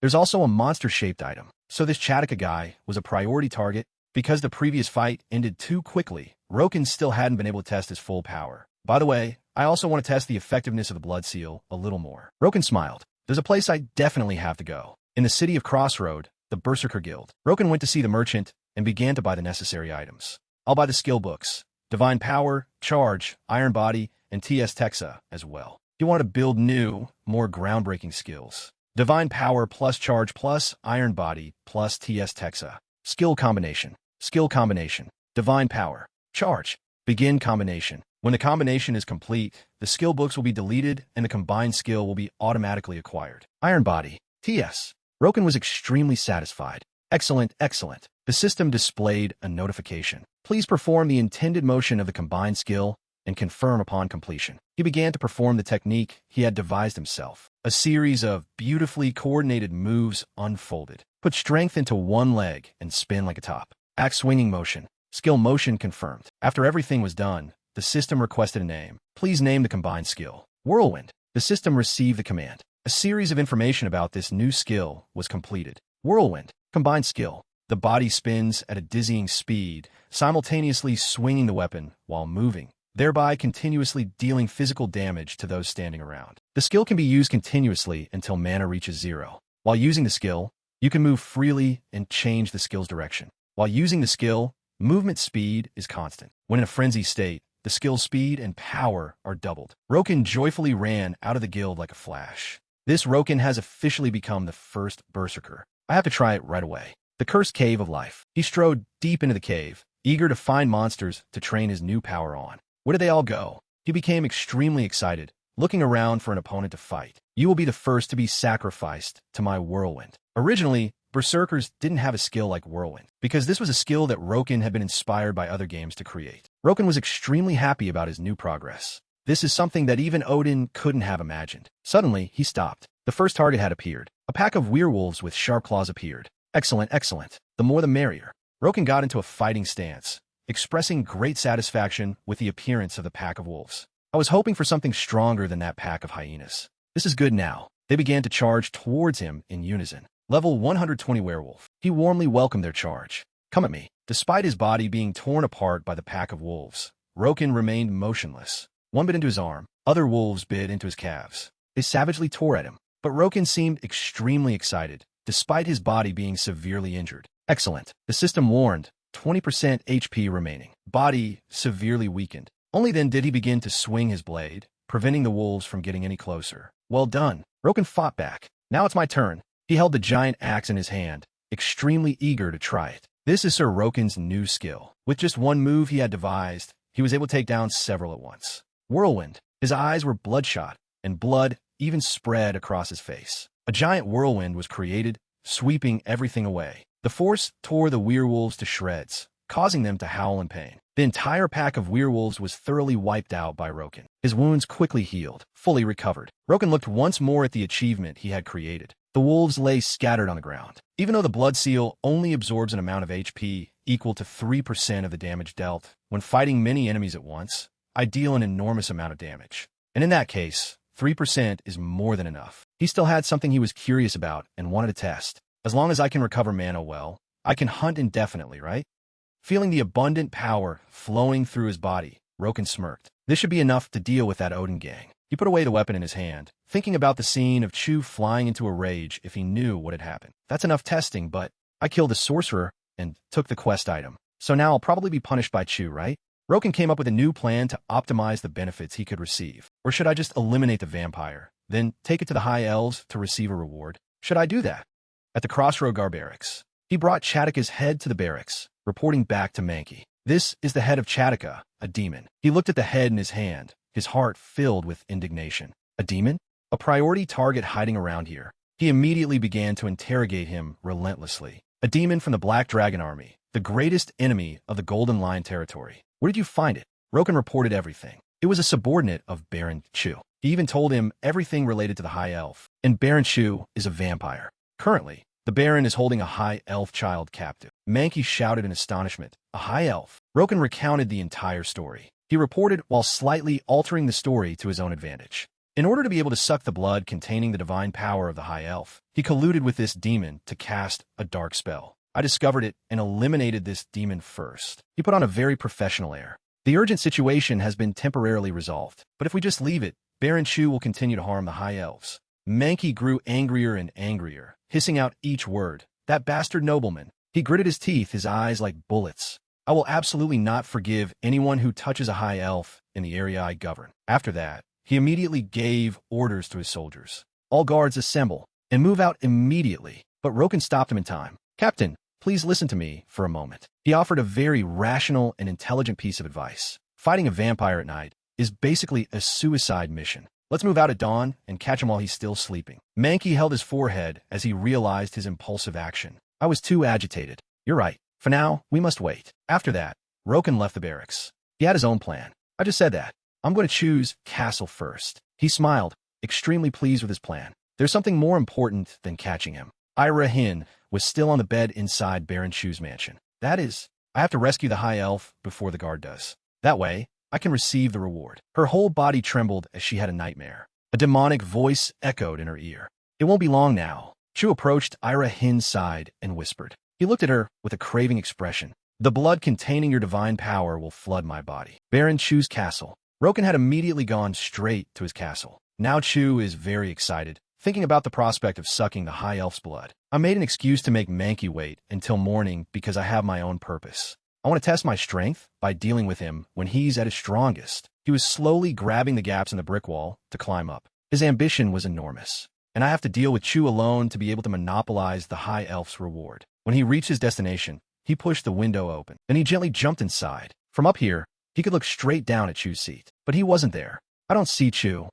Based on the sound from before, he roughly guessed the location of Ira Hin's room. It seems the High Elf is on the upper floor. Roken opened the door as gently as possible to avoid making any noise. He peeked inside, observing the situation. Is this the place? Sure enough, on the bed inside the room, Ira Hin was here. She hadn't woken up yet. Roken looked at Ira Hin, his heart filled with joy. Bingo. Why is everything being resolved so easily? He shook her gently. Hey, High Elf. But even if he shook her a little harder, she still didn't wake up. Roken felt completely helpless in this situation. She won't wake up even after being shaken this much. High elves are very sensitive to sound. This high elf should have woken up the moment I entered the room. Or was she given some kind of drug? He tried to think of a way, the best way to wake Irahin up. If I don't regulate my strength well and just keep using force to wake her up, I'll probably injure this elf. But I can't wake this elf up without using violence. Suddenly, Roken thought of another way. Ah, there's a way. He pulled a clock out of his bag. Item pouch. Simple alarm clock. An alarm clock made with the mechanical engineering of the dwarf race. He began to turn the knob on the clock. I can't believe I'm sitting here, making products to improve my mechanical engineering skills. Then he placed it right next to Irahin's ear. Use. Simple alarm clock. The alarm was so loud it was deafening. Roken, standing beside it, had to cover his ears because he couldn't stand the noise. My ears feel like they're going to explode. This should definitely wake her up. Irahin moved slightly in discomfort. She finally reacted to that loud sound. Stop it.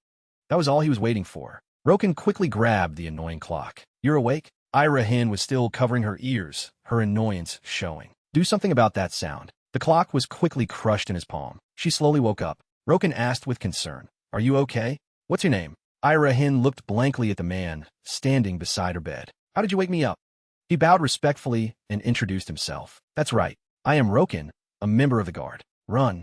In his heart, he had other calculations. High elves are already in noble status. She's probably a member of the royal family like Captain Mankey, so I also need to maintain proper etiquette. She shyly introduced herself. My name is Irahin. Thank you for saving me. He extended his hand, wanting to help her stand up, feigning remorse. I'm sorry for using that method, but Irahin didn't mind. It's okay. If you hadn't done that, I would never have been able to escape that nightmare. She turned her head towards the door when she heard a noise. Anyway, is it okay to make this much noise? Irahin's face turned pale. She pointed towards the door. Behind you. Chu was standing there, blocking the exit. His eyes were bloodshot, his words filled with anger. You rat, you dare. Irahin trembled, grabbing his arm anxiously. What should we do? But Roken wasn't the least bit afraid. It seemed he was also waiting for his appearance. I didn't expect you to hear that. Originally, according to my plan, after finding this high elf, Roken immediately summoned his weapon, ready to fight. Since you've come here yourself, I must show my sincerity. Chu approached the two, determined not to spare anyone who betrayed him. I won't let this go. He revealed his true form as an ugly vampire, roaring, You dare to defy my command. Irahin couldn't help but feel worried. Do you really think you can defeat that vampire? Roken reassured her. Stay here and wait for me for a moment. It won't take long. He got into a fighting stance. Watch this, Baron. You probably don't want the elf behind me to get hurt because of our fight, do you? As fast as lightning, Roken charged straight at Chu, catching him off guard. So let's change locations. He landed a direct punch to his stomach. Irahin called out after him. Roken. His body was slammed through the wall behind him, breaking a hole clean through it. Indeed, the two of them had gone outside to fight. In midair, he continuously attacked, punching Chu in the stomach. His entire body was slammed hard onto the cold ground, but he was still able to stand up.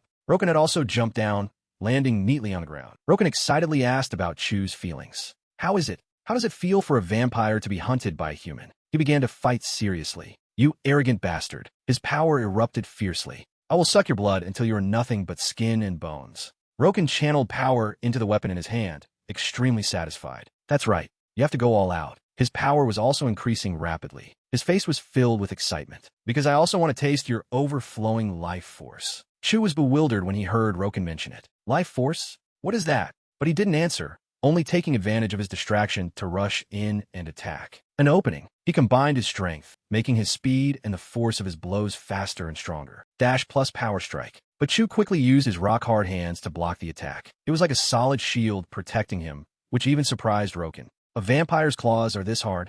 Chu's strength was not ordinary. That made him doubt his true identity. This is a bit much, but this, are you really a vampire? At this moment, Chu finally noticed the blood seal patterns running along Roken's body. You, that pattern. He answered casually. This? You're only seeing it now. He even raised his arm with the blood seal pattern as if to indulge him, provoking him. The blood seal. But I just got it. Hearing these words, Chu trembled with anger. From the very beginning, he was aiming for that and was always pretending to obey me. Finally, he belatedly realized Roken's true face. That's right. A moment ago, he was also planning to steal my high elf. It was all his plan. He became even more furious at being deceived by someone of a common status. A mere human dares to play with me. Chu roared, rushing forward, wanting to tear him to shreds. I will absolutely not forgive you. His claws became sharp weapons, attacking Roken as fast as lightning. His speed was so unexpectedly fast that Roken couldn't react in time, getting his arm clawed. Seeing Chu's strength and speed, he was even more certain of his speculation. As I thought, he's not an ordinary vampire. He tried to dodge all the attacks. He's trying to attack me now, but the two were evenly matched, with no clear winner. Looking at his attacks and speed, his power is not ordinary at all. The system displayed a warning. HP at 20%. Basic skills will be greatly enhanced. Roken was a little surprised by this. I've never heard that Chu was a progenitor vampire, but if he were a progenitor vampire, then from the beginning, the blood seal wouldn't have worked. His hands gripped the weapon and his hands tighter. Anyway, Roken was still very confident in his abilities. The fact that he dies here today still doesn't change. How's my blood? He began to unleash his ultimate move. A continuous barrage of blows rained down. Wild wind. Chu roared in pain. The more he bled, the greater Roken's recovery speed. Blood seal. You like it, don't you? He tried to provoke him. Just with wild wind, I was able to recover this much HP immediately. If a vampire uses it, their blood-sucking ability will be enhanced. And if a human uses it, they will receive the lifesteal ability, right? Blood was constantly flowing down Chu's body, but he was smiling. He spoke up, mocking Roken. What do you believe in that makes you so confident? Is it lifesteal? Chu licked the drops of blood that were flowing out of him. It seems you don't understand. He laughed loudly, extremely pleased with himself. Lifesteal is an inherent ability of us vampires. His eyes gradually became crazed. Even if a human uses the blood seal, they can't use that ability as perfectly as we can. Chu's power erupted violently. Now I will show you the gap between me and you. His body also changed accordingly. He became large and hairy like a werewolf. Roken was a little stunned. He completely turned into a monster. This isn't a vampire, it's a werewolf. But he didn't pay too much attention to it, remaining extremely calm in the face of Chu's attack. Whatever. He's a good test subject. He raised his giant weapon high, gathering momentum. Then Roken slashed down hard on him, making him furious. His eyes were bloodshot. Chu roared and lunged forward. He fought back, slashing at his arm. The cut was deep, and blood gushed out continuously. The wound also couldn't heal completely as before. Can't fully recover. Chu smugly mocked him. Didn't I tell you? A human using the blood seal, that recovery ability can't keep up with the speed of your death. Roken began to think, try to find another way. It's clear that the blood seal was nerfed in my past life. I don't know if it has taken effect yet, but he decided to take a risk. If the lifesteal rate is reduced, there will be another way. Roken charged forward with his weapon. I just need to hit you a lot. Chu couldn't understand his reckless thinking. You fool. The two fought fiercely, neither willing to yield. Both were constantly losing blood. But the more Roken fought, the more frenzied he became, recklessly charging forward to attack. He rushed in and slashed repeatedly at Chu's body. The system warned, 10% HP remaining. But he still didn't care. No, it's fine. Roken charged in and continued to attack. I just need to cause more damage. Chu roared when he saw him fighting so desperately. You madman. For the sake of his own honor, he was determined not to admit defeat. A vampire will not lose to a human like you. Roken became out of control.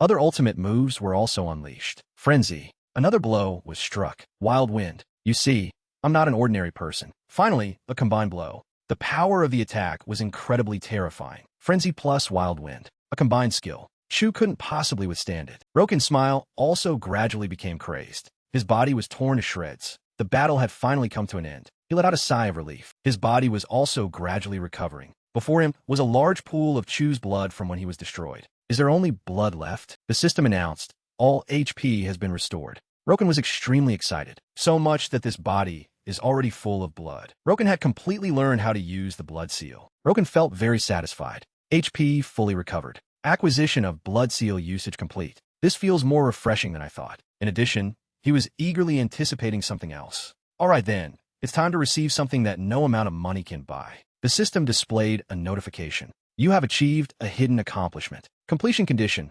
Rescue a high elf. Defeat a vampire baron with your own hands. At this time, as the sky had brightened, there was a commotion outside the baron's mansion. All soldiers advance. From now on, the battle to destroy the vampire baron begins. Break down the door and charge in to attack him. Mankey led the troops, urging his soldiers on. It doesn't matter if the evil vampire is killed, but the high elf must not be sullied by even a speck of dust. Rescue them. He signaled to everyone, charge. The entire army rushed forward, intending to break down the door and charge in. But before they could do anything, a loud noise came from inside. The door was gradually being destroyed from the inside. A loud bang echoed. The door was completely destroyed. Mankey was in disbelief. What? Daytime is when vampires are at their weakest. How can they be so strong? But the person who appeared was not Chu, but Roken and Irahin. He spoke first. Are you surprised? My apologies. Don't be so quick to judge by appearances. He was startled when he heard the familiar voice. Here, Mankey was even more surprised to find him and her coming out from inside, safe and sound. Roken?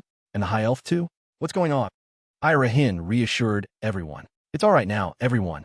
Badong Chu, she pointed at Roken, standing beside her, has been defeated by him with his own hands. This made Mankey even more astonished. He felt extremely skeptical. Roken? That kid? But Baron Chu's level is much higher than his. Roken pretended to be casual. I was a little worried, so I came here first. And I saw the high elf lady here about to have her blood sucked. How could I stand by and watch someone else tarnish the honor of an elf? Another elf spoke up hesitantly. Are those words true, Captain?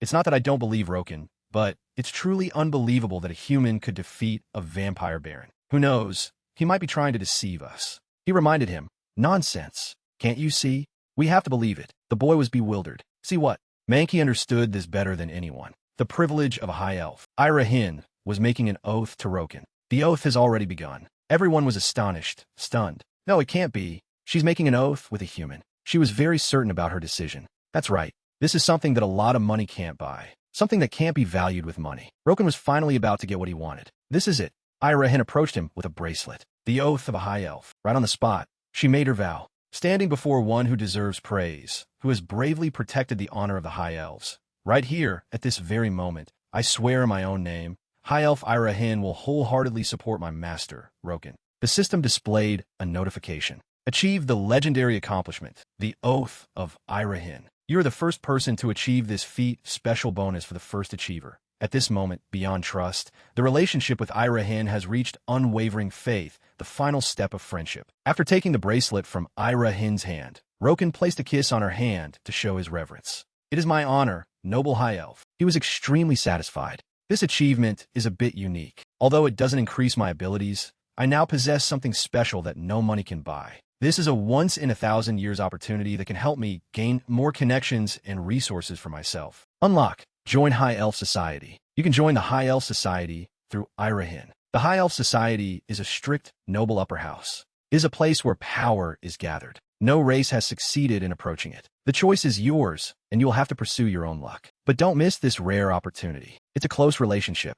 If I can control the upper house, it will be very helpful in defeating Odin. Roken looked at the other guards kneeling respectfully and couldn't help but feel smug. To achieve this, I had to immediately stop the movement of the guard so that I could come and rescue the high elf alone. Mankey was no exception. He had to acknowledge his ability. Roken, he is truly an extraordinary person. Yes, who knows, he might be the one to rewrite the history of the world. With that done, he just wanted to leave immediately. I'll be taking my leave now. Irahin called out after him. Wait, please wait a moment. I want to introduce you to the upper house. Why don't we rest for a bit and enjoy dinner together? His inside and outside were at odds.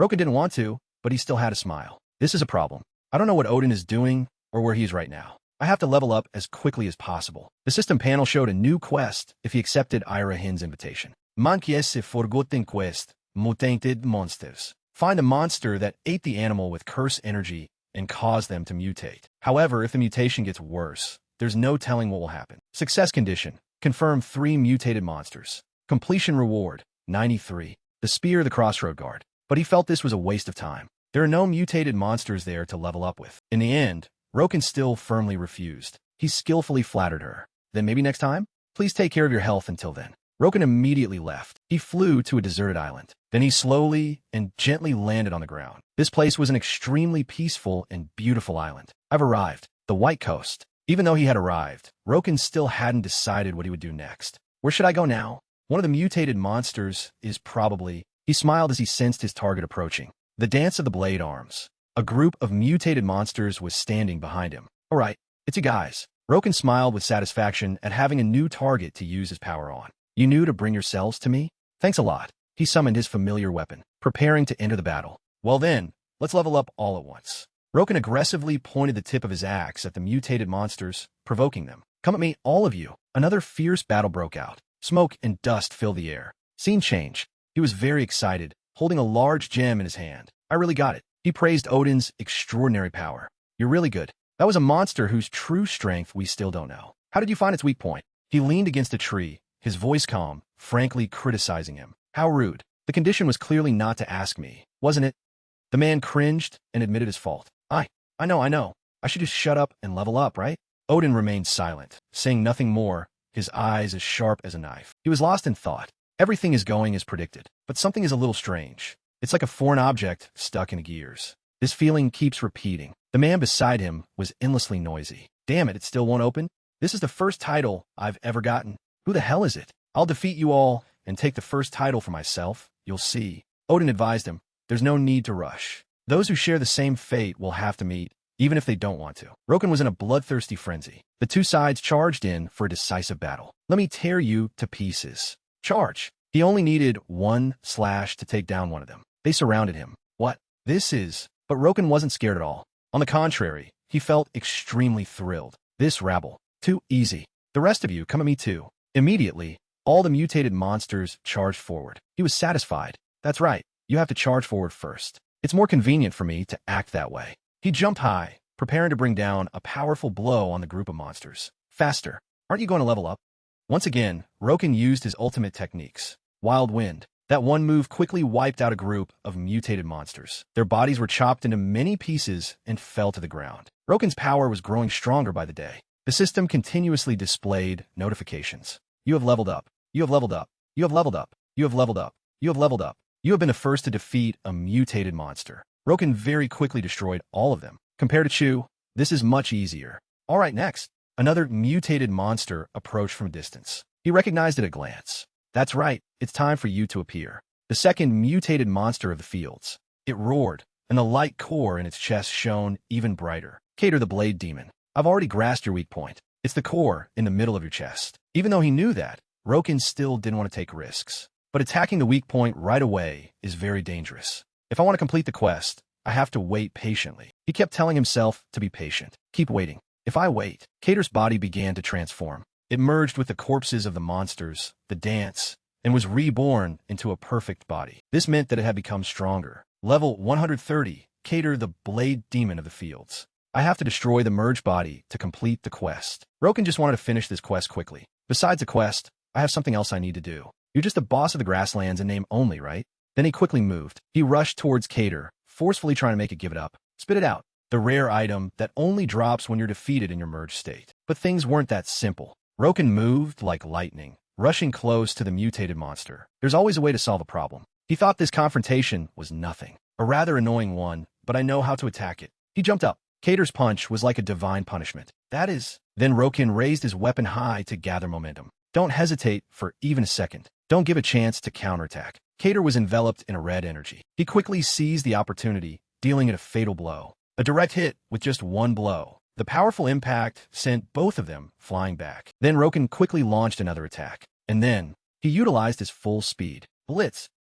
The blows were unleashed in a flash, continuously. Blitz. He just wanted to end the fight as quickly as possible. A quick battle for a quick victory. Cater was beaten so badly it couldn't fight back, roaring in pain. Although its weak point is in an obvious place, it's still covered by a sturdy layer of armor. This is troublesome. Because of the armor, it's hard to aim accurately at its core. If that's the case, Roken decided to go all out. I'll smash your armor to pieces. A devastating blow, aimed precisely at the core in its chest. The system announced, enemy hit with weaken and has fallen into a state of chaos. The armor of Cater the Blade Demon has been destroyed. The defense of Cater the Blade Demon is reduced by 50%. He smiled smugly. Excellent, a direct hit. If it just stands there and takes the hits like this. Despite being slashed directly in the core, Cater smiled. Only then did Roken belatedly realize. Could it be? Cater finally unleashed its ultimate move. Final strike, Blade Storm. Its entire body shoots out countless tiny blades, self-destructing after dealing 25 consecutive hits to the enemy. He couldn't possibly dodge it. Where did this nonsense come from? It unleashed another technique. Unstoppable attack and defense machine. While the skill is active, defense, strength, and movement speed increased by 200%. Roken pushed his blade in deeper. Rest in peace. The core in its chest was completely destroyed. Cater was also gradually disappearing. A huge explosion occurred. The battle had completely ended with Roken as the victor. The fragments of its core shattered and fell. An arrow flew towards him, but stopped right in front of his eyes. Simply because Cater had been destroyed, its ultimate moves had also stopped working. It's over, right? From its eye sockets and mouth, rays of light shot out. Another explosion occurred. Only then did Roken realize with a start. Damn it, I forgot. Its final act. A world-shaking explosion. Self-destruct. The impact of the explosion was enormous. It blew away everything around it. Smoke and dust billowed up. A figure slowly emerged from within the smoke. It was Roken. He had survived the explosion despite being at close range. That treacherous thing.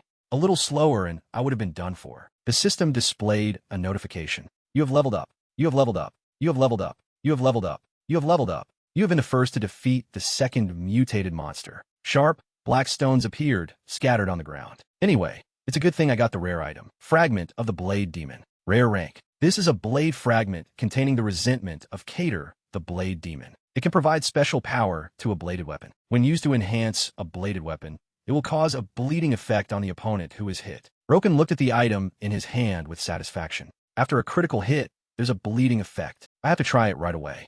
He used that item on his weapon. Weapon enhancement successful. Causes bleeding to the enemy when slashing them. His weapon became even more powerful and majestic. Alright, the enhancement is done. Looking at the calm water, Roken decided he had to go somewhere. Before destroying the final boss, I have to stop by this place for a moment. That place at the bottom of the lake were giant clams. The place where you can get the 5-colored pearl. The place where pearls are cultivated. Roken looked into the distance. I hope preparing so diligently like this will be useful. The ship is gradually sinking. According to my memory, it's very strong. The ship's hull broke in two, sinking forever to the bottom of the ocean. The ship's door burst open, deep and dark. Something with glowing red eyes appeared. Roken used his hands to open the lid of the giant clam. He sighed, failed again. Seriously, another mana pearl? He complained about the time he had lost. This item is also expensive, but it's about time for that pearl to appear. Sure enough, heaven did not disappoint him. This time, Roken successfully found what he was looking for. A sparkling, large, round, and glossy pearl appeared. It finally appeared. The 5-colored pearl. Received 5-colored pearl. He looked at the pearl in his hand, feeling extremely satisfied. To increase defense, there's nothing better than this. Roken felt a renewed sense of motivation, eagerly opening the giant clams to find the next thing. Alright then, let's go get the next thing. He pried open another clam. A light shone from within. Suddenly, the system panel displayed a quest. Search for the traces of the Lion King. The sealed iron helmet is held by some power of its kind. Find that entity and uncover the truth. Success condition. Completion reward. Roken was stunned when he received the quest. What? The Lion King's quest. He thought this might be what the system was trying to hint at. Come to think of it, the items related to the Lion King attract each other. He summoned the item. The Lion King's iron helmet. The helmet in Roken's hand suddenly began to glow. As I thought, he was very much looking forward to the item he would receive. So it really is this quest. I can get another piece of the Lion King's armor.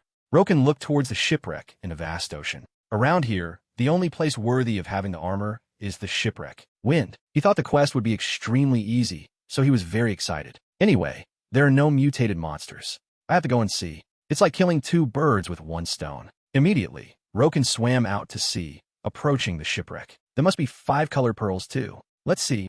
He jumped in without a moment's hesitation. Roken tried to swim quickly down to the bottom of the ocean. The system displayed a notification. You can breathe underwater thanks to the effect of the Murloc's gills. Even though he had descended to a depth that an ordinary person would find difficult to withstand, he still felt normal. The item's effect is really noticeable. I feel so lucky to have done the quest. It's a good thing there are many Murlocs on a beach. Thanks to that, I can breathe easily in the water, even if it's just a one-time use item, but Roken had always felt some kind of presence. It's clear that there's something here. Sure enough, he had discovered something. He had arrived in front of the ship's door, the place containing the item he was looking for. Found it. The lair of the final mutated boss. The captain's quarters. Roken began to summon his weapon, preparing for the next battle. He deliberately provoked the boss. Hey, don't hide anymore. Come out. Suddenly, a part of the ship was blown to pieces. The mutated monster's arm punched him hard in the stomach. That punch exerted great pressure on his body, causing Roken's blood to spurt out. He looked at the enemy before him. So you're willing to come out now, huh?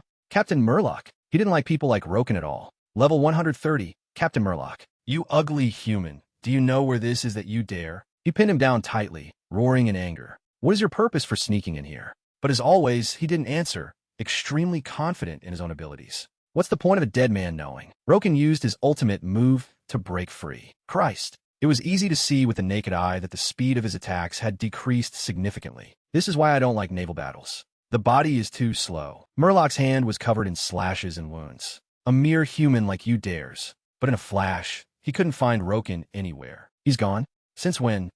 He appeared and disappeared, making it impossible for him to react in time. Anyway, killing you is no big deal. Murloc unleashed his ultimate move, summoned crewmen. At his command, a group of crewmen appeared. Roken was annoyed. This guy, using his subordinates as a shield, while he was busy dealing with the minions, he sneakily attacked. An attack rained down. Fortunately, he was quick enough to dodge it in time. Murloc laughed loudly. A beautiful pose. Where's that smug attitude from before? Roken understood the strength of both of them. This guy, without his subordinates, he can't do anything to me. He had to find a way to completely eliminate the minions. If I want to defeat him, the subordinates summoned by Captain Murloc are very annoying because they block most of my important attacks. Suddenly, he smiled, not knowing what he was thinking. If they keep causing trouble like this, then a stream of blood-red power spread out. That was frenzy. The system displayed a notification. Equip the Lion King's iron helmet. Roken was excited. I'll tear everything apart. I'll turn you all into Murloc sashimi. Seeing that the situation didn't look good,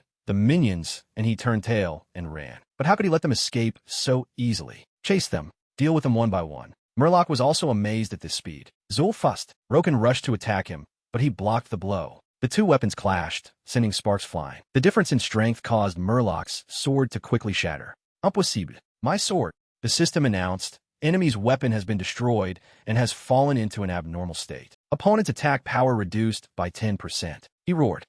Unwilling to accept the truth, Roken once again disappeared right before Murloc's eyes. What? What was that? Where'd he go? This time, he appeared behind him. Where are you looking? This sudden appearance caught him off guard. He was slashed into countless pieces.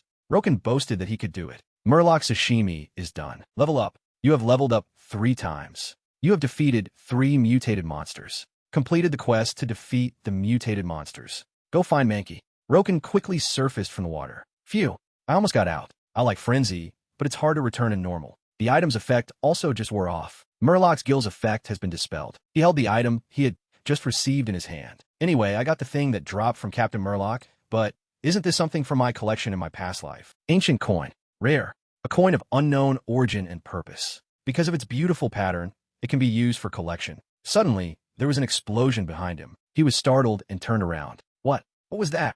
Roken immediately recognized it. It's a lion statue, but is this a clue to the Lion King quest? There's something in its mouth. He slowly touched the box. A box. Instead of a lock, there's a round groove. He took the item he had just collected and inserted it into the lock. Used ancient coin. Is this really the key? The Lion King's helmet on Roken once again lit up. Hey, the iron helmet is glowing. The box opened, also carrying the same light. He picked up the box and saw what was inside and was stunned. I'm going crazy. What is this? There's something like this too. After finishing off the enemy, the ship tilted and gradually sank into the sea. Roken was drawn to the light from inside the box. What is this round thing? The system displayed information. Unidentified round object. Rank rare.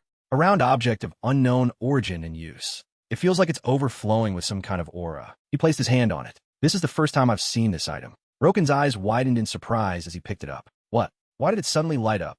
The system provided more information. Certificate of the Lion King. Rank set. A long time ago, Murloc saved Gao Khan, the Lion King, and the Lion King passed this certificate on to them. This item contains the power of the Lion King, and the Lion King passed this certificate on to them. This item contains the power of the Lion King. Additional effects. Stamina plus 100. Intelligence plus 100. He strained his eyes and gasped in shock. I'm going crazy. This thing is the Lion King's armor. Roken paused to think. Wait a minute. According to my memory, among the pieces of the Lion King's armor, doesn't seem to be anything called the Certificate of the Lion King. But this unsealed item is also part of the Lion King's armor. He chuckled with amusement. Moreover, it also has additional effects. Just with this thing alone, my stamina has gone up by 100 points. This is an ability that can only be obtained by reaching level 40. Roken exclaimed with delight. This is a bit too real. He sat down and looked inside the chest when he saw a golden light flash. What is it? Why does it keep glowing like this? This thing isn't just an ordinary item, is it? Roken took the item inside the chest out to examine it. A picture related to the Lion King. This is a drawing of the shape of the chest plate. He stood up cautiously and observed his surroundings. So, does that mean the Lion King's chest plate is here? But it doesn't seem to be on this shipwreck. Roken suddenly thought of something. Wait a minute. That's right. Come to think of it, the Murloc gang seems to have a system set up to plunder treasures from the Pirate King. Could it be that the armor was also stolen at that time? He was secretly excited. The Pirate King or something. I like it. This is a level 300 boss. It also appeared in a very distant place from the beginning. It's hard to find the armor now. Roken lay down and immersed himself in the vast universe to think. He stood up and pointed towards the horizon. Just this thing alone is beneficial enough. I already know where you are. I'll go find you right away. No sooner said than done. Roken logged into the third city, Crossroad. As soon as he set foot, he let out a sigh of relief. I'll use this to relieve some stress. His attention was drawn by the noisy crowd in front of him. Why is it so noisy? That is, Roken muttered in confusion. What is it?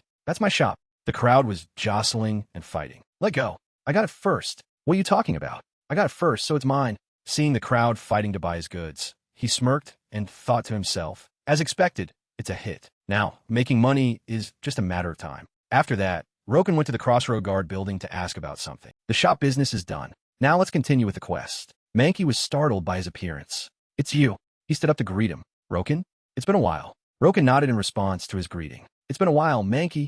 I've defeated 3 mutated monsters. Mankey shouted in surprise. 3 mutated monsters? You've improved that much. He smirked with pleasure upon hearing his comment. Roken, you've worked hard. You've helped me a lot. But Roken maintained a humble attitude. It was nothing. The system's voice echoed in his ear. Completed the quest to defeat the mutated monsters. He asked, I wonder if you found the cause of this yet? If there's anything I can do to help, just let me know. Mankey rested his chin on his hand, hesitating. It seems that some force has interfered in this matter, although it's still a bit difficult to say specifically. He spoke in a serious tone. If I find out anything, I'll let you know. First, you must prioritize increasing your strength. With your current strength, if you encounter them, you absolutely won't be able to survive. Very quickly, the system gave Roken a new quest. Training time. You are still too weak to approach the secret. Nurture your strength so that you can bear the weight of that secret. Success condition. Reach level 150. Completion reward. Trust of Mankey, captain of the Roast Guard. He left, muttering to himself. As expected, I can't get the quest because of the level limit. If I level up, I guess I have to go to that dungeon. Then I have to prepare a little. The system's voice rang out. Used magic resistance scroll. On currently equipped gear, magic resistance increases by 9. Roken muttered with interest. The magic resistance scroll I bought before is useful now. Now let's get going. Scene changed to southwest of Crossroad. He used a strong force to cut down the 2 trees in front of him. Very quickly, he had cleared a whole forest of trees. The system announced, received 10 logs. Roken hoisted the bundle of logs and said to himself, the logs are ready. Now let's go. He was startled and stopped when he heard a shout nearby. Roken looked towards the source of the shout. What is it? Someone? This area isn't known to others yet. A black-haired man shouted loudly. Do you have any conscience? This brat. Where did you come from, stealing other people's things? Mitty replied slyly. Wait a minute. Have you guys marked this hunting ground? Isn't a hunting ground a free area? He trembled with anger. Well, you brat. You're interfering with our hunt. He glanced in another direction. What is it? Are you guys hunting that thing? Mitty pinched his own face to provoke him. I thought you guys were standing there scratching an itch or sunbathing. It's because you're too weak, right? Then I'm sorry. Sorry, okay. The black-haired man got angry and took out his weapon. What a madman. I can't talk to him with words. Spit out everything you swallowed, you bastard. He shot an arrow. He reacted quickly and stepped back. The black-haired man also chased after him before the arrow hit the ground. His whole body trembled with anger. Damn it, he's like a mouse, so it's a bit difficult. This time, I'll definitely hit him. He reacted quickly and stepped back. The black-haired man also chased after him before the arrow hit the ground. His whole body trembled with anger. Damn it, he's like a mouse, so it's a bit difficult. This time, I'll definitely hit him. He hid in the bushes and observed. What is it? That guy seems to be Mitty the click-resistant. He was very famous in his past life. Roken followed Mitty's every step. Even so, he's a strange player. He can dodge his opponent's attacks by shrinking himself. He understood. That's why he's called Mitty the click-resistant. He seized the opportunity to counterattack. Gotcha. The black-haired man gritted his teeth in anger at being hit in the thigh. Just a little more. You filthy thing. He roared in fury. I can't take it anymore. I'll smash you directly. The black-haired man was startled and stopped when he heard Roken shout. Stop. He stepped out to stop them. Roken cleared his throat coldly. Silence. Judgment. The system displayed a notification according to his command. Judgment. Exclusive authority of the guard. Analyzing the criminal behavior of player 2F. Confirmed the act of attempting to attack Mitty earlier. The culprit and accomplice will be sent to prison. The black-haired man was terrified as he was sucked down. Impossible. Mitty trembled before Roken's power. Oh my, this is really... Thanks to you, I survived. He got angry and shouted. You're also warned. Get lost. He was scared and quickly ran away. Yes. After no one was left, Roken took off his disguise. That was almost a big problem. If they had stood there and argued any louder, he picked up his giant sword. Then the secret entrance that only I know about would have been exposed. Roken used his strength to break the wall in front of him. Very quickly, the entrance was revealed. Roken stepped inside and assessed it. Seriously, you have to hit the ancient tree for the dungeon entrance to open. Who came up with this idea? Wherever he walked, light shone. The system continuously announced, secret dungeon discovered, dungeon of the mage. Reward for the first person to enter. 30% increase in experience and item drop rate in the dungeon for 3 days. Roken said with satisfaction, excellent. Then let's begin. The system's voice continued to announce, crush the 5-colored pearl. He gave an order. First, I must increase my defense. The mechanical voice continued to appear. Used 5-colored pearl powder. All attribute defense increased by 10% for 3 minutes. Roken then summoned the logs. He exclaimed excitedly, next. He spread his legs to get a good stance. Roken used his strength to unleash a move. Take this log. As soon as the log touched the ground, a magic circle appeared. Then a deafening explosion rang out. He excitedly continued to attack. Excellent. Don't dawdle. Let's clear this place out quickly. The logs rolled one by one into the magic circle on the ground. Roken raised his hand to shield himself from the smoke and dust. The last log. He sighed and thought to himself. The difference between the mage's dungeon and ordinary dungeons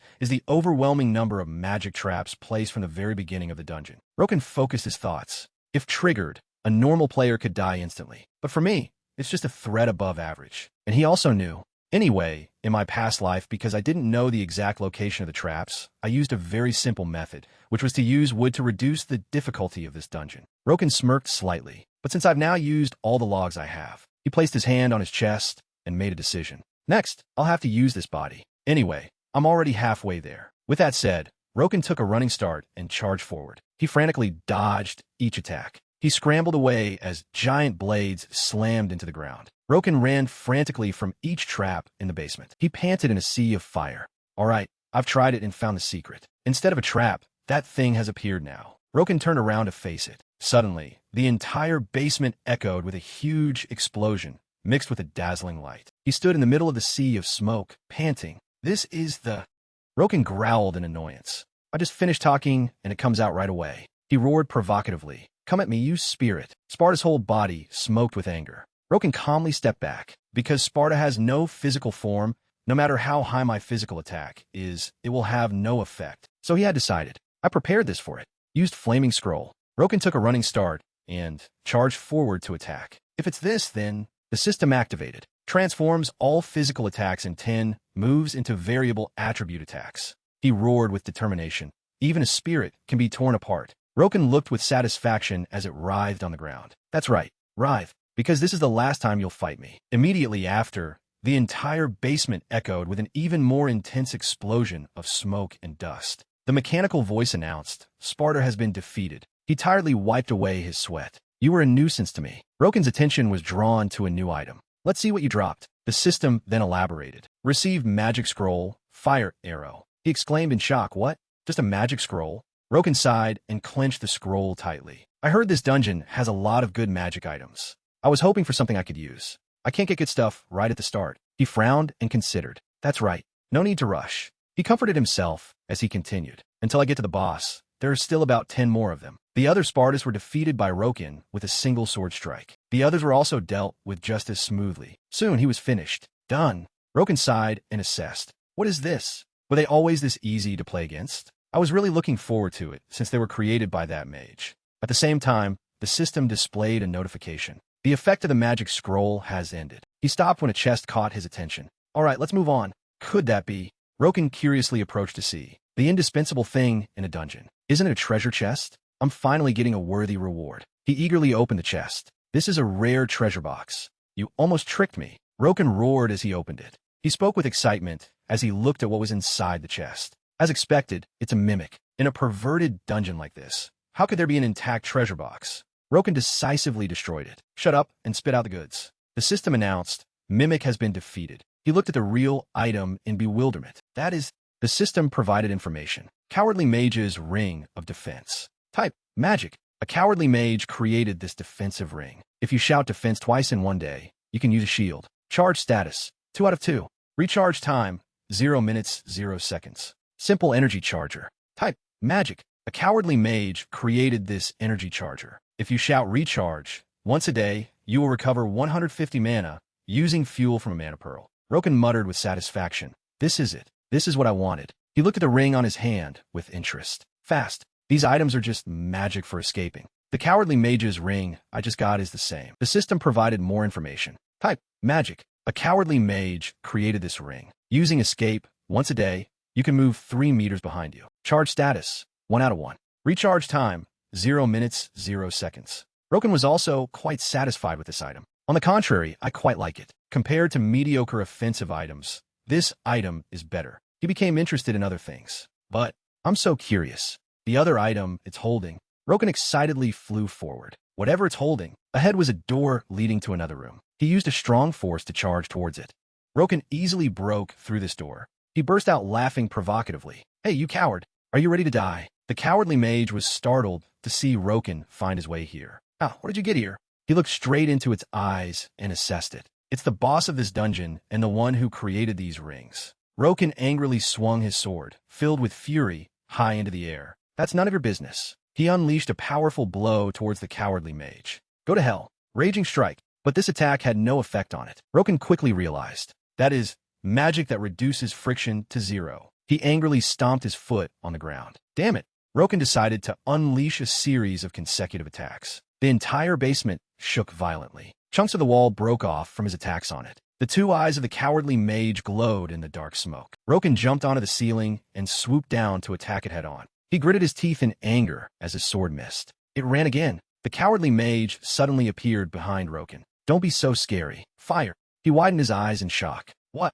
Gun barrels suddenly appeared from between the walls. Only now did Roken realize he had fallen into its trap when he looked down at the magic circle under his feet. Damn it. Could it be? The entire room began to fill with thick smoke as the magic circle was activated. The Cowardly Mage growled. If you keep this up, I'll have no choice but to kill you. It was startled in amazement when he was able to escape from the sea of fire. Gasp! Roken charged down to attack. Are you done talking? He unleashed a blow filled with anger. Stop rambling and go to hell. Roken couldn't hide the surprise on his face when he saw his enemy transform. A notification from the system rang out. Level 136, Parker, escapes from his disguise. Seeing its true appearance, he couldn't help but curse in his heart. Damn it, you coward. Parker even went to the trouble of using a disguise. That cloak was just a disguise. Roken shouted in annoyance. Hey, what do you want now? Where did you run off to? Just a little hiding. Come out quickly. However, at this moment, the ground suddenly shook. The ground. A crack just like that appeared. And from below,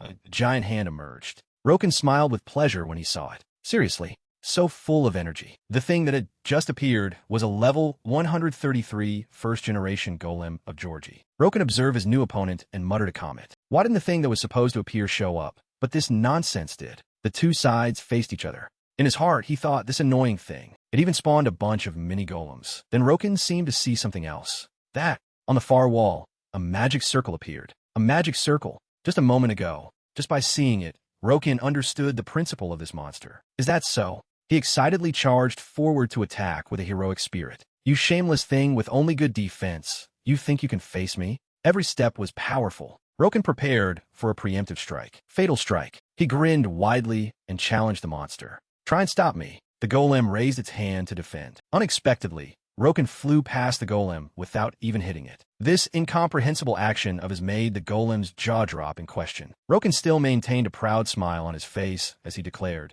You stubborn fool. Where are you looking? It turned out that what he was aiming for was the magic circle on the wall. From the very beginning, my target was that newly appeared magic circle over there. A powerful attack that shattered the entire wall was unleashed by Roken. After that, all that could be seen was a pile of rubble. Roken himself proudly thought, Bingo, I don't even need to look where that coward is standing to know. Just like how the ancient tree hid the entrance to the dungeon, the control room will also have a magic shield. He gave a satisfied comment. Excellent. While the system announced, Enter Georgie's hidden room. Just a second later, Roken's face showed surprise as a large-scale attack from somewhere was aimed at him. Take this. Fire arrow. An explosion was thus created. The attacker was none other than the level 140 Cowardly Mage, Georgie. Gotcha, didn't I? This is my strongest skill. That's why I said, who are you to enter here without permission? However, Georgie's expression changed just after that. Because Roken was completely unharmed after the large-scale attack, just now. On the contrary, he even helped him enter a berserk state. This bastard. A little carelessness, and I would have been done for. Georgie panicked and immediately gave a signal. Golem quickly stopped that guy. The golem received the order and rushed forward to attack. However, Roken had already dashed away before its hand could strike down. The place he was aiming for was where Georgie was, and he only had time to think. Fast. How is he so fast? He struggled to defend himself, but in the end, he was still blown away. Georgie landed and commented, "Anyway, I blocked it. It was really the right decision to invest a lot of money in the armor set." Unexpectedly, Roken's mouth was wide open at this moment. He just burst out laughing, making his opponent feel annoyed. "What's so funny? Why are you laughing at me?" Roken explained with a hidden meaning. "Nothing. I'm just so grateful to you that I burst out laughing." Georgie asked back in confusion, "What are you talking about?" Roken questioned again with a demonic face. "You idiot. You probably still don't know how slow that armor set makes you, do you? A living sandbag. I'll get my all." He made a firm promise. "Let's see how long your pile of armor can last." And it was enough to make Georgie start to feel panicked. "What?" He frantically gave an order. "Golem. SOS." Forcing Roken to retreat to create distance from the golem. First generation golem. A summoned beast created by Georgie. Even if it's shattered, it will still regenerate from the surrounding earth and rocks. It's really a pain. He dodged the golem's attack while thinking of countermeasure. As long as I could defeat Georgie, it won't continue to regenerate, so I don't necessarily have to fight it. Roken, in a state of rage, excitedly charged forward to attack. "But it's been pissing me off for a while now. Let me beat you to a pulp first." The weapon in his hand was raised high and aimed straight at the golem. The power of the blow was so strong that it couldn't be blocked. It's hollow inside. The more he fought, the more enthusiastic Roken became. "It's your turn now, you trash." He spun around, creating a whirlwind as he executed his move. Wild wind. Roken was like a storm of death heading towards his enemy. "I'll take you all out at once." Very quickly, a giant red whirlwind was created. Georgie could only stand by helplessly and watch his golem get thoroughly beaten. "Damn it, my golem was defeated so easily? Is he even human? He's more like a monster." Then, a flash of light shot out from within the whirlwind. Roken moved again. The place he was aiming for was where Georgie was standing. "Now it's just the two of us, right?" The weapon in his hand was once again raised with a challenge. "Try to dodge this move, you coward." Georgie, like a human punching bag, took the full force of the attack. Roken roared madly with delight. "It's over. Die," as he brought the weapon in his hand down with a powerful blow. Several system notifications rang out continuously. Defeated the cowardly mage. Georgie leveled up, leveled up, leveled up. After the fight was over, Roken began to complain. "Oh, I'm going to die." He kept drinking several healing potions and remembered Georgie's first powerful attack. "The first time I attacked Georgie, I didn't pay attention and used Berserk, and now it's gone. The after effects are making me dead tired." Roken was excited again after the medicine took effect. "Now my stamina is considered recovered. Let's go check on that coward who fell down." However, his expression changed again when he saw the items that had dropped in front of him. "Hey, this." Information about this item immediately appeared. Cowardly Mage's Escape Ring. Magic grade. An escape ring created by a cowardly mage. The escape function can be used once a day to escape from a dungeon. After escaping, the dungeon will automatically reset. Charge status, 1 out of 1. Recharge time, 0 hours. Oh my god, how many escape items does he have? And it's another ring. This was followed by a question from himself. This makes me even more curious. Who is it really?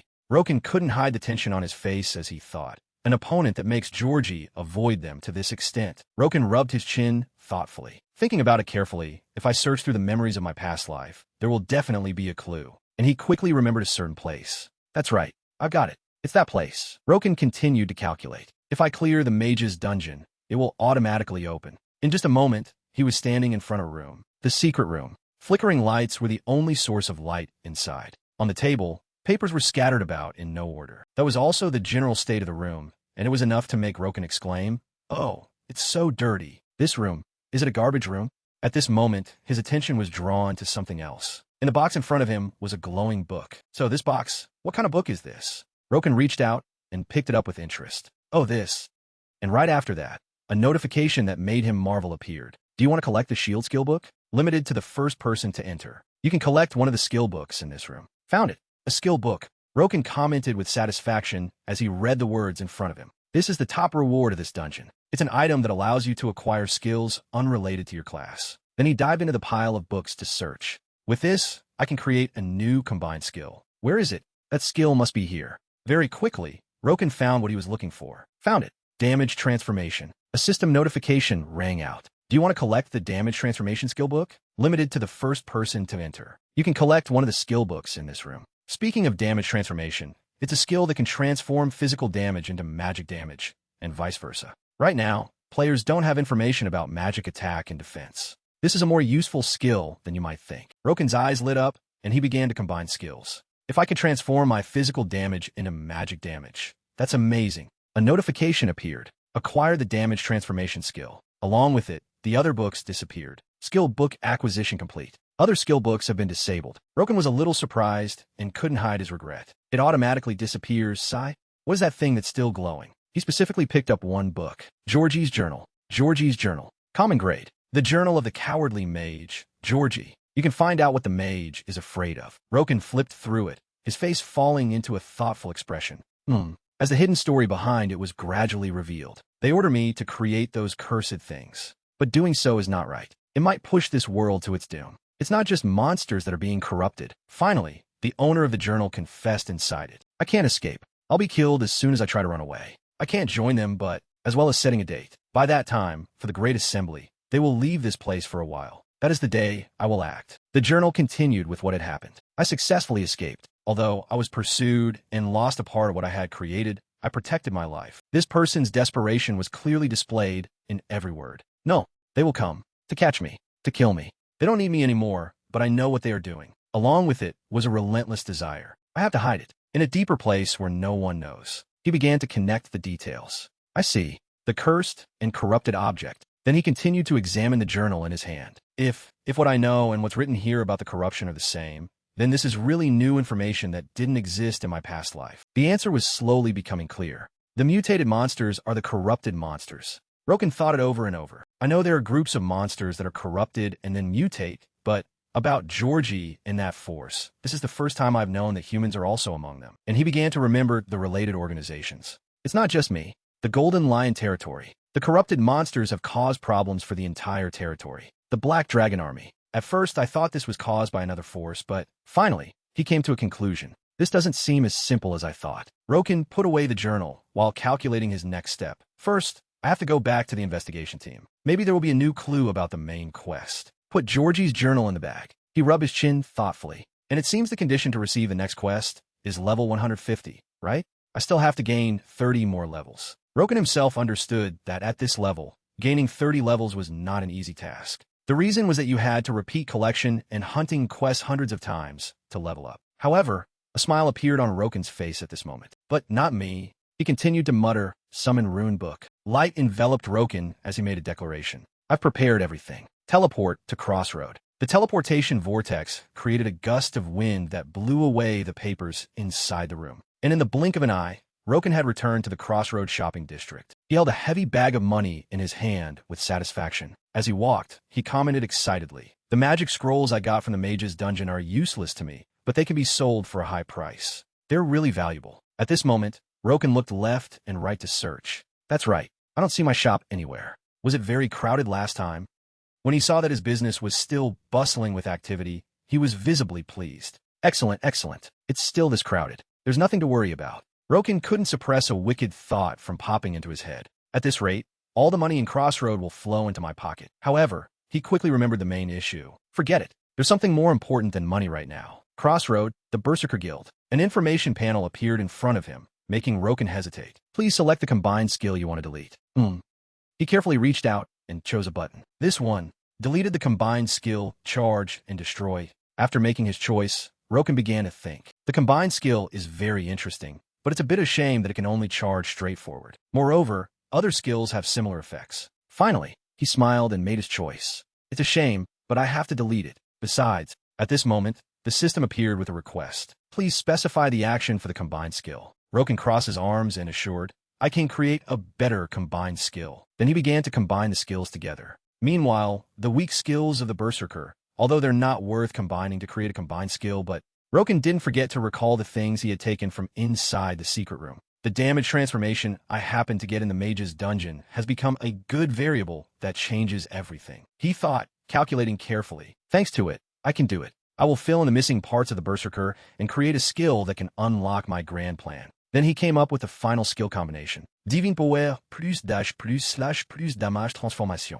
The system announced as Roken completed his combination, creating combined skill. When the light appeared again, the skill combination was complete. Roken couldn't hide the excitement on his face. All right, this is it. He stared intently at the system screen, which was constantly emitting a red light. This is exactly what I wanted. Another notification appeared. Please name the combined skill. Roken also made a declaration. The name of the skill will be Violent Strike. Information about the skill was provided. Special skill. Transforms normal damage and physical damage into magic damage. Violent Strike. Its weakness is a 5-second cooldown, but one strong hit is enough. Roken couldn't hold back a satisfied laugh with this skill. His face became sinister, and he thought to himself, now I have to make use of it. A promise was thus declared. Just you wait, Odin. Someday I'll punch you in the face with this skill. Roken continued to calculate his next step. For now, I must prioritize leveling up. He quickly arrived at the weapon shop. The shop owner greeted Roken with an invitation. Kumin, are you also here to find a weapon?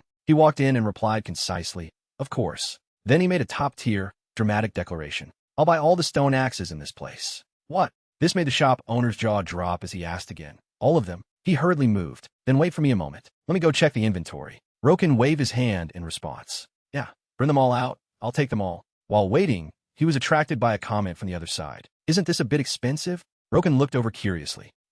Over here, two people were talking to each other. This is more expensive than the shop we just went to. But you can tell it's better just by looking at it. Roken thought to himself, so players, huh? He observed and began to assess them. Players who can buy and sell here must have completed the quest and been recognized, but they made it this far already? Then he smiled with an understanding expression. No need to rush, because there's still one more obstacle. The thing Roken was referring to was the opposing faction. In the lore, this is an extremely grand and attractive PvP content for players, just like the main storyline. Because fighting with players of the opposing faction brings a different kind of excitement than hunting. There are also many players who only enjoy PvP without caring about leveling up or the storyline. He remembered his old memories and couldn't help but have a wicked smile on his face. I used to live like that before. Meanwhile, the shop owner excitedly placed all the items Roken wanted on the table. Sir, I brought the stone axes. He took the bag with satisfaction. Thanks, and leisurely left the shop. All right, let's go. The owner excitedly called after him. Thank you.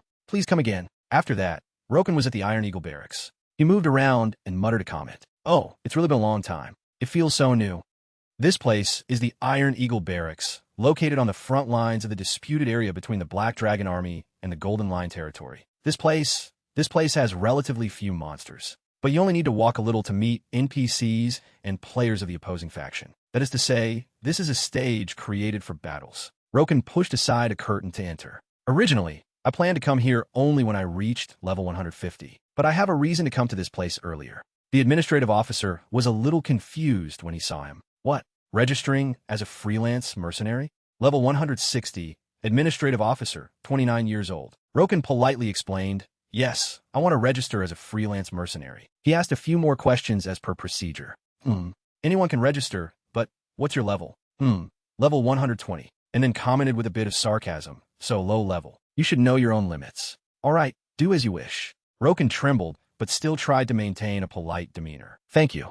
Then a system notification appeared. You have become a freelance mercenary. You will be rewarded with a corresponding rank based on your achievements. Make achievements. You have been registered as a freelance mercenary of the Golden Line territory. Defeat the enemy and make achievements to prove your strength and honor. When you defeat an opponent of the enemy faction, you will receive achievements. You will receive a corresponding number of contribution points based on the achievements you make. Receive a rank based on your achievements. Roken left in a state of indignation. That big-headed guy, the kind who only looks at levels. His footsteps changed. Roken bent down, getting into a running stance. Anyway, as long as I'm registered, it's fine. Let's get started quickly. He sprang forward with extreme speed. Dash plus shash. As he moved, Roken thought about his destination. The destination is the Deep Gorge. His footsteps slowed down as he entered the place he needed to be. Roken carefully walked through this forest. The cloak was slowly opened. Along with it came a notification. Invisibility cloak dispelled. Roken looked up at the scene before him. I've arrived. The Deep Gorge. His face couldn't hide a wicked expression as he remembered what had just happened. It was a little slow, but thanks to the invisibility cloak, I was able to get here safely. No matter which side you're on, facing a level 150 enemy is quite stressful. Roken slowly observed below. This gorge is the supply route of the Black Dragon Army. It's heavily guarded all around, and then he took out a few items to prepare for his infiltration. That's also the reason I came to this place. How could they have expected me to be hiding here? He carefully hammered a nail into the ground. Then he wrapped a rope around it. The other end of the rope was tied tightly around his body. Satisfied with the result, Roken exclaimed a comment. Okay, preparations are complete. He began to gather momentum, and then he jumped down into the crevice. Roken took out a hammer. All right, now it's your turn. He raised it high and prepared to strike down. A blow powerful enough to send dust and smoke flying. Roken smiled and commented, "A very beautiful hit, wasn't it?" He stopped in front of cave entrance. A good position, and began the basic procedures. First, I have to mark this place. Save this location to the rune. Roken carefully moved forward. Done. Now, then. He quickly took out his weapon. Time to level up. Weapon equipped. Small axe. Remaining quantity, 98. The guards were constantly moving inside this place. They were all level 150 Black Dragon Army cavalrymen. Everyone was surprised to see a stream of power appear from the sky. What? What was that? A group of people were sent flying. Roken laughed with delight. How about it? How does the taste of a violent strike, Sir Roken's magic skill, feel? In his heart, he couldn't stop praising himself. So beautiful. Roken's plan was, if I punch a hole in the middle of the cliff like this, the guards above can't stop me. With my long-range skill, I can hunt many enemies at once. The guards quickly discovered his presence. Over there's someone in the middle of the cliff. Roken couldn't stop laughing in their faces. You just noticed? Even so, what can you do to me? Weapon equipped, small axe. Remaining quantity, 97. The weapon in his hand was raised high. Roken declared loudly, "Shut up and spit out the experience points." The skill he used was Violent Strike. The soldiers were continuously defeated, and system notifications kept appearing. Leveled up. Another one was sacrificed to Roken's power. Leveled up. A series of similar notifications appeared. Leveled up. Leveled up. Roken commented with satisfaction. Excellent. He calculated as he moved forward. At this rate, I'll reach level 150. Weapon equipped. Small axe. Remaining quantity, 95. Roken put his hand on his old back and let out a sigh. He looked up at the battlefield he had just created and commented, "This boring work ends here." At this moment, a notification from the system also rang out. Hand axe. Remaining quantity, 0. Level 150. How many days have I been grinding here?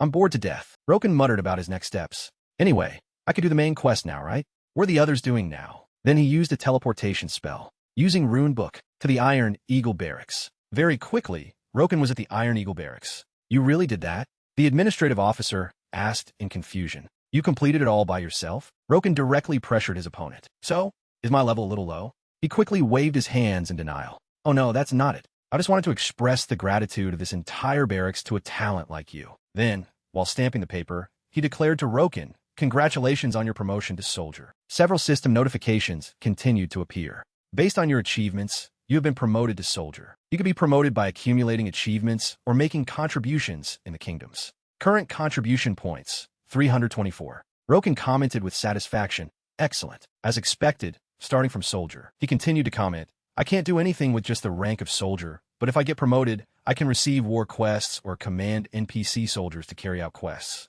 Because the higher the difficulty, the greater the reward." Roken thought further. But the reason I'm using this ranking system is not just for that. His hand reached out and touched the screen in front of him. The thing I'm aiming for is contribution points. Current contribution points, 324. Speaking of which, if you accumulate contribution points, you can exchange them for special items in the contribution shop. Roken muttered and calculated. At first, it's easy to accumulate contribution points, but it's too little to buy that thing. And he quickly came to a conclusion. I have to accumulate contribution points quickly. Using Rune. To Crossroad. A pillar of teleportation light appeared in the crossroad square. As soon as Roken arrived, he commented as if an old friend had returned to his hometown. How long has it been? It's good to be back. Unexpectedly, he was greeted by a string of curses. Hey, damn it. Roken turned his head in confusion. Then he heard a conversation between two players. Those bastards. The gorillas really came here. Because of those bastards, I haven't been able to complete my quest for 3 days. Roken couldn't hide the smile on his face. It started. Because the bastards, in their words, were the players in the Black Dragon Army. Currently, all over the Third City, the battle between the two opposing factions is taking place very fiercely. Roken made a comment. This is an interesting fact. What's the reason for killing enemy soldiers? Because the one who does wrong can explain. Oh my, because I can take the opponent's equipment, and I can also get experience from the opponent's monsters. And the final conclusion is, so it's natural to do so. Roken continued to comment. That explanation sounds reasonable, but it's really for another reason. That is, the act of toying with and killing someone weaker than you brings a special kind of pleasure. He understood that this was the instinct of a gamer, making him understand it better than anyone else. Roken slowly moved forward and joined the conversation of the two people. Excuse me, but where is that? They were momentarily surprised and hesitated before replying to him. That is... The young man began to explain. That's the habitat of the wild boars, but you can't go there now. You have to form a team of about 10 people to get there. Hearing this, Roken replied with satisfaction, I see. Thanks for the information. He began to have his own calculations. If it's the wild boar's habitat, isn't that a hunting area not far from Crossroad? So they were pushed close to the front lines. And then he couldn't help but smile. So, they've reached the border, huh? This encirclement seems rather thin. Youngmin blows hard into the whistle, startling those around him. He has used the summoning whistle, and the silhouette of a black horse appears. Youngmin quickly mounts it. Having summoned the phantom steed, he mutters a sarcastic remark. You losers. Did you really think I'd do what you wanted? He then gallops away arrogantly. Just wait. I'm coming to slaughter you all. Two players nearby begin to discuss the situation. Don't tell me he's planning to go there alone. Probably. They both reach the same conclusion. Doing that now is no different from jumping to his death. Youngmin quickly arrives at the wild boar habitat. The scene there shows one player facing off against a group of others. The girl in the lead mutters in annoyance. Damn it. What's going on? I told him to send more items. So why is there nothing now? She is a level 110 player from the Golden Lion Territory faction. The people opposite her sneer. Why, you ask? They are level 120 players from the Black Dragon army. He then brings down an attack, knocking the girl back while declaring, because tormenting you brats is just too much fun. Her teammates ask worriedly, are you okay? Meanwhile, the people from the Black Dragon army are in high spirits, preparing to kill them. Your life ends here. Unexpectedly, Youngmin makes a grand entrance, cutting in. Critical hit. The man turns his head back in shock. What? He sees a massive attack greeting him. Its power makes others exclaim loudly. What was that? Who is it? The group's attention quickly shifts in one direction. It's an enemy. They shout to each other as they see Youngmin charging in on his black horse. Someone is rushing us. He's all alone. Spread out and surround him. He, on the other hand, is thoroughly enjoying this. It's nothing special. Just a bit of fun. Are you all ready to die? Youngmin charges toward the standing crowd. A surly archer declares, you don't know what fear is. Take this. Swamp arrow. However, Youngmin swings his weapon. Then he attacks the man directly. Too slow, you goblin. His horse leaps into the air. It almost seems to hover in midair. Youngmin calls out excitedly, Ganda. He then uses the horse's body as a springboard to fly even higher. Those below look up in shock. That madman, can he fly?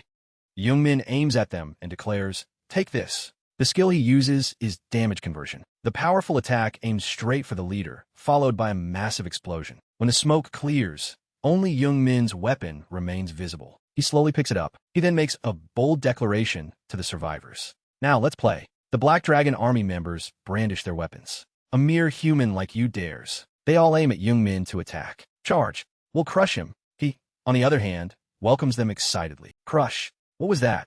Then Youngmin swings his arm in a powerful move. Before his opponents can even understand what happened, they are attacked. Haha. He continues to move, relentlessly striking his opponents. You're the ones who will be crushed. Their morale vanishes almost entirely. This is insane. The high defense melee players were wiped out in a single blow. What? All those monsters too? Youngmin moves quickly. He leaps and aims at these two. Found you at last. They can only shed tears and snot as they face death. A blood-curdling scream rings out. The battle ends, and a series of notifications appear. Roken has defeated Iora, gaining 1 contribution point. Roken has defeated Hei Pin Su, gaining 1 contribution point. Roken has defeated Zhongdak Bu Sin, gaining 1 contribution point. Roken has defeated Coco Renjing, gaining 1 contribution point. Roken has defeated HM Su, gaining 1 contribution point. Roken has defeated Pedum, gaining 1 contribution point. Roken has.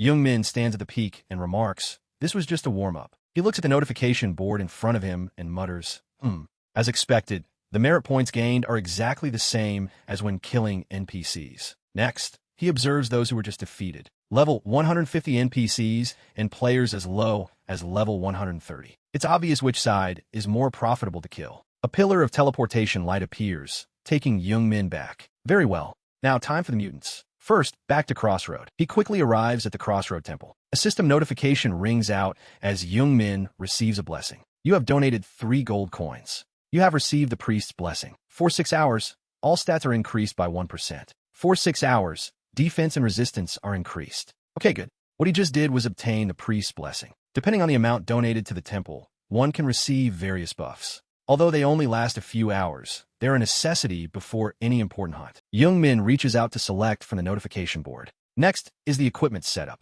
He mutters as he examines the items laid out before him. Set 1 is for critical damage.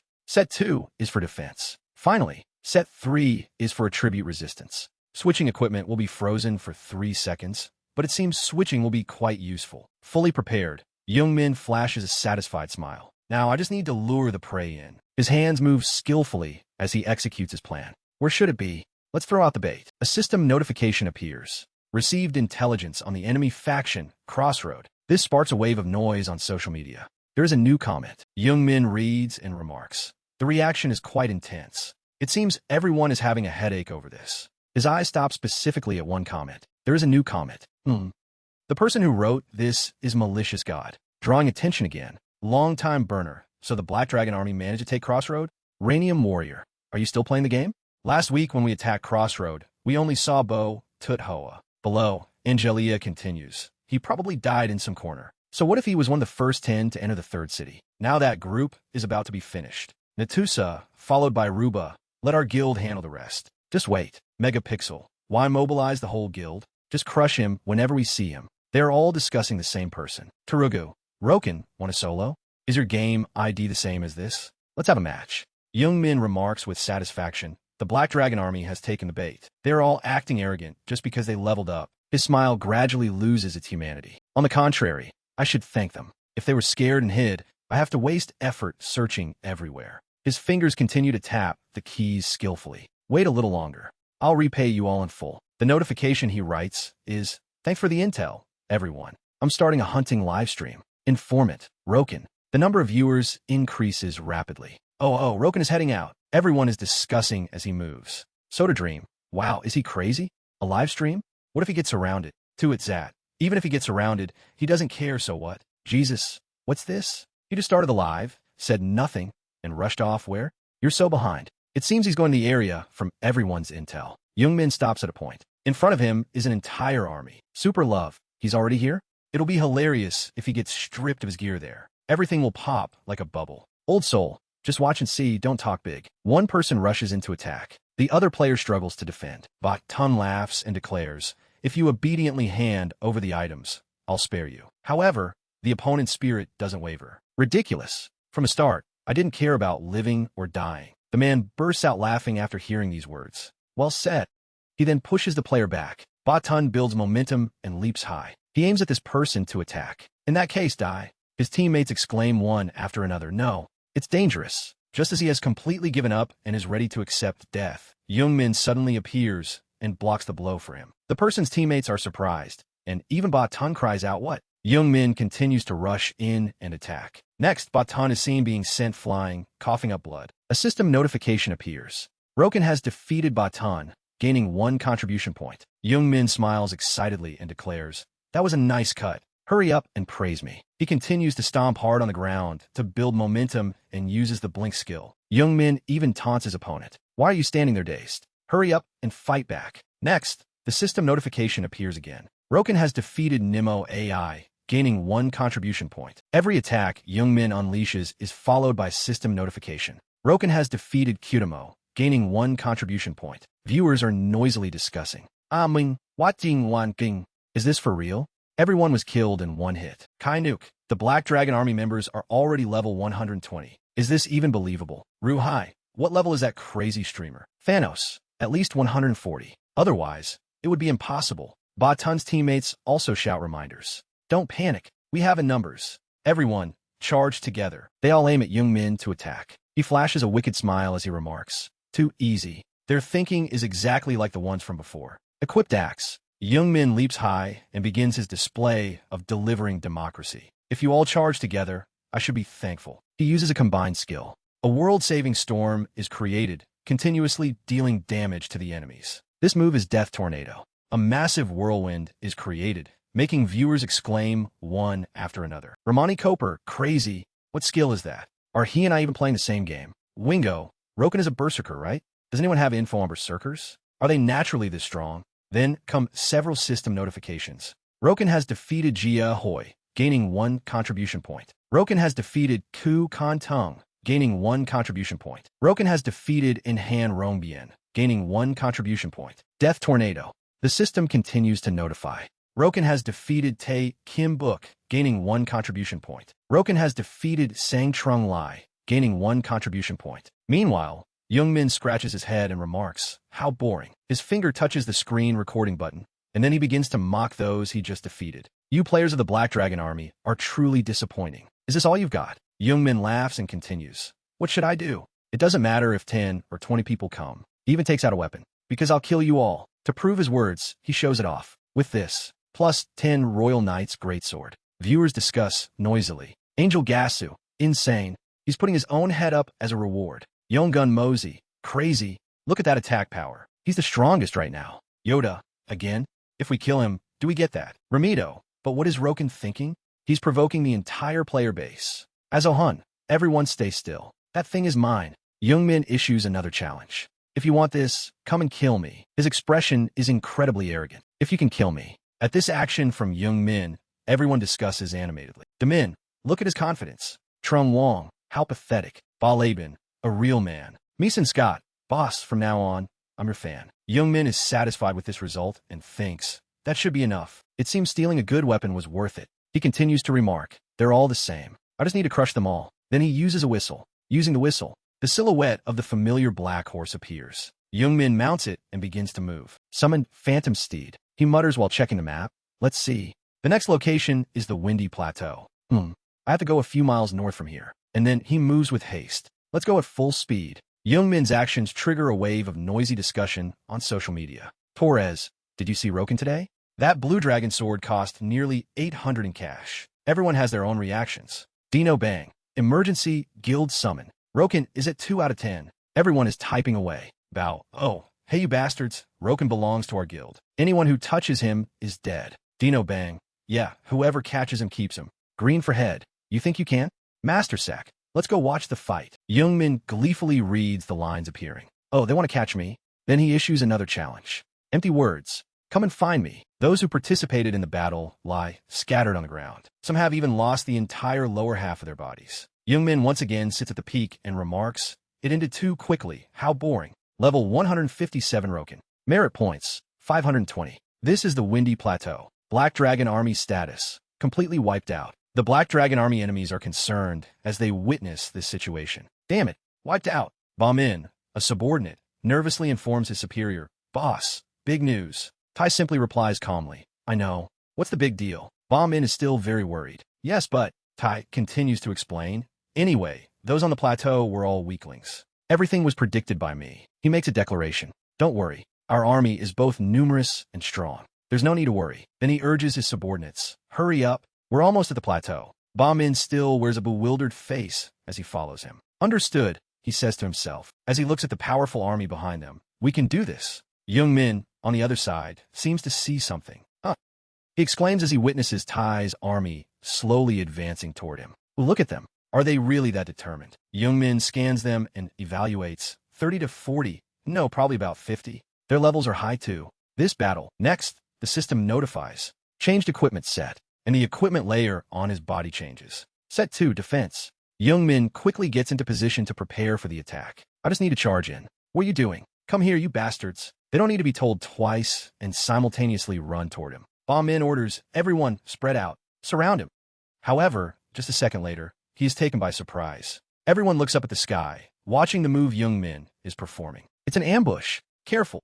The attack strikes down, shattering their formation. What? Why aim there? Screams ring out as everyone tries their best to run away. Help! Get out of the way! Ba-min observes the situation and mutters, wait, could that be his trick to get us to concentrate in the center? Youngmin is still constantly moving. He uses the leap skill, and then he arrogantly explains to him, that's right. Youngmin single-handedly plows through the enemy formation. This triggers a series of system notifications. Roken has defeated Nepal and gained 1 attack point. Roken has defeated Basong and gained 1 attack point. Roken has defeated Heiki and gained 1 attack point. Roken has defeated Nica and gained 1 attack point. Roken has defeated Dui Trung and gained 1 attack point. Roken has defeated Kevin and gained 1 attack point. Ba-min indignantly informs his teammates. He's entered the center. Now is our chance. They all aim at Youngmin and charge to attack. Kill him. He tilts his neck back. A beam of light appears, and it quickly surrounds the entire battlefield as the war cry skill is unleashed. Ba-min clutches his head and screams, I can't move. What kind of move is this, damn it? Youngmin immediately prepares for the next strike. Damn it. It's still too early to panic. He uses a combined skill, and he creates a storm more powerful than ever. Tornado. The opponents are all sucked inside, and all that can be heard are screams. Youngmin fights with increasing frenzy. I will grind you all up until a reminder rings out. Stop. Roken, that's enough. A strange figure appears from the sky. He strikes directly at him, forcing Youngmin to raise his hand to defend. The other's weapon collides heavily with his shield. Both of them are pushed back. Youngmin questions while observing his opponent. Quite some strength. Who are you? A powerful sword tip points toward him. Then comes the explanation. I'm a ranker of the Black Dragon Army, Tai. This name will make you tremble from now on. Remember it. 2 masters of swordsmanship. Youngmin quickly remembers who this is. Tai? If it's Tai, isn't he the first one to brag when reaching level 100? And then he can't hide the smile on his face. Ranker? A sarcastic remark is uttered. You're the first one to reach level 100? Aren't you the bastard I humiliated? Tai is easily provoked into a rage. What are you saying? He brandishes his weapon and prepares to fight. Elegant brat. If you obediently hand over the blue dragon sword, I'll spare your life. But today, I will definitely teach you a lesson. However, before he can finish his sentence, Youngmin has already lunged forward. I'll show you what a real ranker's level is. He approaches him from behind. Tai has absolutely no chance to prepare. The next thing he sees is Youngmin with an attack about to be unleashed. I'll show you what a real ranker is. Youngmin delivers a powerful blow to Tai. He is completely knocked back with no chance to resist. Tai rolls over and hits the ground painfully. Youngmin followed the guy's movements with his eyes. He couldn't help but mock him. Just a fat pig. Too slow. But he immediately regretted it. What? Because Tai's figure had disappeared at some point. What the hell? Where did he run off to? Youngmin looked around frantically to search. He runs fast. Running away before the battle is even decided. He couldn't hide his anger when he saw his opponent running away. I was still having fun playing. Tai stopped in his tracks and decided to join the fight. He gleefully mocked Youngmin back after drinking a recovery potion. Are you already making a fuss? Fine. Let's fight until our heads roll and blood flows. Roken. These words were met with an undisguised look of contempt from him. Tai roared in anger. What's with that attitude? Youngmin spoke up, and his words hit Tai right in the weak spot. What do you mean? You got hit once, and were so scared of dying that you drank a potion. The guy blushed with embarrassment. What? Then he loudly cursed. So what? It's my potion, so I'll use it. He calmly agreed. Well, I didn't say anything, before gently reminding him. I'm streaming right now. You haven't forgotten, have you? Currently, 30,000 people are watching your stupid actions. The viewers loudly discuss Tai's character. He got caught. Is he for real? What a disgrace to the Black Dragon Army. Does he really call himself a tanker of the Black Dragon Army? Boss, you better find a hole to hide in. He's more like a worm of the Black Dragon Army. The guy became even more embarrassed. What? Stupid actions? And then he was completely enraged. Tai raised his 2 swords high while declaring, Roken, you bastard. You crossed the line. I'll show you my power. Get ready. Tai's feet stomped heavily on the ground. He charged forward while executing a combined sword dance skill. Finally, Youngmin smiled with interest. This is more like it. System notifications appeared following his actions. Unequipping the battle axe. I'll fight you barehanded. However, this seemed like a joke in Tai's eyes. Dropping your weapon? Pathetic. You'll be defeated by this ultimate move. Bragging early doesn't end well. Tai was suppressed by Youngmin in the blink of an eye. What? His hand roughly grabbed the guy's face. Then, Youngmin easily wrestled the guy to the ground. A system notification appeared. Roken has defeated Tai and gained 1 cruelty point. He stood up and commented, not interesting at all, and you call yourself a tanker. In his heart, he subconsciously remembered Odin. Those who became known later must have worked tirelessly. Unexpectedly, this caused the anger in Youngmin's heart to flare up fiercely. Thinking of him only makes my mood worse.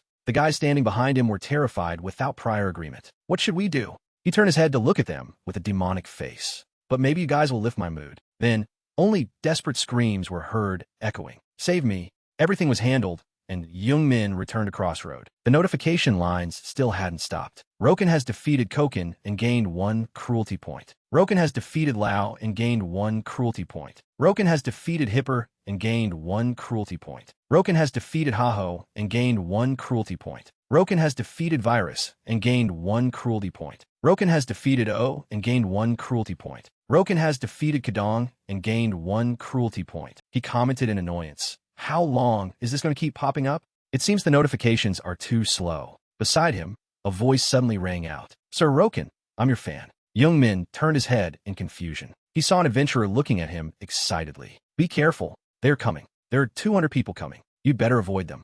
Youngmin thought to himself when he heard this number. 200 people. And then replied to his words with a friendly smile. Thank you. What about you? The other party honestly explained, I just stepped out of the gray zone. Hearing this, Youngmin's face instantly became demonic. Contribution points are pouring in. He requested the system open the contribution shop. While selecting the items, Youngmin carefully calculated. There's still time before they arrive. I have to buy the Badge of Honor. The item he chose to buy was the Badge of Honor. Magic type, Honorary Warrior's Badge. The person with this badge can increase their own honor, receive additional contribution points, and reputation stats gained according to their exploits. Youngmin held the item in his hand and thought to himself, Badge of Honor. It costs 500 contribution points. Every time I defeat the enemy faction, I can gain extra reputation. It's worth the investment. He continued to ponder, should I gather them up? I have things to do, but then he waved goodbye to the viewers. I'll stop the stream for now. I'll open it again, so please wait. Some people were calm, while others couldn't help but feel regretful. Goodbye. Where is he going? Looks like he's going to the square. Bye-bye. Open it again soon. The screen turned off immediately. Returning to the Crossroad Defense Force, Mankey welcomed Youngmin with a smile. Are you already this strong? Very good. I can believe that you've worked very hard. Captain Man, system notifications continue to appear. Main quest completed. You have gained the trust of Mankey, the captain of the Crossroad Defense Force. Youngmin felt like he was seeing the light of heaven. Great. Finally passed. Mankey immediately assigned another quest. Now, listen carefully from now on. I've tried investigating the variants, but what you discovered is just the beginning. There are also those who have completely mutated. They're the ones with special powers and are much stronger than other variants. He explained with a serious face.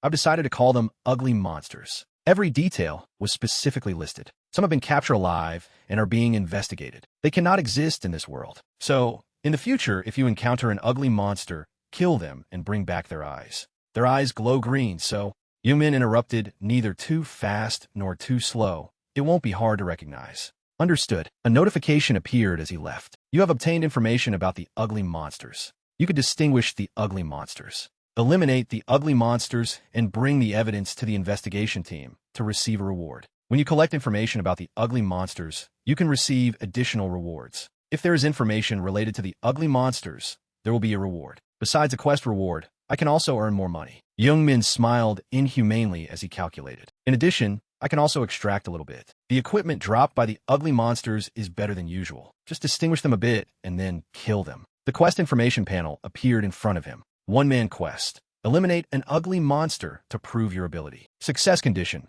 Eliminate an ugly monster. Completion reward. Additional information about the ugly monsters. However, Youngmin still couldn't hide the annoyance on his face. I've already reached level 150, and you still don't trust me? He let out a breath before deciding. Then I'll just catch one and come back. Even so, the dropped equipment is all mine. Youngmin replied to Mankey, I know. We'll meet again after I complete the quest. He called out with satisfaction. Go carefully, Roken. However, after taking a few steps, Youngmin suddenly stopped. All right, I have something to tell you.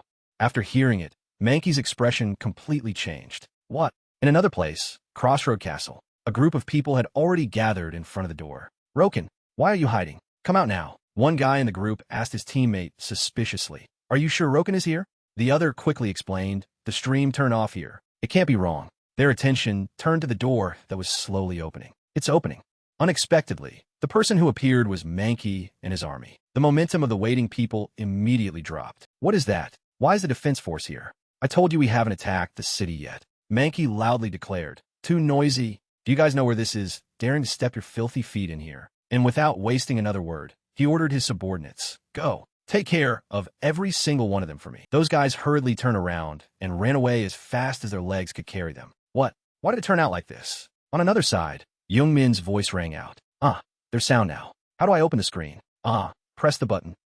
He welcomed his viewers with a smile. Done. Please understand that the stream is back on later than expected. Let me step back a bit, and then proudly presented. Want to ask where this is? Youngmin pointed forward with an explanation. This is Aston Town, the third city of the Black Dragon Army. The view from the cliff is beautiful, isn't it? His mission began. So, now let's try to take advantage of the owner not being home to go in and rob. Youngmin jumped high to prepare for his attack. He landed, and the guys in front were immediately attracted. Youngmin's face switched to serious mode. He observed the appearance of the two guys in front, and then thought to himself, just as expected, the strong ones all went to Crossroad to catch me. So now only the weak ones are left to guard the house. Youngmin smiled and spoke up. Although I'm not the type to like hitting the weak, I have an important purpose right now, so what can I do? His footsteps changed as Young Min gathered momentum, and then easily pierced through these two guys to move forward. Don't hold a grudge. The more Young Min walked, the more excited he became. Hurry up. Followed by system notifications. Roken has defeated Kinlock. Gain 2 contribution points. Roken has defeated Killick. Gain 2 contribution points. Young Min was present at the Black Dragon Army's grassland hunting ground. Great. There's no one here. He looked around and thought to himself, although there are mutant monsters in the Golden Line territory, catching those monsters takes a lot of time. Even though it's a bit dangerous, hunting mutant monsters on the Black Dragon Army's side is still better. While moving, Young Min pondered, I've already discussed it with Mankey, so I don't need to worry about Crossroad for a while. I also turned off the stream at the entrance to Aston Town, so even if those Black Dragon Army guys want to find me, it will take quite a long time. His smile gradually lost its humanity. Thanks to that, I can feel at ease and focus on hunting. However, at this moment, a gray fawn wolf appeared in front of Young Min. It growled threateningly. Level 140 gray fawn wolf. Young Min immediately became interested. Level 140. That's more like it. Even normal monsters are on a different standard. It truly is a hunting ground where mutant monsters reside. He raised his weapon high and muttered to himself, let's end this quickly. No need to waste much time on normal monsters. Before the gray fawn wolf could be eliminated, it heard the footsteps of another, more dangerous creature. Both Young Min and the gray fawn wolf were taken by surprise. This sound is. A huge eye appeared, followed by the giant figure of a monster. Its roar echoed through the forest. Level 181 Zero's pet dinosaur, Tiller. Young Min immediately directed his attention to the larger monster. Indeed, I have to thank you for coming to me yourself. He muttered, stating its identity. Mutant monster, Tiller. Young Min excitedly commented, that's right. Who could have imagined? To think that the pet dinosaur of Zero's, the defense captain of Aston Town, is a mutant monster. Recalling past events, he continued to monologue to himself. Well, even if they knew if they hunted it, they would have to clash with Zero's, so those Aston Town guys wouldn't dare to hunt it. Because to the subordinates of the Black Dragon Army, Zero's is an existence like Mankey of the Golden Line territory. Then he added a burst of laughter as he watched the gray fawn wolf tuck its tail and run away, running for its life. Young Min quickly turned his head to look at Tiller. That makes sense. He readied the weapon in his hand to prepare for an attack. Who would be crazy enough to fight a monster like this? Young Min blurted out a few provocative words. Isn't that right? You ugly reptile. Hurry up and charge. I'll make grilled dinosaur meat. Tiller moved forward, preparing to make meat out of him. Its roar echoed. Young Min immediately noticed its movement. The tail. He quickly jumped high to dodge.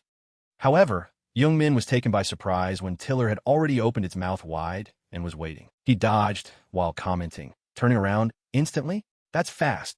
Young Min struggled a bit. This one is trying to bite my leg. The monster continuously used its mouth and tail to pressure him. Hey. Young Min was actually pushed back, even crashing heavily into the ground. However, at this moment, Tiller's expression changed as he slowly stood up and declared, there's a saying. Young Min entered the berserk state. His voice was almost a roar. A beast that bites people shouldn't be left alive. He gathered momentum with his legs and powerfully jumped high to prepare to execute the power cleave skill. Young Min didn't forget to remind Tiller, clench your teeth tightly, because now I'm going to chop off your legs first. It spun around and prepared to use its tail to block. Tiller's tail collided powerfully with Young Min's weapon. He gritted his teeth in annoyance and calculated inwardly. Damn it. It broke my attack with its tail. With that giant body, how can it be so fast? Tiller seemed to realize something again. Young Min actually managed to land a hit on its body. He became even more enraged as he charged again. If that's the case, Tiller was continuously attacked by Young Min. Finally, it was knocked away and landed heavily in so much pain that it opened its mouth wide. Young Min immediately launched himself forward. He jumped high to deliver another devastating battle axe strike. Power cleave. Young Min's face showed extreme excitement as he issued a challenge. Stand up and try to stop me. Tiller took the full brunt of this attack. It let out a roar. Young Min was forced to keep his distance. He observed his opponent's movements while commenting. Very good. You resist well. The two sides faced each other. Young Min muttered, now it really begins. Tiller's whole body trembled. Light appeared on its body, from its head to its face. Its outer shell began to crack. Young Min stood in place, excitedly watching his opponent transform. Only then did he make a comment. Man, even though I know what level the power of a mutant monster is, the thing in front of him had become several times larger than before.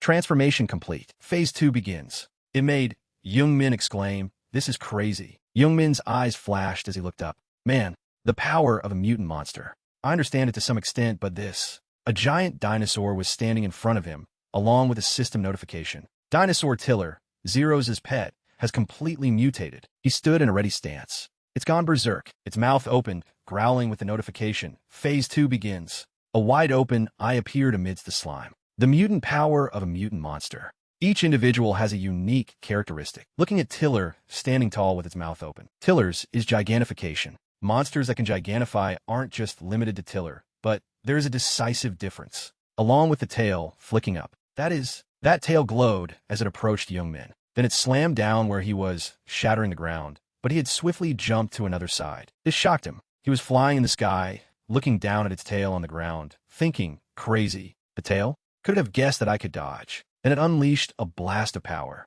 This thing almost blew Youngmin away. A massive explosion occurred. The giant Tiller crawled out from it. Tiller doesn't just have a large body. All its stats, including strength and agility, have increased. Youngmin fell, lying down with one leg raised. Ouch, that hurts. He lay on the ground, frowning and forcing his strength. Almost became a donut. Just one flick of the tail caused this much damage. Why does a monster like you exist? He looked at Tiller, who was smiling with glowing eyes. I don't want to admit it, but maybe you are the first powerhouse whose strength I acknowledge since my regression. A beam of light from some object. This made Youngmin, lying there, suspicious. Then Tiller's tail curled up in the wind. Its tail crashed against the rocks here. It walked powerfully on the bulky ground. Then it opened its mouth wide. Youngmin in his muscular body with the lion helmet. A monster that awakens its mutant power must be 20 levels stronger than its current level. A notification appeared. Equip the Lion King's sealed helmet. He continued. So if you are around level 200, I can easily defeat you. Tiller opened its mouth, and a fierce green power rushed forward as his power also rushed forward. Just in time.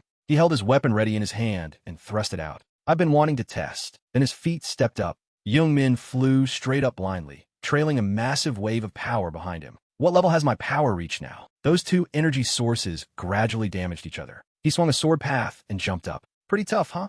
If doing this still doesn't create an opening, then... Suddenly, he gasped in surprise. He looked at the wound, cracking open with light. That's the wound I inflicted on it right before it gigantified. Does the wound grow larger as the body grows? Youngmin landed and got into a ready stance. Very well. That's fine then. His hand grasped a new weapon with a blue light, along with a notification. Summon axe. He held that sword and charged straight at it. Fatal strike. An image of its body appeared. Then the damage hit Tiller's body, making it roar. It startled and opened its mouth, roaring loudly. Its mouth was still wide open, looking around when he was already standing far away from it. Youngmin leaped to another place. Fake. Damn it. Another strike pierced straight into its body, causing the screams to continue. He landed and looked up arrogantly. Don't pretend. Now it really begins. His feet continued to step. Then a leaping strike hit straight into its body. Suddenly, he spun around and changed direction. His equivalent power gradually approached it. Youngmin held his sword firmly and charged. His path of power slashed straight into Tiller's body, making it roar. Then Youngmin held his sword and continued to charge. He dashed a path far away from its body. A part of its body fell off in the distance, making the scream even louder. He stood firmly on the ground and mocked. Giant lizard. How does it taste? The top of your head feels very cool, doesn't it? Bizarre things began to appear. Those things gradually spread across its face, making the screams continue to echo. Youngmin stood in the distance, observing. The waves of power were still clinging heavily behind him, along with the cries. That's right. Come here. Let's end this boring battle. He stood in front of it as it thrashed about. The powers he summoned were swarming here. Combined skill. His body also followed those powers. Then he stepped up and jumped with those waves of power clinging around him. Fatal strike.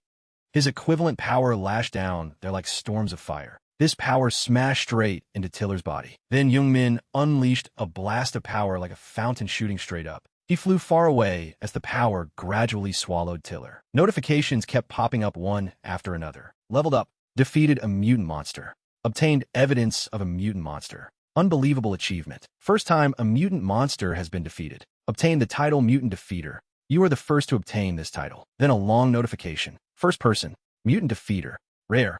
Mutant power is a power of unknown origin. Sending praise to you, the one who overcame and conquered it. You are the first to obtain this title. Additional effect. Reduces damage taken from mutant power by 10%. Youngmin sat on the ground, panting heavily. Then he picked up a bottle containing a red liquid and drank it. He wiped his mouth with his hand, and his body gradually recovered. Normally, you have to reach level 200 to catch a mutant monster. Leveling up to 150 is really hard. He looked at the system screen in front of him, but the reward is very well deserved. Later, I will proceed with the main quest, because I'm sick and tired of fighting mutant monsters. Youngmin raised his hand to pinch the bridge of his nose. And what is this question mark? Why is there no content? Only a number.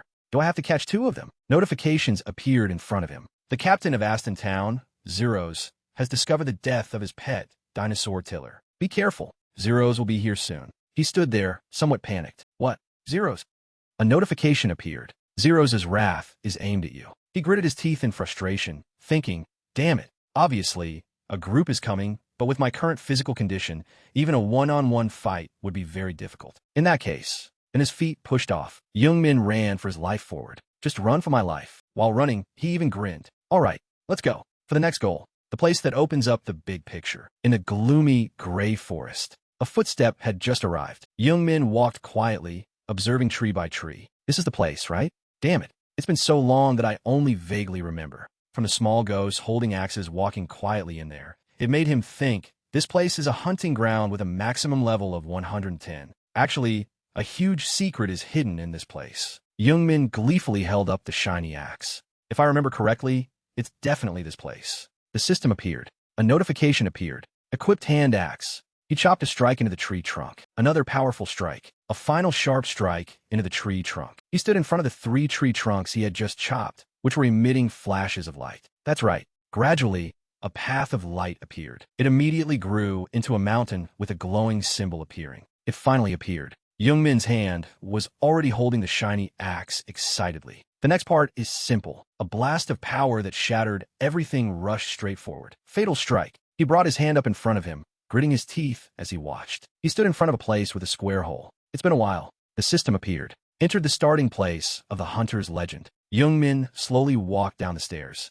As he walked, he smiled and thought, originally, if you wanted to find this place, you had to complete countless quests and piece together the hints. But there's no need to suffer like that, right? Recalling the tree trunks and how he broke them. Because I already knew the conditions to enter. Accurate targeting and increased ranged attack power. And courage that can pierce through stone. His footsteps, along with his power, reached this place. Standing in front of the large courtyard with a symbol in the middle. Arrived, Youngmin stood there with his hands in his pockets, looking around and thinking, this place is one of the spaces to receive someone's wish, like the hero's trial. The difference from the hero's trial, unlike the trial of the Lion King, the person who created this trial and demands it to be overcome is still alive, right? He walked to the edge of the symbol shape here and crossed his arms. And the one who created it is the living legend, Hunter Kier. Remembering the past when a monster rushed down at the soldiers. Once upon a time, the Great War, called the Racial War, there was a legendary hunter in the vanguard of the Black Dragon army who made the enemies tremble in fear. Then his mouth smiled as his hand drew his sword. To think that it wasn't a hunter or an archer. Even Kier, the first person to come to this place, is a human warrior. Of course, that's me. At the same time, the system appeared. Equipped hand axe. Youngmin looked up full of malicious intent. I just need to devour this whole place. The system appeared. Started phase 1 of the hunter's trial. A smoking silhouette. Another one was the same. Then he stood in the darkness with a notification. The system displayed a notification. Find the light in the darkness. He held the axe in front of him, smiling smugly. Man, it's not a puzzle. It's finding the light in the dark forest. Because the dungeon is a very unfriendly world. His feet began to walk. Behind his back, a giant monster had appeared. He quickly turned his head back and smiled. His power slashes began to be unleashed. Youngmin's mouth still maintained its smugness. What? For a regressor like me, it's a piece of cake. More monsters appeared around where he was standing. He swung back and bent his knees to gather momentum. One tried to grab his leg, but he jumped up. In phase 1 of the hunter's trial, he unleashed a slash straight in front of them. Enemies appear in the darkness. Because they're all weak, they can be easily crushed. Youngmin swung his axe behind his back and shouted loudly, "Die." Suddenly, something made his eyes widen. But absolutely do not slash indiscriminately. His body suddenly shivered. Because Youngmin smiled, looking forward. Whoa, that was almost a big deal. I got goosebumps. A light from a fire emitted in front. A goblin was standing under the spotlight with a pitiful face. Because finding the light in the darkness is finding the little weakling among the enemies. Then it smiled brightly. This is the reason I attack with a hand axe with a narrow attack range. The system displayed a notification. Phase 1 of the hunter's trial. Hunter's gaze passed. It pointed to the side, making Youngmin startle and look over. Huh, over there. The system displayed a notification. Unequipped hand axe. He was still standing in this place. Could it be that over there is the path to the next trial? His hand felt around the wall. Where is it? Where is it? Suddenly, he felt something on the wall. Found it. Immediately, a rectangular hole appeared under his feet. Then, he jumped down in confusion and screamed. Then Young Min fell headfirst into another place. His limbs were trembling as he was still crawling. He looked at the notifications on the system screen in panic. What? So sudden. A notification appeared. Phase 2. Hunter's trial begins. Please destroy. He knelt on one knee, slightly hunching his back. What? Damn it. Destroy what? According to his memory, he gradually walked. Suddenly, he saw something that made his jaw drop. That's right. I remember now. Young Min stood in this place and shouted, Phase 2 is Kier's stone golem. A notification also appeared as powers possessed this place. All right. One of his hands held a bright sword with a notification. Equipped battle axe. He continued. Why did it suddenly stand up? I have to be careful. The monsters, having pink light rays on their bodies, made him think Kier's stone golem. It's just like all other golems. If you can't destroy its core, then it will continuously regenerate. That stone is its core. Footsteps stepped on the ground. Then Young Min made a dash, charging straight forward at lightning speed with a leap attack power. Isn't this too easy? That red stone had a screaming sound from inside, and he was charging towards it. He used Mad Shriek, causing streams of light to shoot straight out. Everything in front seemed to want to become a chaotic mess. He opened his mouth and shouted loudly, Shatter! Along with that wave of power, he flew there really fast. Young Min used a power strike to slash straight into it. He carefully clung to this place and then crawled up. Too hard. As expected of the gem created by Kier, the one called the King of Gems, that stone appeared with a hole emitting light. He was climbing up and looked in surprise. What is it doing all of a sudden? Is it planning to counterattack? Looking at the crack of power. No. Could that be? Damn it. The real core is in its head. Young Min stood carefully in front of this monster, thinking, but now I only know the location of the core, and I have to destroy it. So this trial is a test of ability. Destruction. He held an axe in one hand and rested the other on his thigh, looking out. Not funny at all. A notification appeared. Unequipped battle axe. Equipped hand axe. He wondered, testing my destructive ability? I'll show you everything you want. Immediately, he charged forward with this fierce power. Fatal strike. The eyes of that monster seemed to be devastated by the wave of power. The rocks here just exploded with a notification. Defeated Kier's stone golem. Young Min stood in front of it, looking. Man, you're no match for me either. The smoke swirling around him was arrogant. What can I do? Sorry, I'm not a hunter. The system displayed. Phase 2 of the hunter's trial. Pass the test of the hunter's strength. Remembering the monsters. Having a source of power from the red stone, he thought, the hunter's trial is different from its name. It has no class restrictions, but if the class is related to archery, it would probably be easy to pass the trial, right? The system appeared. Summon battle axe. Young Min stood there, holding the axe in his hand, smiling. In front of me, it means nothing. Come on, what's the next trial? Hunter's trial. Phase 3 begins. He looked up at the system screen, somewhat surprised. Is it going to take place right here? I guess I like it because it happens fast, right? A footstep like a ghost stepped forward. He frowned, wondering that is, a goblin slouched forward from the darkness. Young Min stood a distance away from it. He readied his weapon. He held his weapon out in front, getting into a stance. That brat. If I remember correctly, it's the final trial. The goblin looked down. Something made him frown and startle. The goblin was pulled up by a black power from above. Immediately after, he shot out a massive beam of power. He jumped up, raising his sword, preparing to slash at it. What trick are you trying to pull? A blast of power rushed straight towards it. Suddenly, his face turned pale. Shield. One of its footsteps bounced up, and its power surged through the air, making him stand there in fear, swallowing hard. He clung to a wall, glancing up. Hitting him right in the face was the goblin along with its power. In front of Young Min was an orb of power. I see. That is. A notification also appeared. Grasp Kier's killing intent. The surface of that orb seemed to bulge with nodes, along with a system notification. Past Kier's mind-reading trial. A hand immediately emerged from it, causing the black liquid there to splash everywhere, and the system notified he will appear in his true form. A foot stepped out. A black moon was hanging, keeping the glue with a shaggy figure there, along with a notification. Defeat Kier in his youth, revealing a sinister smile with eyes and teeth emitting light. Young Min smiled, holding his weapon out in front. Finally appeared. I've been dying to see your face once. His feet bounced up quickly. Then he dashed forward like the wind. Right? You bastard. He reached his arm forward. Come out. My comrade. A giant wolf emerged as if wanting to charge. He saw it and panicked. What? A notification appeared. Level 145. Phantom Wolf Leader.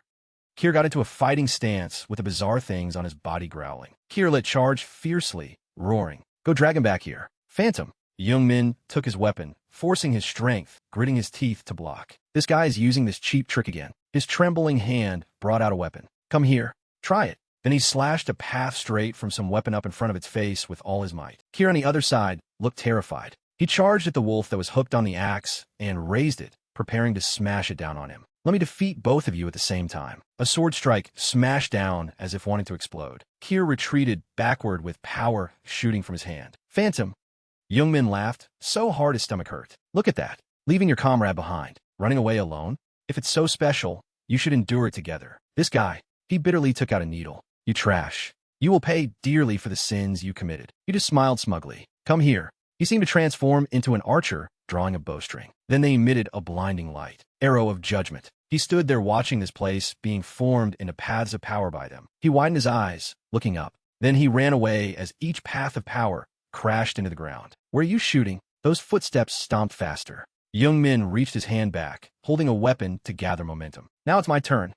Then he thrust his weapon straight forward. Ugh! Kier stood in a stance, bowing his head. Damn it! Afraid no one knows about his glorious youth. So he acts really fast. It won't end like this. He gritted his teeth, thinking, as long as he uses that, he can be easily caught. No more random thoughts. I have to attack first. His feet continued to bounce.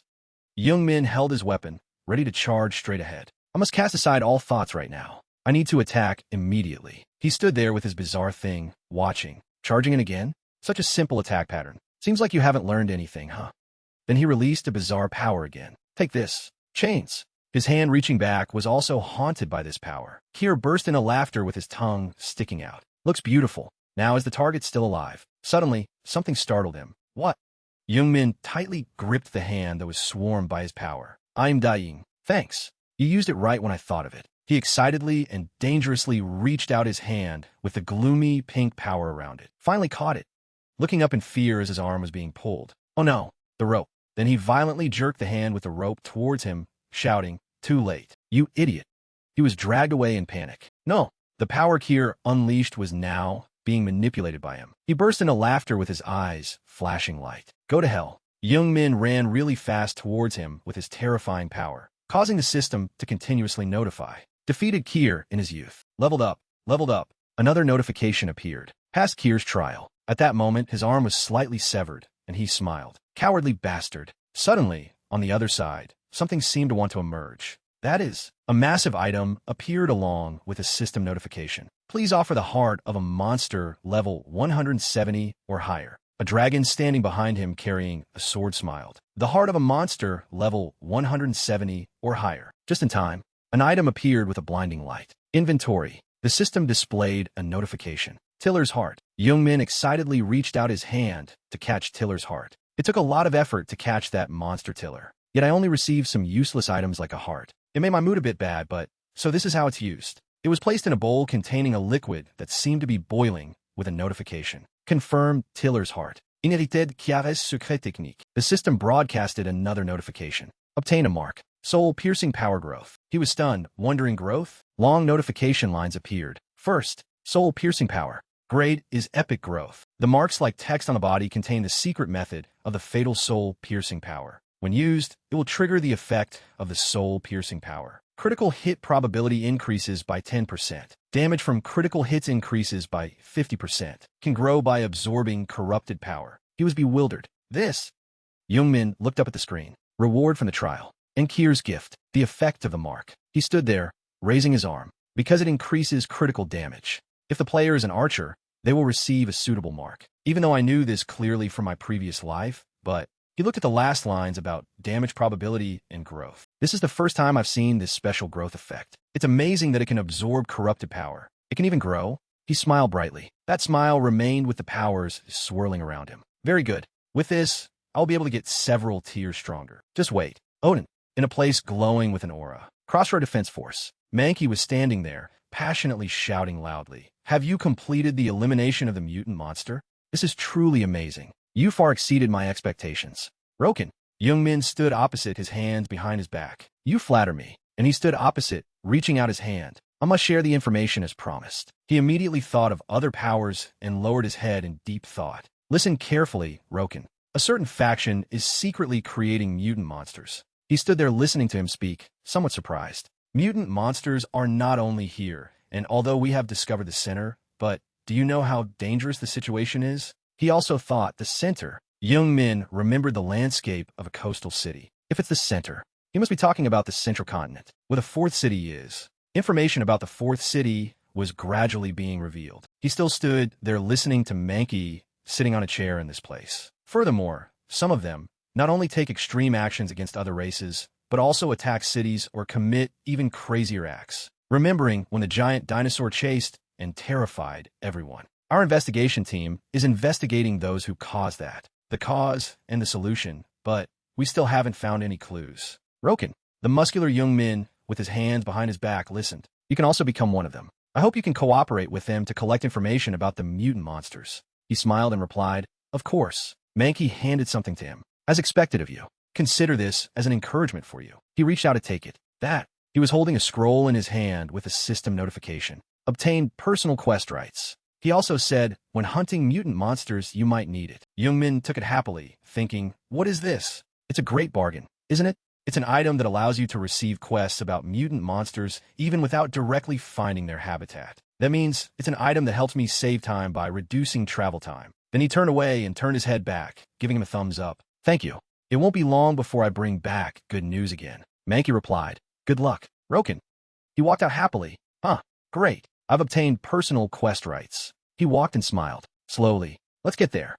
Young Min stood in front of a quiet and large building with a system notification. Crossroad, Human Alliance Guild. He said, this is the place, right? Looking towards a symbol painting hanging on the wall. In Crossroad, there also exists a human guild. Then he opened the door. Excuse me. As soon as he stepped in, his face contorted in surprise. Everything in here was broken, making him startled. It's no different from a haunted house. The guild management is also very messy, just like the words of the races that look down on humans. Suddenly, a foot stepped out. Who is it?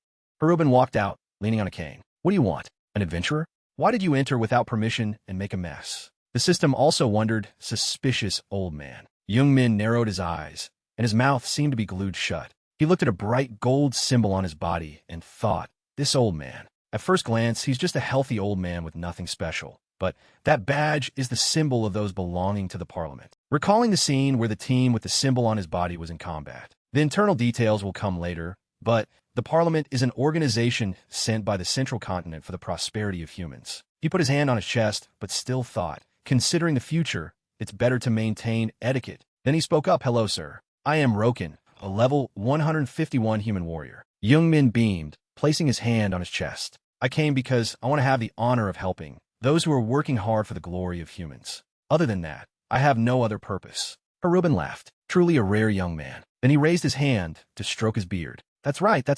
Want to contribute to the glory of humans. What would be the best way to do it? His mouth was full of open dots. Right, that works. A system notification appeared again. Hunt ironclad turtles. Harubin is a member of the Kensington Parliament who has commissioned you to hunt ironclad turtles on the East Coast. Please hunt the ironclad turtles that are obstructing the movement of ships and bring their corpses back to Harubin. Completion condition is to bring back 10 ironclad turtle corpses. Completion reward is 10 silver. Young Min saw this and smiled brightly in his heart. Obstructing the movement of ships? He looked at the old man and thought, anyone can see that this old man just wants to eat some nutritious food. He spoke up, those delicious damn ironclad turtles. We definitely have to take care of them. Roken. In his heart, he still thought, anyway, I have to accumulate parliament contribution points now. Then he turned away. Yes, please trust me. He held out a fork, sticking his tongue out. All right, go quickly and come back quickly. Young Min walked out, sighing in relief. Dealing with this old man is so tiring. He put his hands in his pockets, walking quietly. Anyway, I'll just endure a little longer. Even though this quest is nothing special right now, but if I just endure it and proceed step by step. The smile returned to him when he thought of others. That's also the reason I came here. One of the main contents of this game is to unlock racial quests. He thought of the scenery here along with the power that surged up. I'll just take it slowly. Use the scroll. To the east coast. Near the east coast, the uninhabited island had birds flying playfully in the sky. Below was the ocean scenery and cool green coconut trees. Young Min attacked straight down at the turtle below, making it scream. He stood in front of its corpse, looking tired. Phew, this should be enough. The system also popped up a notification. Ironclad turtle corpses 20 out of 10. Then he strolled leisurely on the beach, thinking, it's great that in my previous life I thoroughly researched racial quests. Thanks to that, I can easily hunt ironclad turtles. Suddenly, he stopped, hands on his hips. Furthermore, the second thing, he knelt on the sand, using his hands to dig and turn it over. It would be great if I got on the first try, but please appear. Suddenly, something appeared that made his eyes widen in awe. Bingo! The eggs under the sand appeared. So lucky. The system displayed, ironclad egg. Eggs used to craft rare magic. Excellent taste, and sold at a high price. Youngmin excitedly and carefully picked up an egg in his hand. I can also find a specialty of this place. Ironclad egg. Great. That's enough preparation. A moment later, a campfire was set up here. He approached, holding something on a skewer with a notification. Ironclad turtle meat has been prepped. Then it was placed over the burning fire. He blew into it with all his might, thinking, the thing I'm about to meet is the only intelligent creature in this place. It's the strongest existence around here, because it doesn't belong to any faction. If I piss it off, I'll be beaten to a pulp. A light flashed amid something. Actually, it's not that I'm afraid, but I have to be careful because I might not get that thing. In the distance, some creature was hiding and watching him from outside the beach. The noise coming from there made Youngmin glance over and think, it's here. A bird's foot stepped out. A pair of wings touched his shoulder. You. He turned around, somewhat scared, as it was the giant Temin, who entered here without permission. Suddenly, a scent wafted over, making Temin stop. Wait, this special smell, from where the scent emanated, where the fire was burning brightly, was a large chunk of meat. He immediately shouted, It's meat. Ironclad turtle meat. Youngmin was completely speechless, listening to him babble endlessly with greedy eyes. This precious meat. That's right. As expected, it's ironclad turtle meat. You have to eat it without sprinkling any spices. Even though I don't know who you are, but you're truly a gourmet. Temin drooled while exclaiming, it's so delicious. Meanwhile, he thought to himself, super species Temin. This person is the special existence I was talking about. After seeing his reaction, Youngmin smiled smugly. Originally, I had to lure it, but sometimes meat is much more effective than talking. In front of them, the fire flared up, making the turtle meat look even more appetizing. Temin kept staring at that piece of meat. Uncontrollable drool continued to flow. Seemingly unable to bear it anymore, he curiously asked Youngmin, could it be that you don't plan to say anything to me? The response to him was only his arrogant silence. This attitude immediately made Temin freeze. He continuously circled around Youngmin and probed. No. If you came all the way here, you must have something you want to say to me, right? Right? Am I right? Youngmin acted nonchalant. He picked his nose and said, let's see. I have nothing to say to you. These words struck Temin's mind like a lightning bolt, making him so shocked he couldn't close his mouth. Youngmin approached the place where the turtle meat was roasting. He smugly thought to himself, that's right, just a little more. The rest of the quest will depend on how I act now. Attracted by the meat in front of him to the point of being unable to resist, he continuously lured and pulled him. Don't be like that. Don't you want to ask for my help? I hold this island in my hands. If you need me, I will help you. If not, I will help you return to the mainland. As if just waiting for that, Youngmin's lips curled up. He thought to himself, gotcha. Oh my god. Immediately, Youngmin's words shocked Temin endlessly. What? Immediately, he put on a face as if he had just struck gold and proposed. Give me the sky ticket. Then I will give all the meat to you, Sir Temin. Hearing this, he immediately knew his intention. He angrily scolded, you wicked human. As expected, that was your goal. Seeing him react like that, Youngmin immediately went back to tending the fire. He dragged out his words. If you don't like it, then forget it. Temin saw this and panicked. Wait, if you add more firewood, the meat will burn. Youngmin glanced at him and happily thought, easy mark. Let's end this slowly. Then he took out a bag and said, come to think of it, I still have this too. As soon as he saw the egg in Youngmin's hand, Temin immediately wanted to rush over. That ironclad egg. Youngmin continued to lure him. That's right. The taste of the egg yolk when eaten with the fatty, ironclad turtle meat. Sir Temin must know it very well, right? He was quickly drawn in. I know it well. Seeing his interest, he opened his bag full of eggs and stated his condition. This is not a good intention, nor is it a request, but a trade. This much is enough for a trade, right?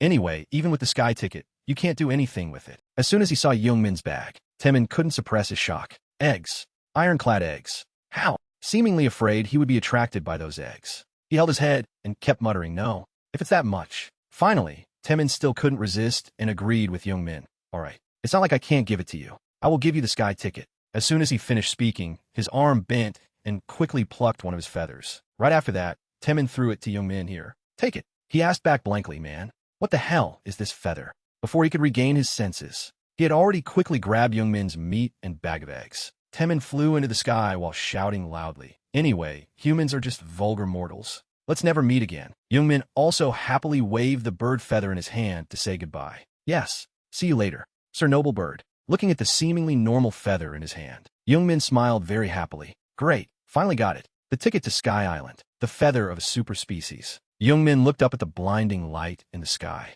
He thought to himself, I don't know about other things, but Sky Island is a place not to be missed. Sky Island is the island that makes those who go up fall back down. Just a little more. I will definitely go and sweep that place clean. Later, at Crossroad, Human Alliance Guild, someone exclaimed in shock. Did you really catch this? Eyes shining brightly, staring intently at the turtle in front of him. You even caught it and brought it back in perfect condition like this. The taste of this thing is... Then, he cleared his throat again. No, you have helped the Parliament a lot. The more Youngmin looked at him, the more depressed he felt. This old man. After a moment of thought, Harubin hugged the turtle shell and decided, all right, now I will assign you another quest. Right after that, a notification panel describing the quest appeared. Collect butterfly flowers. You have been commissioned by the Parliament to research death and rebirth. Please go and collect butterfly flowers in the land of rebirth. Completion condition. Collect 5 butterfly flowers. Completion reward, 5 gold, normal experience points. As soon as he saw it, Youngmin was endlessly shocked. This quest, mysterious figures appeared in Youngmin's mind. He thought to himself, there's no mistake. It doesn't look like anything special, but the racial quest has begun. Racial quests. The races carry out quests with different goals. High Elves is to revive the world tree. Dwarves is to craft the strongest weapon. Gnomes is to rebuild the ancient city. And they slowly progress through quests from low to high to reach the final goal. But the human quest is different from other races. Revive the Emperor and the Crusaders. The goal of humans is to revive the Emperor and the army at their strongest point, to recreate the glory of the past. While Harubin gleefully dragged the turtle away, Youngmin was still deep in thought. What?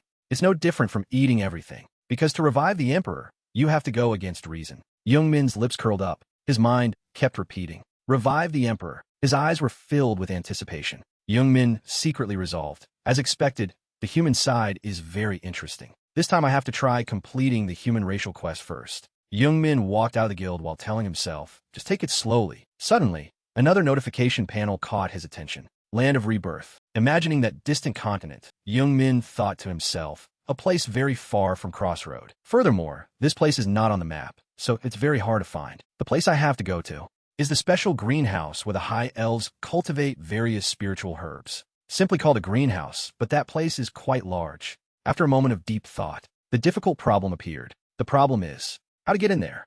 Suddenly, a flash of light crossed Youngmin's mind, making him freeze. He shouted in joy. That's right. That girl can help, right? A figure appeared in his mind. Youngmin thought to himself, Taro, the guild master of He. Thinking of her appearance, Youngmin gritted his teeth in trust. Man, sometimes she's quite useful, isn't she?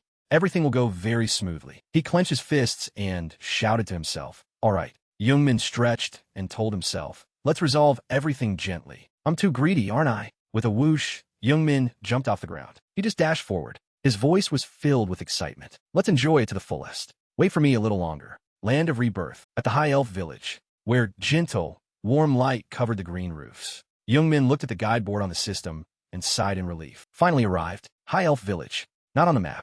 This place is the Land of Rebirth. As he was about to enter, suddenly, 2 weapons blocked him. Someone shouted, halt. 2 guards questioned him with stern faces. This is High Elf territory. Identify yourself. This didn't scare Youngmin at all. He smiled and thought, all right, now is the time to use that effect. Right after that, he remembered the system notification. First, friend of the High Elves. You are the first person to be recognized by the High Elves and gain the trust of the High Elves. The person recognized by them as a friend will receive their help. He quickly patted his chest and introduced himself. I am Roken, a human warrior. As a friend of the High Elves, I came here to seek help. Upon hearing this, the attitude of the 2 guards completely changed. They spoke to Youngmin with reverence. Are you Roken, who collected the sapling of the world tree?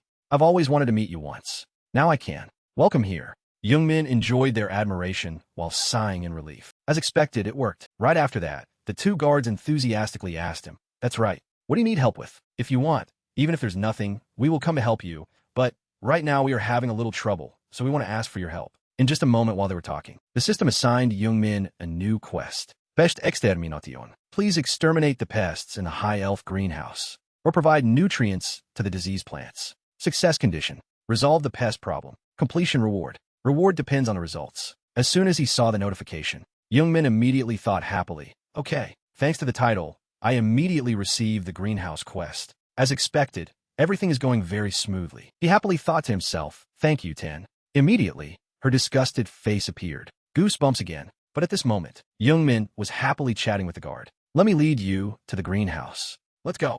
Later, at the secret greenhouse of the High Elves, Youngmin stood in front of the giant ancient tree and couldn't help but marvel. As expected, behind the glass, Youngmin's expression also softened considerably. He told himself, it truly is a greenhouse. It always makes me marvel. The High Elf greenhouse is the place to cultivate spiritual herbs that will be used in magic, but this is also a research room aimed at reviving the world tree, the wish of the race. Youngmin observed the giant creatures around him while thinking, thanks to that, the flora and fauna of this place are unusually large. He looked up at the sky above and exclaimed, man, it feels like I've shrunk. Suddenly, a noise in the distant bushes made him stop. Immediately, his face became serious. What is it? Just now, a giant mantis appeared behind him. It extended its claws in front of Youngmin's eyes, making him mutter suspiciously. What just flashed by? No one knew what happened. The smell of blood faintly wafted up. Blood dripping onto Youngmin's head dyed his face red. Youngmin angrily scolded. Damn it. He gripped the weapon in his hand tightly and muttered,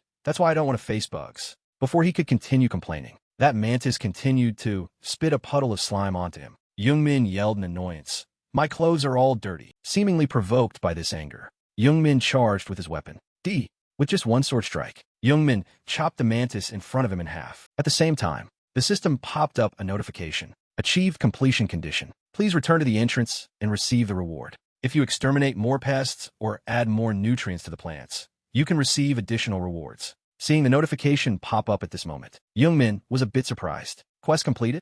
He glanced at the monster lying on the ground. It took a long while to realize. This thing seems to be the monster of the pest extermination quest. Right after that, Youngmin's eyes, full of murderous intent, flashed. He muttered, but it's still early to go back, because this quest has an accompanying condition, which is the reward depends on the results. Every time you kill 100 of them, you can receive a set reward. Youngmin gripped his weapon tightly again. He began to analyze. Rookies coming here for the first time think they have to catch 100 of them, but just as Youngmin was deep in thought, a pair of blood-red eyes quietly observed him. A second later, the two sharp claws of the monster were raised. It slammed hard onto the ground, making an ear-piercing sound. On the side, a scorpion also quietly approached. Youngmin struggled against them while shouting, there are a lot of pests here. Just one sword strike down. It seemed the surrounding space was dyed red. Youngmin jumped into the air. Before slashing down, he excitedly shouted, come here, protein supply.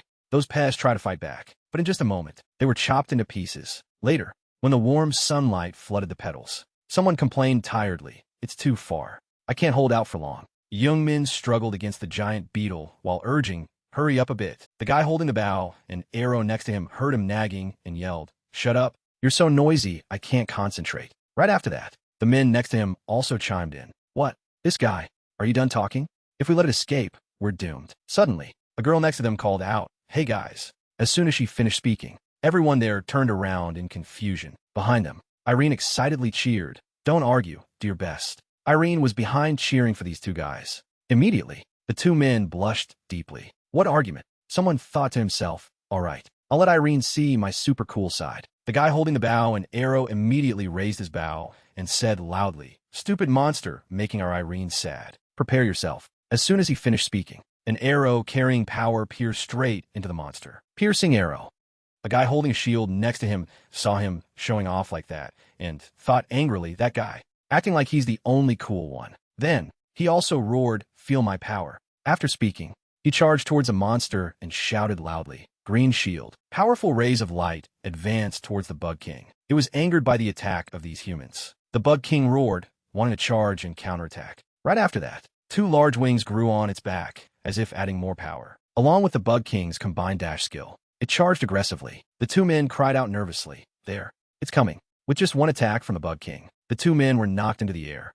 Then, it began to target other objectives. Irene saw this and screamed in fear, what? Why is it charging at me? She squeezed her eyes shut and prayed, "Someone, hurry up and protect me. Someone do something." Suddenly a voice rang out. "Leap." Seeing that the pain she imagined didn't come, Irene opened her eyes wide in shock. In front of her, the monster was pushed back by Young Min with just one attack. Immediately, Irene's whole body lit up with overflowing admiration. Then, her lips curled up into a sly smile again. While the person in front was struggling against the Bug King, Young Min didn't care at all about what was happening behind him, but only looked at the monster's corpse and felt satisfied. This one makes 70. Not many left. Right at this moment, the worried voices of the people around rang out. Irene. The two men were now covered in injuries, but still anxiously went to look for her. "Where is Irene? If you're okay, answer quickly." Irene. Then suddenly they saw something that made both men stare wide-eyed. They seemed unable to believe it and asked, You, that girl, our Irene." Hearing this,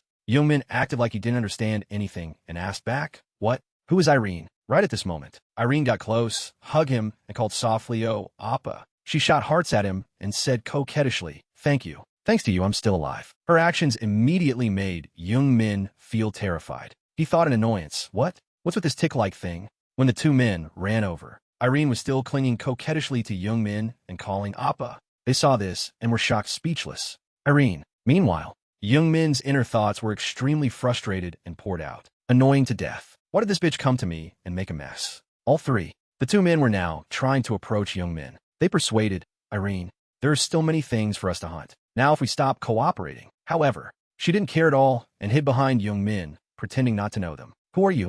These words came out like a thunderbolt from a clear sky, shocking both men. Irene. A guy clenched his trembling hand and told himself, "I thought you were different from the others, but..." Young Min saw this and thought to himself, "I roughly understand." He glanced at the girl next to him and thought to himself, "This person is a queen bee. If it's a girl, it will make men rush to her like moths to a flame. She will cling to them and get fed without doing anything." This reminded him of the unusual things here in the Lord. Because you can change your appearance, things like this often happen. Because there are few people playing priest, they can switch to playing priest to receive special treatment. Young Min tightly gripped the hand that Irene was hugging. He felt more and more annoyed. Damn it, then what should I do with this group? So annoying. If I could PK, I would just... Suddenly, this thought made Young Min stop. Wait, PK.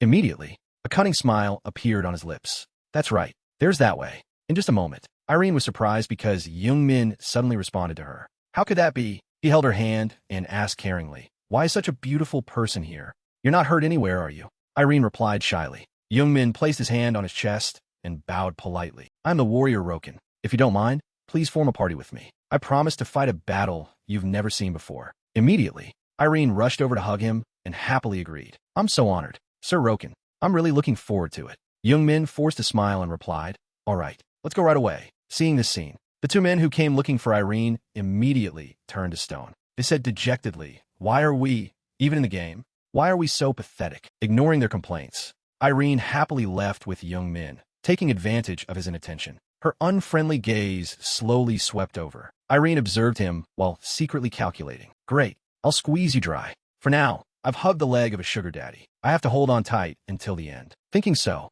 Irene just smiled happily without knowing she had fallen into Young Min's sights. He used the corner of his eye to glance at her, where she didn't know. Young Min smiled an even more malicious smile. After that, they moved to another place, where flowers were blooming brilliantly. Not knowing what she was seeing, Irene stood frozen there, her whole body extremely tense. Young Min's weapon was raised. Chains tightly bound the scythe. With just one axe strike down, the monster in front of them turned to dust. Young Min spun around, his eyes quickly searching for the next target. Beside him, a giant mantis was raising its claws, wanting to attack him. As soon as he saw it, Young Min bent his knees to gather momentum and jumped off the ground. Another slash. The mantis immediately shattered into 100 pieces. After observing the battle and witnessing Young Min's power, Irene became even more excited. She thought to herself, "Oh my god, he's much stronger than I thought. If I miss this sturdy leg, I'll regret it for the rest of my life. This time I should also show off a bit, right?" Right after that, Young Min turned around in surprise when her voice rang out. "You're so cool."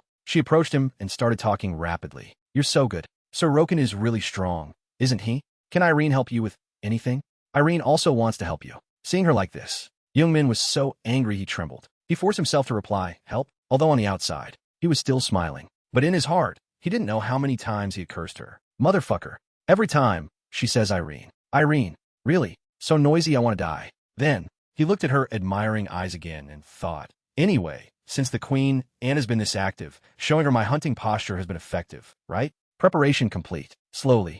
Let's throw the bait. Right after that, Youngmin stared at Irene and asked, actually, I have a favor to ask of you, Miss Irene. She heard this and hurriedly replied, oh, Sir Roken, please go ahead. His large hand touched Irene's shoulder, making her stop. Youngmin's face became serious. He proposed to hunt the giant bird, the boss of this greenhouse. I need the help of Miss Irene here. She asked back suspiciously, boss? Youngmin leaned down and said to her as if pleading, that's right. This matter is extremely important. Only Miss Irene can do it. Please help me. Irene glanced up at him, secretly thinking in her heart, suddenly talking about a boss. Even though I'm a bit scared, I can't displease him just because of this. Thinking so, she immediately replied happily to Youngmin, yes. Of course I will help you, Sir Roken. Hearing this, he was eager to get to work right away, as expected of Miss Irene. Let's take action right away. A moment later, they walked in front of the giant ancient tree. Pale pink petals covered Irene's face. She muttered dejectedly, nonsense. An extremely important matter is doing this. She held a giant apple on her head and shouted angrily, by a lot. She remembered the words Youngmin said to her. While you attract the giant bird's attention with this fruit, I will ambush it from behind. Irene thought angrily. Is it as easy to do as it is to say? Irene held the apple, standing among the giant weeds. She thought regretfully, why do I have to suffer this humiliation? I didn't expect him to trick me. She didn't pay attention to the monster. Watching her from afar, she only focused on thinking angrily. Just wait. I'll make you serve me like a servant. Meanwhile, the eyes of the giant bird had become more dangerous than ever. Irene's two hands trembled as she held the apple high. She was still complaining, my legs hurt to death. In the end, before she could finish speaking, she had to stop because something extremely huge was approaching behind her. Irene trembled even more violently. She looked back in fear. Right after that was a mournful scream, because the level 80 giant bird had closed in on her. Irene was pushed back by it. She hugged the apple tightly while constantly reassuring herself. Calm down, Irene. Didn't Roken say he would sneak attack it from behind? She hugged the apple and ran fast from the pursuit of the giant bird. The more she walked, the more scared she became. That bird is chasing me because of this fruit. If I attract all its attention, as soon as Roken appears, I will be saved. An attack from the giant bird struck down, cracking the ground. Irene was immediately scared out of her wits. They just chased and ran like that. The red eyes of the giant bird still didn't leave Irene. She cried and ran away. The shadow of the bird behind her was like the grim reaper closing in on her. Irene became more and more desperate. She screamed in panic, no. Why hasn't he appeared yet? Youngmin sat on a tree branch far away, observing, leisurely watching her run and call him in panic. Roken, not stopping there. He also reached down and grabbed a handful of popcorn. Youngmin put a handful of popcorn in his mouth, eating and laughing at the same time. This scene is really great. Youngmin lifted his glasses. He looked at this scene with satisfaction and said, that's right, just like the ones you ordered around like worker bees. Run freely. Irene just hugged the apple and ran away. She became more and more scared. The giant bird hadn't even started attacking yet, and the giant bird at this time also became crazier. Its eyes glowed red. The giant bird flapped its wings and began to attack. Knocked away by this attack, Irene let go of the apple and fell face down on the ground. She fell flat on the ground. Irene looked extremely small. Right at this moment, the giant claws of the monster also approached. It let out a roar. Its eyes looked at Irene as if looking at a fat prey, completely covered by the monster's shadow. Irene screamed in fear. No, the fear of being eaten made Irene's tears well up. She was almost desperate. Save me. But after a period of silence, the pain she imagined didn't come. Wanting to know what happened, Irene anxiously opened her eyes wide. In front of her, the giant claws of the giant bird were gently lifting the apple. While Irene was still scared, it calmly enjoyed the delicious food in front of it. She looked up, trembling, seemingly unable to believe it. What? The real target was the fruit. Seeing everything developing as he intended, Youngmin immediately let out a burst of gloating laughter. He sat on the tree observing and held his stomach, laughing hard. So funny. Our queen bee is too cowardly. Looking at the calm expression of the giant bird again, Youngmin couldn't help but evaluate, because she has never hunted before, so she doesn't know what the true murderous intent of a monster is like. The more he thought about Irene's stupidity, the more happily he laughed, because she's been tricked so badly now, so she probably won't play the queen bee game for a while. Suddenly, not knowing what Irene did that made Youngmin stop. What? That is, after seeing Irene standing aggressively in front of the monster, Youngmin became even more suspicious. What is she standing there for?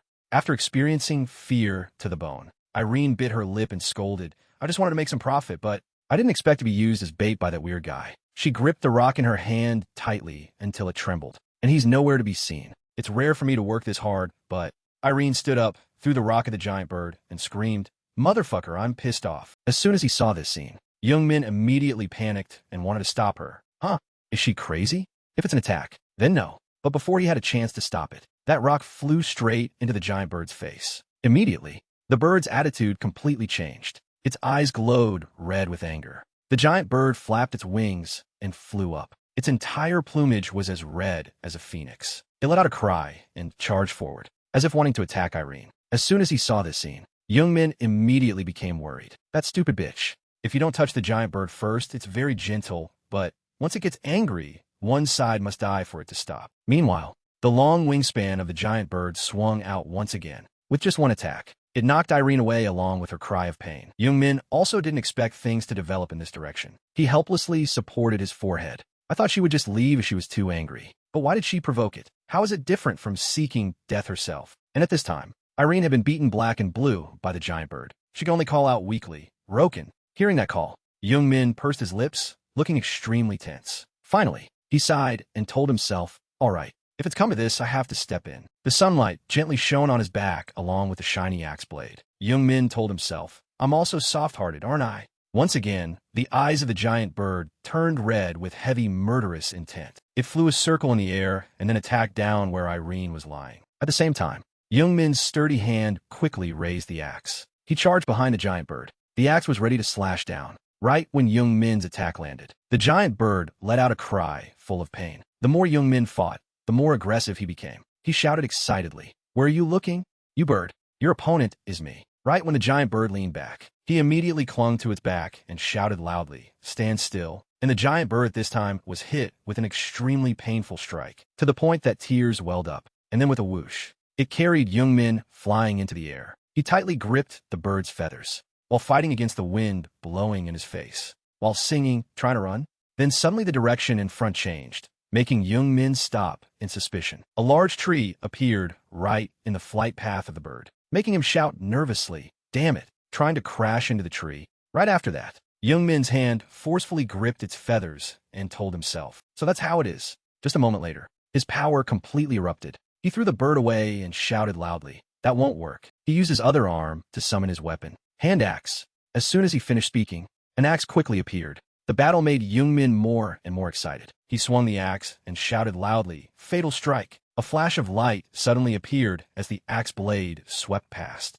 The giant bird just caught a glimpse of it and cried out in fear. At this time, Irene finally managed to get up. She muttered suspiciously this sound. Looking up, Irene had a gasp when she saw the whirlwind battle in the air in front of her. When the whirlwind battle just ended, the giant bird fell down. Suddenly, something approached, making it cry out in fear. As soon as that thing got close, the bird could only stare wide-eyed. Its face was filled with panic. In the air at this time, a series of attacks were continuously striking down. Youngmin hugged its wing tightly and shouted, "What is that? It's not over yet." Finally, the giant bird couldn't take it anymore.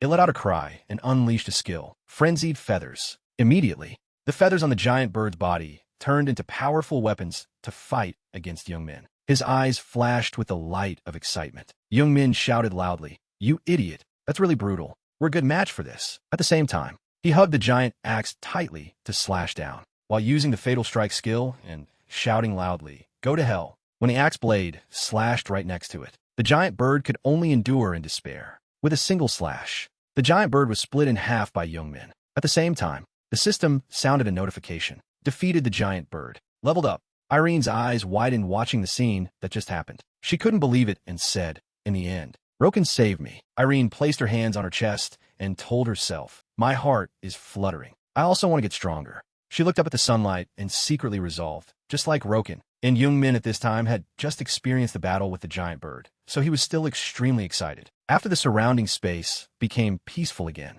a foot quickly landed on a branch near it. Youngmin walked next to a quite large bird's nest and muttered, "Now to pick up the loot, right?" Youngmin picked up an egg as big as himself and exclaimed, "Okay, this bird is good stuff." Right after that, the system also gave a notification. Obtain the giant bird's egg. If kept in the inventory for a certain period of time, the egg will hatch. After seeing this notification, Youngmin thought excitedly, "As long as I incubate the egg to hatch into a baby bird and tame it, It will become a very useful flight ticket. Then the first information related to the sky will also belong to me. Thinking so, he immediately let out a burst of refreshing laughter, killing 2 birds with 1 stone. After collecting enough loot, Youngmin landed on the ground with satisfaction and wondered, Irene or whatever probably stood up by now, right?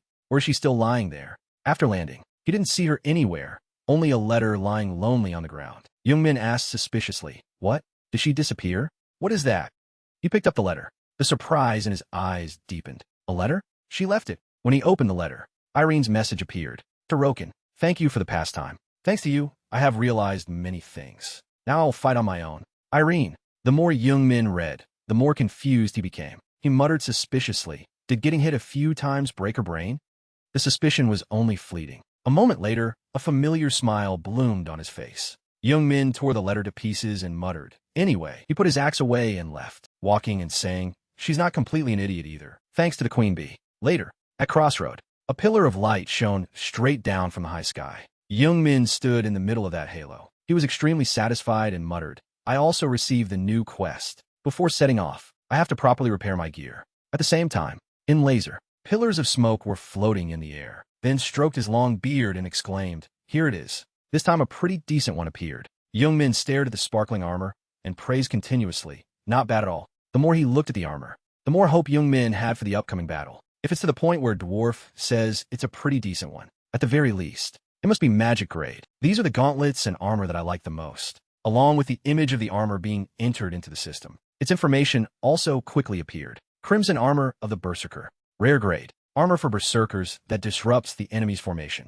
Increases the effect of intimidation and causing panic to the enemy. And comes with new power depending on the number of enemies slashed. Defense, 630. Durability, 700. Strength, plus 50. Agility, plus 47. Stamina, plus 49. Effect of intimidation and causing panic to the enemy increases by 30%. Attack and defense power increase when continuously eliminating enemies. Mana Alu Gauntlets. Rare grade. Gauntlets made of mana alloy with good conductivity. Divine power will significantly reduce mana consumption. Defense. Durability, 300. Strength, 500. Agility, 47. Stamina, 48. When using divine power, reduces mana consumption by 30%. All attacks using divine power increase damage by 15%. After reading these lines, Youngmin thought eagerly. Although the defense is already good, the accompanying stats are also absolutely perfect. Thinking of the dangerous battles ahead, he secretly felt lucky again. Furthermore, every time I continuously eliminate enemies, both defense and attack capabilities are increased. Very useful when facing many enemies alone. Then, the image and Harubin's instructions appeared in his mind, making Youngmin's face even happier. It would be great if the next quest that old man gave me is also like this. Good job. Want to be my disciple? He stood under the late afternoon sunset and told himself, the next main quest. My plan will be much smoother. Great. So now, let's go to the next quest location. At the same time, the system's notification about the new quest also appeared. Bone examination. The Kensington Parliament has commissioned you to research death and rebirth, the grass used to regenerate flesh. Please find research materials on bones. You can find these materials in the Lich's laboratory. Completion condition. Obtain 1 research material on bones. Completion reward, 10 gold. Normal experience points. Then, in the dark and quiet space, Youngmin's foot stepped down, making a loud echo. He stood silently looking at the surrounding scenery for a moment and sighed in relief. Finally arrived. Lightning strikes made the village even more gloomy. Youngmin said softly, this is the undead village, the cradle of the dead. The main character of this quest is Lich, the mage who defies death. An eccentric mage, one who uses mechanical devices, has the characteristic that no matter how many times he dies, he will come back to life. The reason he is so infamous is because he hides in the cradle of the dead, a very complex place. Even players who reach level 190 find it very difficult to approach.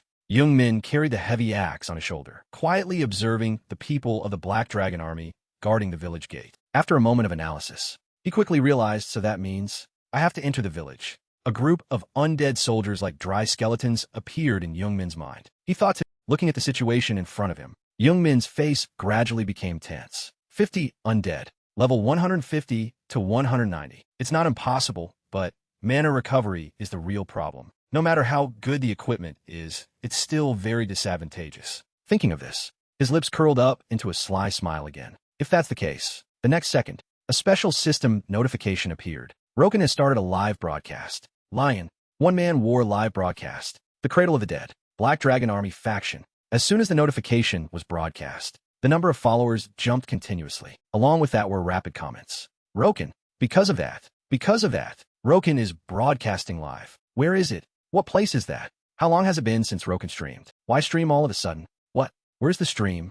At this time, the people of the Black Dragon Army also saw the notification and whispered to each other. Roken opened a stream. Really? That guy. He took out a bunch of items to bet, right? Just as they were wondering, a powerful voice rang out. I am, along with a series of the latest equipment. Young-min stabbed his sword hard into the ground to show his strength. Before the shocked eyes of the crowd, Young-min loudly introduced human warrior Roken. One hand holding the large axe, one hand pointing at the sword he just stabbed into the ground and declared, now I will change the betting conditions. Even if you can't defeat me, but whoever pulls this sword out will become its owner. The goblins saw this and were extremely shocked. What? Just pulling that sword out is enough? We don't even have to fight. Not only the goblins. Other people watching the live broadcast were also extremely surprised. Fucking crazy. What did I just hear? Is it real? This time it might actually work. Hurry up and summon the guild. As soon as the people of the Black Dragon Army rushed over, the momentum and excitement of the viewers also became more enthusiastic. If it's the Cradle of the Dead, right in front of us, go quickly. I'm also nearby. If you're a Black Dragon Army player, come immediately. A goblin looked at the screen and smiled a weird smile. On the stream room, there were quickly new comments. No, just pulling it out is enough. Doesn't he just have to sneak attack everyone and it's over? What a brilliant plot, seeing that public opinion had been successfully led by him. In his heart, Young-min was extremely satisfied. That's right. It has to be like this. The fish took the bait. Seeing more and more players gathering below, Young-min thought excitedly. Preparation is complete. Among that crowd, a representative of the Black Dragon Army declared, even if it's Roken, when he steps into the territory of the Black Dragon Army, the ones holding the upper hand are still us. You brainless fools. Along with a resounding thunderclap, the crowd rushed towards Young-min like hunting a fat prey. His eyes suddenly became deep. He raised his axe high and shouted loudly, fatal strike. With just a single skill, the tornado created by Young-min was extremely fierce. A group of people swept into the tornado had no way to resist, but could only scream in pain. In just a few short seconds, notifications continuously rang out. Continuous takedown. Attack and defense increased by 10. This effect can reach a maximum of 20 times. As soon as he saw these notifications, Young-min smiled so wide he couldn't close his mouth. Great, just as imagined. Even though it's just a temporary effect, it's beyond my expectations. Suddenly, his laughter stopped abruptly when someone shouted, don't stop. That guy pointed at Young-min and ordered, don't give him time to rest. Attack! Charge! The whole group of the Black Dragon Army followed the order and advanced, like moths flying headlong into a sword. This made Young-min even more excited. He shouted loudly, showing off like that? If that's the case, his eyes turned unusually red. Right after that, a resounding scream rang out. With just one slash from Young-min, the people preparing to charge were all pushed back. Not stopping there, a massive stream of mana rushed out like a storm. Young-min continuously rushed down to attack and declared, I won't give you guys time to rest either. As soon as he finished speaking, the system continuously announced victories. Continuous takedown. Attack and defense increased by 10. Continuous takedown. Attack and defense increased by 10. A figure had approached the sword. In the distance, desperate cries rang out. Help! Right after that, a goblin with a hood approached the sword with a sly voice. Ignorant fools. You think a frontal attack will work? Thanks to you guys, it'll be mine. As soon as he finished speaking, a powerful stream of mana shot straight into the ground. Seeing the small figure next to the sword, Young-min quickly grabbed his axe and charged over. His face became crazier than ever. He shouted loudly, where did this rat come from? Seeing the situation was not good, that goblin could only let out desperate cries. An axe strike slashed down. The amount of mana made people think it was lightning tearing the sky apart. Amidst the thick layer of smoke and dust, a pair of small feet still walked strongly. After a fierce battle, finally, the system also announced, effect has reached the maximum level. Attack plus 200, defense plus 200. Seeing this, Young-min laughed refreshingly. Finally achieved the goal. He held the axe in his hand. His eyes became even more bloodthirsty. Let's begin. At this time, among the defeated people of the Black Dragon Army, one guy struggled to stand up and muttered, Roken, I didn't expect him to be this strong. After seeing the familiar tornado, the guy couldn't help but curse. Damn it, it's that fatal strike skill again. Just seeing the direction of Young-min's attack, the guy exclaimed in horror, what? Attacking the village? Did he miss? In another place, a magic circle lit up along with a notification line. Warning, sensed enemy attacking the camp. To protect the village, summon guards. As soon as the notification ended, a series of skeletal hands reached up from that magic array, along with strange sounds. A group of undead guards, level 150 to 190, floated up at the same time. As a group of undead guards advanced towards young men, that guy's voice became even more excited. Even in a one-on-one with an undead soldier, you absolutely cannot win. Today you will definitely die. However, with just a flash of lightning, Young Min raised his axe to prepare for battle. Amidst the dark clouds were a few flashes of lightning faintly visible. Just a moment later, a massive amount of mana lit up the entire sky. Young Min raised his axe to let it absorb all of this power. Feeling the massive power surrounding him, Young Min hummed satisfied sounds. With just a single attack, a series of undead guards were destroyed by him. The man who had just gloated over Young Min's situation now couldn't believe it even more. Fucking crazy. Impossible. How can he catch undead soldiers? This is impossible. The battle made Young Min more excited than ever. He quickly replied to the guy, "Idiot, nothing is impossible." With the next attack, Young Min revealed his scheme. "It's thanks to you guys voluntarily sacrificing yourselves that I could do it." Then, the live broadcast image showed his rogue face. Viewers, watch carefully. From now on, the new battle truly begins. As soon as he finished speaking, an undead guard ignorantly charged forward. Right behind it, a group of undead guards also continuously rushed towards Young Min. He pressed his feet against the ground for a moment, and then gathered momentum to jump up. Young Min slashed an undead guard while muttering in his head, from left to right. His eyes gradually became determined. The moves engraved in his heart were constantly repeated, and then slashed the side. He observed this group of guards for a moment and gradually felt relieved. Even if they are undead guards, in the end, they are still artificial intelligence. As long as you find the attack pattern, counterattacking is a piece of cake. Young Min swung his arm, gently slashing an undead guard, and shouted excitedly. Discovering how to fight the undead made him more confident than ever. What a boring bunch. I'll wipe you all out in a heartbeat. Right after that, a massive amount of mana was used again. Young Min just kept charging down, killing relentlessly. When he just broke through the final defense line, a person from the Black Dragon army couldn't hold back their fear. That madman, he dares to charge into the village. Seeing things were about to go wrong, the guy anxiously ordered, "Guards, what are you standing there for? Hurry up and do something." The magic circle lit up once again, summoning undead guards. A dry skeleton with blood-red eyes appeared. This was the undead guard, level 150 to 190. After observing this scene, Young Min was not only not afraid, but became even more excited. He shouted, "It's useless." Right after that, an amount of mana flared up fiercely. Young Min jumped into the air, concentrating his power, preparing to slash down. With just one slash, he successfully split the guard in half. Right when he held the axe and approached, the man from the Black Dragon army couldn't help but tremble. Young Min gripped his axe tightly. His voice was like the Grim Reaper. "Found some rats hiding." That guy couldn't take it anymore. He could only anxiously shout, "Guards! Guards!" The more scared he was, the more excited Young Min became. He approached while laughing loudly. "A bunch of idiots." He raised his axe high, looking like a bloodthirsty killer. "I just slashed 50 of them. There are still too many." When the axe blade touched the guy's face, those eyes were completely filled with despair. A moment later, a mournful scream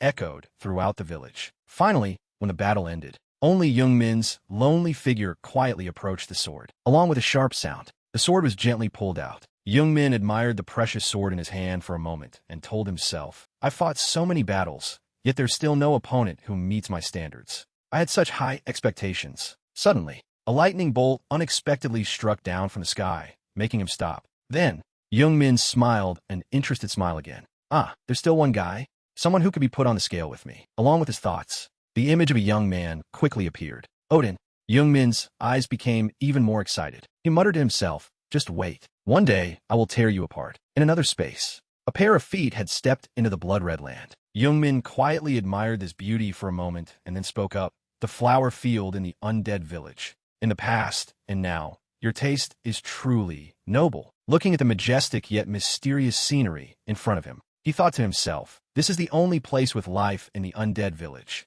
The entrance to the Lich's laboratory. It's also thanks to wiping out the undead that I could easily enter here." Young Min's sharp hands rotated continuously out of excitement. He told himself, "All right, let's go in."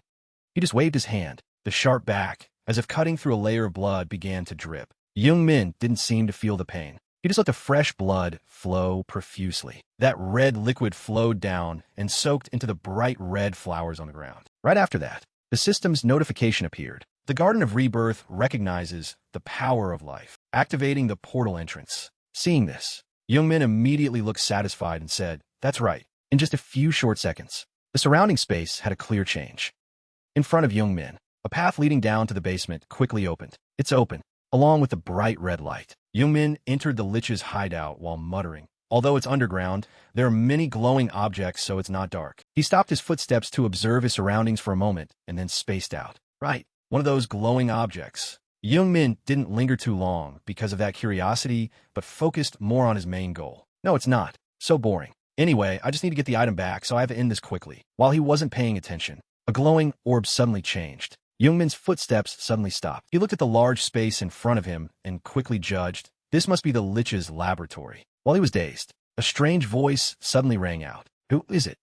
Right after that, level 171 undead researcher Lich Siloni appeared with a cold voice. "A human dares to step in here. It seems you want to become my test subject." Before he could even finish speaking, Youngmin had already started launching an attack. Ambush. This made the Lich extremely shocked. What? In just a short time, the surrounding space became chaotic. A massive stream of mana struck, as if wanting to shatter the mysterious door. Youngmin swung his axe and shouted loudly, "You bastard, talk too much." Along with fierce attacks, he began to threaten, "Shut your mouth and hand over the item." However, right in the thick layer of smoke and dust in front of him, a purple beam of light flashed. Right when Youngmin attacked, the Lich brought out a shield to block. This scene made Youngmin extremely surprised. At this moment, he also spoke up to mock him. "Retreat, you lowly creature." Before Youngmin could even react, a fierce stream of mana struck straight at him, along with the power seeping deep into his body. Youngmin could only grit his teeth and endure the pain. The Lich leisurely sat far away observing.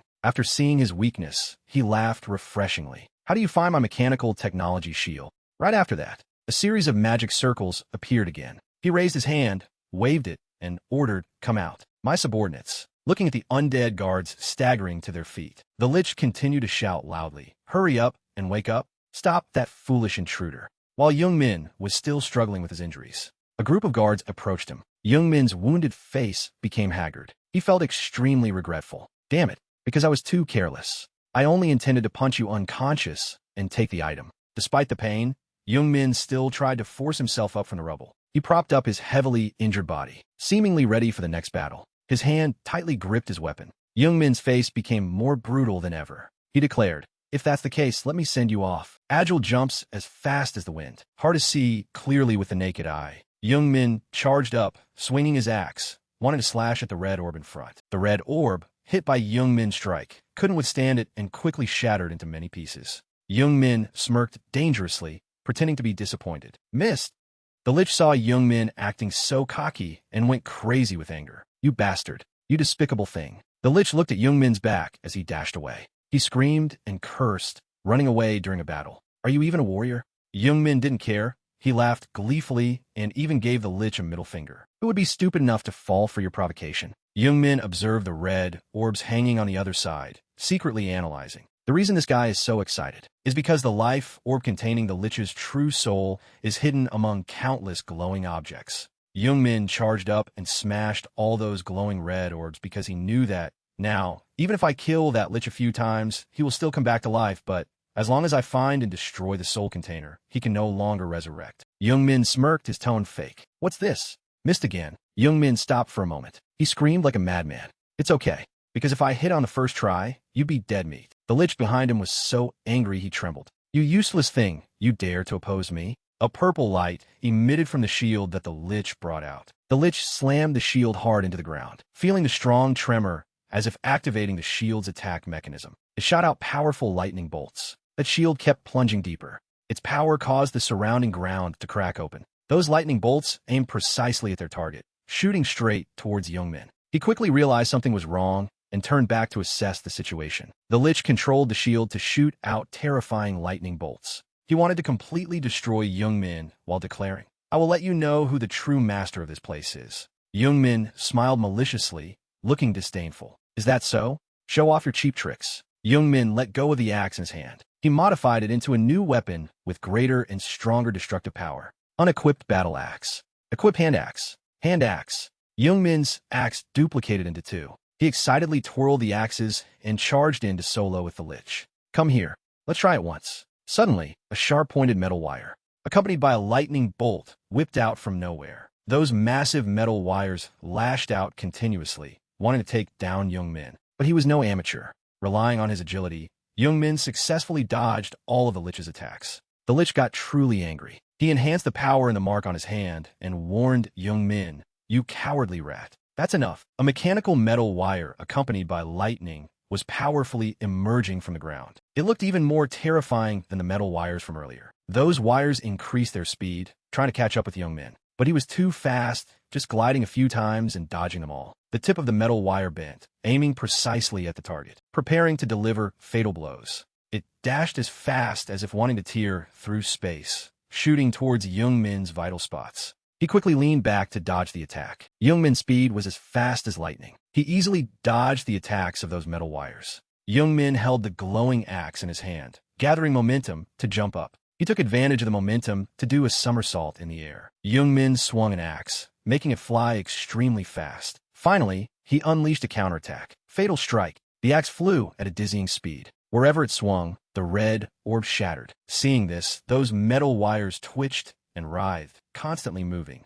Youngmin gathered momentum, getting on his tiptoes, preparing to jump up again. Youngmin still tightly gripped the axe in his hand. He arched his body, jumping up to avoid the attack of the metal wire. After that jump, Youngmin still didn't stop. He dashed swiftly in the corridor, creating a long, zigzag path. Youngmin swung his axe, intending to use all his strength to slash at the red orb in front of him. Just as he was about to land, Youngmin felt something strange. He glanced up to check and suddenly noticed something unusual. Youngmin's axe slashed into a red orb very hard, yet it wasn't damaged at all. What? Too hard. Only this one didn't break. Observing that red orb carefully, Youngmin realized what he was looking for. Found it. The Lich's life orb. Youngmin rubbed against the ground, being pushed aside a distance, and braked hard. All right, I just need to smash it. Youngmin aimed precisely at the position of that red orb. He swung his axe, using the same skill as before. Fatal strike. The Lich's metal wire also rushed over. He wanted to block Youngmin's target and snatch the orb. That metal wire quickly blocked in front of the red orb, causing Youngmin's axe to just collide and create a small tremor. Youngmin stared in shock as his goal was about to be achieved, but was blocked right before his eyes. The Lich seemed dangerous because he had read Youngmin's moves. So you were looking for that. The Lich concentrated on mobilizing his power. He flew up, the wind fluttering, revealing his mechanical skeletal frame outside his cloak. You don't even think about leaving here alive. A mechanical metal wire grabbed that red orb, intending to take it away. The glowing purple hole on the Lich's chest was sucking in that red orb. He stretched his body to receive it. Things like black ribbons were wrapping around the Lich's bony hand. Lich Siloni had absorbed his own life orb. That black band also wrapped around the Lich's thighs. Through the life orb, the Lich had regained his original power. A dim purple light surrounded Lich Siloni. He returned to his original form and possessed absolute power. The Lich stretched his body. He was gradually getting used to his new body. Level 180. Siloni in his prime. His voice was slow and deep. "I have awakened." The Lich reached out his hand. He roared, causing the entire surrounding space to shake violently. Youngmin had circled behind the Lich's back at some point. He swung the shield in his hand, delivering a vicious blow, wanting to finish him off quickly. The Lich turned his head. He was stunned by Youngmin's formidable speed. What? Since when?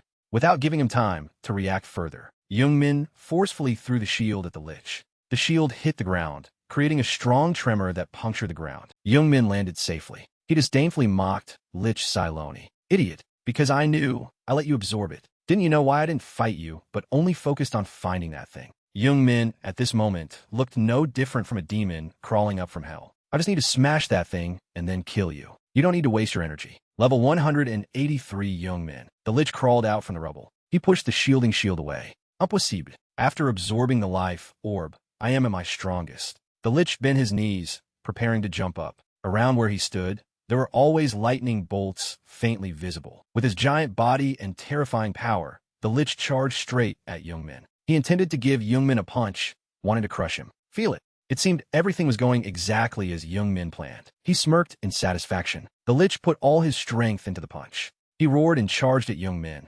Midway, the Lich stopped abruptly. The focus of his pupils contracted. Although Youngmin was smaller, he was not outmatched. He dashed as fast as lightning, swinging an axe to cleave the Lich in half. Everything happened so fast that even the Lich didn't have time to understand what was going on. Youngmin landed, creating a long slide. He braked hard after that high jump. Youngmin looked smug. He was delighted. I told you, didn't I? Youngmin turned his back to the Lich's body that had just been split in two. He laughed maniacally. You're just wasting time. The life orb separated from the Lich's chest. It fell freely and then shattered into pieces. The Lich's entire body exploded on the spot. After that explosion, only a thick cloud of purple smoke remained. Defeated Cylone in his prime. Leveled up. The thick dust gradually dispersed. Youngmin slowly walked out. Youngmin carried his weapon on his shoulder, resting one hand on his hip. He glanced with a disdainful smile. Idiot. I just needed to let you absorb it, and then killing you would be much simpler. Youngmin seemed interested in the next quest. All right, now, for the earthworm. A blue book was glowing. It stood out the most in the messy pile of books. The happy grinding time has arrived. Youngmin tightly gripped a glowing scroll with slightly torn edges in his hand. Obtained research materials investigating the rice plant. Completed the investigation of a rice plant. He stared excitedly at the scroll. Okay, quest completed. Lich Cylone's laboratory. Youngmin looked around, searching for something looking like an illegal intruder. Just like at the beginning. There might be extra rewards somewhere. After scanning for a long time, Youngmin finally spotted something. On the table, a stack of books was emitting a blue light. That's it. Found it. Skill book. Skill books were thrown away one by Youngmin. It seemed none of them were useful to him. Do you want to collect the skill book, Skeleton D? Trash. Do you want to collect the skill book, Weakening Curse? Trash. Another book was thrown away by Youngmin. Youngmin almost went crazy. Do you want to collect the skill book, Cursed Doll?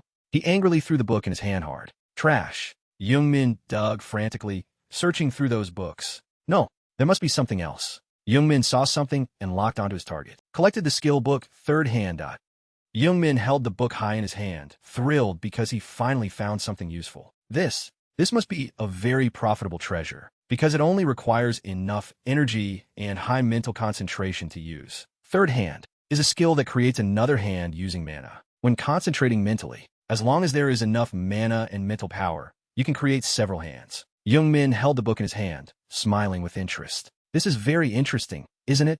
If it's this skill, the battle might take place on a different level. While Youngmin was muttering to himself, a pair of feet silently appeared behind him. The important thing is how to use it. Youngmin was stroking his chin, calculating how to use the book reasonably.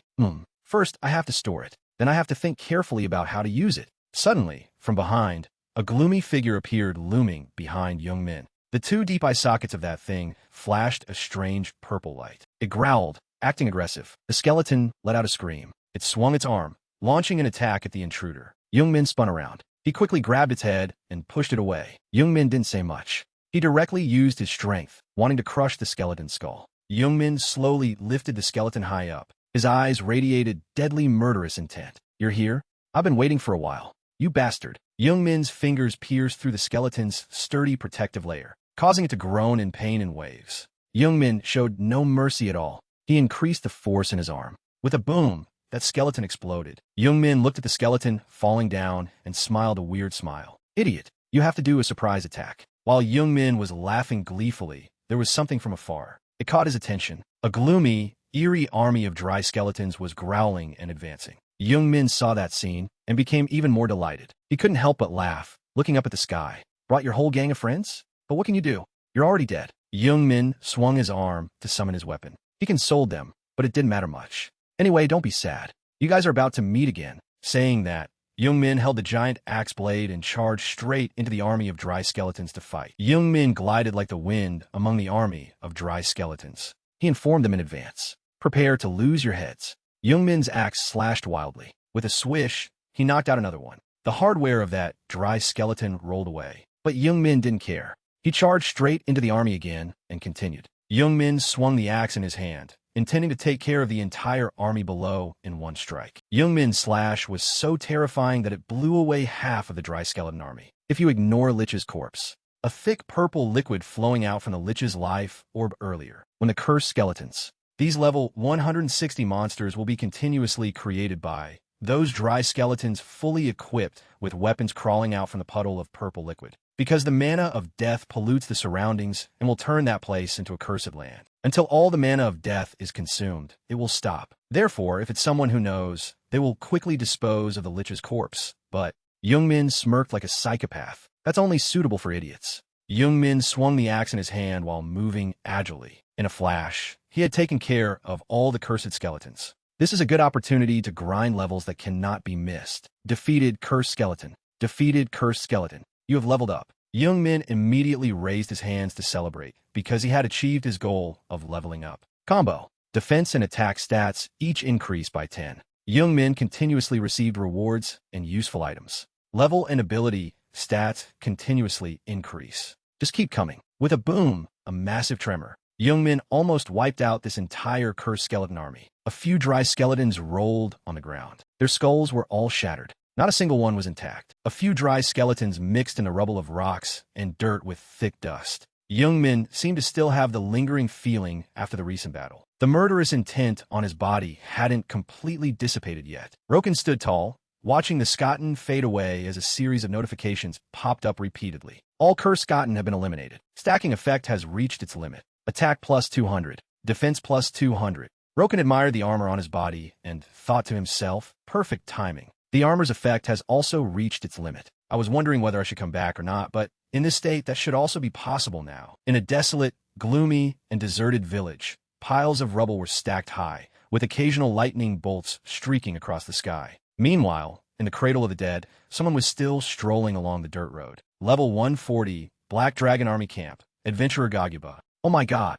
Gaguba stared in astonishment at the desolate scene before him. Seeing the heavy ruins and a figure sitting with his head down in front of him, Gaguba was terrified. The village and the players have been completely incinerated. Was it Roken?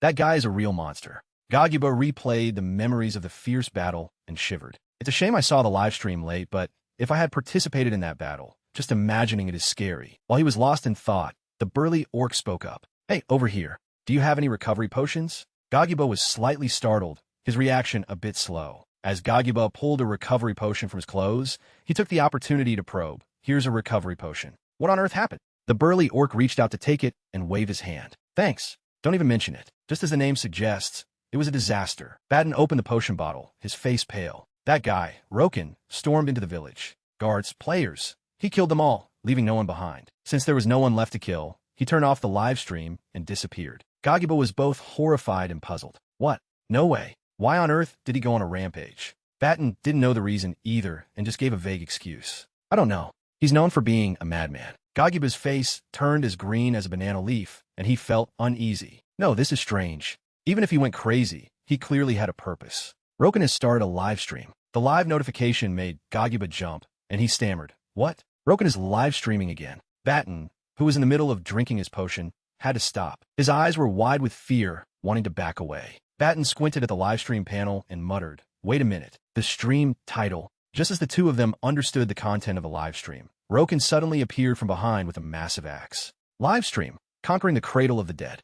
A scream echoed through a corner of the village, startling a flock of crows into a chaotic flight. Two other orcs appeared, armed but still extremely anxious. Hey, this is crazy. No way. That madman, is he back? Roken's axe was drenched in blood, which dripped from its sharp blade. Roken stood amidst the corpses, radiating a sky-high, killing intent as he cursed them. You pieces of trash. Roken cackled like a madman. No way. Did you think it was over? The comment section was filled with surprise. What's going on? Where is he going? Conquering a village? Is that a feature in the system?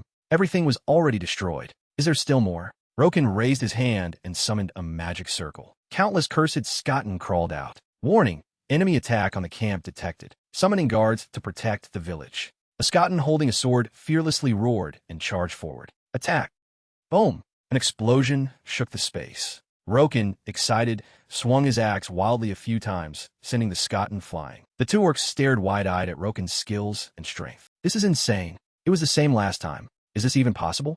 How can he kill all the guards in one hit? This guy's a monster. After dealing with the small fry, Roken turned to the others, the killing intent on his face not diminishing in the slightest. The orc flinched, his face turning pale. Roken stood there, warning the orcs. You fools are just like the others. No matter how many times I tell you, you refuse to believe me and insist on seeking death. Roken grinned like a lunatic who had lost his mind. At times like this, I just need to use my own way of persuasion, right? Roken changed his equipment and upgraded his skills. Equipped the Lion King's sealed helmet. Roken tightened his grip on the axe in his hand and announced, to everyone watching, I'm sure some of you don't believe it, right? Wizard Pato, there are still people who don't believe you.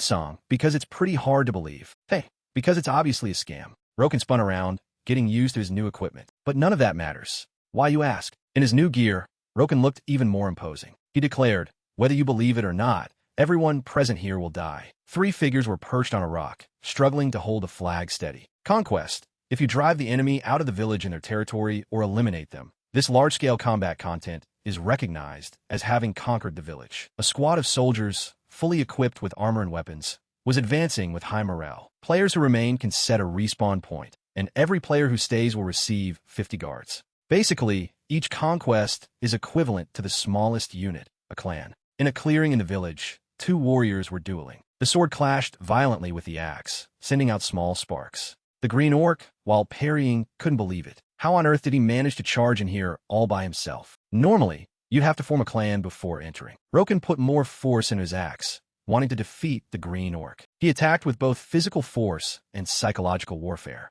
A clan? Why would I need that?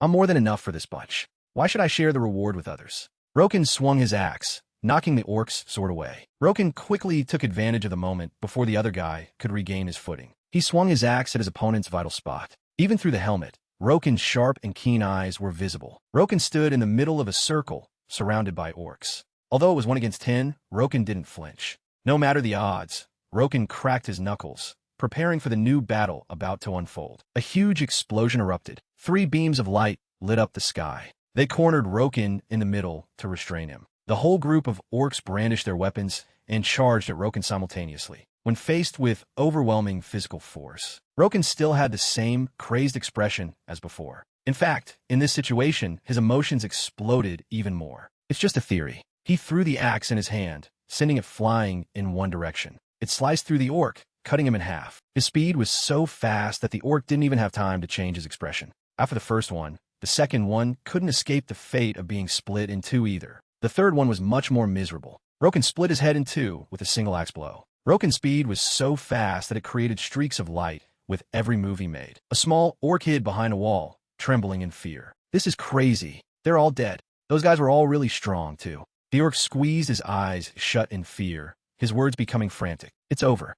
It'll be a while before the guards respawn. More than half the players have been killed. Is this place really going to be taken over by one crazy player? Suddenly, a foot appeared from around the corner of the wall. The lion's mane on Roken's helmet fluttered freely as he looked at the 2 orcs with a cold voice. That's right. Roken's mouth stretched into a wide grin, his eyes radiating a killing intent that made him look like the leader of a lion pride. Since you guessed correctly, I'll give you a very generous reward. Seeing Roken raise his axe, the 2 orcs screamed in terror, hugging each other and trembling uncontrollably. A desperate, blood-curdling scream echoed, shattering the quiet space. A moment later, rays of light began to appear in the sky, peeking through the gloomy clouds. The light shone down, illuminating every desolate scene in the village. The defeated orcs lay scattered on the road. Some had fallen into wells or on haystacks. Pools of blood still remained on the ground. Roken gripped his axe tightly. You have conquered the Cradle of the Dead, a territory of the Black Dragon Army. Players belonging to the Black Dragon Army cannot choose the Cradle of the Dead as a respawn point for 3 hours. Roken's figure stood firm, his hair fluttering in the wind. Although his clothes were a bit tattered,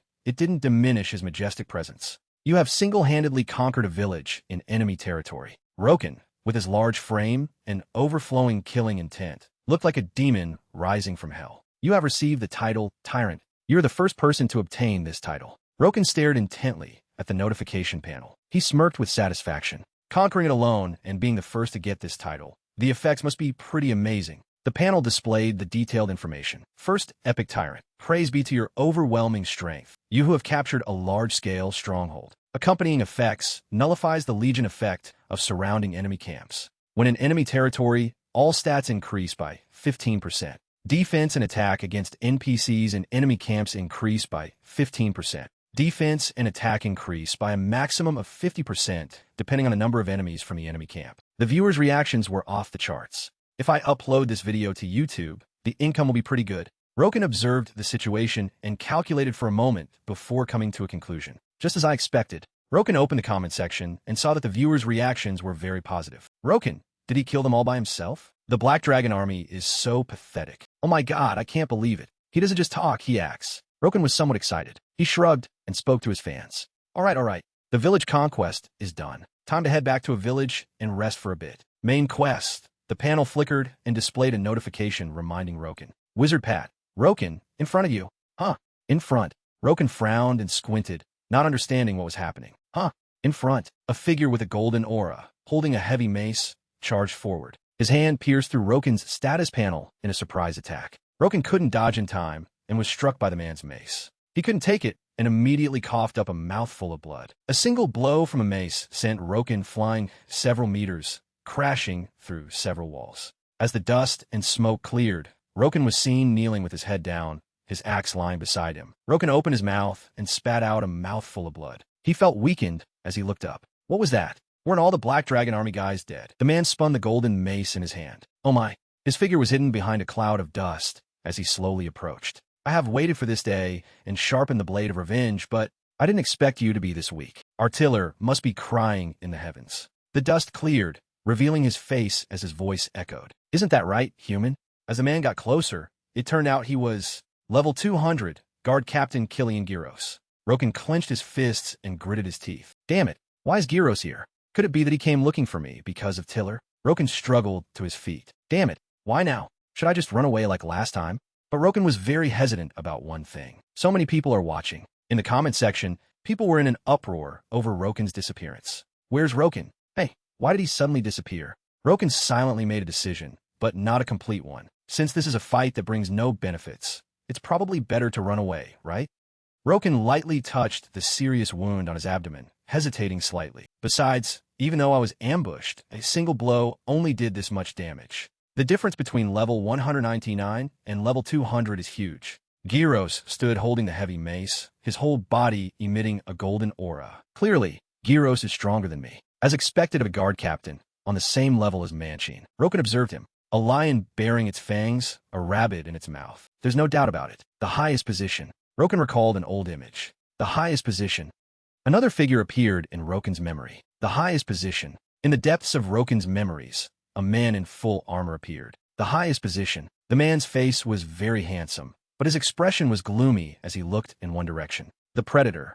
Roken's thoughts froze. It was unclear what he was thinking at that moment. Roken let out a sigh. He picked up his axe and forced himself to stand. Roken regained his composure and asked nonchalantly, "You're the strongest one here, right?" Gyros was somewhat surprised. He didn't expect him to ask that. What? Gyros thought Roken was so scared he was talking nonsense. Suddenly spouting nonsense.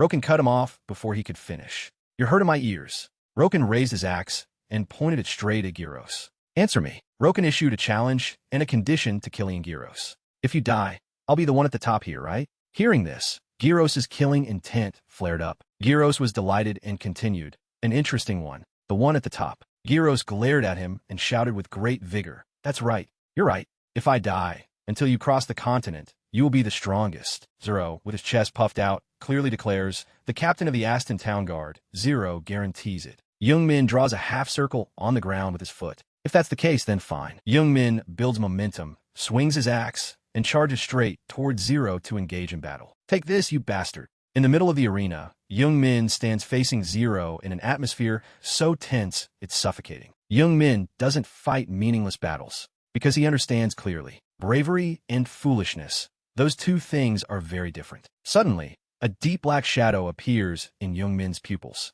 What is that? Right on the stage, Odin's image appears between the two of them with a puzzled look. Even Odin cannot fully understand or accurately name Young-min's bizarre ability, the thing that has made Roken go this wild. The battle begins. Young-min switches to the equipment set that increases critical damage. A red energy envelopes his entire body. The next second, Young-min steps out amidst a thick aura of death. His intense gaze overwhelms the opponent. Zero bares his fangs in a mocking smile, his golden pupils flashing. When facing an enemy with such high attack power, half-hearted defense is meaningless. Young-min doesn't reply. He ignores Zero's words and activates the Lion King's sealed helmet equipment mode. His face is full of determination. "Now, let's end this in one go." Both take a step forward. The atmosphere in the online room is nearly exploding as they realize who Young-min is facing. An account that reached surfing master level panics. "Wait, that's Zero." Another person comments, "So, why is Roken fighting Zero? Zero is level 200. Is this some new way to commit suicide? Really?"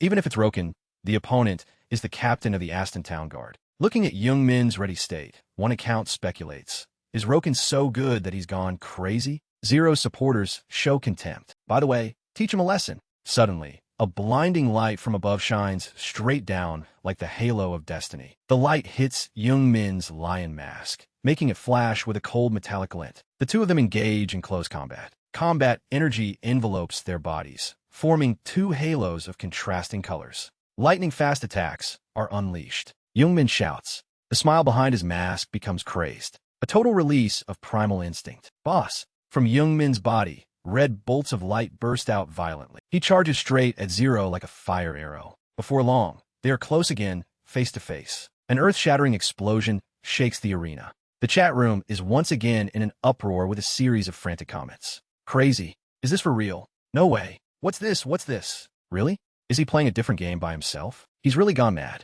He'll massacre the village. Am I watching this right? Everyone, may I ask what level Roken is? Zero's mace is stopped mid-air by Young Min's axe strike, with a piercing metallic clash that echoes throughout the arena. That situation makes Zero excited. He grins. Red is a nice color, kid. Young Min clenches his jaw. His eyes flash with a bright, red, murderous intent. His voice is ice cold. Is that so? Let me turn you red too. Having said that, he puts all his strength into pushing the axe blade in his hand. This blow of his creates a force that sends the mace in Zero's hand flying far away. Just as he is trying to rush toward the mace, Young Min closes in on him with terrifying power. The next strikes are unleashed by him as fast as lightning, making it impossible for Zero to react in time. The mysterious energy taking over Young Min grows increasingly intense. A tantôt explosion occure. Dust and smoke fly everywhere, obscuring the view. Zero takes the opportunity to dive down from above with a surprise punch. But unexpectedly, Young Min manages to block that attack in time. The counterforce sends him flying back several yards again. Young Min's power surges like a volcano, not letting his opponent regain his balance. He flings two ropes toward Zero. The ropes wrap tightly around the opponent like white snakes. Zero's punch suddenly goes off course. At that moment, Young Min delivers a punch aimed straight at Zero's face, making his nose bleed and sending his body flying backward. Young Min spins and delivers a kick with terrifying speed. The kick creates a whirlwind, heading straight for the opponent. As the smoke gradually clears, Zero struggles to sit up amidst the ruins. But just as he hasn't yet regained his composure, a red light flashes before his eyes. From above, Young Min, carrying a sharp axe, dives toward Zero with a roar full of rage. Die, he screams, his eyes determined and uncompromising. Die!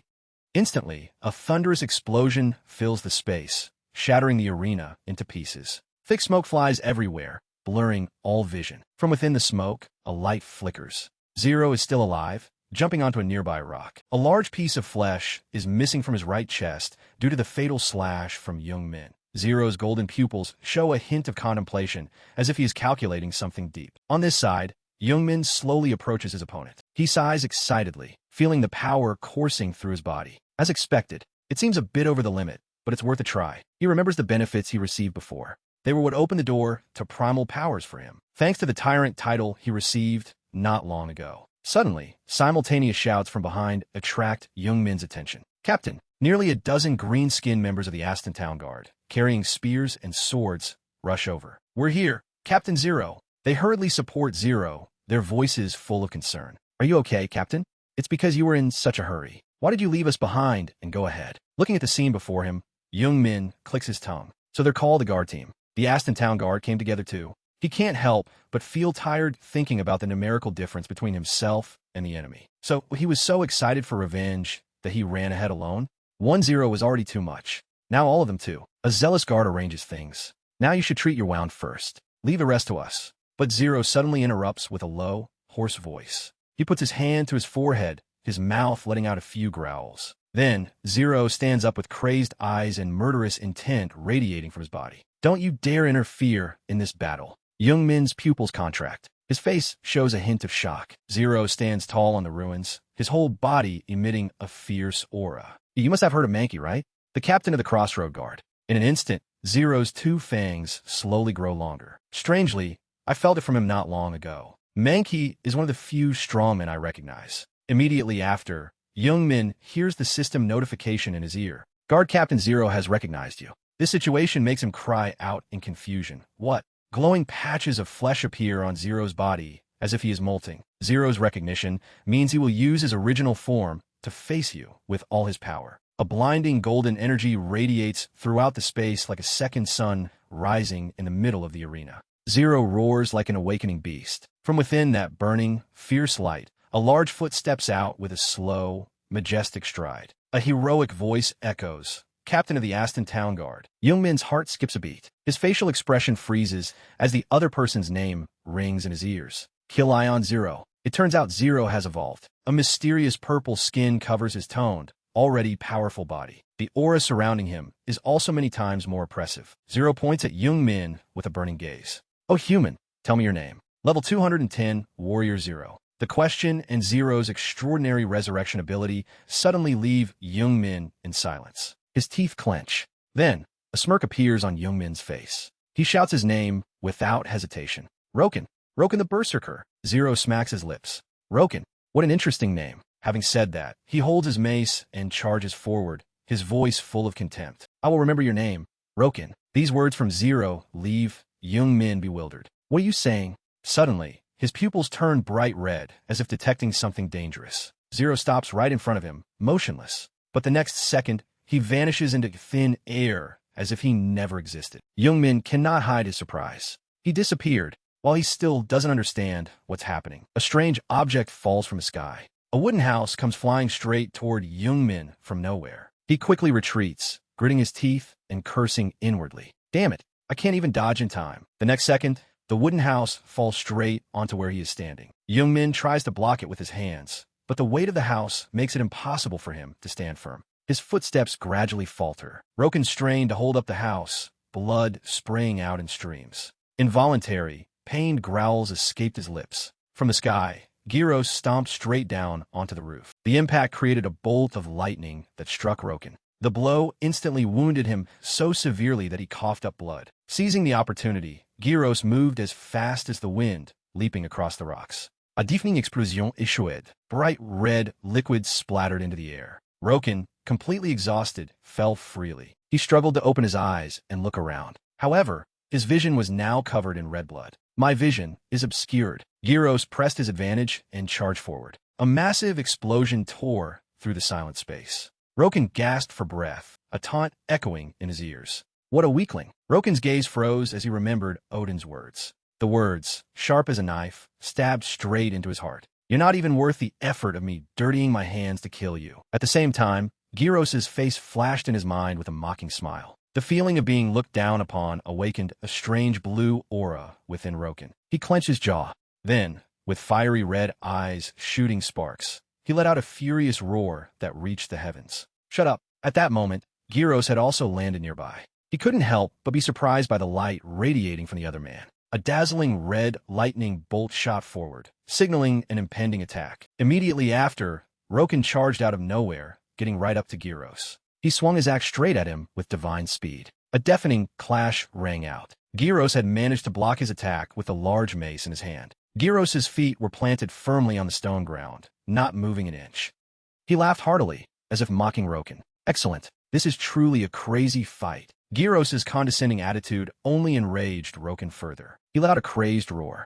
Then, the two clashed again, with burning energy radiating from their bodies. Gyros' expression showed clear interest. He suddenly spoke, but Gyros' hand swung the mace high in the air. Then he brought it crashing down on Roken with a force that could crush mountains. Luckily, Roken managed to dodge just in the nick of time. The ground beneath his feet shattered into pieces. Roken silently remained on guard. This bastard's weapon is too powerful. Not giving Roken time to think, Gyros leaped forward. He used the skill Mountain Breaker and charged at Roken. He was stunned. Before he could even react, Gyros, like a moving mountain, slammed straight into Roken. His punch seemed to paralyze Roken's entire body. For a moment, the system interface glitched. Roken's breathing grew weaker and weaker. His memories began to blur before his eyes. At that moment, Gyros unleashed another thunderous punch, straight to Roken's face. Images of his journey, of the people he had met, slowly faded into nothingness. The sky above him darkened. Black clouds gathered ominously. In that moment, Roken could no longer see anything clearly. Then, a torrential rain began to fall on the desolate land. His memories grew increasingly blurry and faded away. Gyros didn't stop. He continuously rained down punches on Roken, his voice filled with glee. This is the difference in strength between you and me, Roken. In the moment before death, Roken saw his body as Roken slowly fading away. He reached out his hand, as if trying to wake himself from the encroaching delirium. But the images were just shattered fragments. He desperately reached for the fading silhouette of Roken before his eyes, but he couldn't touch it. Gyros was still extremely smug. He repeated his words like a declaration. A gap in strength that cannot be filled. He cut his sentence short as he suddenly noticed something unusual. He looked at his opponent in confusion as he saw Roken holding out his axe, which was slowly disappearing and turning into a flickering object. At that moment, Roken let out a tremendous roar. A fierce energy was unleashed from deep within him. Critical strike. In an instant, all of space seemed to freeze. Then, an earth-shattering explosion broke the silence. White smoke filled the sky. From within the smoke, a huddled shadow shot up into the air. Gyros, with both arms covered in blood, cursed angrily. You're completely insane. Using a critical strike skill right in front of me?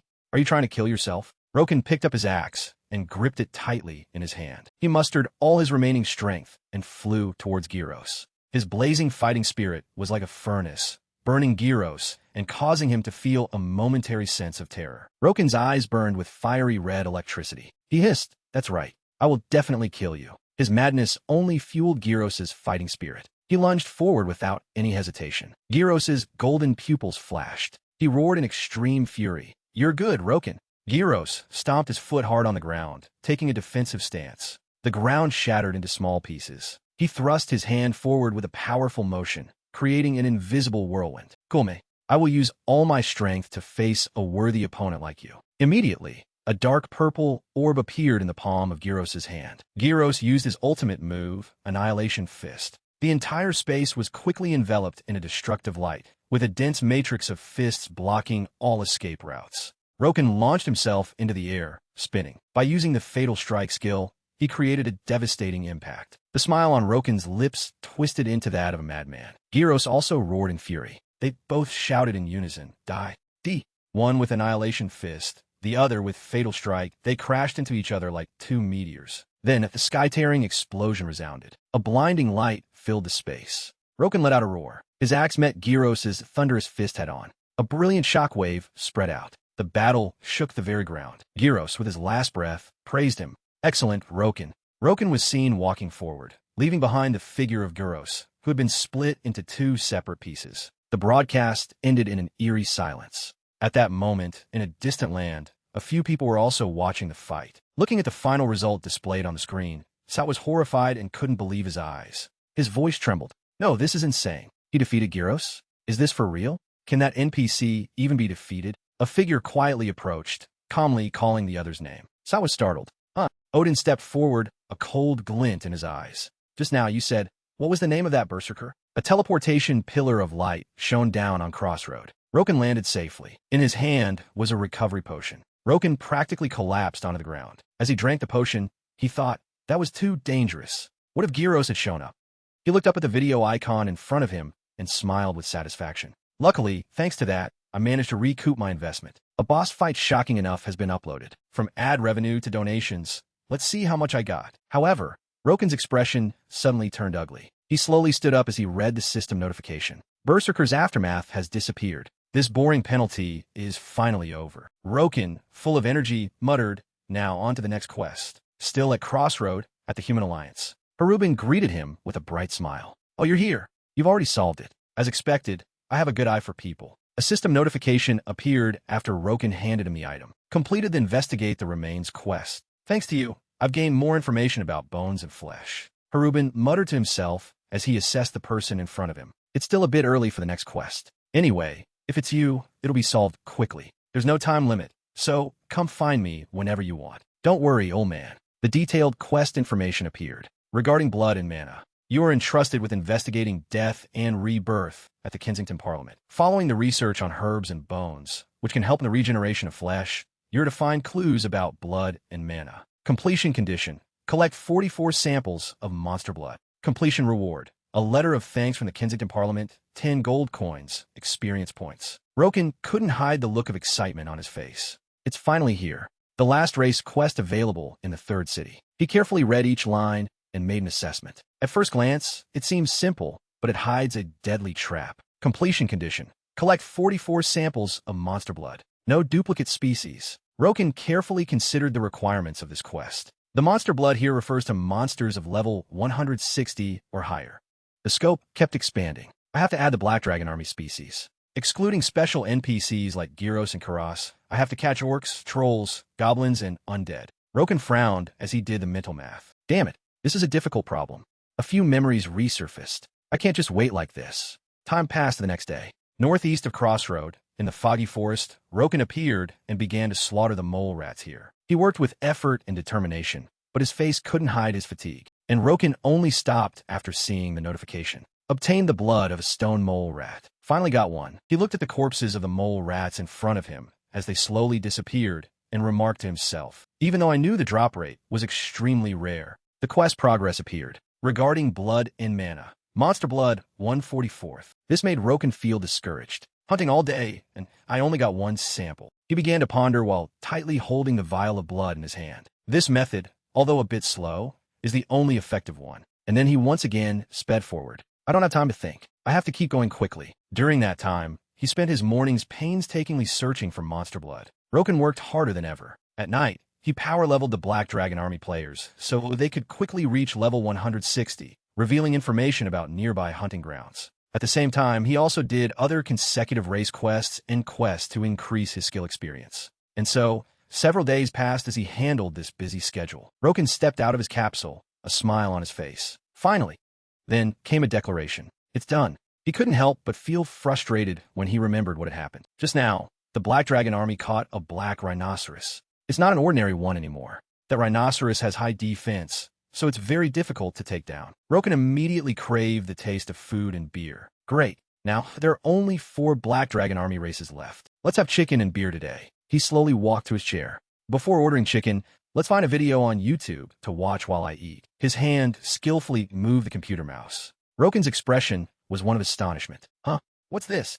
When a screen displayed a challenge. Roken, get up. The Black Dragon Army has reached level 160. Finally, some people have reached level 160. He couldn't hide his excitement after reading it. It was worth all the secrets I shared. Thanks to that, they leveled up, and, at the same time, things have become easier. Another problem was considered. How do I get them to take the bait? He muttered to himself, remembering the monster's habits. Waiting for them at the hunting ground is a good idea, but if rumors spread, the place I'm occupying will be the #1 place to avoid. Ever since I took down Gyros, all users have been avoiding me. Roken glanced at something.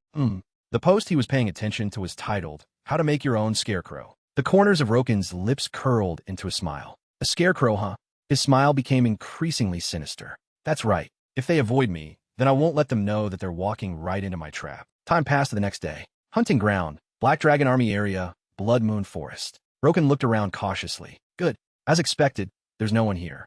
A place this remote is perfect. Then he used a vendor summon scroll. A character was summoned at his command. Item vendor NPC. Greetings, adventurer. However, before the person could finish his introduction, Roken directly threw items at his face. We provide products. As Roken was re-equipping the vendor NPC, he talked to himself. First, I'll change his appearance so they won't suspect anything. After removing the race-based sales restrictions, changing the vendor NPC settings. A system notification popped up. Vendor NPC registered sales products. Roken observed it and muttered again, I just need to fill it with magic and rare equipment. The vendor NPC quickly appeared in a completely new look. Done. It doesn't look too bad, does it? Roken smiled wickedly and thought to himself, to get amazing equipment that falls from the sky, you have to trade with an NPC, right? He scratched his head, calculating. So the preparations are done. All that's left is, all the arrangements were made, and now Roken just needed to cast the bait. Elsewhere, at that very moment in Esteo, hey, look at this. 2 people were talking to each other. What's up? You know that guy who's been sharing tips lately? The man with the black beard exclaimed. Of course. Thanks to him, our whole group has reached level 160. The man with glasses continued. He just posted something new. They looked at the notification screen and began to calculate. It seems there's a secret shop outside the hunting grounds. Oh, really?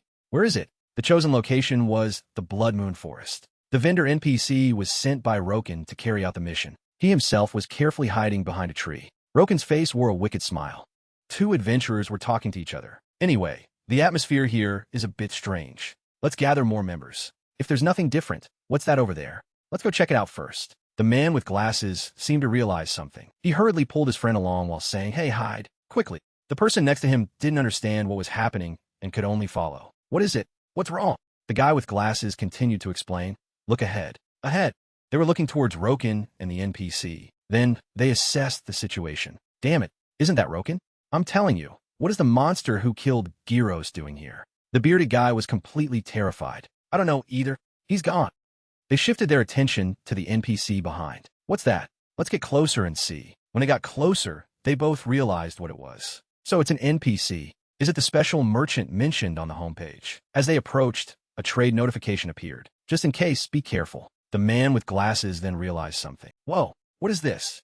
He looked at the inventory in front of him and exclaimed, these insane stats. That Roken guy, this is why he's so strong. Because only he uses this merchant's equipment. However, he couldn't help but think about his own wallet. But it's so expensive, and there's a limit of 1 item per purchase. We should call everyone in the guild to buy everything. Roken, hiding behind a tree, couldn't stop laughing as his plan progressed too smoothly. Easy as pie. Go on, call everyone. The guy with glasses quickly led another group of people over. This way, he signaled to his friend on the other side. We're here. Are you still keeping a good watch on it? He quickly replied, there's no one here.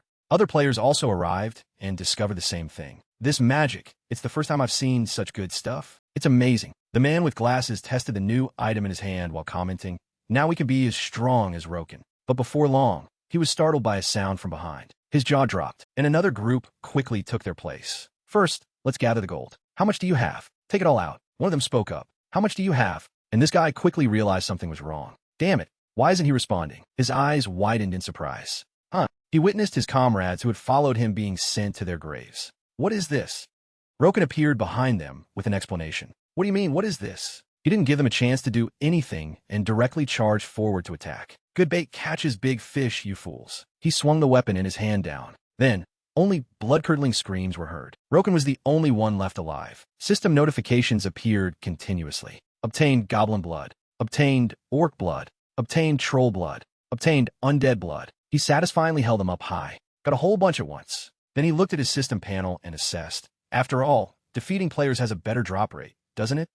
Roken continued to deal with the NPC in front of him. You've worked hard too. You can go now. Party dismissed. Registered items returned to inventory. When he was alone, he began to mutter, well, I've got the items. Time to go see the old man, I guess. Roken quickly arrived at Crossroad at the Human Alliance. Harubin greeted him with a warmer smile than ever. Truly brilliant. Thanks to you, my position in the parliament has risen a lot. Completed understanding of blood and mana. He directly handed over the quest item. Here, take this. A letter of thanks from the Kensington Parliament for you. Roken took it with satisfaction. Thank you, sir.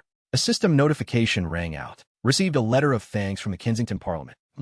Is this the final reward? His face began to show a sinister expression. This piece of paper doesn't raise any stats, but might be useful someday, so I'll put it away for now. Harubin forgot to give him a final instruction and called out as Roken was leaving. If you go to the Central Continent, please do your best for the Kensington Parliament again, for the glory of our human race. Yes, if I have time. He let out a long sigh after completing the series of quests. As he walked, Roken thought to himself, all the race quests in the 3rd city are done. Now, I just need to get through the 4th city, the Central Continent, and I'll be finished. He listed the problems in his mind. The problem is the level limit to go to the Central Continent. Just thinking about it is tiring. Then he thought about how to solve each one. To get to the Central Continent, I have to cross the sea. The monsters blocking the way live at the bottom of the sea. They're as scary as their names suggest. After finishing his calculations, Roken said enthusiastically, all right, there's nothing wrong with being fully prepared. First, there's no need to rush. Let's go back to that place. His feet leisurely stepped onto the green grass. Roken was currently south of the Crossroad ruins. He looked ahead while thinking, many players have come here, but now no one bothers with this place because there are no special items here. A completely new place was waiting to be discovered. But here, there's a secret that no one knows about. He suddenly looked to the side when he heard someone's voice. Is this the destination? The two new companions were just as excited. I will switch to alert mode. Level 180, guard Dwarf Goji. I will report back after checking the surroundings. Level 180, guide Dwarf Mizuji. Roken replied politely to them. All right, I'll be counting on you too. They are NPCs from the dragon army that I recruited. As he went inside, he thought to himself, players are forced to form a party when attacking ruins. I spent a large sum of money to recruit these capable NPCs. His smile gradually became more sinister. It was a bit expensive, but compared to sharing the rewards with other players, the price was still very cheap. Roken and his companions stopped before a fork in the road. All right, there are 3 paths. Goji, Mizuji, listen up. He began to assign tasks. Goji, you go right. Mizuji, you go left. Then he continued with detailed instructions. If you both go to the end, you will see a small room with tiled floors. I'll even tell you what to do once you get inside. If you look closely at the tiles, you'll see one with a pattern. A simple command was given to them. Stand on that tile until I call your names. No matter what happens, do not lift your feet off that tile. Got it? The 2 members replied in unison. Roken stood still, waiting. A moment later, they should have arrived by now, right? As soon as he finished speaking, the ground began to change.